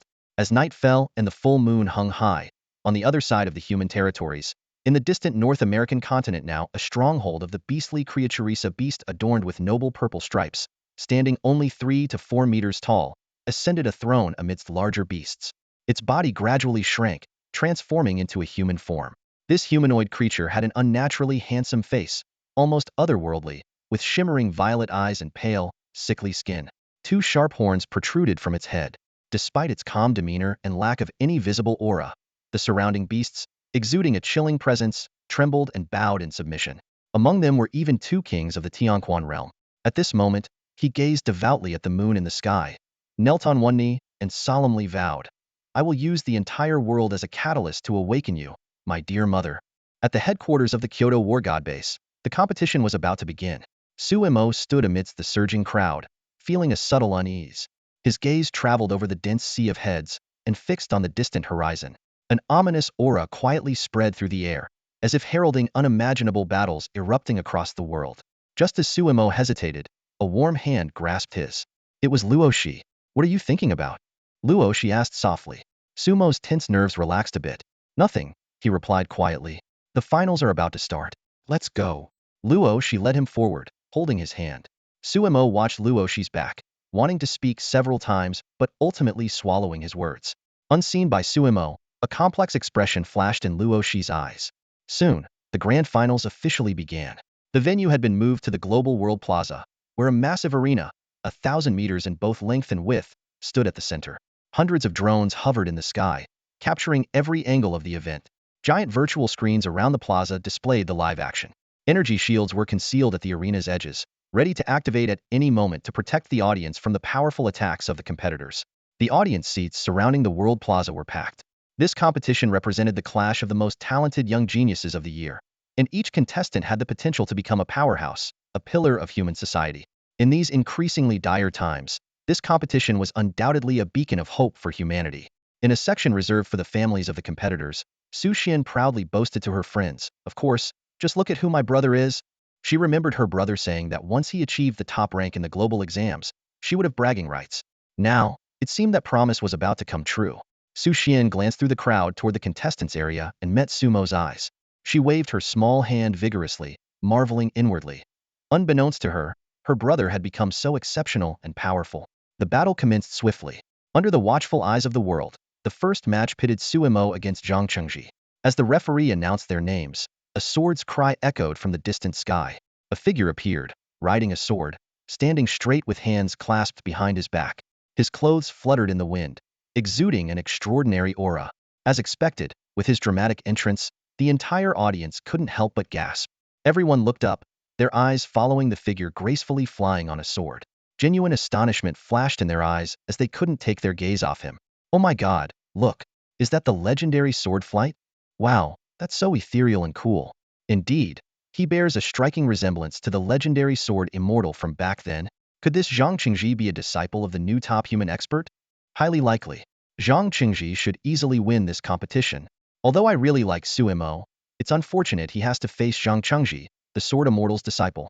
The crowd buzzed with discussions, showering Zhang Qingji with praise. They widely believed he was the sure winner this time. However, as time ticked by, Zhang Qingji continued his sword flight. He soared through the sky, circling above the audience repeatedly, ensuring no one missed his impressive entrance. Everyone in the audience had to crane their necks, following him in endless circles. Initial amazement turned into confusion, then exasperation, and finally, utter frustration. For crying out loud, are you still flying? I'm getting dizzy here, can't you just land already? Help! My neck is sore from all this.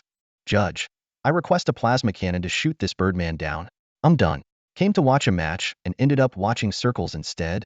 Finally, the loudspeakers echoed throughout the arena. Zhang Qingji, please take your position immediately, or you will forfeit. Only then did Zhang Qingji land on the platform, looking very pleased with his grand entrance. He had deliberately flown a few extra laps to ensure that even the most ordinary spectators could witness his majestic sword flight. Seeing the enthusiastic cheers from the crowd, with fists seemingly pumping in the air, Zhang Qingji felt even more smug. Although the distance and noise made it hard to hear clearly, the repeated shouts of Zhang Qingji, you sounded to him like praises such as I like you. As for the clenched fists, they were obviously cheering him on. On the other side, Suimo had been waiting on the platform for a while. Usually calm and composed, even he couldn't help but twitch his mouth at Zhang Qingji's antics.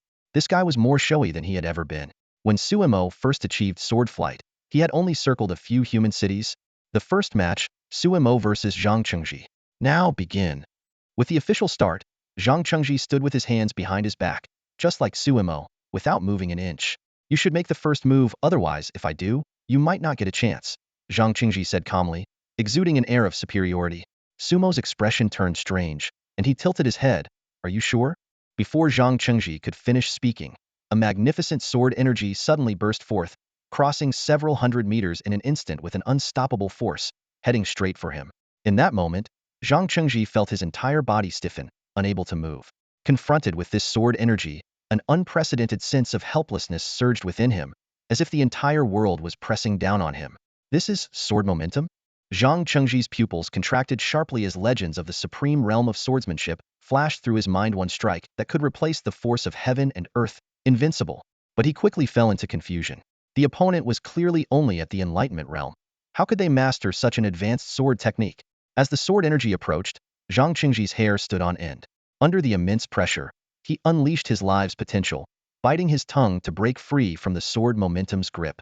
Instantly, spiritual energy enveloped his feet, turning his figure into a blur as he narrowly avoided the deadly strike. Though he had evaded disaster, Zhang Qingji was drenched in sweat, his heart pounding with lingering fear. He had no choice but to put away his previous underestimation and began to seriously contemplate his next move. After some self-persuasion, he managed to calm himself, deciding to take the initiative and not give his opponent another chance to unleash such sword momentum. You are worthy of my true effort, Zhang Qingji said in a deep voice. Oh, is that so? Suimo replied calmly. From now on, I won't give you a chance to strike. Zhang Qingji swiftly wielded his sword, executing the highest level techniques of the Shushan sword Sect sword Qi, / 10,000 swords technique, and heavenly sword.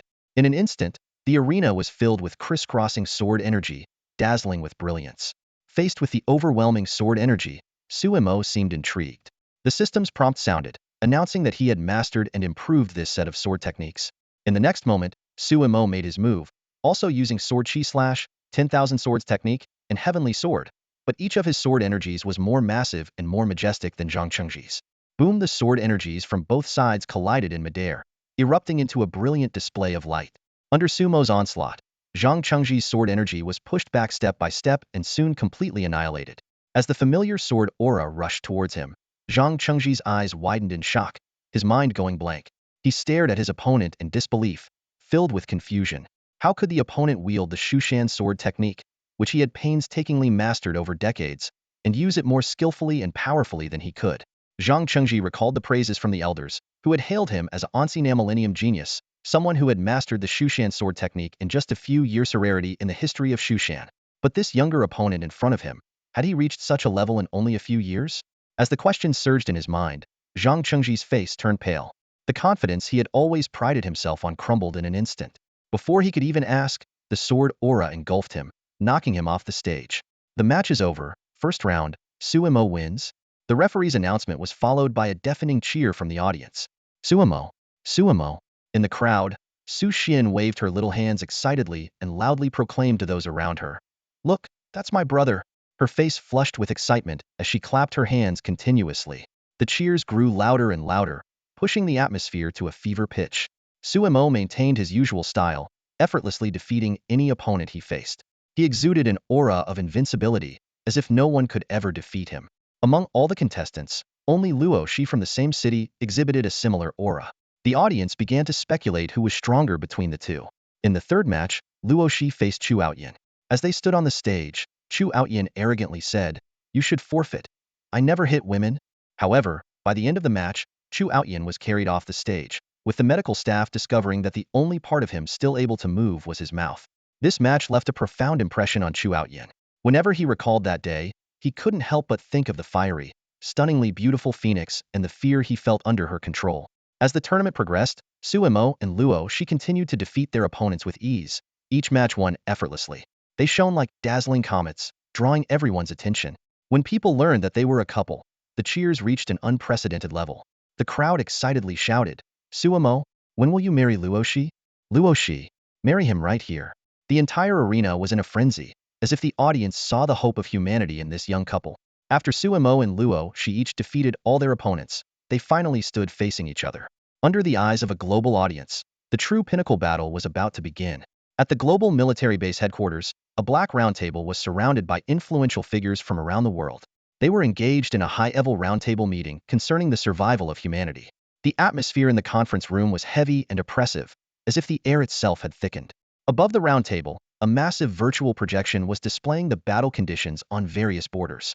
The once formidable walls built to fend off the monstrous beasts were now heavily damaged and on the verge of collapse. Numerous beasts had already scaled the walls, breaking through the plasma and laser weapon defenses. They dismantled humanity's proudest weapons with impunity, brandishing them like toys, flaunting their dominance. Even through the screen, the attendees could feel the intensity and horror of the battle. The images were filled with blood and fire, where countless young warriors fought fiercely, sacrificing their lives to plug the gaps in the defense lines. The projection kept switching, showing the dire situations at various borders. It seemed that humanity's first line of defense was about to be breached, presenting an unprecedented crisis. Nevertheless, there was a glimmer of hope. The top human fighters were seen gaining a slight upper hand in their battles against the Beast Kings. Only in the region around Mount Fuji, the young and vigorous Dragon King was being suppressed by the eight-headed serpent, Orochi, while other top human fighters were performing admirably. These extraordinary warriors had been the reason humanity managed to sign a peace agreement with the beasts in the past, with both sides promising not to initiate conflict. However, when the screen finally switched to the beast territory in North America, the situation took a sudden turn. Under the surveillance of global satellites, a man in purple robes was seen sitting on a throne, surrounded by beast kings. He suddenly looked up, as if sensing something, and smiled faintly in the direction of the conference room. Immediately, a vast purple mist enveloped the entire area. Seeing this, everyone present felt a deep sense of unease. The global situation was unstable, and time was running out for humanity. An elderly man with graying hair but an air of authority broke the silence. Should we implement the seed plan or the spiritual power plan? Everyone, state your positions. As his words fell, the room descended into a brief silence. Soon, a young general broke the quiet. I support the spiritual power plan. We can't just abandon Earth. Senior Dragon King and Master Wang have already reached the peak of Tianquan. They are very likely to break through to Tianji. When that happens, humanity's situation will turn around. A foreigner with sparse hair and a weathered face immediately objected. Senior Dragon King and Master Wang have been at the peak of Tianquan for 50 years.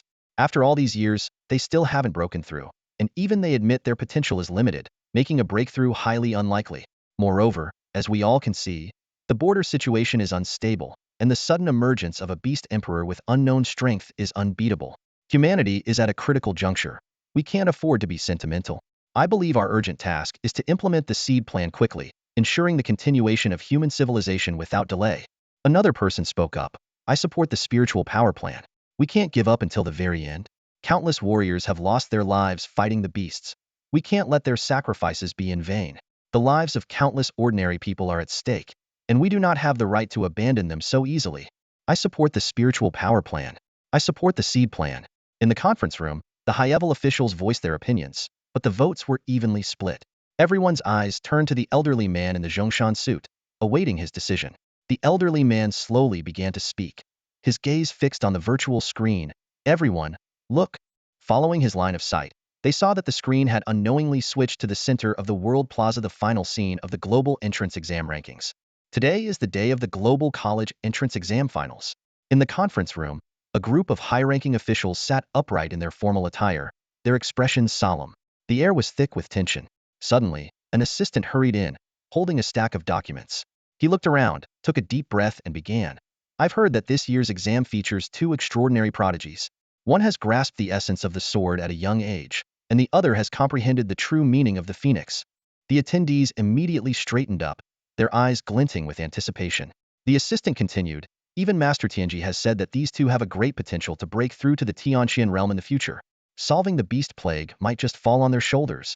With that, he distributed the documents to everyone present. They eagerly flipped through the pages, scrutinizing every line with intense focus. Mastery of sword intent, sword momentum akin to a collapsing mountain, reaching the pinnacle of swordsmanship. An elderly man exclaimed, even the ceiling admits that it pales in comparison. Phoenix Nirvana, reborn from the ashes, the rarest true meaning of the phoenix in millennia. A middle-aged man muttered, his brow furrowed. What shocked everyone even more was that these two prodigies were only 17 years old and had never received extensive human resources. The room filled with the sound of sharp intakes of breath, and everyone exchanged glances, their eyes a mix of astonishment and hope. They indeed have the potential to break through the ceiling, a younger official said softly, unable to hide his excitement.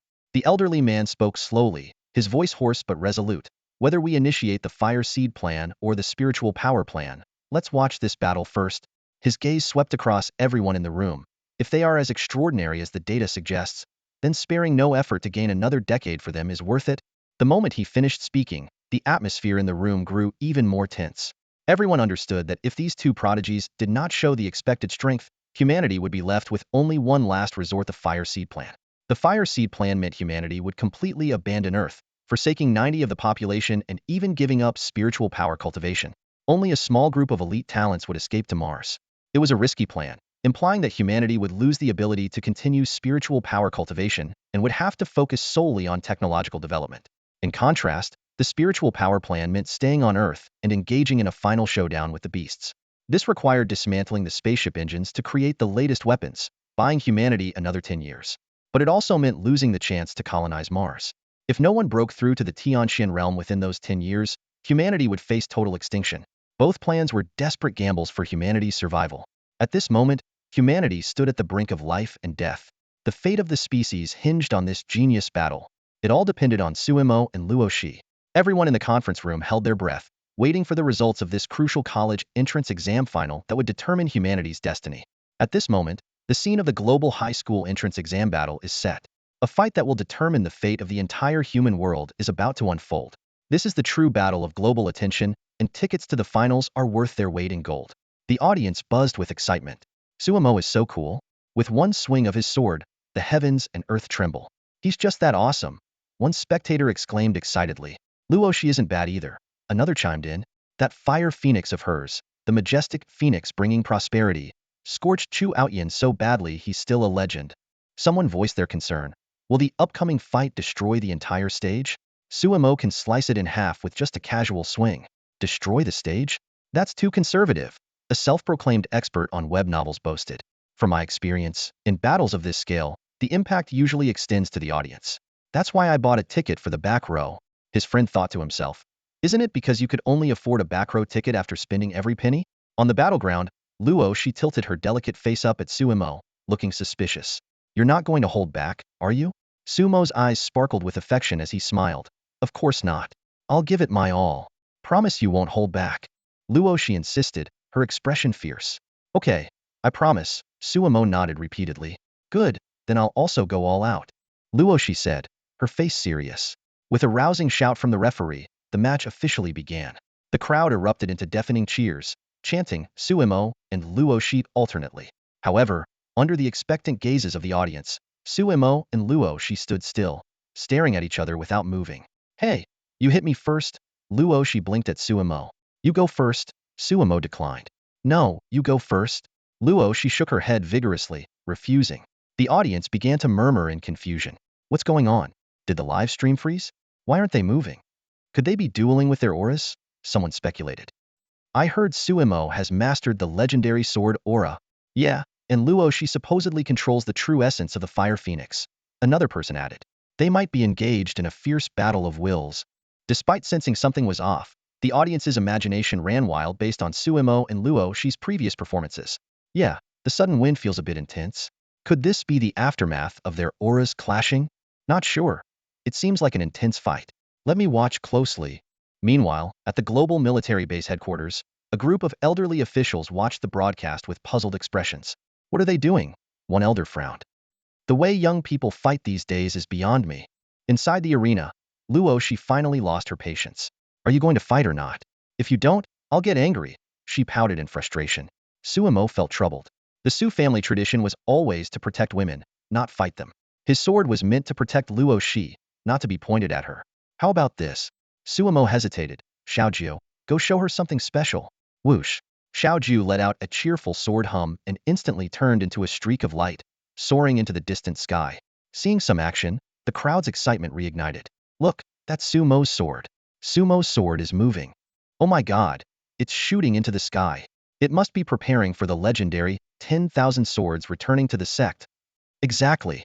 I've seen it before.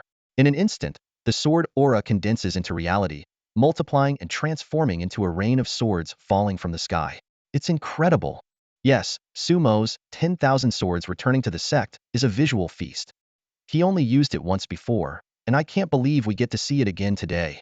The crowd was completely thrilled, gazing up at the sky, afraid to blink and miss the spectacular rain of swords. 1 second, 2 seconds, 30 seconds passed.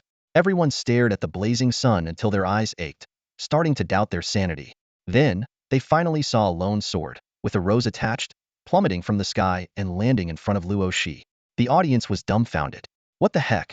Where's the 10,000 swords returning to the sect? Where's the grand display?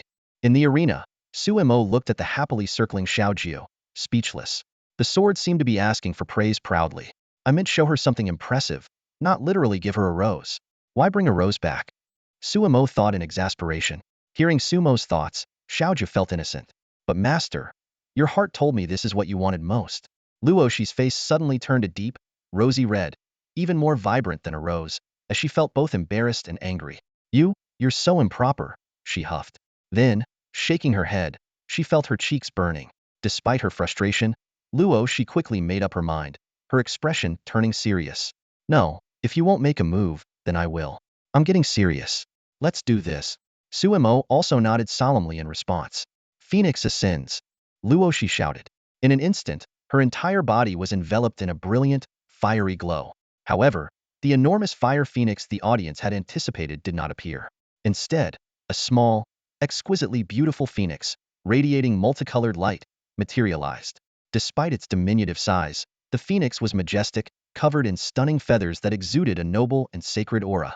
The phoenix held a rose in its beak and fluttered over to Suemo, circling him. This unexpected turn of events left the audience in shock, sparking a flurry of discussions. An expert confidently analyzed, "You guys don't get it, do you? Haven't you heard that good things come in small packages? This fire phoenix may be small, but its energy and density are much greater, making it even more powerful. Clearly, this is a special move Luosi developed specifically for Suemo."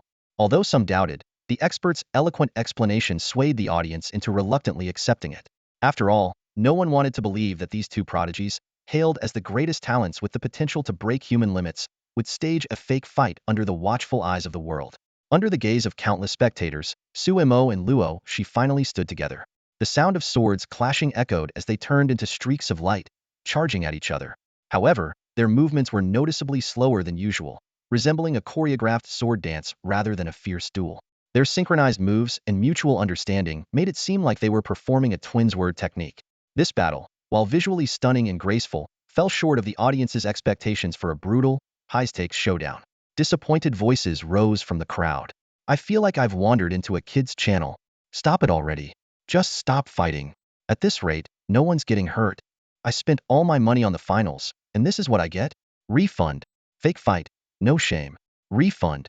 Meanwhile, at the global military headquarters, a group of high-ranking officials watched the live broadcast with puzzled expressions. They exchanged glances, unsure how to assess this unexpected showdown. Is this the future hope of humanity you mentioned? The young prodigy likely to break through to the Tianqian realm? The elderly man in traditional Tang attire stared at the live broadcast, questioning his assistant with a look of utter disbelief. Around him, influential figures from various fields had peculiar expressions, their faces betraying a mix of emotions. Clearly, they hadn't expected the much-anticipated human genius to fight in such a manner. The consensus was clear, and the Fireseed plan gained widespread support. Enough, humanity has no hope left. Execute the Fireseed plan, sighed another elder in a Zhongshan suit, watching the live feed with a pained expression. He had been a staunch advocate of the spiritual power plan, hoping the global high school ranking battle would boost morale, but it had backfired. These elderly leaders were reluctantly watching a show of affection between young people on the virtual screen. Betting the future of humanity on these two was unsettling. Just as the chief was about to order the live stream to be cut off, a deafening beastly roar echoed across the sky over Kyoto. The roar, like thunder, reverberated through the heavens and the earth. Instantly, countless skyscrapers began to shake, almost teetering on the brink of collapse. Crack, the windshields of all the high-rises developed fractures without exception. Even the specially reinforced bulletproof glass of the military base cracked. Following that, a quake that felt like the earth itself was trembling ensued, and the sky suddenly darkened. The assembled global leaders were filled with a mix of fear and awe as the virtual screen switched to the sky over Kyoto. An unimaginably large shadow, resembling a colossal wolf, appeared. The wolf's silhouette covered the sun, as if it were about to devour it whole. It's the celestial dog devouring the sun. The world is turning upside down. Another beast king has arrived. A military leader exclaimed, clearly recognizing the entity. In an instant, Kyoto seemed to plunge into night, enveloped by an impenetrable darkness. A terrifying aura spread throughout the city, and an overwhelming, majestic presence dominated the atmosphere. I am here today under the Beast Emperor's command, to breach the heartland of humanity. With your 5 strongest warriors absent, let's see who can save you now. The deafening voice echoed through every corner of Kyoto, leaving everyone stunned by the sudden turn of events. The military base promptly reacted. All weapon systems were activated, awaiting the launch command. Inside the headquarters, the elder in the Zhongshan suit decisively pressed the red button. Commence firing. In an instant, a barrage of rays and rockets was launched into the sky, determined to counter this unexpected and formidable threat. In an instant, the entire sky lit up with the most brilliant fireworks, dazzling and bright. The radiant light illuminated the night sky, but this spectacular scene didn't last long. Despite the layers of explosions weakening the shadow that loomed over the city, allowing a sliver of light to pierce through the clouds, this fragile victory was fleeting. More dark clouds surged in like a tide, quickly filling the gaps, and the sky soon returned to its former darkness. Such was the terrifying power of a Tianquan realm king. The human race's proudest thermal weapons seemed utterly powerless at this moment, incapable of even touching a beast king of this caliber. Even more frightening was that such an entity could influence the entire world with a mere gesture, easily capable of destroying a city. Just as humanity's attacks proved ineffective, new movements erupted in Kyoto. 12 beams of light shot up into the sky, spreading out in various directions. These figures radiated brilliant light, like dazzling little suns, bringing a glimmer of hope to the city under the oppressive shadow. They were instructors from the Starry Sky Academy and Yuheng Realm Guardians of Kyoto, all rushing to the battlefield. Seeing this, the Tiango sneered disdainfully. How dare you youngsters come to meet your death? Before the words had even faded, a colossal shadow split from the clouds.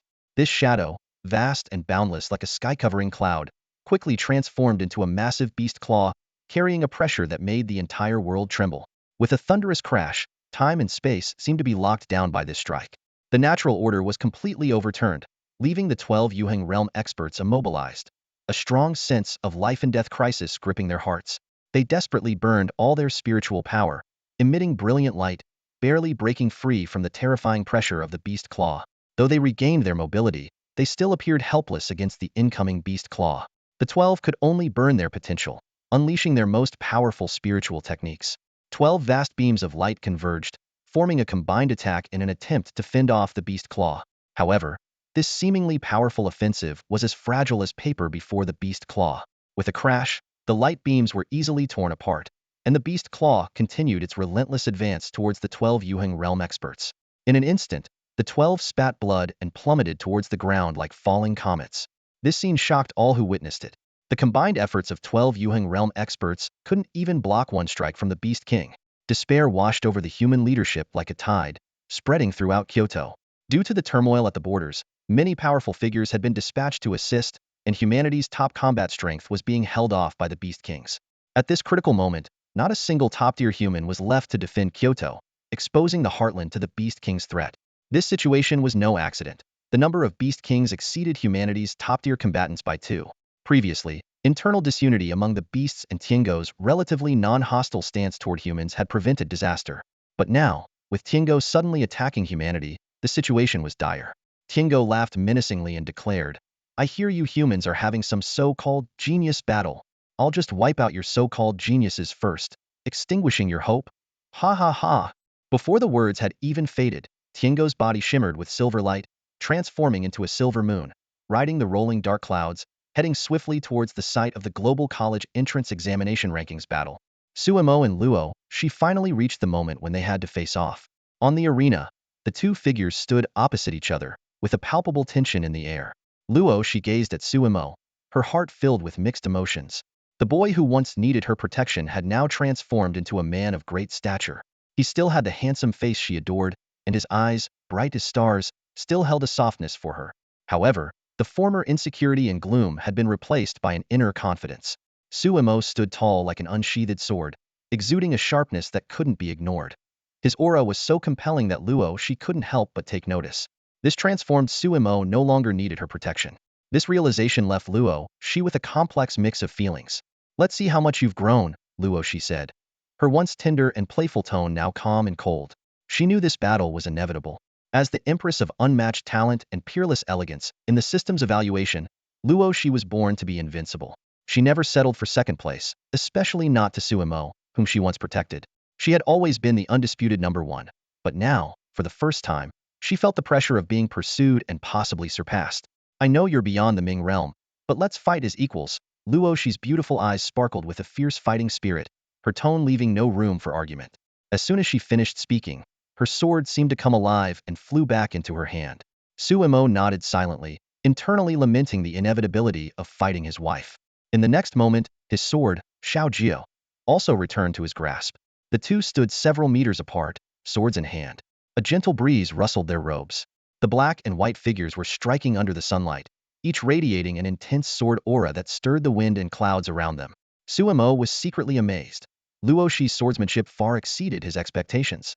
What surprised him even more was that her sword aura seemed to resonate subtly with his own. Suddenly, a withered yellow leaf floated down, landing between them. As the leaf obscured their view of each other, the two figures transformed into streaks of light, striking simultaneously. Clang, clang, clang. The crisp sound of swords clashing echoed across the arena. Sparks flew, and their movements were as fast as lightning, appearing to be everywhere on the stage or nowhere at all. The long-anticipated pinnacle duel had finally begun. Two equally powerful sword auras clashed, vying for dominance, and filled every corner of the arena. Amid the thunderous roar, an immense, awe-inspiring sword energy sliced through the air, carving deep trenches into the specially crafted alloy stage. Spirit techniques exploded like fireworks, dazzling with brilliant light and transforming into raging flames that scorched the ground. The audience held their breath, finally witnessing the long-awaited duel. However, the scene before them left them confused. "Where are they? How did they just disappear?" someone asked, eyes brimming with bewilderment. A martial artist at the Dongming realm frowned and said, "With my level of cultivation, I can only catch 2 fleeting shadows." His tone revealed a sense of helplessness. Beside him, a Yaoguang realm warrior added with a complex expression, "I saw a bit more. If catching sight of a sleeve counts, is this really a battle at the Dongming realm?" Another person murmured in disbelief, "Why do their casual strikes feel like heavenly tier spirit techniques?" His words echoed everyone's thoughts. In reality, Suemo and Luosi were continuously crossing paths in midair. In just a brief moment, they had already exchanged 200 to 300 blows. Suemo was secretly astonished. Impressive. Luoshi's foundation is this solid. He effortlessly parried Luoshi's attacks, while pretending to be evenly matched. As a Grandmaster, even when suppressing his cultivation to fight at the same level, Sumo's strength far surpassed ordinary people. In the same realm, few could withstand a single strike from him. But among the younger generation he had encountered, Luoshi was undoubtedly exceptional. No one had ever lasted this long against him. As time passed, Sumo's astonishment grew. Luoshi seemed to be improving at an incredible rate, becoming stronger with each passing moment. She was rapidly absorbing Sumo's combat techniques and integrating them into her own fighting style, displaying a rare combat talent. It should be noted that Sumo's perspective was exceptionally broad. With the martial arts of both the Reincarnation world and the main world validating each other, plus the lifetime of battle experience in the Reincarnation world, few could earn his recognition.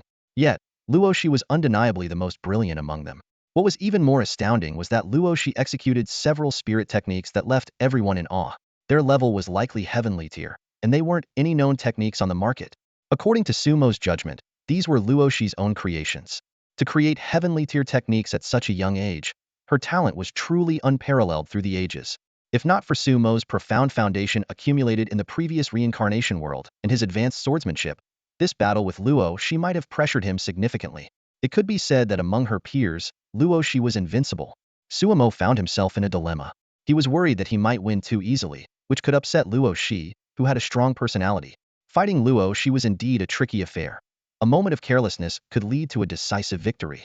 After some contemplation, Suemo decided to unleash only 40% of his sword intent and refrain from using his full sword force. In an instant, Suemo swung his sword.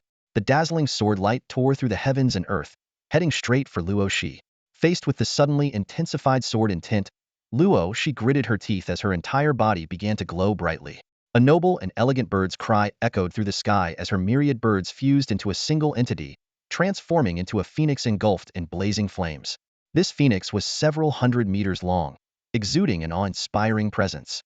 Its feathers were a radiant red, shimmering brilliantly, emanating an aura of holiness and dominion.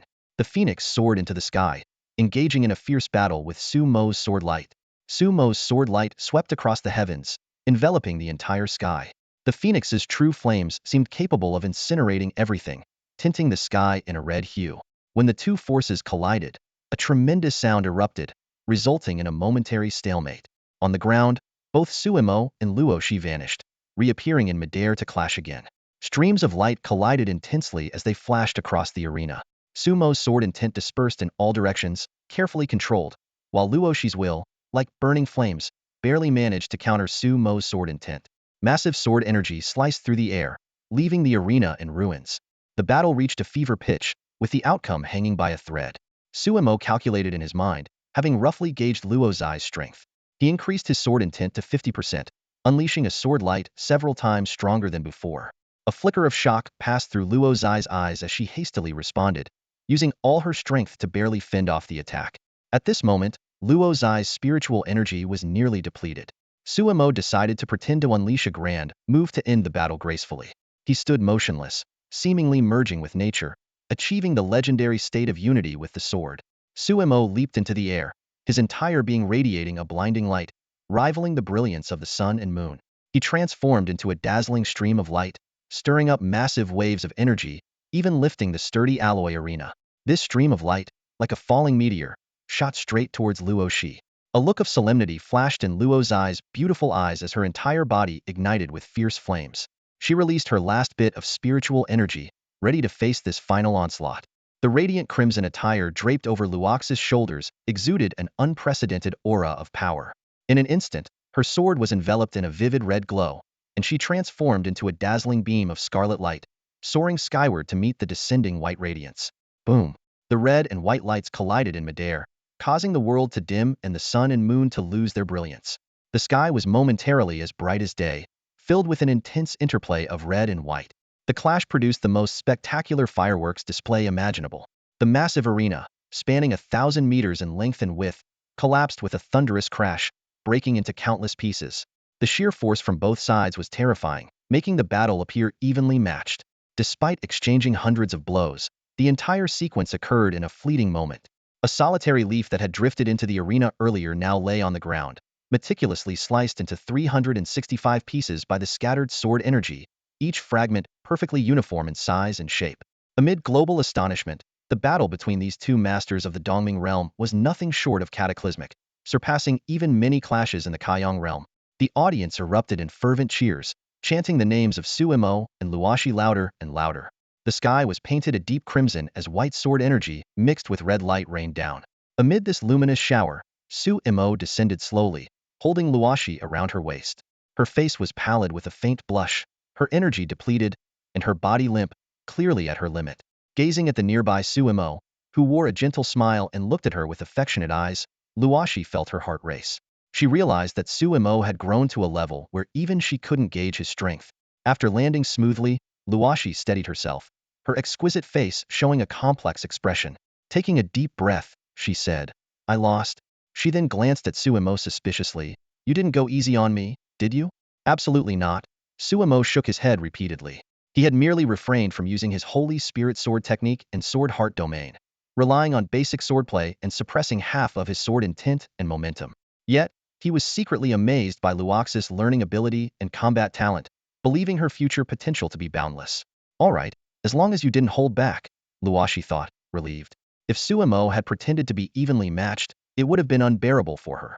As the referee loudly declared Su Imo the champion of the global entrance exam ranking battle, the audience erupted in enthusiastic applause.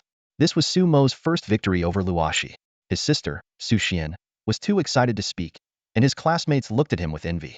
However, Su Mo's eyes were fixed on the peerless beauty of Luosi before him. Seeing her despondent expression, he stepped forward and gently smoothed her disheveled hair in the light rain, whispering, "From now on, let me protect you." Su Imo and Luosi had just finished their battle when the sky suddenly darkened. A massive shadow enveloped the entire city, bringing with it an ominous, malevolent aura. The audience's excitement was replaced by an eerie silence, as everyone was caught off guard by the sudden change. "Oh no, the celestial dog is attacking World Plaza," someone exclaimed. World Plaza, the beacon of humanity's future, was now under a dire threat. At the global military headquarters, the top brass wore grim expressions. With humanity's strongest fighters absent, who could fend off the celestial dog's assault? The place that held the hopes and legacy of mankind was now in grave danger. "Is there really no hope for us humans?" A voice of despair echoed in the command room. The unexpected turn of events made Luosi instinctively shield Su Imo, her beautiful eyes flashing with a strange light. "Have you forgotten? This time, it's my turn to protect you," Su Imo said gently, taking Luosi's delicate hand and pulling her behind him. He looked up at the approaching celestial dog, his brow furrowing slightly. "Ha ha ha. With no Tianquan-level fighters present, let's see who can stop me." The celestial dog laughed menacingly, glowing brightly. In the pitch-black sky, it raised a massive hand from a distance and struck down. Boom. In an instant, endless dark clouds rolled, forming a giant hand that covered the sky, pressing down on World Plaza. The attack carried world-ending power, oppressing the entire land. Under this immense pressure, people felt insignificant and helpless, like ants awaiting their doom. Just as despair gripped everyone, and the colossal hand was about to descend, a brilliant golden light shot up into the sky. The dazzling light, resembling a golden pathway stretching across the heavens, shattered the giant hand in an instant. At the same time, an unstoppable aura swept across the universe, shaking the stars and reaching the clouds. "Who said humanity is without Tianquan?" A calm voice echoed through the cosmos. Though not loud, it resonated clearly in every corner of the city, touching the hearts of all. This familiar voice seemed magical, effortlessly soothing everyone's fear. Everyone turned to the source, recognizing the familiar figure Su Imo, the newly crowned champion of the global ranking battles. Su Imo stood calmly in the center of the arena, his young, handsome face serene. Only when he looked at Luosi did a hint of tenderness appear. At that moment, he no longer suppressed his aura, exuding an ethereal, otherworldly presence. Standing tall and dignified, Su Imo seemed not of this world, extraordinary and solitary. Time had left faint marks on him, as if he had weathered countless storms, unshaken by any calamity. Su Imo gazed steadily at the pitch-black, apocalyptic sky and took his first step. Instantly, his aura surged, reaching the Yaoguang level. With his second step, he ascended to the Kaiyang level. The third step took him to the peak of Yuheng. With the fourth step, he crossed vast distances, rising to the skies. Su Mo's formidable sword energy erupted, forming a pillar of light that pierced the heavens. At that moment, his aura as a sword immortal was fully unleashed, radiating an invincible spirit that shook the universe. Sumo's gaze remained calm as he ascended step by step, reaching Tianquan. He stood in midair, his presence overwhelming, facing the celestial dog as an equal. Was it you who said humanity has no Tianquan? Sumo asked coolly, his eyes as tranquil as a still lake, undisturbed by the slightest ripple. Suddenly, a powerful aura erupted, shocking the entire world. Among the crowd, someone recognized the familiar presence and exclaimed, "It's the sword immortal." Just like that day, the crowd realized that the unparalleled genius Sumo was indeed the legendary sword immortal himself. The crowd buzzed with discussions. Someone sighed, "It's said that the great sage has unmatched combat strength. Taoist Wang exudes the most ethereal aura, and the Dragon King is known for his charming, devilish smile. But when it comes to unparalleled charisma, it's the newly crowned peak sword immortal." Another person echoed, "Exactly, just like that day, he stands tall again, sweeping away all enemies." With the appearance of the sword immortal, an inexplicable sense of security filled everyone's hearts. Even the silver-white celestial hound that revealed itself high in the sky seemed less terrifying under the sword immortal's overwhelming presence. The crowd firmly believed that with him around, all calamities would be resolved.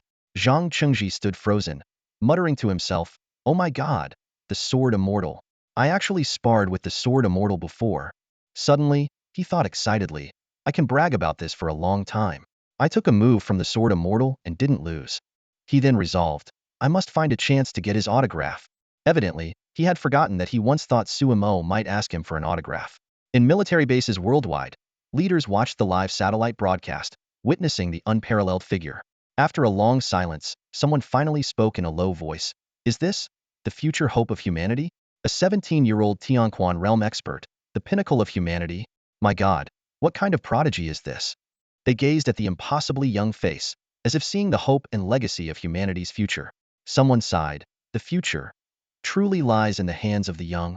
In the family section, Su Xian stared blankly at the extraordinary figure. He stood at the pinnacle of the sky, seemingly holding up the heavens and earth. So familiar yet so distant, both her brother and the unattainable sword immortal. Su Xian suddenly recalled her brother repeatedly saying he was the sword immortal, which she hadn't believed at the time. Now the truth was revealed, and she choked up, muttering, "My brother. He really is the sword immortal. He never lied to me." Tears welled up in her eyes as she realized that her brother had always been protecting her, past, present, and future. She gazed at the figure standing in the sky, speechless for a long time. She sighed in her heart. "To think that you have reached such heights, this is your true strength?" She watched him face humanity's greatest enemy alone, standing tall and unyielding, sword in hand, against the heavens. Behind him were the people he needed to protect. He had no room to retreat. As Luosi watched, she lost herself for a moment. After a long time, a breathtaking smile appeared on her beautiful face, her eyes sparkling with deep pride. She silently said in her heart, "Look, that's my man." At that moment, high in the sky, the celestial hound hovered in the air, a flicker of unease in its eyes. It scrutinized the human boy in front of it, silently pondering, "Who is this kid? Why have I never heard of him before?" On the surface, the young man only exuded the aura of the Yuheng realm, but the terrifying pressure and killing intent that even made the celestial hound's heart race, along with the overwhelming sword aura, made it feel a vague threat to its life. Anyone who believes he's just at the Yuheng level is a fool. The celestial hound thought warily, "This guy is definitely hiding his true power." Sumo stood opposite the celestial hound, his expression calm. He had no idea what was going on in the celestial hound's mind and spoke lightly, "Me? The one who will take your life." Although Sumo was only at the Yuheng realm, as a sword cultivator, the aura and killing intent he emitted were more terrifying than those of the Tianquan realm. If anyone claimed he wasn't at the Tianquan realm, no one would believe them. Arrogant. The celestial hound roared in fury. For years, no one had dared to speak to it like this, not even the old powerhouses. After all, those at the Tianquan realm were best known for their survival abilities, able to escape and endure like unkillable cockroaches. Just as the celestial hound was about to speak, "Ignorant child, do you know who I am?" But before it could finish, it was answered by a brilliant flash of sword light. Sumo didn't waste any words and attacked directly. A grand sword aura, hundreds of meters long, tore through the sky, slashing towards the glowing celestial hound. Roar! The celestial hound was startled by the sudden attack and let out an earth-shaking roar.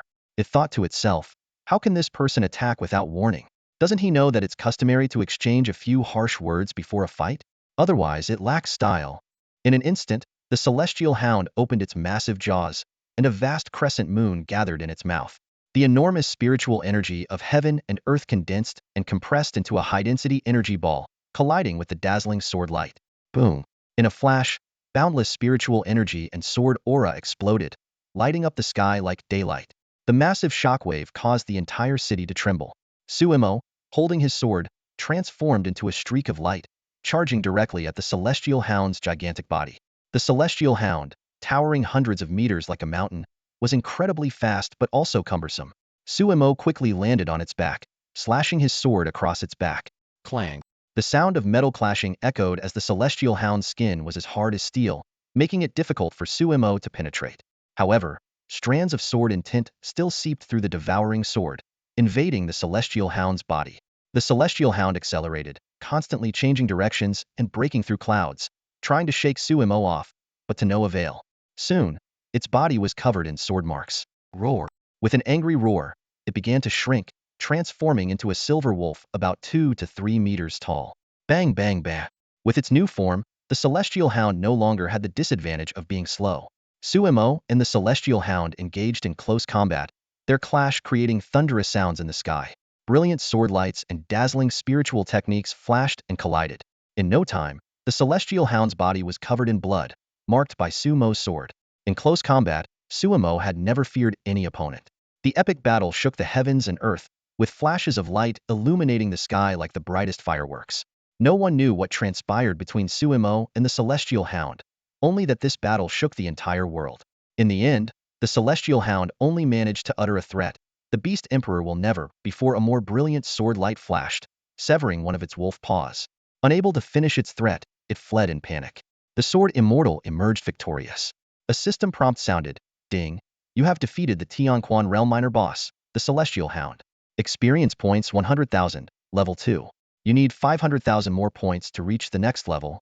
Suemo, dressed in spotless white robes, slowly descended from the sky.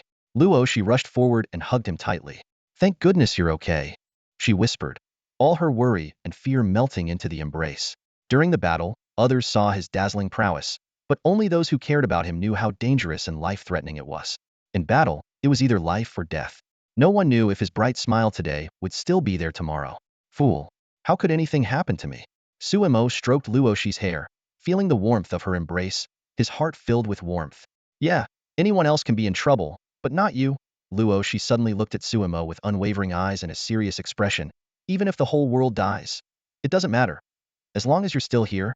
She suddenly understood Sumo's feelings from before, the feeling when he tried to break up with her. The feeling of helplessness when the one you love is fighting, but you can't do anything. It was enough to drive someone crazy. Now, it was her turn to struggle to keep up. The global high school ranking competition has concluded, and Sumo's unparalleled human strength has finally been revealed. His battle against the Celestial Hound shocked the world. High-ranking officials from various sectors extended invitations to this young genius, hoping he would join important meetings. With his current strength and status, Suemo has ascended to the highest echelons of humanity. The authorities deployed the most advanced aircraft to relocate Suemo and Luosi's entire household to Kyoto's most luxurious area, Warriors Haven. This exclusive community is reserved for the family members of the Warrior Hall's leaders and top-tier human elites. The neighborhood is enveloped in mist and a mystical aura, resembling a paradise on earth. This ambience is thanks to a spirit-gathering array set up by Taoist Wang, the pinnacle of human strength, which shrouds the entire area in an ethereal atmosphere. Suemo and Luosi's new homes are adjacent to each other. Top global designers worked overnight to draft hundreds of renovation plans for them to choose from. Once the final layout was decided, advanced construction robots began work immediately, completing the renovations within a day. At Sumo's request, a concealed connecting door was installed between his and Luosi's rooms. Suxian bid farewell to her friends at Base City 023 and transferred to Kyoto's most prestigious private middle school, Lingwu High School. Having produced the champion of the global high school ranking competition, quickly became the most renowned school in the city and started establishing branches in the main city. Base City 023 also gained fame due to Suemo, becoming the top-ranked base city just below the main city. While the human leadership is curious about the reasons behind Sumo's sudden surge in power, no one dares to inquire directly given the current circumstances. Humanity is at a critical juncture, and uniting to fend off the monstrous beasts is the top priority. At the warrior base headquarters, Suemo attended a high-level meeting by invitation. Despite being the youngest, his presence was as commanding as that of the military, political, and business leaders present. The attendees cautiously gauged the young genius's thoughts, knowing that humanity's fate, beyond cutting-edge technology, largely rested in the hands of top-tier individuals like Suemo. As Suemo carefully read through the documents in his hands, he gained a clear understanding of the power disparity between the monstrous beasts and humans. Even he couldn't help but sigh deeply, marveling at the sheer miracle of humanity's survival thus far. During the meeting, many praised the chivalrous spirit of the Sword Immortal, declaring that having him was a blessing for all humanity. They expressed hopeful optimism that this generation might indeed overcome the monstrous threat. "So, what do you need me to do?" Suemo asked bluntly. As one of humanity's top combatants, he was already prepared to enter the fray. Sword Immortal, the northern situation is currently the most chaotic. Two beast kings have attacked, and the great sage is fighting them alone. He might not be able to hold out much longer. We need your assistance. Suemo listened calmly to the anxious envoy's report. He nodded slightly and said, "The great sage is unparalleled in his prowess. I have admired him since my youth and am naturally willing to help. However, my younger sister is still very young." Before he could finish, the assembled leaders interjected, as if they had been waiting for this moment. "We will provide Princess Su Xian with the best educational and cultivation resources. The Kirin Squad, Unit 002, will be assigned for her personal protection and will assist her in her training at the fastest possible speed." Suemo nodded again and continued, "My wife, Luosi, is exceptionally talented but has always been limited by resources for cultivation." The leaders didn't wait for him to finish and eagerly pledged, "We will allocate War God level resources for your wife and arrange for 2 Yuheng level mentors to guide her cultivation specifically. Additionally, Princess Luoshi's permissions will be elevated to War God level, just below your own, Sword Immortal." After a brief pause, Suemo added, "My sister and Luo, she seem to lack suitable equipment. The spiritual equipment headquarters is already custom-making gear for them, including life-saving items capable of withstanding a Yuheng level strike." The leaders responded eagerly. "They often find traveling inconvenient." Suemo began, but was interrupted once more. "The best magnetic levitation cars, corresponding models of battle aircraft, and flying devices are already being expedited to your home." Faced with such a display, Suemo had nothing more to say. When one's power reaches the pinnacle of the world, things once dreamt of are now within easy reach. He couldn't help but recall when he first returned to the main world. Buying 3 of the latest magnetic levitation cars seemed like an unattainable dream. Seeing that Suemo had no further demands, the leaders breathed a collective sigh of relief. They understood well that some human paragons, under the shadow of their renown, had families that formed vast and powerful clans. Fortunately, Suemo had no parents and only 2 relatives, Su Xian and Luo Shi, making their task much easier. Just as everyone thought the matter was settled, Sumo's eyes glinted slightly, and he said softly, "Oh, one more thing. I hope you can help me find information about my parents." This unexpected request stunned everyone present. Suemo continued, "Although I don't know why Su Xian and I were abandoned at birth, they are the ones who brought us into this world. It would be best if I could see them." Sumo's thoughts drifted to the brief experience of family affection he had in the reincarnation world. The feeling left him both fearful and nostalgic. He feared becoming too attached to this affection, making it hard to leave when the time came. He didn't belong to that world and would leave sooner or later, perhaps separating from his parents at any moment, so he dared not get too deeply involved. He recalled leaving home at 8 years old. Although the time spent together was short and most of his time was spent leveling up alone, the sense of family was enough to captivate him. Until later, when his fame spread far and wide, his imposing presence grew stronger. Even after many years, when his parents saw him again, there was an inevitable sense of restraint and distance. His parents had another big, healthy boy. He left them enough wealth to last several lifetimes, and ensured the Sword Sect would look after them, guaranteeing their safety. However, he minimized contact. Occasionally, during the new year, he couldn't resist taking young Luo Shi to visit, for after all, the new year is a time for family reunions. However, when he arrived at the doorstep, perhaps the changes in him were too drastic. His parents hesitated for a moment before asking who he was. From then on, he only dared to watch from afar, gazing at the brightly lit home where the family of 3 lived happily, never stepping inside again. Warmth belonged to them. He seemed like a passerby in the cycle of reincarnation, leaving nothing behind and taking nothing with him. About to enter the next reincarnation world. Spent the whole day at the hospital today, even lost my test report once. So frustrating. Whether Sumo's biological parents can be found remains uncertain. However, if the human race spares no effort in searching, as long as they are still alive, traces will inevitably be left behind. Finding them is just a matter of time. For now, Suemo has no choice but to embark on a journey to support the border, as the situation there has grown increasingly dire. On the northern border battlefield, corpses are strewn everywhere. The bodies of both humans and beasts pile up like mountains, and the ground is soaked in blood. Behind one such mound of bodies, two young soldiers are hiding. Do you think we can make it back? A small, heavily wounded soldier trembled as he asked, his eyes filled with a mix of fear and hope. His comrade, with one arm torn apart by a beast and hastily bandaged, despite his severe injury, seemed to feel no pain.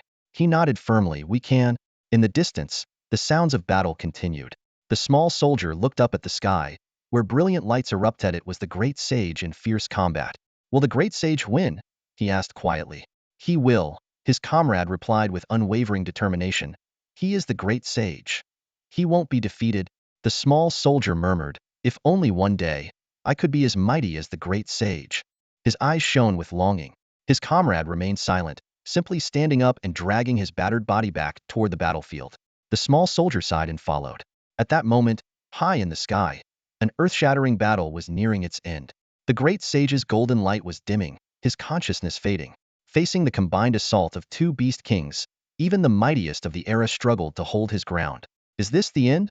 The great sage muttered, his gaze unfocused as he looked at the two beast kings before him. The Black Dragon King, with eyes gleaming and a presence as imposing as a mountain, couldn't help but respect the great sage. Great sage, to persist this long against the two of us is no small feat. Why continue to struggle? The amethyst white tiger, with wings spread wide, roared, give up on humanity. This race is greedy, deceitful, selfish, arrogant, and lazy. Their greatest skill is self-destruction. Is such a race worth protecting? Come back to us. You are still a king among our kind, not some great sage of the human race. The great sage's golden light flickered, his voice weak but resolute. Enough talk. Today, I am defeated. Humans have many flaws, but they also possess many virtues. They are kind, honest, brave, humble, and aspirational. This race is ultimately growing. The great sage's gaze fell below, where countless soldiers continued to battle the beasts. Even faced with enemies many times their number, they fought fearlessly and refused to retreat. Though the city walls had collapsed, the young warriors used their own flesh and blood to forge a new line of defense. Protecting this race for centuries, I have witnessed their growth and change. Though they are weak, I believe they will one day embark on a journey to the stars and beyond. I have no regrets, the great sage said softly, a look of gratification in his eyes. Even in the face of certain doom, against enemies dozens of times stronger, humanity never abandoned their posts or extinguished the flame of hope.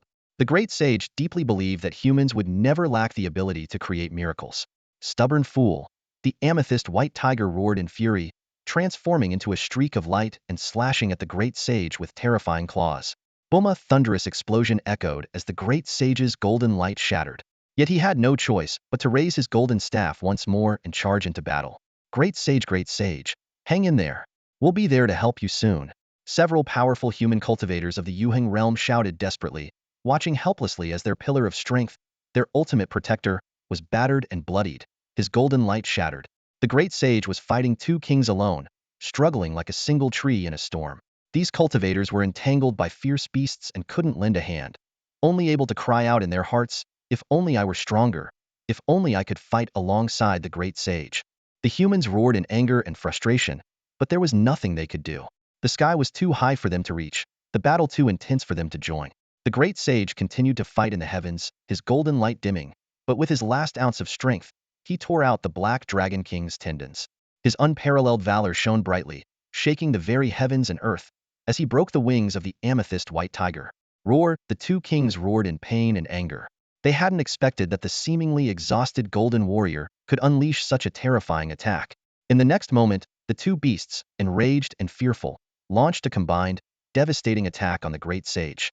Boom! A blinding white light lit up the sky. Mountains and rivers trembled. The earth shook.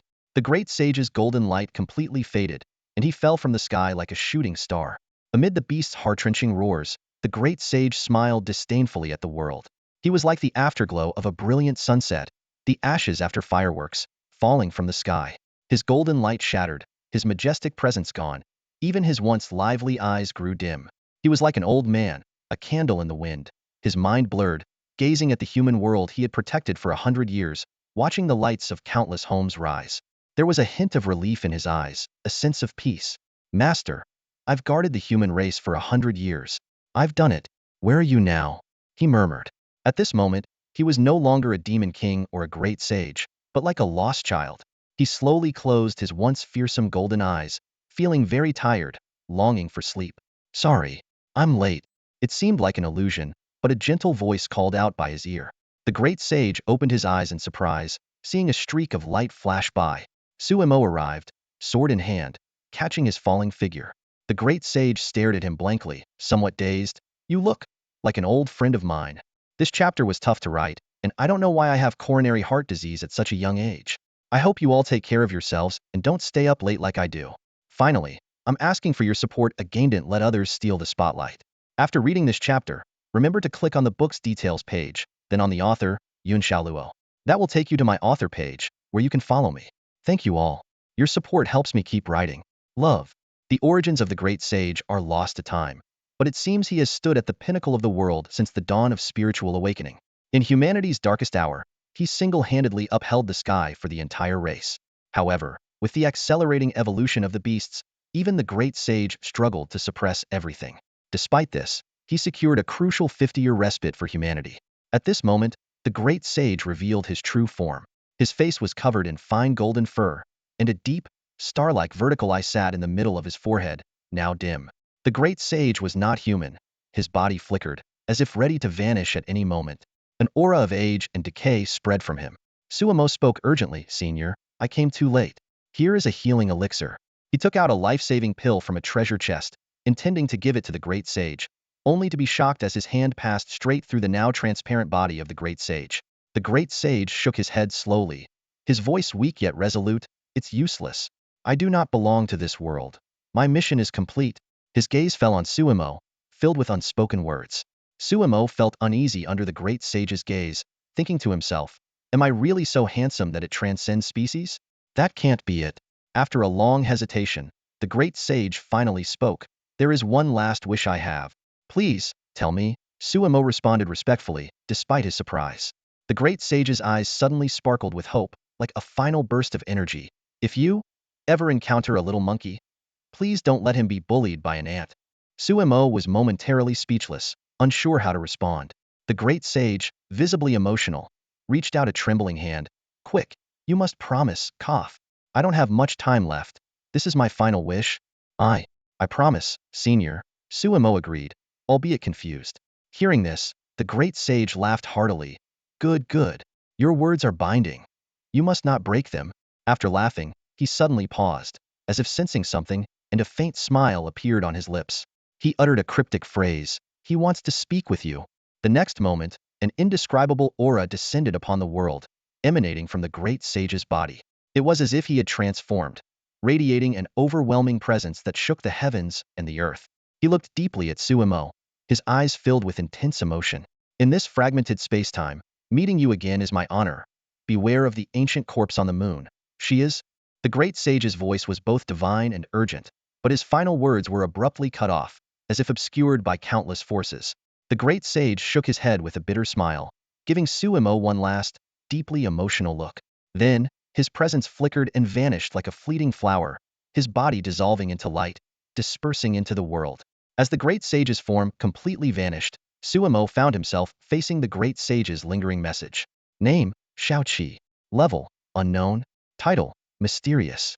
Her identity lies somewhere between a demon king and a great sage. She is the embodiment of a mighty, unknown will, traversing time and space with the mission of protecting humanity for centuries. Deep within, she harbors an unwavering resolve not to be oppressed by anyone. Suemo stared at the vanishing figure, his heart filled with awe, an embodiment crossing the river of time, sending messages from the distant future to the past. What kind of immense power is this? Countless thoughts surged through his mind. Fragmented time, ancient corpses on the moon, Shao lose fate. Taking a deep breath, Suemo forced himself to calm down. Right now, he was still too weak. Pondering over things far beyond his capabilities was pointless. He could only deal with challenges as they came. Opening the pet system, Shao Lu's name remained dim and lifeless. Suemo didn't know if this signified death or disconnection, but a glimmer of hope ignited within him, anticipating the possibility of a future reunion. Suddenly, a system notification sounded. Detected remnants of an unknown powerful aura. Absorb? Without hesitation, Suemo chose to absorb it. The dissipating light surged into his body, and the system promptly notified. Aura absorption successful. Congratulations, you have unlocked level 2 access to the Hall of Reincarnation. The newly unlocked features included the ability to choose physical or spiritual reincarnation, the option to retain or reset cultivation levels, and the ability to choose the level and type of world to traverse currently limited to 2-star and below. Sumo's eyes lit up. This meant that next time he leveled up, he wouldn't have to start from scratch. But he wasn't in a rush to use this ability. After all, the world of reincarnation was filled with unknown dangers. A world without his family and Luosi would be a long, lonely ordeal. Moreover, the ultimate mission was still unclear. A single misstep could lead to eternal entrapment. Despite this, Sumo sensed that the opportunity to enter the next reincarnation world was approaching. But for now, he had to resolve the threats on Earth. High in the sky, two beast kings laughed arrogantly. You humans have no great sage anymore. Who can stop our invasion now? The human warriors, who had witnessed the fall of their great sage, were disheartened and sorrowful. They couldn't believe that the pillar of their protection had been defeated. At that moment, a chilling voice echoed through the heavens. The great sage did not lose. You will all die. Sumo soared into the sky, determined to fight the invaders. That's the sword immortal. The crowd gazed up at the figure in the sky, whispering in awe. A spark of hope ignited in their hearts, which had been filled with despair. On the battlefield, the two beast kings were severely wounded. The amethyst white tiger had its wings broken, and the black dragon king's tendons were severed, making it difficult for them to recover quickly. Sumo, having emerged stronger from the battle with the celestial dog, had advanced from Yuheng stage 1 to stage 3, with his actual combat power reaching Tianquan stage 5. The system interface displayed the data of the two beasts. Black Dragon King, level 64-68, severely injured, level 4, decaying 1 level per hour. Amethyst White Tiger, level 62-67, severely injured, level 5. Sword cultivators are known for their lethal prowess, and with the beasts weakened, Sumo was confident he could take on both. Without hesitation, he leaped into the fray. The sky erupted in a brilliant light, and the thunderous roar of battle filled the air. The fight didn't last long. After a terrified roar, a dazzling sword light cut through the sky. The Black Dragon King's head fell, and the Amethyst White Tiger's body was split in two. I told you, great sage, we didn't lose, Sumo murmured, acknowledging that this victory was largely due to the great sage's final strike.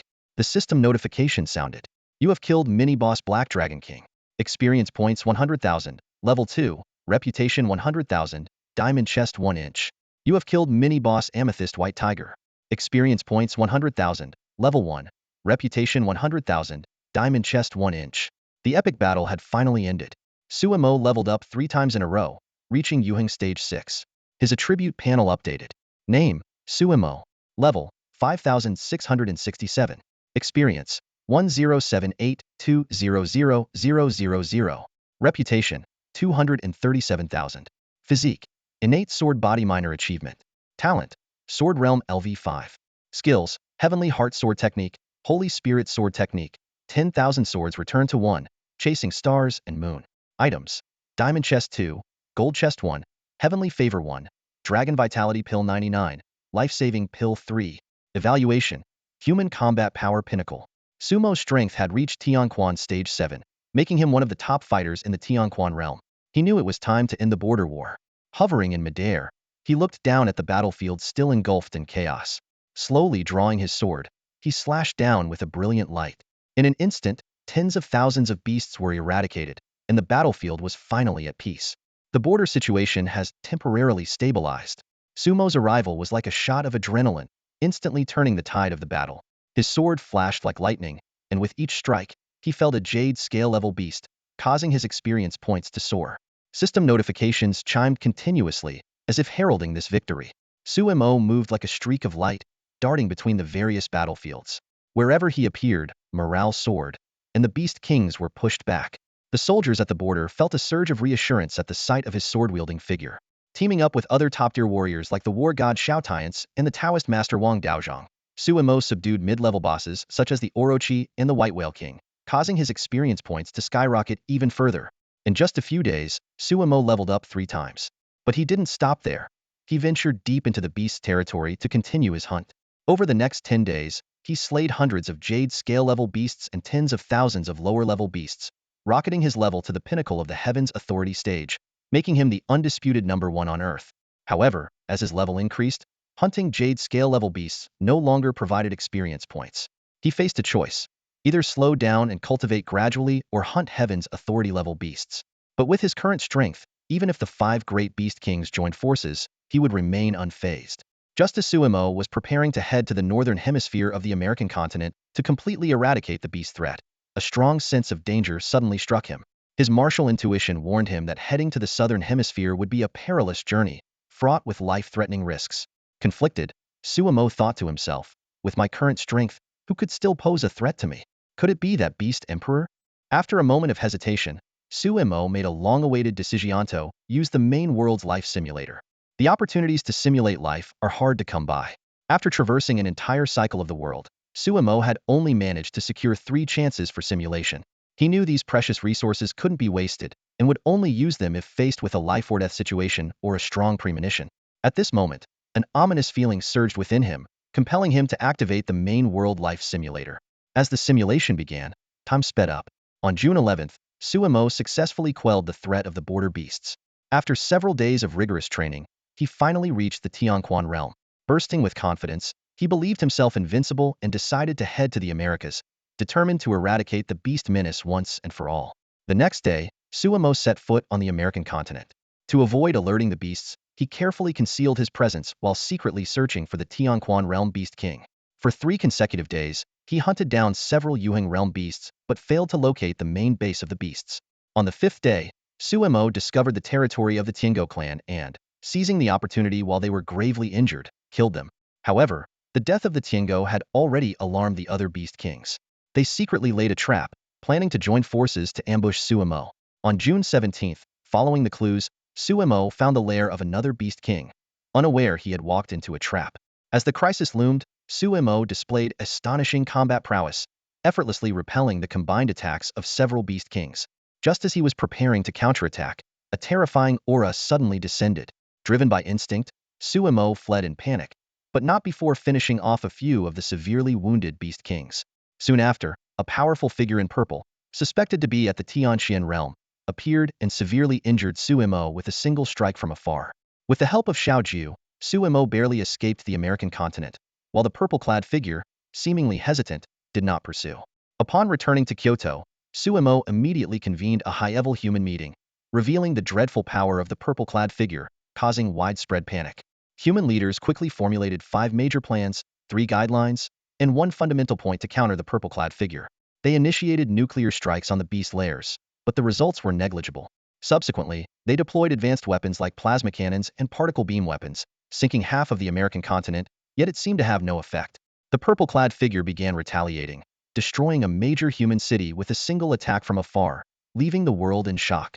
Facing such terrifying power, human leaders were terrified and began implementing the SEED plan, selecting elite talents worldwide to colonize Mars.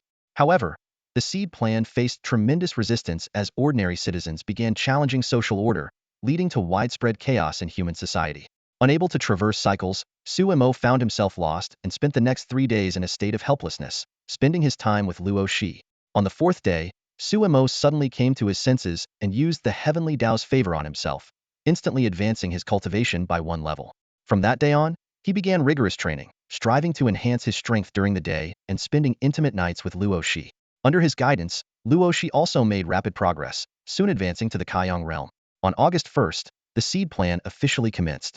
Human leaders and the elite class, along with a select group of talents, boarded anti-gravity ships bound for Mars, but Suemo and Luosi chose to stay behind. Unfortunately, the ships collided with an asteroid belt en route, resulting in total annihilation.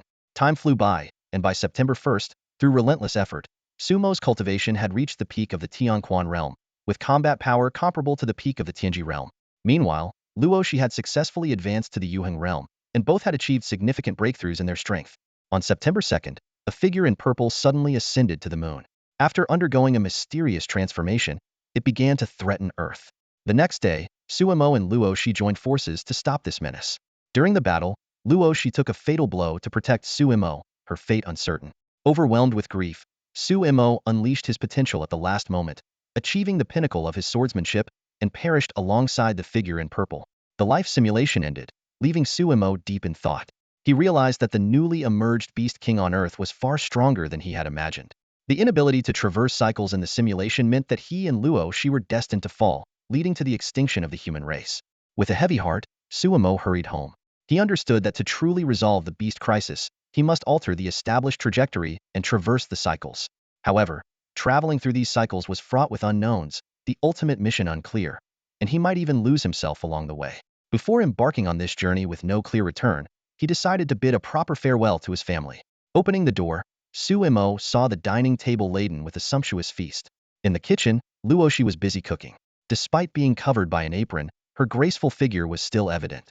Her jet-black hair was tied up high, revealing a smooth forehead beaded with sweat.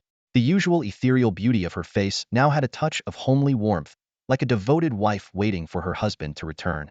Su Xian was helping out, though it seemed more like she was causing trouble. Sumo quietly slipped into the kitchen, gently ushered Su Xian out with a knowing look.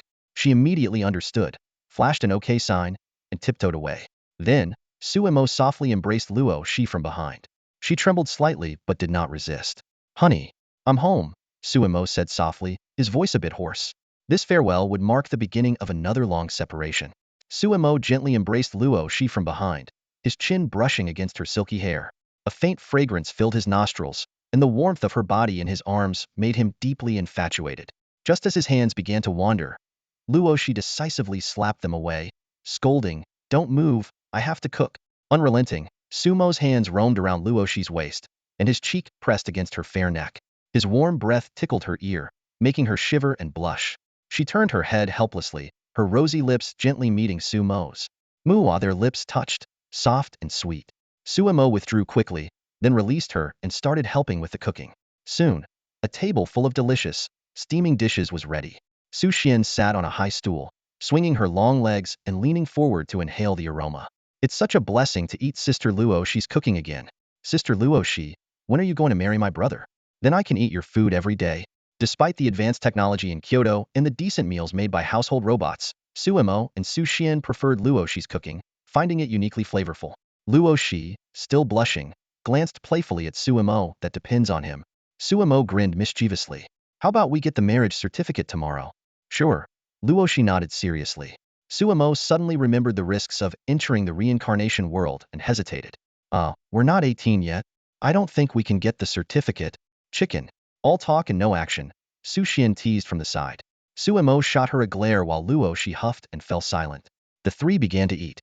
Sumo frequently placed food on Luosi's plate, while Su Xian, failing to snatch any, sulkily picked at her peanuts. Luosi noticed and gave Su Xian a drumstick.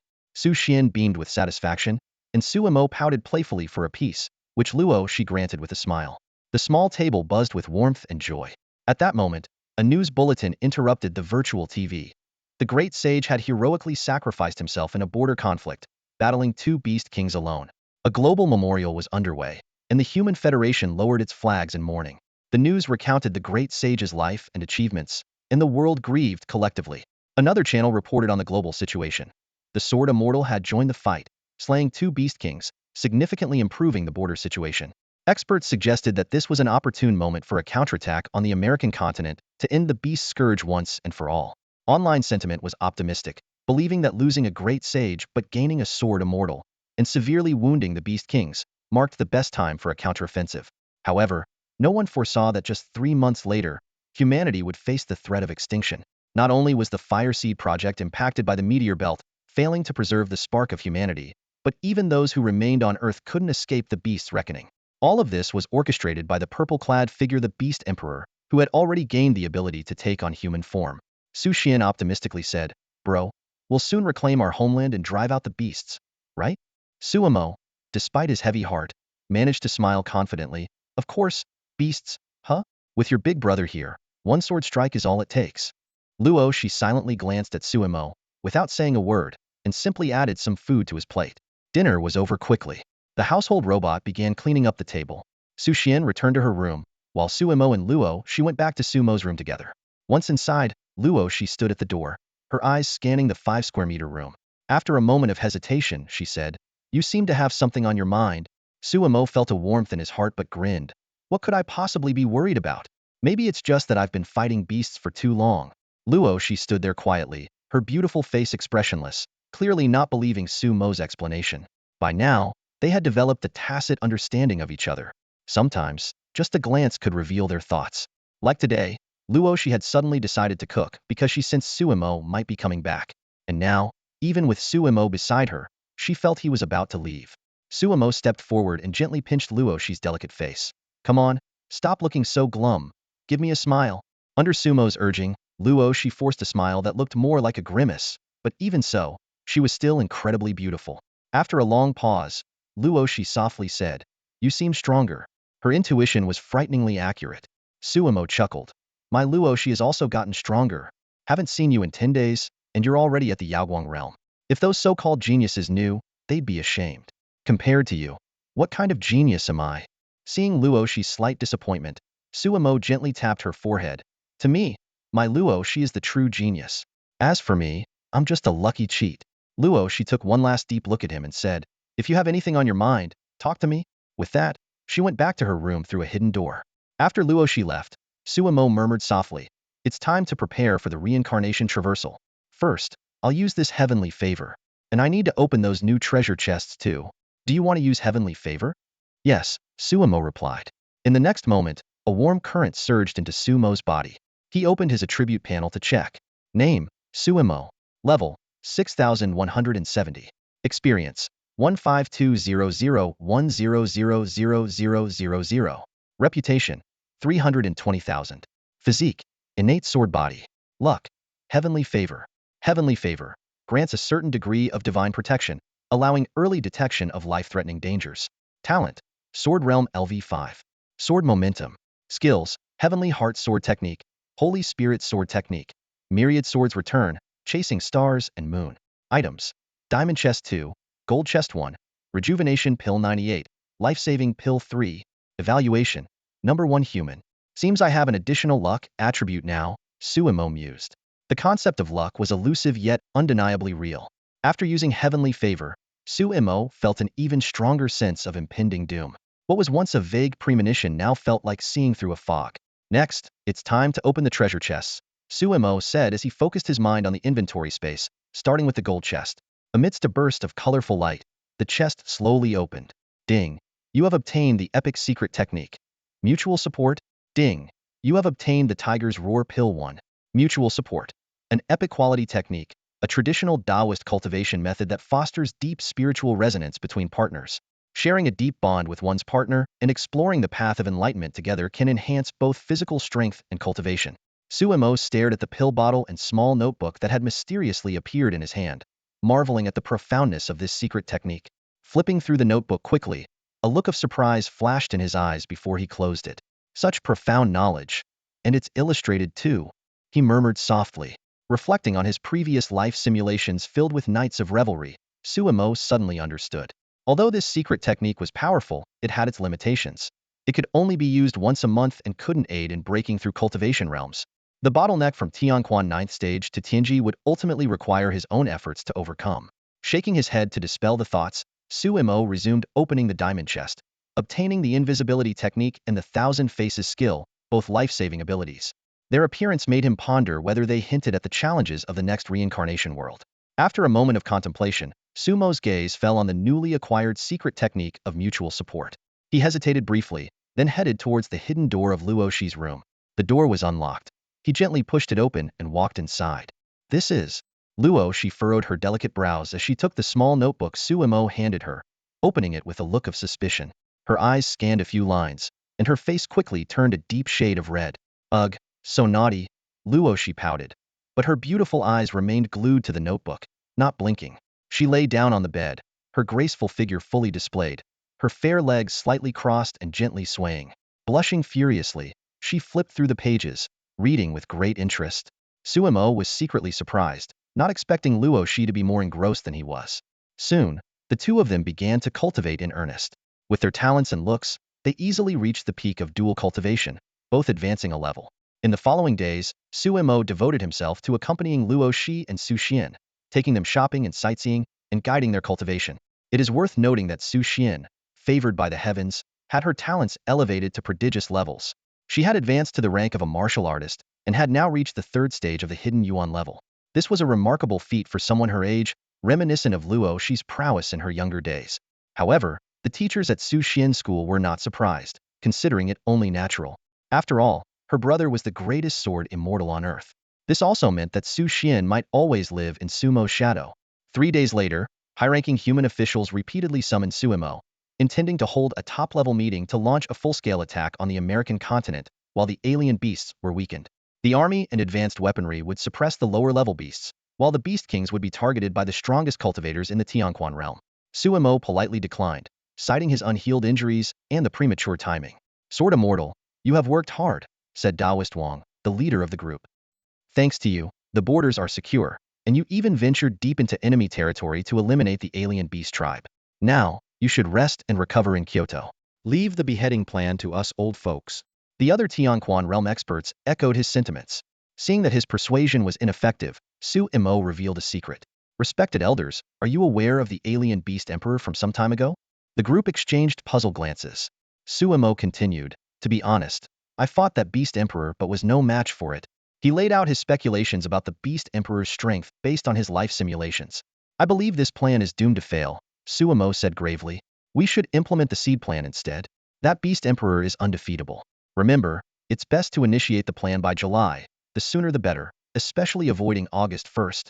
He subtly hinted at the potential hazard of the anti-gravity ship colliding with an asteroid belt, as foreseen in his life simulations. The atmosphere in the meeting room became tense. If Suemo were to be lost in the cycles of reincarnation, humanity on Earth would face extinction. But if they could avoid the asteroid crisis and establish a foothold on Mars, there might be hope for the future. At the very least, humanity must not vanish entirely from the universe. After the meeting, Suemo decided to immediately embark on his journey through reincarnation. The few days of warmth and happiness spent with Luosi were enough for him. If he kept hesitating, his heart would only grow more reluctant, so he decided to make up his mind sooner rather than later. Suemo took a deep breath and resolved to go to Suxian School. He quietly descended above the campus, his gaze piercing through the buildings until he spotted his sister. Suxian was chatting and laughing with some boys in her class, her face glowing with excitement. Watching this scene, Suemo couldn't help but smile wryly. Little Xian, don't follow in your brother's footsteps. Of all things to learn, why pick up flirting with boys? I'm worried you won't handle it well, he silently advised, his eyes filled with both affection and concern. After taking one last, deep look at Su Xian, imprinting her image firmly in his mind, Suemo turned to leave. Just then, as if sensing something, Su Xian suddenly looked up at the sky, a flash of confusion in her eyes. Su Xian, don't stop. Keep talking, one of the boys urged. I'm most impressed by the Sword Immortal. What was he like when he was younger? Hearing this question, Su Xian's enthusiasm was reignited. She collected her thoughts, her face becoming serious, and said solemnly, my brother? He entered Yin Yuan at 3, reached Dongming at 5, ascended to Yaoguang amidst a rain of light at 8, and achieved Kaiyang under the sunset at 12. Meanwhile, Suemo had already returned home, preparing to say goodbye to Luosi. I might need to go out for a while, he said softly, his voice carrying a subtle weight. Where to? Will you be gone long? Luosi asked, a hint of worry in her eyes. Suemo forced a smile. Not long, I'll be back soon, he added silently to himself. It will be soon for you, but it might be decades for me. Can I come with you? Luosi hesitated for a long time before finally asking in a low voice. Suemo gently shook his head. Sorry, not this time. Stay home and wait for me to come back. He paused and continued, if I return, all problems will be solved. If I don't, he suddenly remembered something. Oh, if I can't make it back in time, join the Fire Seed plan, take Su Xian, and head to Mars on the anti-gravity ship. Seeing Luosi staring at him silently, Suemo added, wait for me there. Just make sure to stay alive, and wait for my return. All right, I'll wait for you. This time, Luosi didn't insist. Her long eyelashes trembled slightly. She stepped forward and hugged Suemo tightly, as if to forever remember this moment of warmth. Suemo gently returned the embrace, savoring this final moment of warmth. After a while, he let go, and under Luosi's gaze, he transformed into a beam of light and disappeared into the distant sky. You'll be gone for a long time, won't you? Luosi murmured as she watched Suemo vanish from sight, a complex emotion flickering in her eyes, just like last time. High in the sky, Suemo began his journey through the cycle of reincarnation. His figure gradually faded into the void, as if he had never existed. In the next moment, the cycle of reincarnation began. The system prompt sounded. Please select the level for world traversal. 2-star reincarnation world. Suemo responded without hesitation. His cultivation had advanced significantly, and a 1-star world could no longer meet his needs. The monsters in the Yuheng realm could no longer provide him with enough experience to level up. The system prompt sounded again. Attention, host. The time flow in the 2-star reincarnation world is 1 day equals 100 days. Do you wish to proceed with the two-star world traversal? Suemo furrowed his brows, calculating silently. Compared to the one-star world's flow of 1 second equaling 100 years, the time flow in the two-star world was much slower. This meant he would have only 3 months in the real world, equating to 24 years in the reincarnation world. Reflecting on his last reincarnation world where it took him 23 years to reach the Yuheng realm, he knew he now had to break through to the Tianxian, or even the Tianshu realm within 24 years. The sense of urgency surged, but Suemo did not back down. 24 years, combined with the advantage of retaining his previous cultivation, should be sufficient. Reincarnation World Life Simulator. Activate. Suemo said softly. Before officially entering, he decided to understand the life he was about to experience. The simulator began to operate, and Sumo's new life unfolded gradually. At 0 years old, you are born into the world as the eldest son of the Taoist sect leader, holding a noble status. Your birth is accompanied by celestial phenomena, with boundless sword energy surrounding you and swords humming within a 100-mile radius. You possess the rare innate sword body. At 3 years old, a divine sword descends from the heavens, recognizing you as its master. The hilt is inscribed with the words, Shao. The entire Taoist sect is shocked, proclaiming you as the chosen one destined to change the human-demon balance. At 5 years old, your talent for swordsmanship begins to show. You easily master the basic sword techniques of the Taoist sect.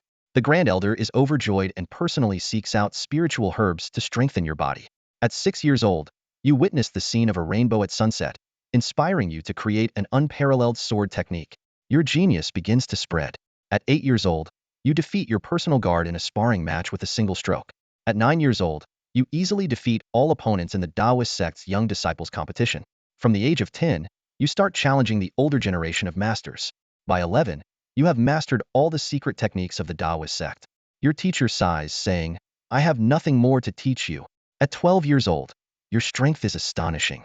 Even among the older generation of masters, few can withstand a single strike from you. At 13 years old, you leave the Taoist sect and begin traveling the world, slaying demons and monsters along the way. By 14, you are renowned far and wide. Your hands stained with the blood of countless demons, your reputation fearsome. At 15 years old, the young master of the northern Xinyuan family, Xinyuan Luoyun, emerges. She slays the great demon king with a single stroke, her fame spreading rapidly. You are both hailed as the unparalleled talents of the age, and the focus shifts to who will become the new leader of the human race. At 16 years old, Xinyuan Luoyun formally challenges you. You dismiss her, your sights set on grander goals. Your sword is meant to eradicate all demons and bring peace to the world. Infuriated by your indifference, Xinyuan Luoyun stomps her foot and vows, I will make you take me seriously. At 17 years old, you finally cannot avoid a battle with Xinyuan Luoyun. This is not just a personal duel but a contest for the leadership of the righteous path between the Taoist sect and the Xinyuan family.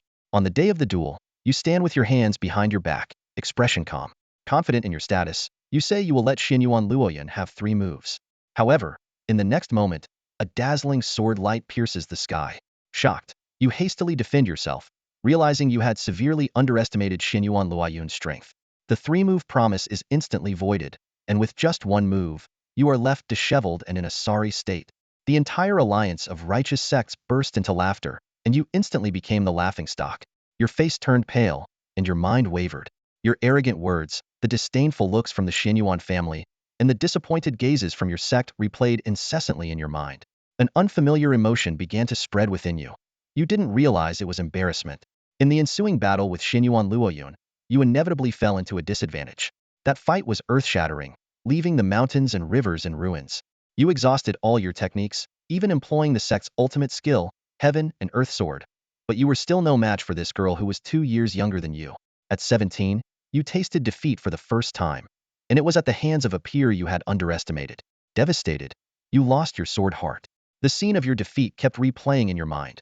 The sect's disappointment, the Xinyuan family's ridicule, Xinyuan Luoyun's talent, and your own disgrace. You started muttering to yourself, if only I hadn't shown off that day. If only I had struck differently. If only I had used that move. But there were no ifs. For someone like you, who had always sailed smoothly, this was an almost destructive blow. At 18, you no longer dared to hold a sword and were sidelined by the sect, choosing to live in seclusion. That same year, Shao also left you, adding to your sorrow. By 19, you turned to drinking all day, neglecting your appearance. Xinyuan Luoyun tried to express her apologies several times, but you misunderstood them as mockery and avoided her. By 20, You had fallen from the brightest genius to a complete failure and were expelled from the sect. With a bitter smile, you left, suddenly unsure of what you had been striving to protect all this time. You began a life of wandering, dressed in rags, with disheveled hair, facing the world's disdain and often stirring up trouble. Xinyuan Luoyun followed you from afar, and though you were cold to her, she still resolved your troubles and paid your expenses. At 21, you had hardly spoken to Xinyuan Luoyun. Her assistance didn't make you grateful but rather deepened your despair. You knew her presence made it harder for you to regain your sword heart. Finally, when she helped you again, you could no longer bear it and shouted at her. She took the opportunity to confess her admiration for you. Finding it absurd, you retorted, "I'd rather fall for a demon race woman than like you," and walked away. Xinyuan Luoyun stood frozen, not following after you. As you walked away, you felt a vague sense of loss. In the following year, you wandered alone, experiencing the harsh realities of the world until you met another woman who completely changed your life. At 21, you met a woman in a green dress who changed your life forever. Before her, you knew nothing of love and had never experienced love at first sight. Even the stunning Xinyuan Luoyun had failed to stir any feelings within you. But the mere appearance of this woman in green effortlessly did just that. You began to follow her silently, much like Xinyuan Luoyun had once done with you.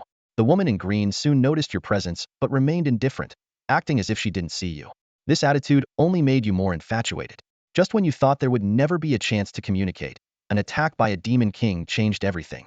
The woman in green stepped in to save you, displaying astonishing power. She smiled back at you, advising you to leave, but you were already deeply entranced. To protect her, you rekindled your swordsmanship and retrained in the way of the sword. Your skills improved rapidly, and you soon reached your peak again. Unfortunately, Shao never returned.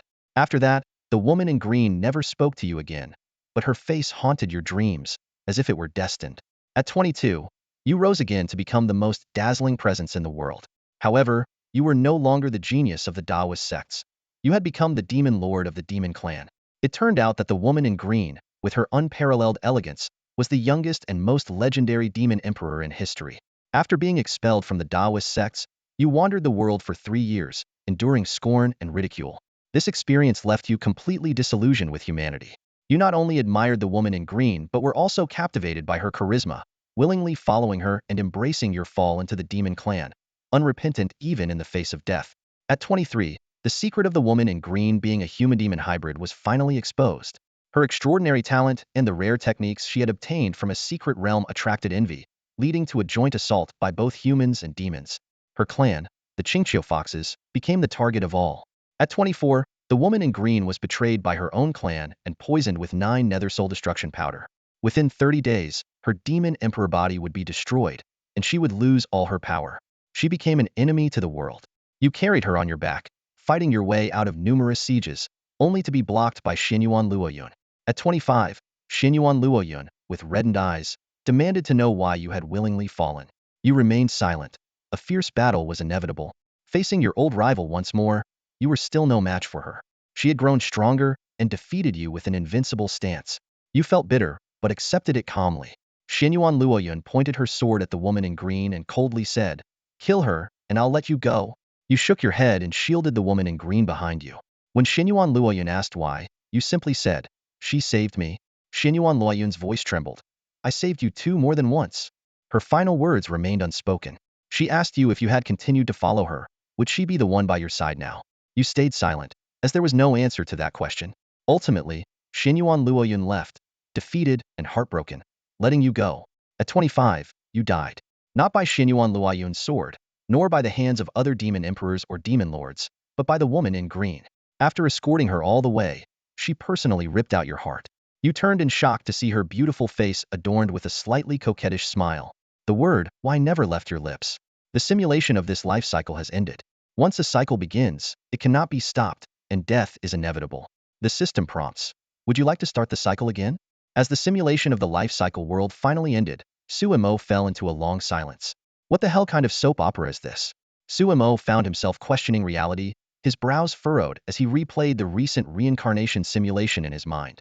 Absurd scenes flashed by like a slideshow, leaving him unsure where to even start his critique. The most baffling part was Shao abandoning him halfway through. Suemo couldn't help but wonder, does time travel bring his current physique and equipment back to the past? Does his original self awaken his abilities and don his gear, but without his strength and luck? Worse still, His original self seemed to suffer a drop in intelligence, unable to defeat opponents like Xian Yuan Luo Yun. Shaking his head, Suemo muttered to himself, "No wonder Xiaojiu gave up on me." Without hesitation, he chose to start the traversal again. The system's voice echoed in his mind.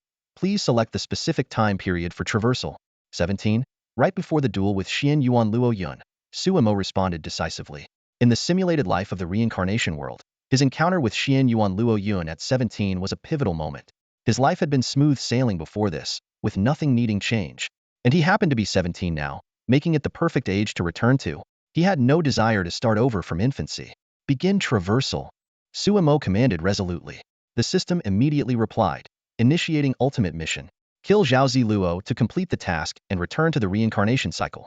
Good luck, host. In an instant, Suemo found himself in a luxurious side hall of the Dao Sect, a residence reserved for the sect's elites. Slowly waking up from his bed, he realized that today he would represent the Dao Sect in a battle against the younger generation of the Xian Yuan family. This confrontation was crucial for the power struggle between the two superpowers, directly affecting the future of the Dao Sect. Suemo had rarely slept in, but the moment he awoke, his internal energy began to surge. In the blink of an eye, his aura transformed into one of ethereal grace, as if an immortal had descended to the mortal realm. Even his features became more refined and handsome, nearing perfection. As he woke, a sharp sense of disorientation hit him, like being jolted from a long slumber. He blinked his long lashes and slowly opened his starry eyes. After scanning the room, he sighed in relief, thankful that this world bore no resemblance to Luosi. Reviewing the original body's memories, Suemo confirmed that Xian Yuan Luo Yun bore no similarity to Luosi, putting his mind at ease. He whispered to himself, "Xian Yuan Luo Yun, huh? Today, I'll be dueling you. Don't worry, brother here will teach you how to wield a sword properly." Suddenly, he recalled the name mentioned by the system, Zhaozi Luo. Who's that? Is it that woman in the green dress? If so, killing her should be simple enough. A calm, indifferent expression settled on Sumo's face. As long as it didn't involve Luosi, he had nothing to fear. He lay back on the bed, mentally preparing for the upcoming challenge. Suemo murmured softly, "Let's start by sorting through the memories of this body." Having just awakened, his first instinct was to search his mind for anyone resembling Luosi. At that moment, a flood of memories surged into his consciousness, not yet fully organized. Using his formidable mental strength, Suemo suppressed irrelevant memories to the depths of his mind, extracting only the crucial information. He quickly scanned the basic details of this world while absorbing and integrating decades of insights into swordsmanship, Taoist techniques, and spells from the body's original owner. A series of system notifications rang out. Ding! You are receiving the worldview of the demon origin continent. Ding! You are receiving the complete foundational Taoist swordsmanship experience. Due to your high level of swordsmanship, you have refined and enhanced this swordsmanship, greatly increasing its potential. Swordsmanship Insight 1000, Experience Points 100,000. Ding! You are receiving the intermediate level Heaven and Earth swordsmanship experience. Due to your high level of swordsmanship, you have automatically mastered it to an advanced level. Swordsmanship Insight 10,000, Experience Points 1,000,000. Ding! You have received the Taoist 72 Talisman Secret Techniques, Experience Points 100,000. You have gained mastery in Taoist Talisman Crafting. Ding! You have received the Taoist 36 Spells Inheritance, Experience Points 100,000. You have gained mastery in Taoist Spells. Ding! Passive Experience Transmission Complete, your level 10. As these memories were absorbed, a flash of understanding crossed Sumo's eyes, and his aura became deeper, exuding a touch of Taoist transcendence. He muttered in astonishment, "I didn't expect to rise 10 levels just by inheriting the martial arts experience of the original body, reaching the Tianji realm." Unfortunately, the original body stagnated after turning 17. Otherwise, I could have leveled up passively until death. Suemo calculated that the time for his reincarnation cycle started from the moment his consciousness fully awakened and descended into this world. This meant he had 24 years left to stay in this cycle, ample time to reach the pinnacle. He set a small goal for himself. Reach the maximum level as soon as possible and return within 5 years. Through the extraction of the original body's memories, Suemo learned that this reincarnation world was called the Demon Origin Continent. This name was adopted during the Middle Ages. In ancient times, it was known as the Heaven Origin Continent. Back then, humans ruled the entire continent, and demons were a subjugated race, confined to remote areas. This situation persisted until the ancient era.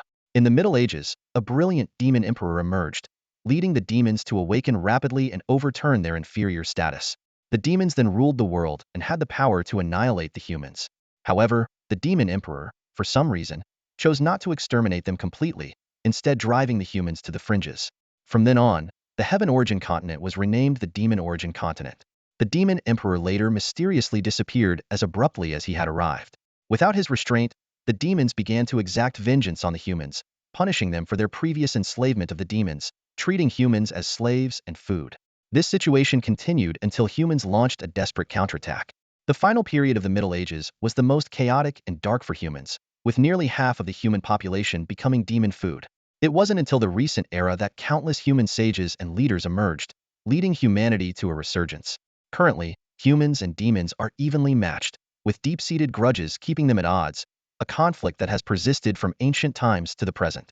Suimo sighed, this continent is truly vast. It's not inferior to Earth after the spiritual energy revival, almost reaching Earth's peak state. No wonder it's a two-star world. He noticed that the demons here were not merely wild beasts, but rather akin to the beastkin of the main world, possessing high intelligence and complex social structures. Their intelligence is not inferior to that of humans, but their personalities are more distinct. The fox demons are cunning and charming, the wolf demons are united and resilient, and the cat demons are sensitive and suspicious. These demon clans mostly retain human characteristics, showing their beastly traits only in certain parts. By rights, they shouldn't be at such odds with humans, but generations of hatred have made reconciliation impossible. The conflict between humans and demons is complex, with no clear right or wrong. In this struggle for survival, both sides devour each other, following the law of the jungle. It was during the medieval period when the legendary demon emperor brought about the best possible scenario. In the present-day demon continent, the demon clans are still powerful but not united.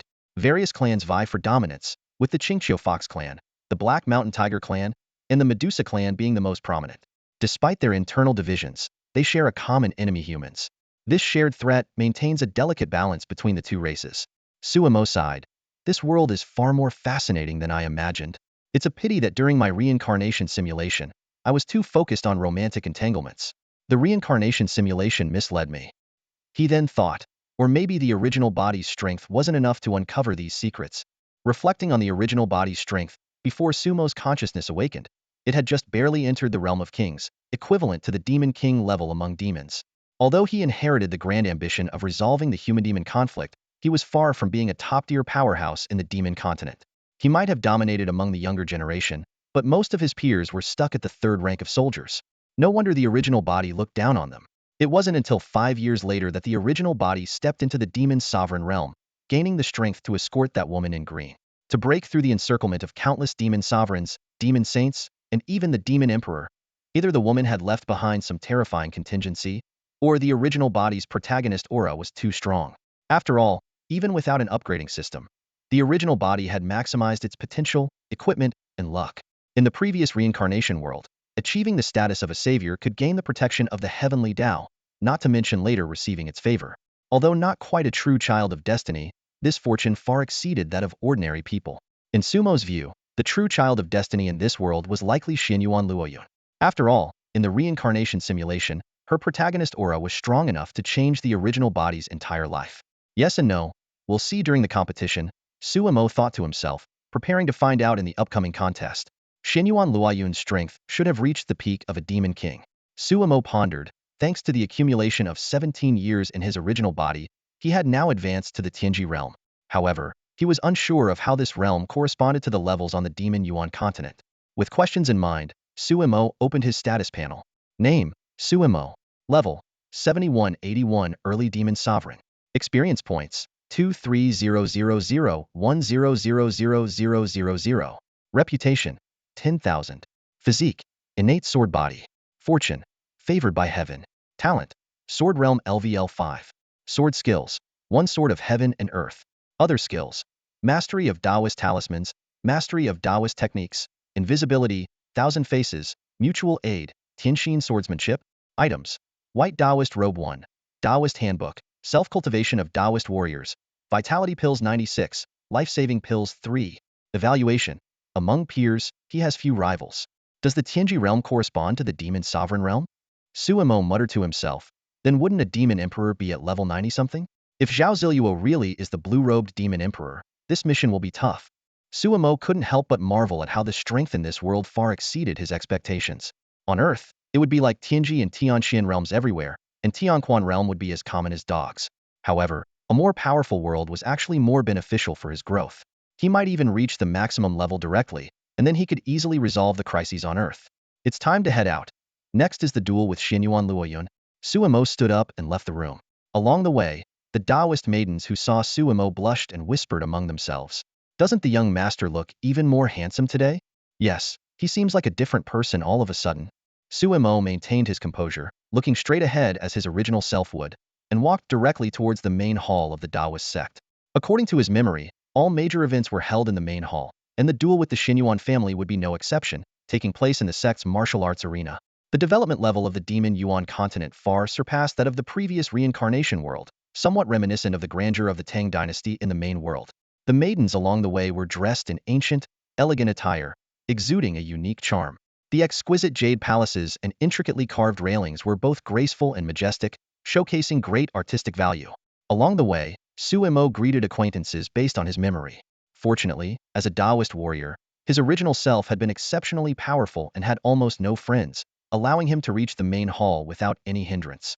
Inside the hall, the sect leader and a group of elders had been waiting for some time. Upon seeing Suemo arrive, the sect leader's furrowed brows slightly relaxed, and he let out a long breath. As the leader of the Taoist sect, he was only at the sovereign level, not the strongest in the sect. The Taoist sect also had 3 Taishang elders at the saint level and 1 ancient human emperor who had never shown himself in the mortal world. There were only 3 human emperors among humans, while the demon race had 5 demon emperors. However, the demon race was not united, and there were grudges between the demon emperors, allowing both sides to barely maintain a balance. You're here? The sect leader snorted coldly, clearly displeased with Suemo's lateness. Suemo nodded in acknowledgement, his expression calm. The sect leader, who was Suemo's father in this life, had always been cold towards him.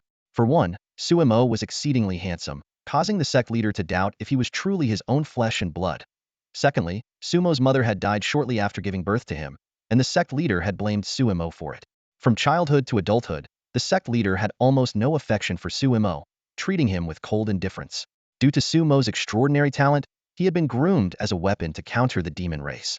After all, before today's battle, Suemo had been the most dazzling genius, reaching the king realm at the age of 17, a rarity in history, with the potential to become a human emperor in the future. Let's go. Today's battle allows only success, no failure, the head of the Taoist sect said coldly, his robe sleeve flicking with authority. These words echoed like a curse in Suemo's ears. For 17 years, he had heard them so often that they were practically ingrained in his mind. During those long years of relentless training, Suemo was stripped of a normal childhood. From dawn to dusk, his life was filled with rigorous training. Practicing martial arts and swordsmanship until his clothes were soaked in sweat, studying Taoist talismans until his fingers were often cut by the paper, researching the habits of demons, his mind crammed with their characteristics, and mastering demon-slaying techniques, cutting through countless wooden stakes with his sword. Only success, no failure. This phrase was like an invisible whip lashing at young Suemo. Perhaps it was this constant high-pressure environment that caused him to lose his sword heart completely after his defeat against Xinyuan Luoyun. Headmaster, you're jesting. The deputy headmaster said with a long laugh, trying to ease the tension. With the young master's abilities, defeating Xinyuan Luoyun, a mere woman, should be a walk in the park. The other elders nodded in agreement, clearly accustomed to the cold interactions between the headmaster and Suemo. Let's hope so, the headmaster replied, though the slight upward curve of his lips betrayed his confidence in Suemo. Soon, the group flew on their swords to the martial arts arena. In the distance, the Xinyuan family's contingent had been waiting for some time. In the simulation of reincarnation, Suemo had only grasped some vague core plot points. In reality, this competition was formally known as the Taoist Sect Grand Tournament. Not only the Xinyuan family, but also the Zhuge, Dongfang, Sima, Shangguan, Gongsun, and the other top 8 human families had sent representatives to witness it. These 8 families, along with the Taoist sect, formed the backbone of humanity's resistance against the demon clans. Among them, the Xinyuan and Zhuge families were the most powerful, each having a human emperor in their ranks. The Taoist sect, as the sole righteous leader, oversaw these 8 families. The sect was like a permanent champion, with each family having the opportunity to challenge its authority once every 50 years. This time, the Xinyuan family had issued the challenge. The outcome of this competition would greatly influence who would lead the Taoist sect.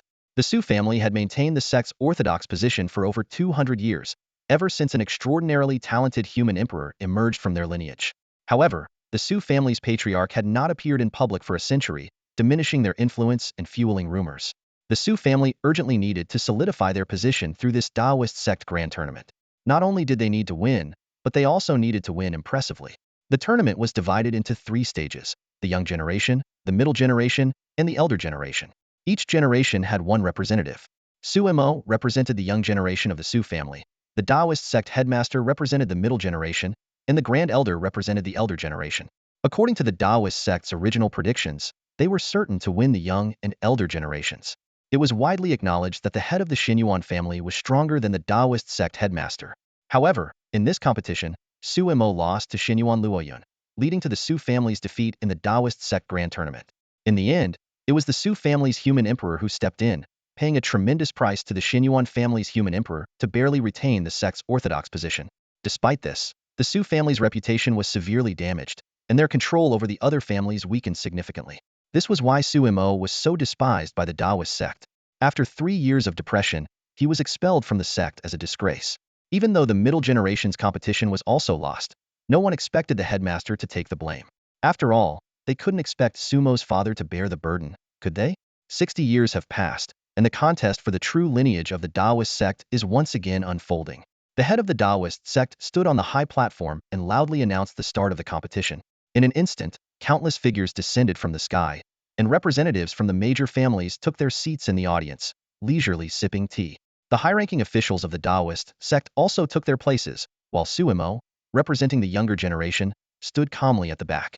After the customary opening remarks, all eyes were on Su Mo and Xinyuan Luoyun as they stepped onto the stage, each holding a sword.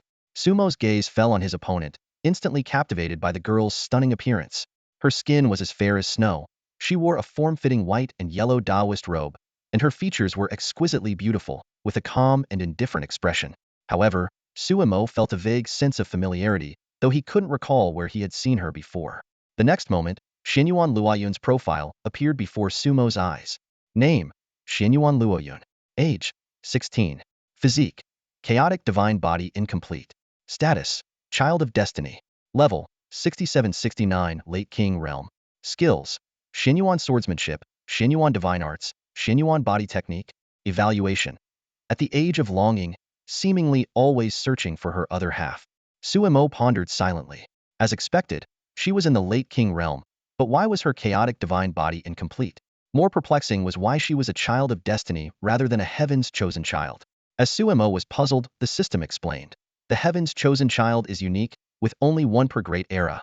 They face many hardships early on, including life-threatening calamities. If they survive, they are almost guaranteed not to die young. The child of destiny is not unique. They come with a mission, enjoy smooth sailing early on with destiny's protection, but after fulfilling their mission, their fortune plummets, and they are highly likely to fall. Su Mo suddenly understood, recalling Shao Luosi from the previous cycle. Xinyuan Luoyun, as a child of destiny, had an uncertain future. You seem to have changed a lot. Xinyuan Luoyun tilted her head and murmured softly, her jet-black eyes showing a hint of brilliance only when looking at Su Mo. Really? Su Mo responded calmly. I used to think you only relied on the advantage of your weapon, but now, your sword seems almost joyful, unprecedentedly so, Xinyuan Luoyun said earnestly. Su Mo silently looked at Shao Jiu in his hand, feeling a surge of emotions. The contest for the younger generation's Taoist lineage begins now, announced the elder from the Zhuge family. You may strike first. I'll let you make 3 moves, Su Mo said, standing with his hands behind his back, his white robe fluttering, exuding an air of detached serenity. This remark elicited various reactions from the audience. The head of the Xinyuan family sneered. This young master of the Taoist sect, he may be young, but he certainly talks big. Though the head of the Taoist sect defended his son, there was an unmistakable pride in his tone. However, when the Xinyuan family head revealed that Luoyun had advanced to the late king realm, the Taoist sect leader was shocked and found it hard to believe. Do you think I, Xinyuan Shaotian, would joke about such matters? The Xinyuan leader sneered. Our Xinyuan family is not like your Taoist sect, where the younger generation is too arrogant, celebrating at the slightest achievement. The head of the Taoist sect was fuming, his face shifting between shades of anger and frustration. He was at a loss for words because the Xinyuan family was indeed much more low-key than theirs. What infuriated him even more was that he couldn't defeat the head of the Xinyuan family, leaving him with no options. A terrifying thought crossed his mind. If their middle-aged generation lost too badly in the upcoming competition, what would they do? At that moment, Xinyuan Shaotian smiled calmly and looked at the young girl in the arena. Yuner, there's no need to hide your cultivation anymore. Let your uncles see your current level. His words struck like a thunderclap, leaving everyone present wide-eyed. Could it be true that she had reached the late king realm at just 16? The crowd stared at Xinyuan Luoyun in disbelief, holding their breath. Xinyuan Luoyun nodded slightly. In the next moment, it was as if some restraint had been lifted from her.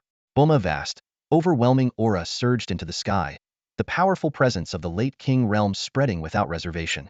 She's really at the late king realm? Such a young late king realm practitioner. It's unheard of. My God, this girl has the makings of an emperor. Representatives from several major families were astonished, and they began congratulating Xinyuan Shaotian. Congratulations, brother Xinyuan, on having such a prodigious child.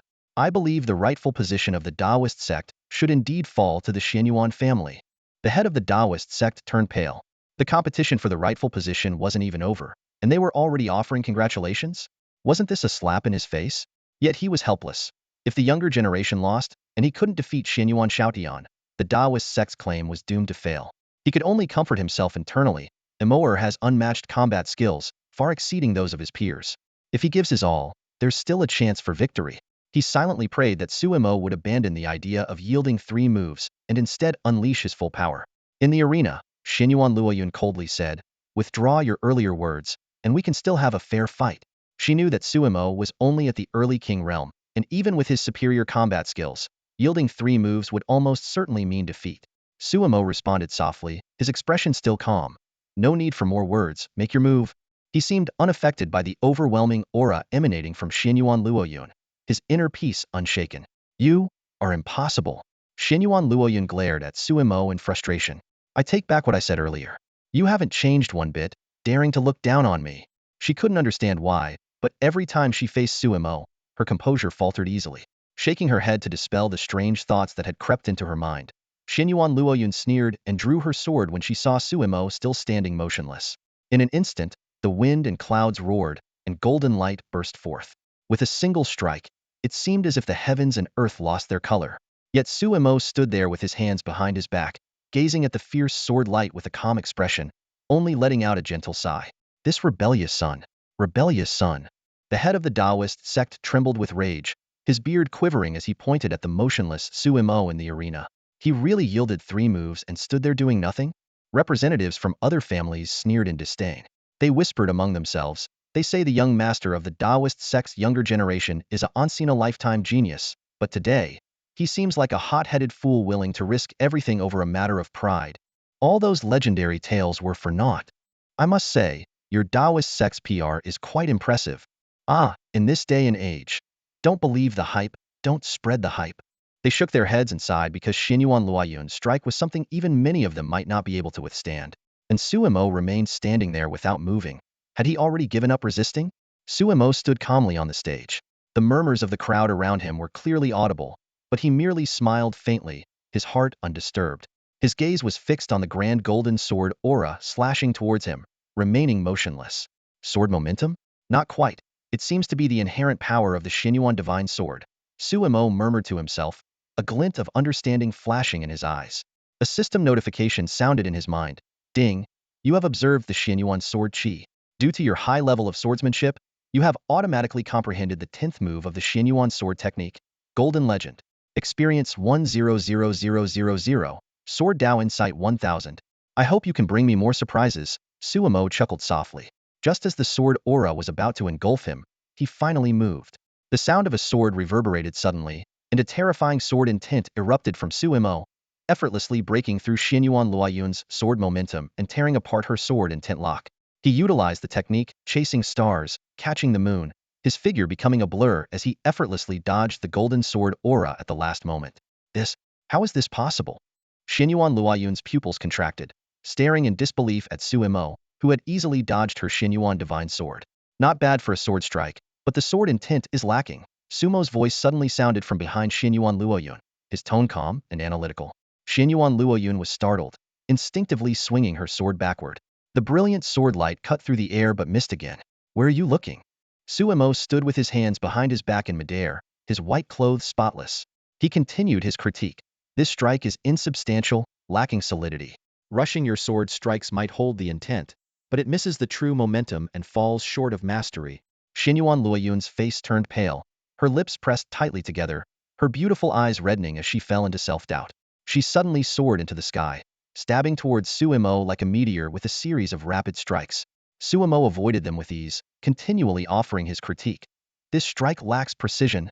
This one, the sword intent has dissipated. This one, flashy but hollow. Finally, Xinyuan Luoyun, exhausted, landed back on the stage. She held her long sword, her body trembling, drenched in sweat, and gasping for breath. In this match, Suimo had not just given her 3 moves. It was as if he had given her 300. At this moment, her emotions were in turmoil, her eyes red with tears, and an overwhelming sense of grievance welled up inside her. Ever since she first saw him at the age of 8, she had never forgotten that person who seemed to have walked out of a dream. 2 years ago, she found him again, thinking he would remember her, but to her dismay, he had completely forgotten her. She had been practicing her swordsmanship diligently, hoping to get closer to him, perhaps even surpass him and earn his admiration. Yet now, the distance between them seemed to be growing wider. Suimo sighed softly. He couldn't stand seeing a girl cry, and this scene reminded him of Shao Luosi from a previous life. Watch closely, Suimo said gently, drawing his sword. Swish, a dazzling golden sword aura burst forth, imbued with immense sword intent and an unstoppable momentum, heading straight for Xinyuan Luoyun. She stood frozen, unable to move under the overwhelming sword force, watching helplessly as the sword aura approached her. Boom, the sword aura whizzed past, narrowly grazing her shoulder and slicing the arena in half. It continued its path toward the audience. The representatives in the audience were already speechless with shock. Now, facing this grand display of swordsmanship, they were drenched in cold sweat.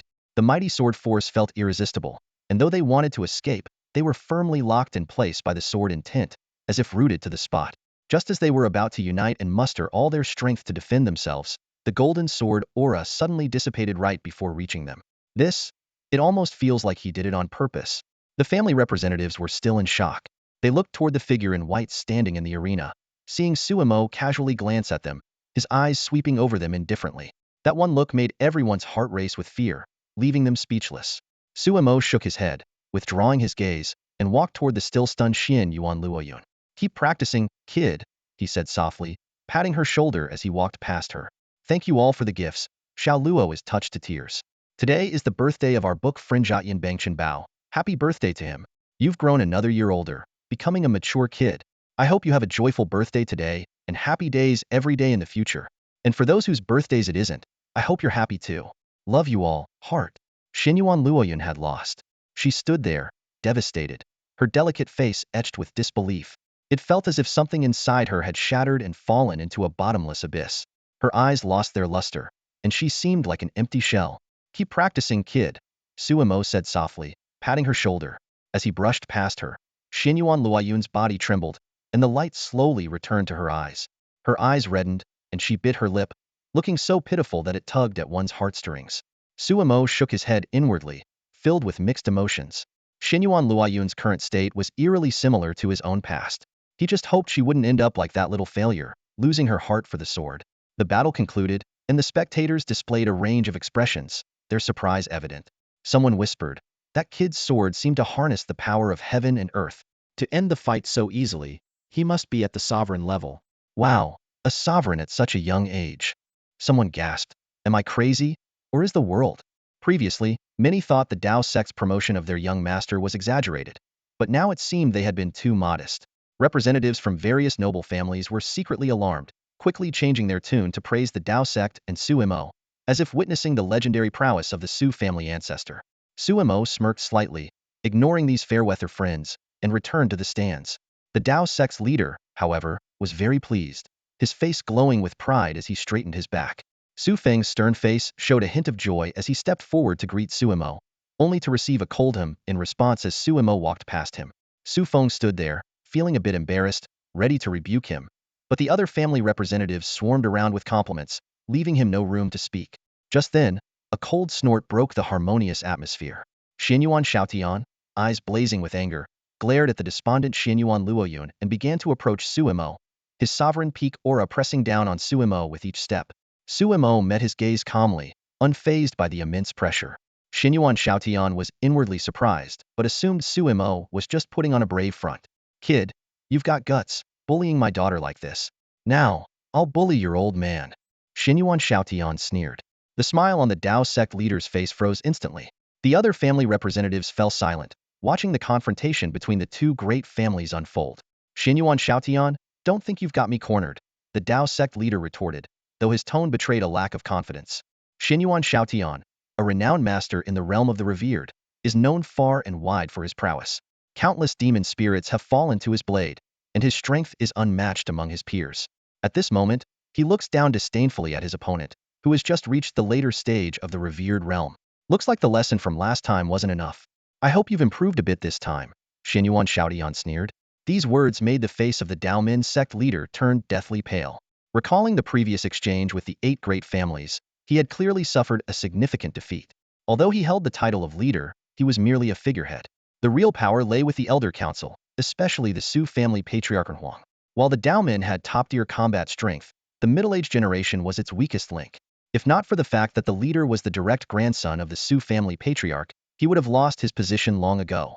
Now, if he were humiliated by Xinyuan Shaotian in front of the major families, it would not only be a blow to his prestige, but also incite dissatisfaction within the sect. He found himself in a difficult position, his face dark and somber. As the Daomin sect leader hesitated, Xinyuan Shaotian leaped onto the stage, landing with such force that the ground cracked beneath him. What's wrong, sect leader? Is there no one left in your middle-aged generation? Xinyuan Shaotian taunted with a sneer. Ha ha ha, if you ask me, you should just forfeit. It would save you from an embarrassing defeat. Forfeiting against me, Xinyuan Shaotian, isn't something to be ashamed of. No one dared to refute his arrogant words because they were undeniably true. Xinyuan Shaotian had dominated an entire era since birth, now standing as the undisputed leader of his generation. The Daomin sect leader struggled internally as his subordinates urged him on. Sect leader, we can't forfeit. The entire sect is watching, and so are the elders. And those families. Yes, sect leader, even if we lose, we must show the spirit of Daomin. Shut up. I know that, the sect leader snapped. These people had no idea what it was like to face the pressure from Xinyuan Shaotian. If it were them, they would be beaten beyond recognition. Everyone knew Xinyuan Shaotian was notoriously ruthless and bloodthirsty, having killed countless demons.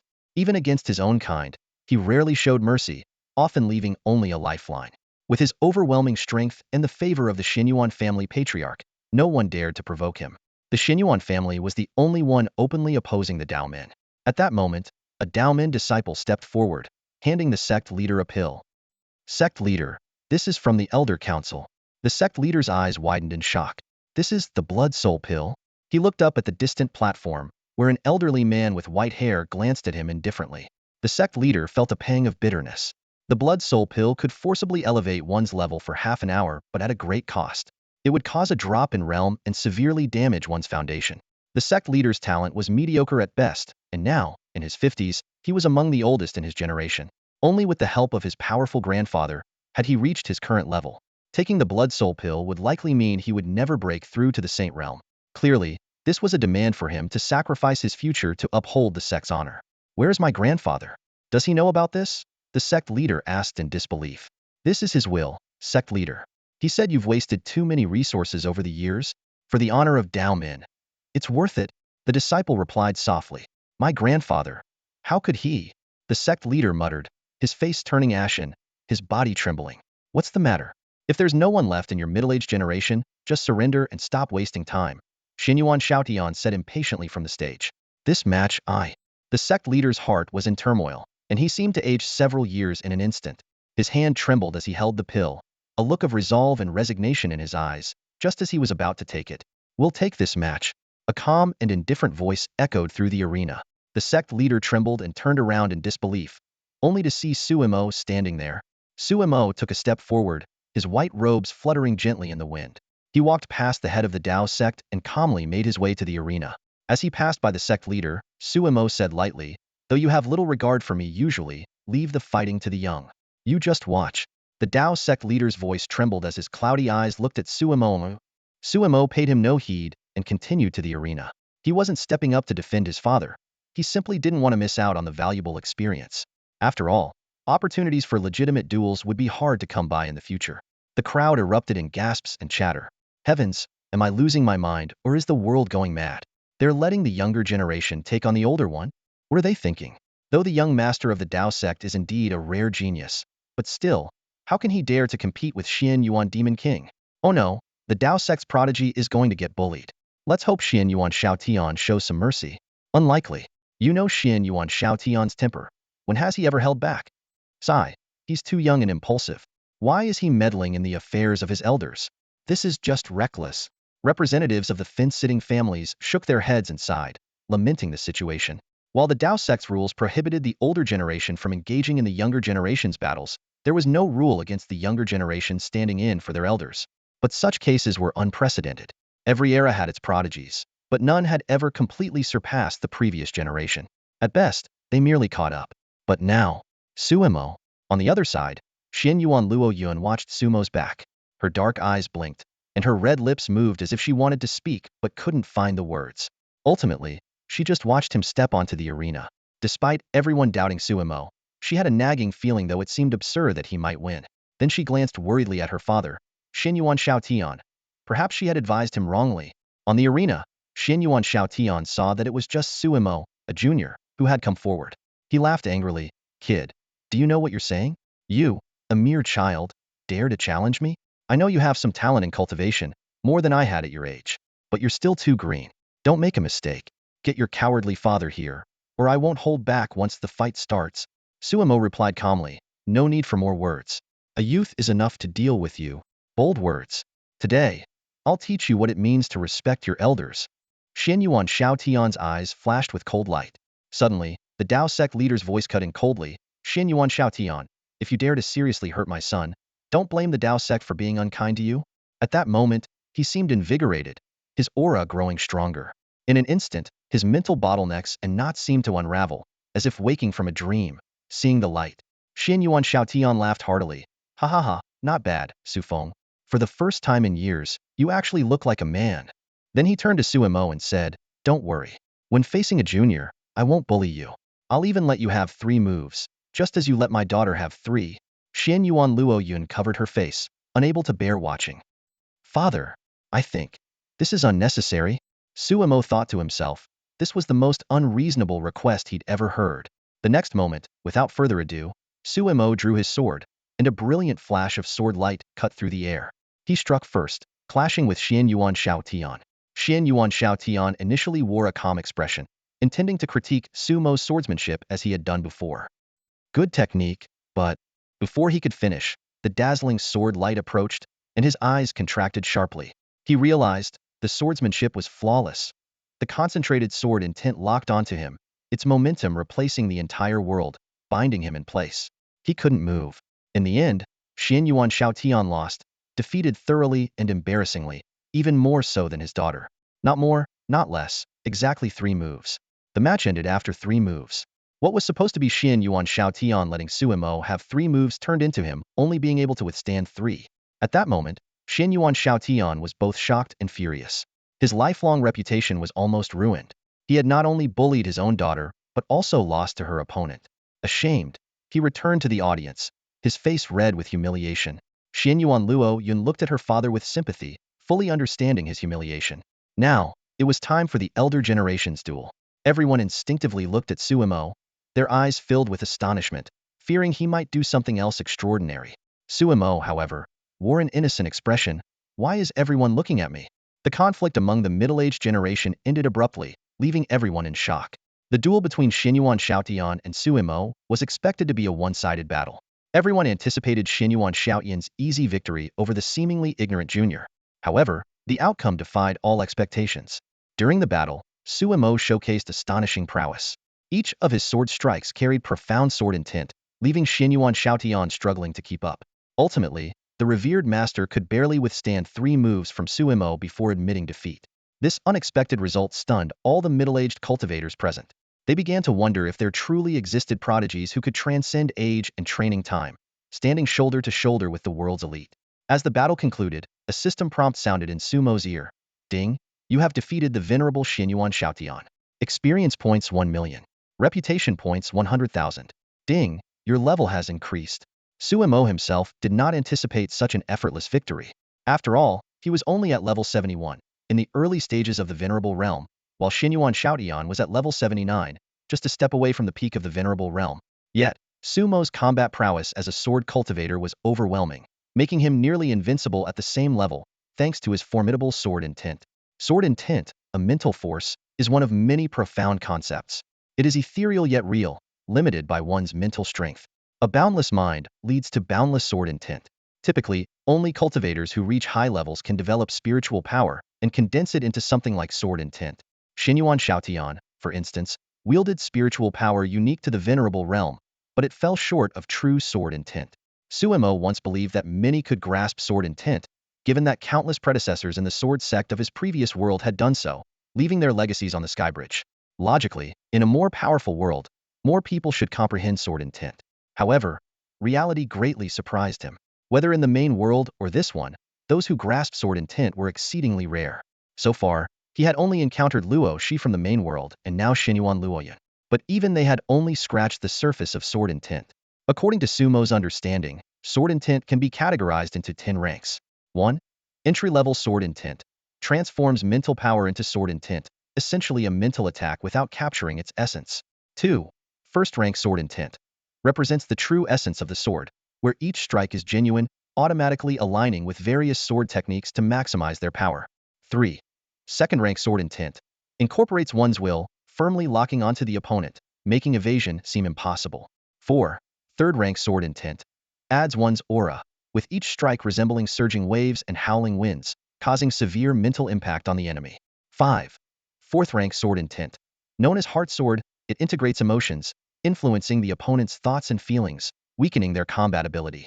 6. Fifth-rank sword intent. Formless and intangible, can transform freely, either as a grand wall of sword energy or as gentle as spring rain, penetrating every gap. 7. Sixth-rank sword intent. Achieves unity between person and sword, merging mind and sword, with all things and one's body becoming the sword. 8. Seventh-rank sword intent. Unites with the heavens, replacing the world's force with one's own, forming a sword domain. 9. Eighth-rank sword intent. Gains substance, merging with natural attributes like fire's heat, wind's sharpness, thunder's might, or metal's heaviness. Also known as 5-element sword intent. 10. Ninth-rank sword intent. Integrates sword intent with Tao, merging insights into nature, life, and the world to form one's unique sword path. With his current sword intent, Suemo had already mastered the first 8 ranks, thus evolving his physique into an innate sword body. The remaining 2 grades of sword intent were Sumo's projection of his future path in swordsmanship. However, the journey of sword intent is endless and far from over. Suemo recalled Xinyuan Luoyun. With his current perspective, her sword intent had barely reached the 3rd grade. Though she could integrate her spiritual will and aura, it had yet to solidify. Even as the chosen one of the 2nd Reincarnation world and a prodigious talent, she could only fight across a minor realm, falling short of being invincible in her own realm. As for Xinyuan Shaotian, he relied purely on the strength of his realm. His so-called sword intent was essentially a mental attack, heavily dependent on the Xinyuan divine sword technique. Suemo privately assessed that Xinyuan Shaotian was at most a novice in sword intent, possibly without any true comprehension of it. Though he wielded a sword, he was not a genuine sword cultivator at best. He was a swordsman or a formidable warrior. The sword energy he unleashed was merely a result of spiritual power leakage upon reaching the king realm, not an enhancement by sword intent. Sumo's thoughts drifted to his previous reincarnation world. There, sword cultivators had explored the power of the mind to its utmost, generally comprehending the 4th grade of sword intent, merging it with their emotions. When he crossed the Tongtian Bridge, he encountered sword intents filled with sorrow, indifference, joy, and more. These experiences became the foundation of his sword intent, leading him to understand the 4th grade. Within the supreme heritage of the sword sect, Suemo grasped the 5th and 7th grades of sword intent through the all swords return to the sect technique. Later, through the 2nd and 3rd stages of the Holy Spirit sword technique, he comprehended the 8th grade within the realm of sword heart. Despite the limitations of his previous reincarnation world, true sword cultivators there had explored the way of the sword to its zenith, achieving extraordinary combat prowess and laying a solid foundation for Sumo's swordsmanship. These accumulations allowed Suemo to reach his current achievements, making him truly invincible within his realm, capable even of cross-realm battles. He had become a standout among sword cultivators, perhaps the very best. Representatives of various noble families at the scene side. A new generation indeed replaces the old. We're getting old. Even the Demon King Xian can't compete. This is what they call the new waves pushing the old. Each wave stronger than the last. Someone seemed to realize something. I feel like this kid uses the sword differently from us, indeed. This kid is extraordinary. Just standing there, he exudes a sharp aura. I almost feel like he and the sword are one. It feels like he's using a real sword, while ours are mere toys. Many present also wielded swords, but they only saw them as tools for killing. They had never deeply explored the way of the sword, nor understood the unity of man and sword or the connection of the mind, let alone sword intent. At this moment, they were simply astounded by Sumo's terrifying combat power, without comprehending the underlying reason. Of course, some representatives maintained their silence, exuding an aura of high status, seemingly uninterested in the discussion. At this moment, Nangong Shan from the Nangong family and Situ He from the Situ family exchanged glances and then looked at Suimo simultaneously. A peculiar gleam flashed in their azure eyes, leaving their thoughts unknown. And soon, the battle for supremacy among the older generation was about to begin. Boom. Two figures descended from the sky, instantly capturing everyone's attention. They had hair as white as snow but faces as youthful as children, dressed in Taoist robes, exuding an overwhelming aura. This was the unmistakable presence of saints, sweeping across the entire martial arts platform without reservation. The elder in the Xinyuan family's Taoist robe cast a cold glance around, ignoring the defeated Xinyuan Shaotian and the despondent Xinyuan Luoyun. His gaze locked onto Suimo, studying him intently for a long moment before a smile broke across his face. It's been a long time since I've seen such a talented young genius from the human race, the elder praised. Suimo, though puzzled by the elder's words, maintained his calm exterior and nodded slightly.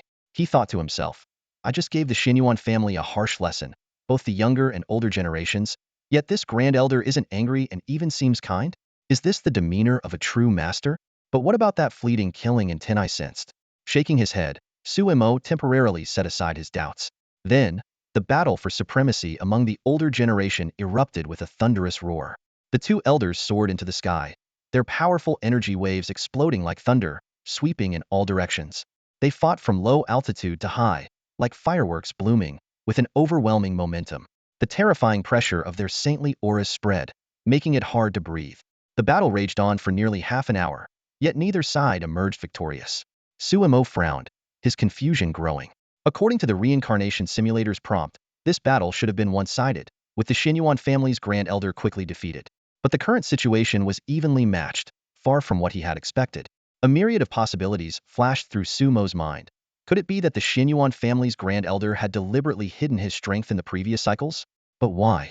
Wouldn't winning all three generations make it easier to demand benefits from the Su family, or even directly become the new Taoist sect? Unless, he didn't want the Xinyuan family to dominate but wanted mutual weakening between the Xinyuan family and the Taoist sect? But why? With his mind full of questions, Suimo began to closely observe the other family representatives. Their reactions were unusually calm, deepening Sumo's suspicions. Finally, he decided to directly check the elder's attributes. What he saw surprised him. Sumo's eyes flashed with astonishment. He quickly scanned the attributes of the other family representatives, and with each one he viewed, the light in his eyes grew deeper. Finally, Sumo's lips curled into a meaningful smile, and he murmured softly, interesting. His hand slowly tightened around the soul-devouring sword, and a faint but growing aura began to gather within him. The sky battle continued, the thunderous clash of energies unceasing. Finally, the two figures descended back to the platform, each enveloped in a powerful aura, seemingly ready for the final showdown. Xinyuan Fengyun, the Grand Elder of the Xinyuan family, suddenly spoke, Brother Su Shan, if you can withstand this move, I will concede. Before his words had fully settled, Xinyuan Fengyun's aura surged, and a brilliant energy sphere began to form slowly in his hand. Su Shan stood ready, spiritual energy swirling around him, layers of protective barriers appearing on his body.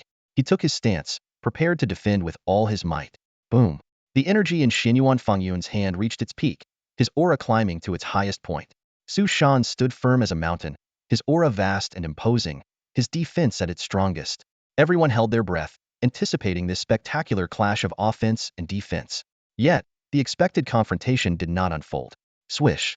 A shadow suddenly flashed past Su Shan, carrying an astonishing killing intent, heading straight for the audience. No! Su Shan exclaimed, his pupils contracting sharply. He suddenly realized he had been tricked. He saw Xinyuan Fengyun charging towards Suma genius youth whom the Taoist sect regarded as the future emperor of humanity. Xinyuan Fengyun, have you lost your mind? Su Shan roared, seething with anger. However, the distance between them rendered him powerless to intervene. Everyone from the other families, including those from the Taoist sect, stood frozen in shock, unable to react to the sudden turn of events. A powerful attack from a saint-level cultivator, like a bolt of lightning, shot towards Suemo. A single thought flashed through everyone's minds. It's over. Could it be that the genius who had the potential to become the next emperor of humanity was about to fall? Emoer. No. Su Feng's eyes widened in desperation as he tried to muster his spiritual energy, but it was too late. The saint-level attack was astonishingly fast, arriving almost instantaneously. Hearts pounded in their chests, filled with a mix of rage and helplessness. In their eyes, Sumo's death seemed inevitable. How could a mere sovereign withstand a sneak attack from a saint-level expert without any preparation? Yet, just as everyone believed that the young man who had continually surprised them was about to be obliterated by Xian Yuan Feng Yun's attack, Sumo's expression remained eerily calm, as if he had anticipated this moment. This is what I've been waiting for. Suemo sneered, taking a step forward as his sword moved. Swish! A dazzling sword light suddenly appeared, as if it had been lying in wait. It carried an invincible aura, cutting through the heavens and slashing directly at Xian Yuan Feng Yun. A look of deep astonishment flashed in Xian Yuan Feng Yun's eyes. His attack was instantly cleaved apart by the sword light, and his saintly golden body shattered. His arm was severed, and he was sent tumbling backward. This is the sword nurturing technique? Xian Yuan Feng Yun's voice turned sharp. You had been preparing in secret all along. When did you discover it? Before he could finish speaking, Xian Yuan Feng Yun's body began to twist and change violently. 8 long tails suddenly sprouted from his back, 3 of which were immediately severed. His face started to blur and shift, and his aura weakened drastically. Your flaws were too many, Suemo said with a cold smile. Impossible. Xian Yuan Feng Yun roared. I spent decades learning to imitate him perfectly. How could there be any flaws? Suemo began to explain each of Xian Yuan Feng Yun's flaws. The abnormal attitude of a grand elder towards the family head and young master, his overly kind demeanor towards Suemo, and that faint, unusual killing intent. With each point Suemo made, Xian Yuan Feng Yun's face grew paler. Unless you are actually from the demon clan, am I right, little fox? Suemo grinned. Xian Yuan Feng Yun spat out a mouthful of blood. 6 whiskers appeared on his face, furry ears sprouted from his head, and 5 tails swayed in the wind, exuding a menacing demonic aura. Suemo sighed inwardly, marveling at the appearance of the demon clan in this otherworldly realm. Of course, there was one thing he didn't say how to cheat. Everything was clear as day on his attribute panel. He really didn't want to see so clearly. Ha ha ha, who would have thought that after all these years of our demon clan infiltrating the human race, I would fall into the hands of a mere youngster today? The fox demon by Shao, her cover blown, decided to drop the pretense and reveal her true form. She was stunningly beautiful, her every glance exuding a subtle charm. But do you think I came here alone? Bai Shao chuckled, a sly glint flashing in her eyes. A dossier on Bai Shao appeared before Suemo. Name, Bai Shao. Race, Qingqiu Fox Clan. 8-tailed demon fox. Level, 82. Skills, Azure Guardian Body, Azure Fox Wind Technique, Azure Fox Pressure, Universe and Sleeve, Fox Charm Technique, Advanced Disguise Technique. Evaluation. After years of painstaking infiltration into the human race, her sudden exposure has caused significant emotional turmoil. Applying mental influence on her might yield exceptional results. Mental influence, huh? Suemo muttered to himself, his eyes flickering with a plan forming in his mind. At that moment, Bai Shao suddenly shouted, Attack! Instantly, Nangong Shan of the Nangong family and Situha of the Situ family sprang into action, their figures darting towards Xian Yuan Luoyun like streaks of lightning, their speed breathtaking. Xian Yuan Luoyun, seemingly prepared, was instantly enveloped in a faint golden light. Xian Yuan sword chi automatically protecting her. She brandished the Xian Yuan divine sword, unleashing a golden sword beam across the space. Nangong Shan and Situa's faces changed drastically as they hurriedly defended themselves, losing the initiative. The Xian Yuan family quickly surrounded and protected Xian Yuan Luoyun, glaring at the two with a mix of shock and anger. The 2 exposed demons looked bewildered, their foolproof ambush foiled. They asked incredulously, How? How did you figure it out? Xian Yuan Luoyun sheathed her sword and scanned the crowd, her gaze finally resting on Suemo. She blinked her beautiful eyes and said, I believe brother Suemo had already figured it out, right? Suemo was internally bewildered. What did I figure out exactly?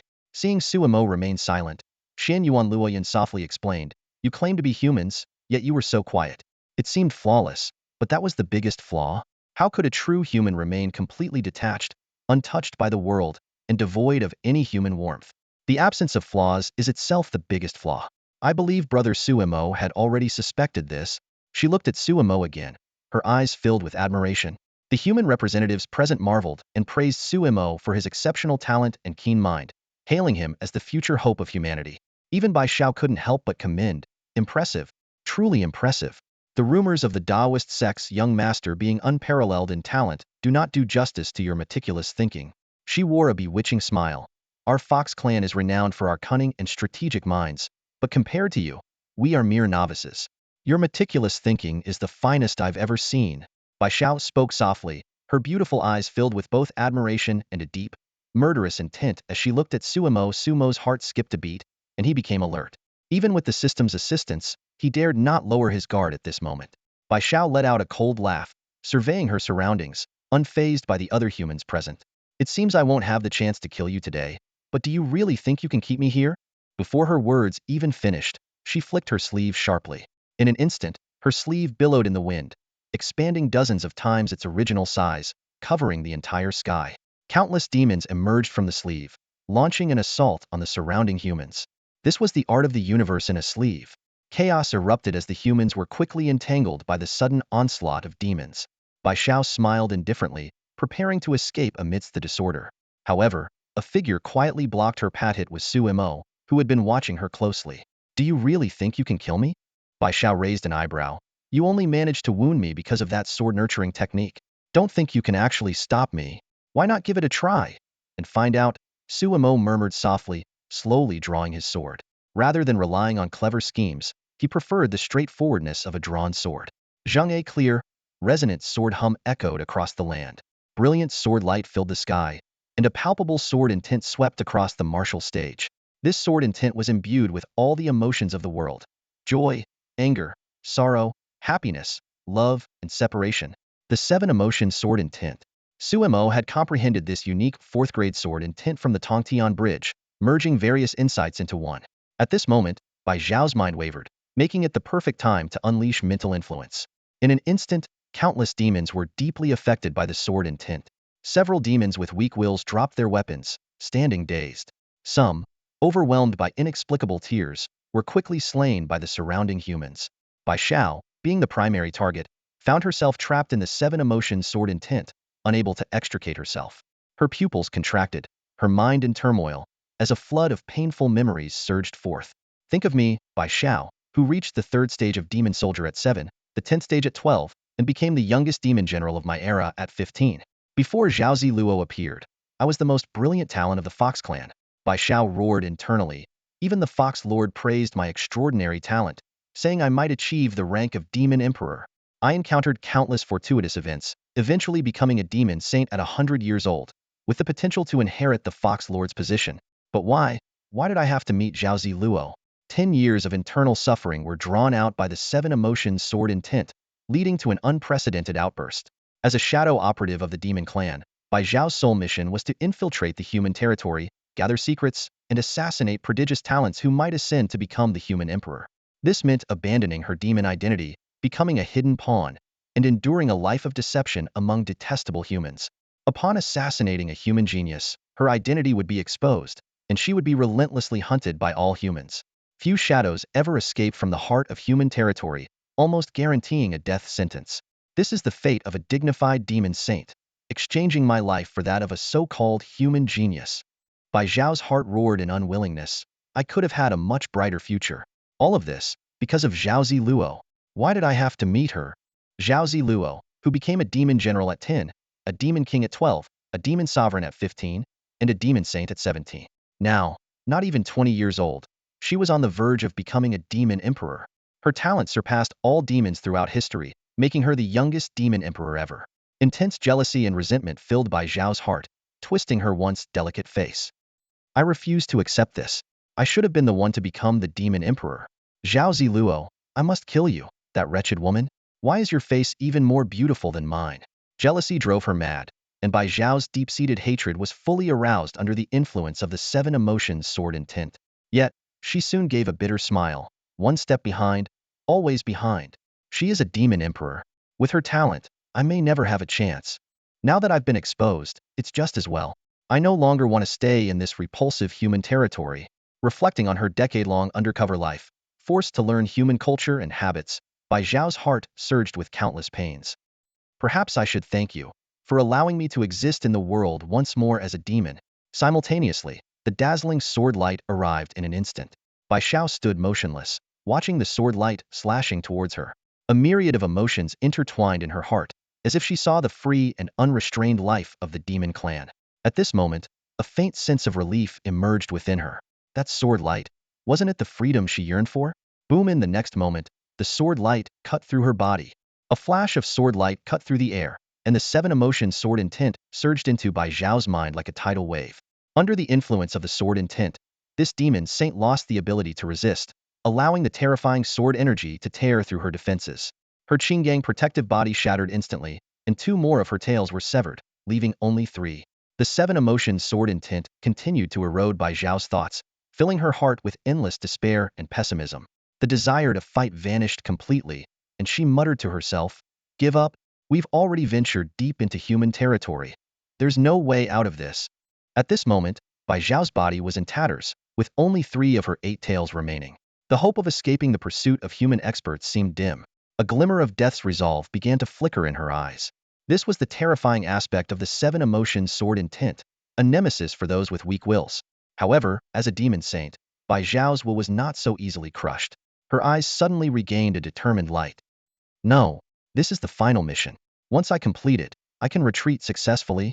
Bai Shao quickly erected a mental barrier in her consciousness, trying to fend off the invading sword intent. But it was too late. The supreme elder of the Su family had silently appeared behind her. A powerful attack from a saint-level expert struck Bai Shao instantly. Boom. In an instant, Bai Zhao's body was utterly obliterated. This demon saint, who had cultivated for over a century, likely never imagined she would fall at the hands of a junior. Not only did her critical sneak attack fail, but she also lost 5 of her tails to the opponent's sword technique and ultimately missed her chance to escape due to the interference of the 7 emotion sword intent, meeting her end at Su Shan's hands. A generation of demon saints perished just like that.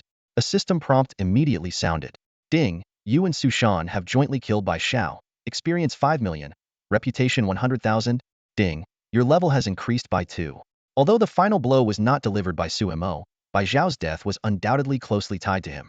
It can be said that Su Mo played at least 70% of the role in killing Bai Shao. If it weren't for Bai Zhao's Qinggang protective body being overly powerful, she might not have withstood even a single strike from Su Mo. Now, with Su Mo having leveled up twice, he already possessed the strength to face a demon saint alone and even had the confidence to kill a weaker one. With the fall of the demon saint Bai Shao, the entire Taoist sect was enveloped in a golden light as the protective mountain formation activated. All the demon clan members summoned by Bai Zhao's sleeve universe were instantly trapped. Other experts from the Taoist sect quickly arrived, and an unprecedented slaughter ensued. In this chaotic battle, Su Mo was undoubtedly the most dazzling presence. He moved through the demon clan like a bolt of lightning. With every step he took, several demons fell to his sword. Finally, a brilliant streak of light flashed through the demon ranks, instantly claiming the lives of many demons. System prompts came one after another.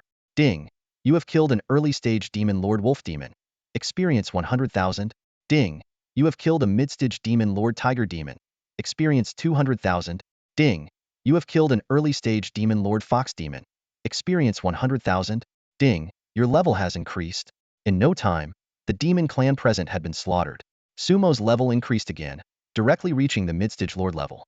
This rate of leveling up was astonishing, as if the experience points were coming to him on their own. Soon, the battle for the Taoist sect's legitimacy came to an end. The demon clan's rebellion, initiated by a demon saint Bai Shao, several demon lords, and dozens of demon kings, was finally quelled. Such a scale of conflict was comparable to a medium-sized war, yet the human clan emerged nearly unscathed, achieving an unprecedented victory. All this was thanks to Su Mo alone. He single-handedly killed most of the demon clan, acting decisively to ensure no one else could steal his glory. Xian Yuan Xiaoyan's voice shattered the silence, revealing a shocking secret. He explained that the Xian Yuan family had sent Xian Yuan Fengyun as a representative of the older generation to participate in the Taoist sect's competition, not out of trust but to test him. Now, this long-hidden demon clan spy had finally shown his true colors. It seems the real Xian Yuan Fengyun perished in that war long ago. The one who returned was an imposter, and the information he brought back must have been false, Xian Yuan Xiaotian said, turning to Su Mo and bowing deeply. Thank you, young master, for helping the Xian Yuan family eliminate this great threat. This gesture was both a sign of respect for Su Mo's strength and an acknowledgement of his status. After all, Su Mo's future was limitless. Hearing this, Su Mo suddenly understood.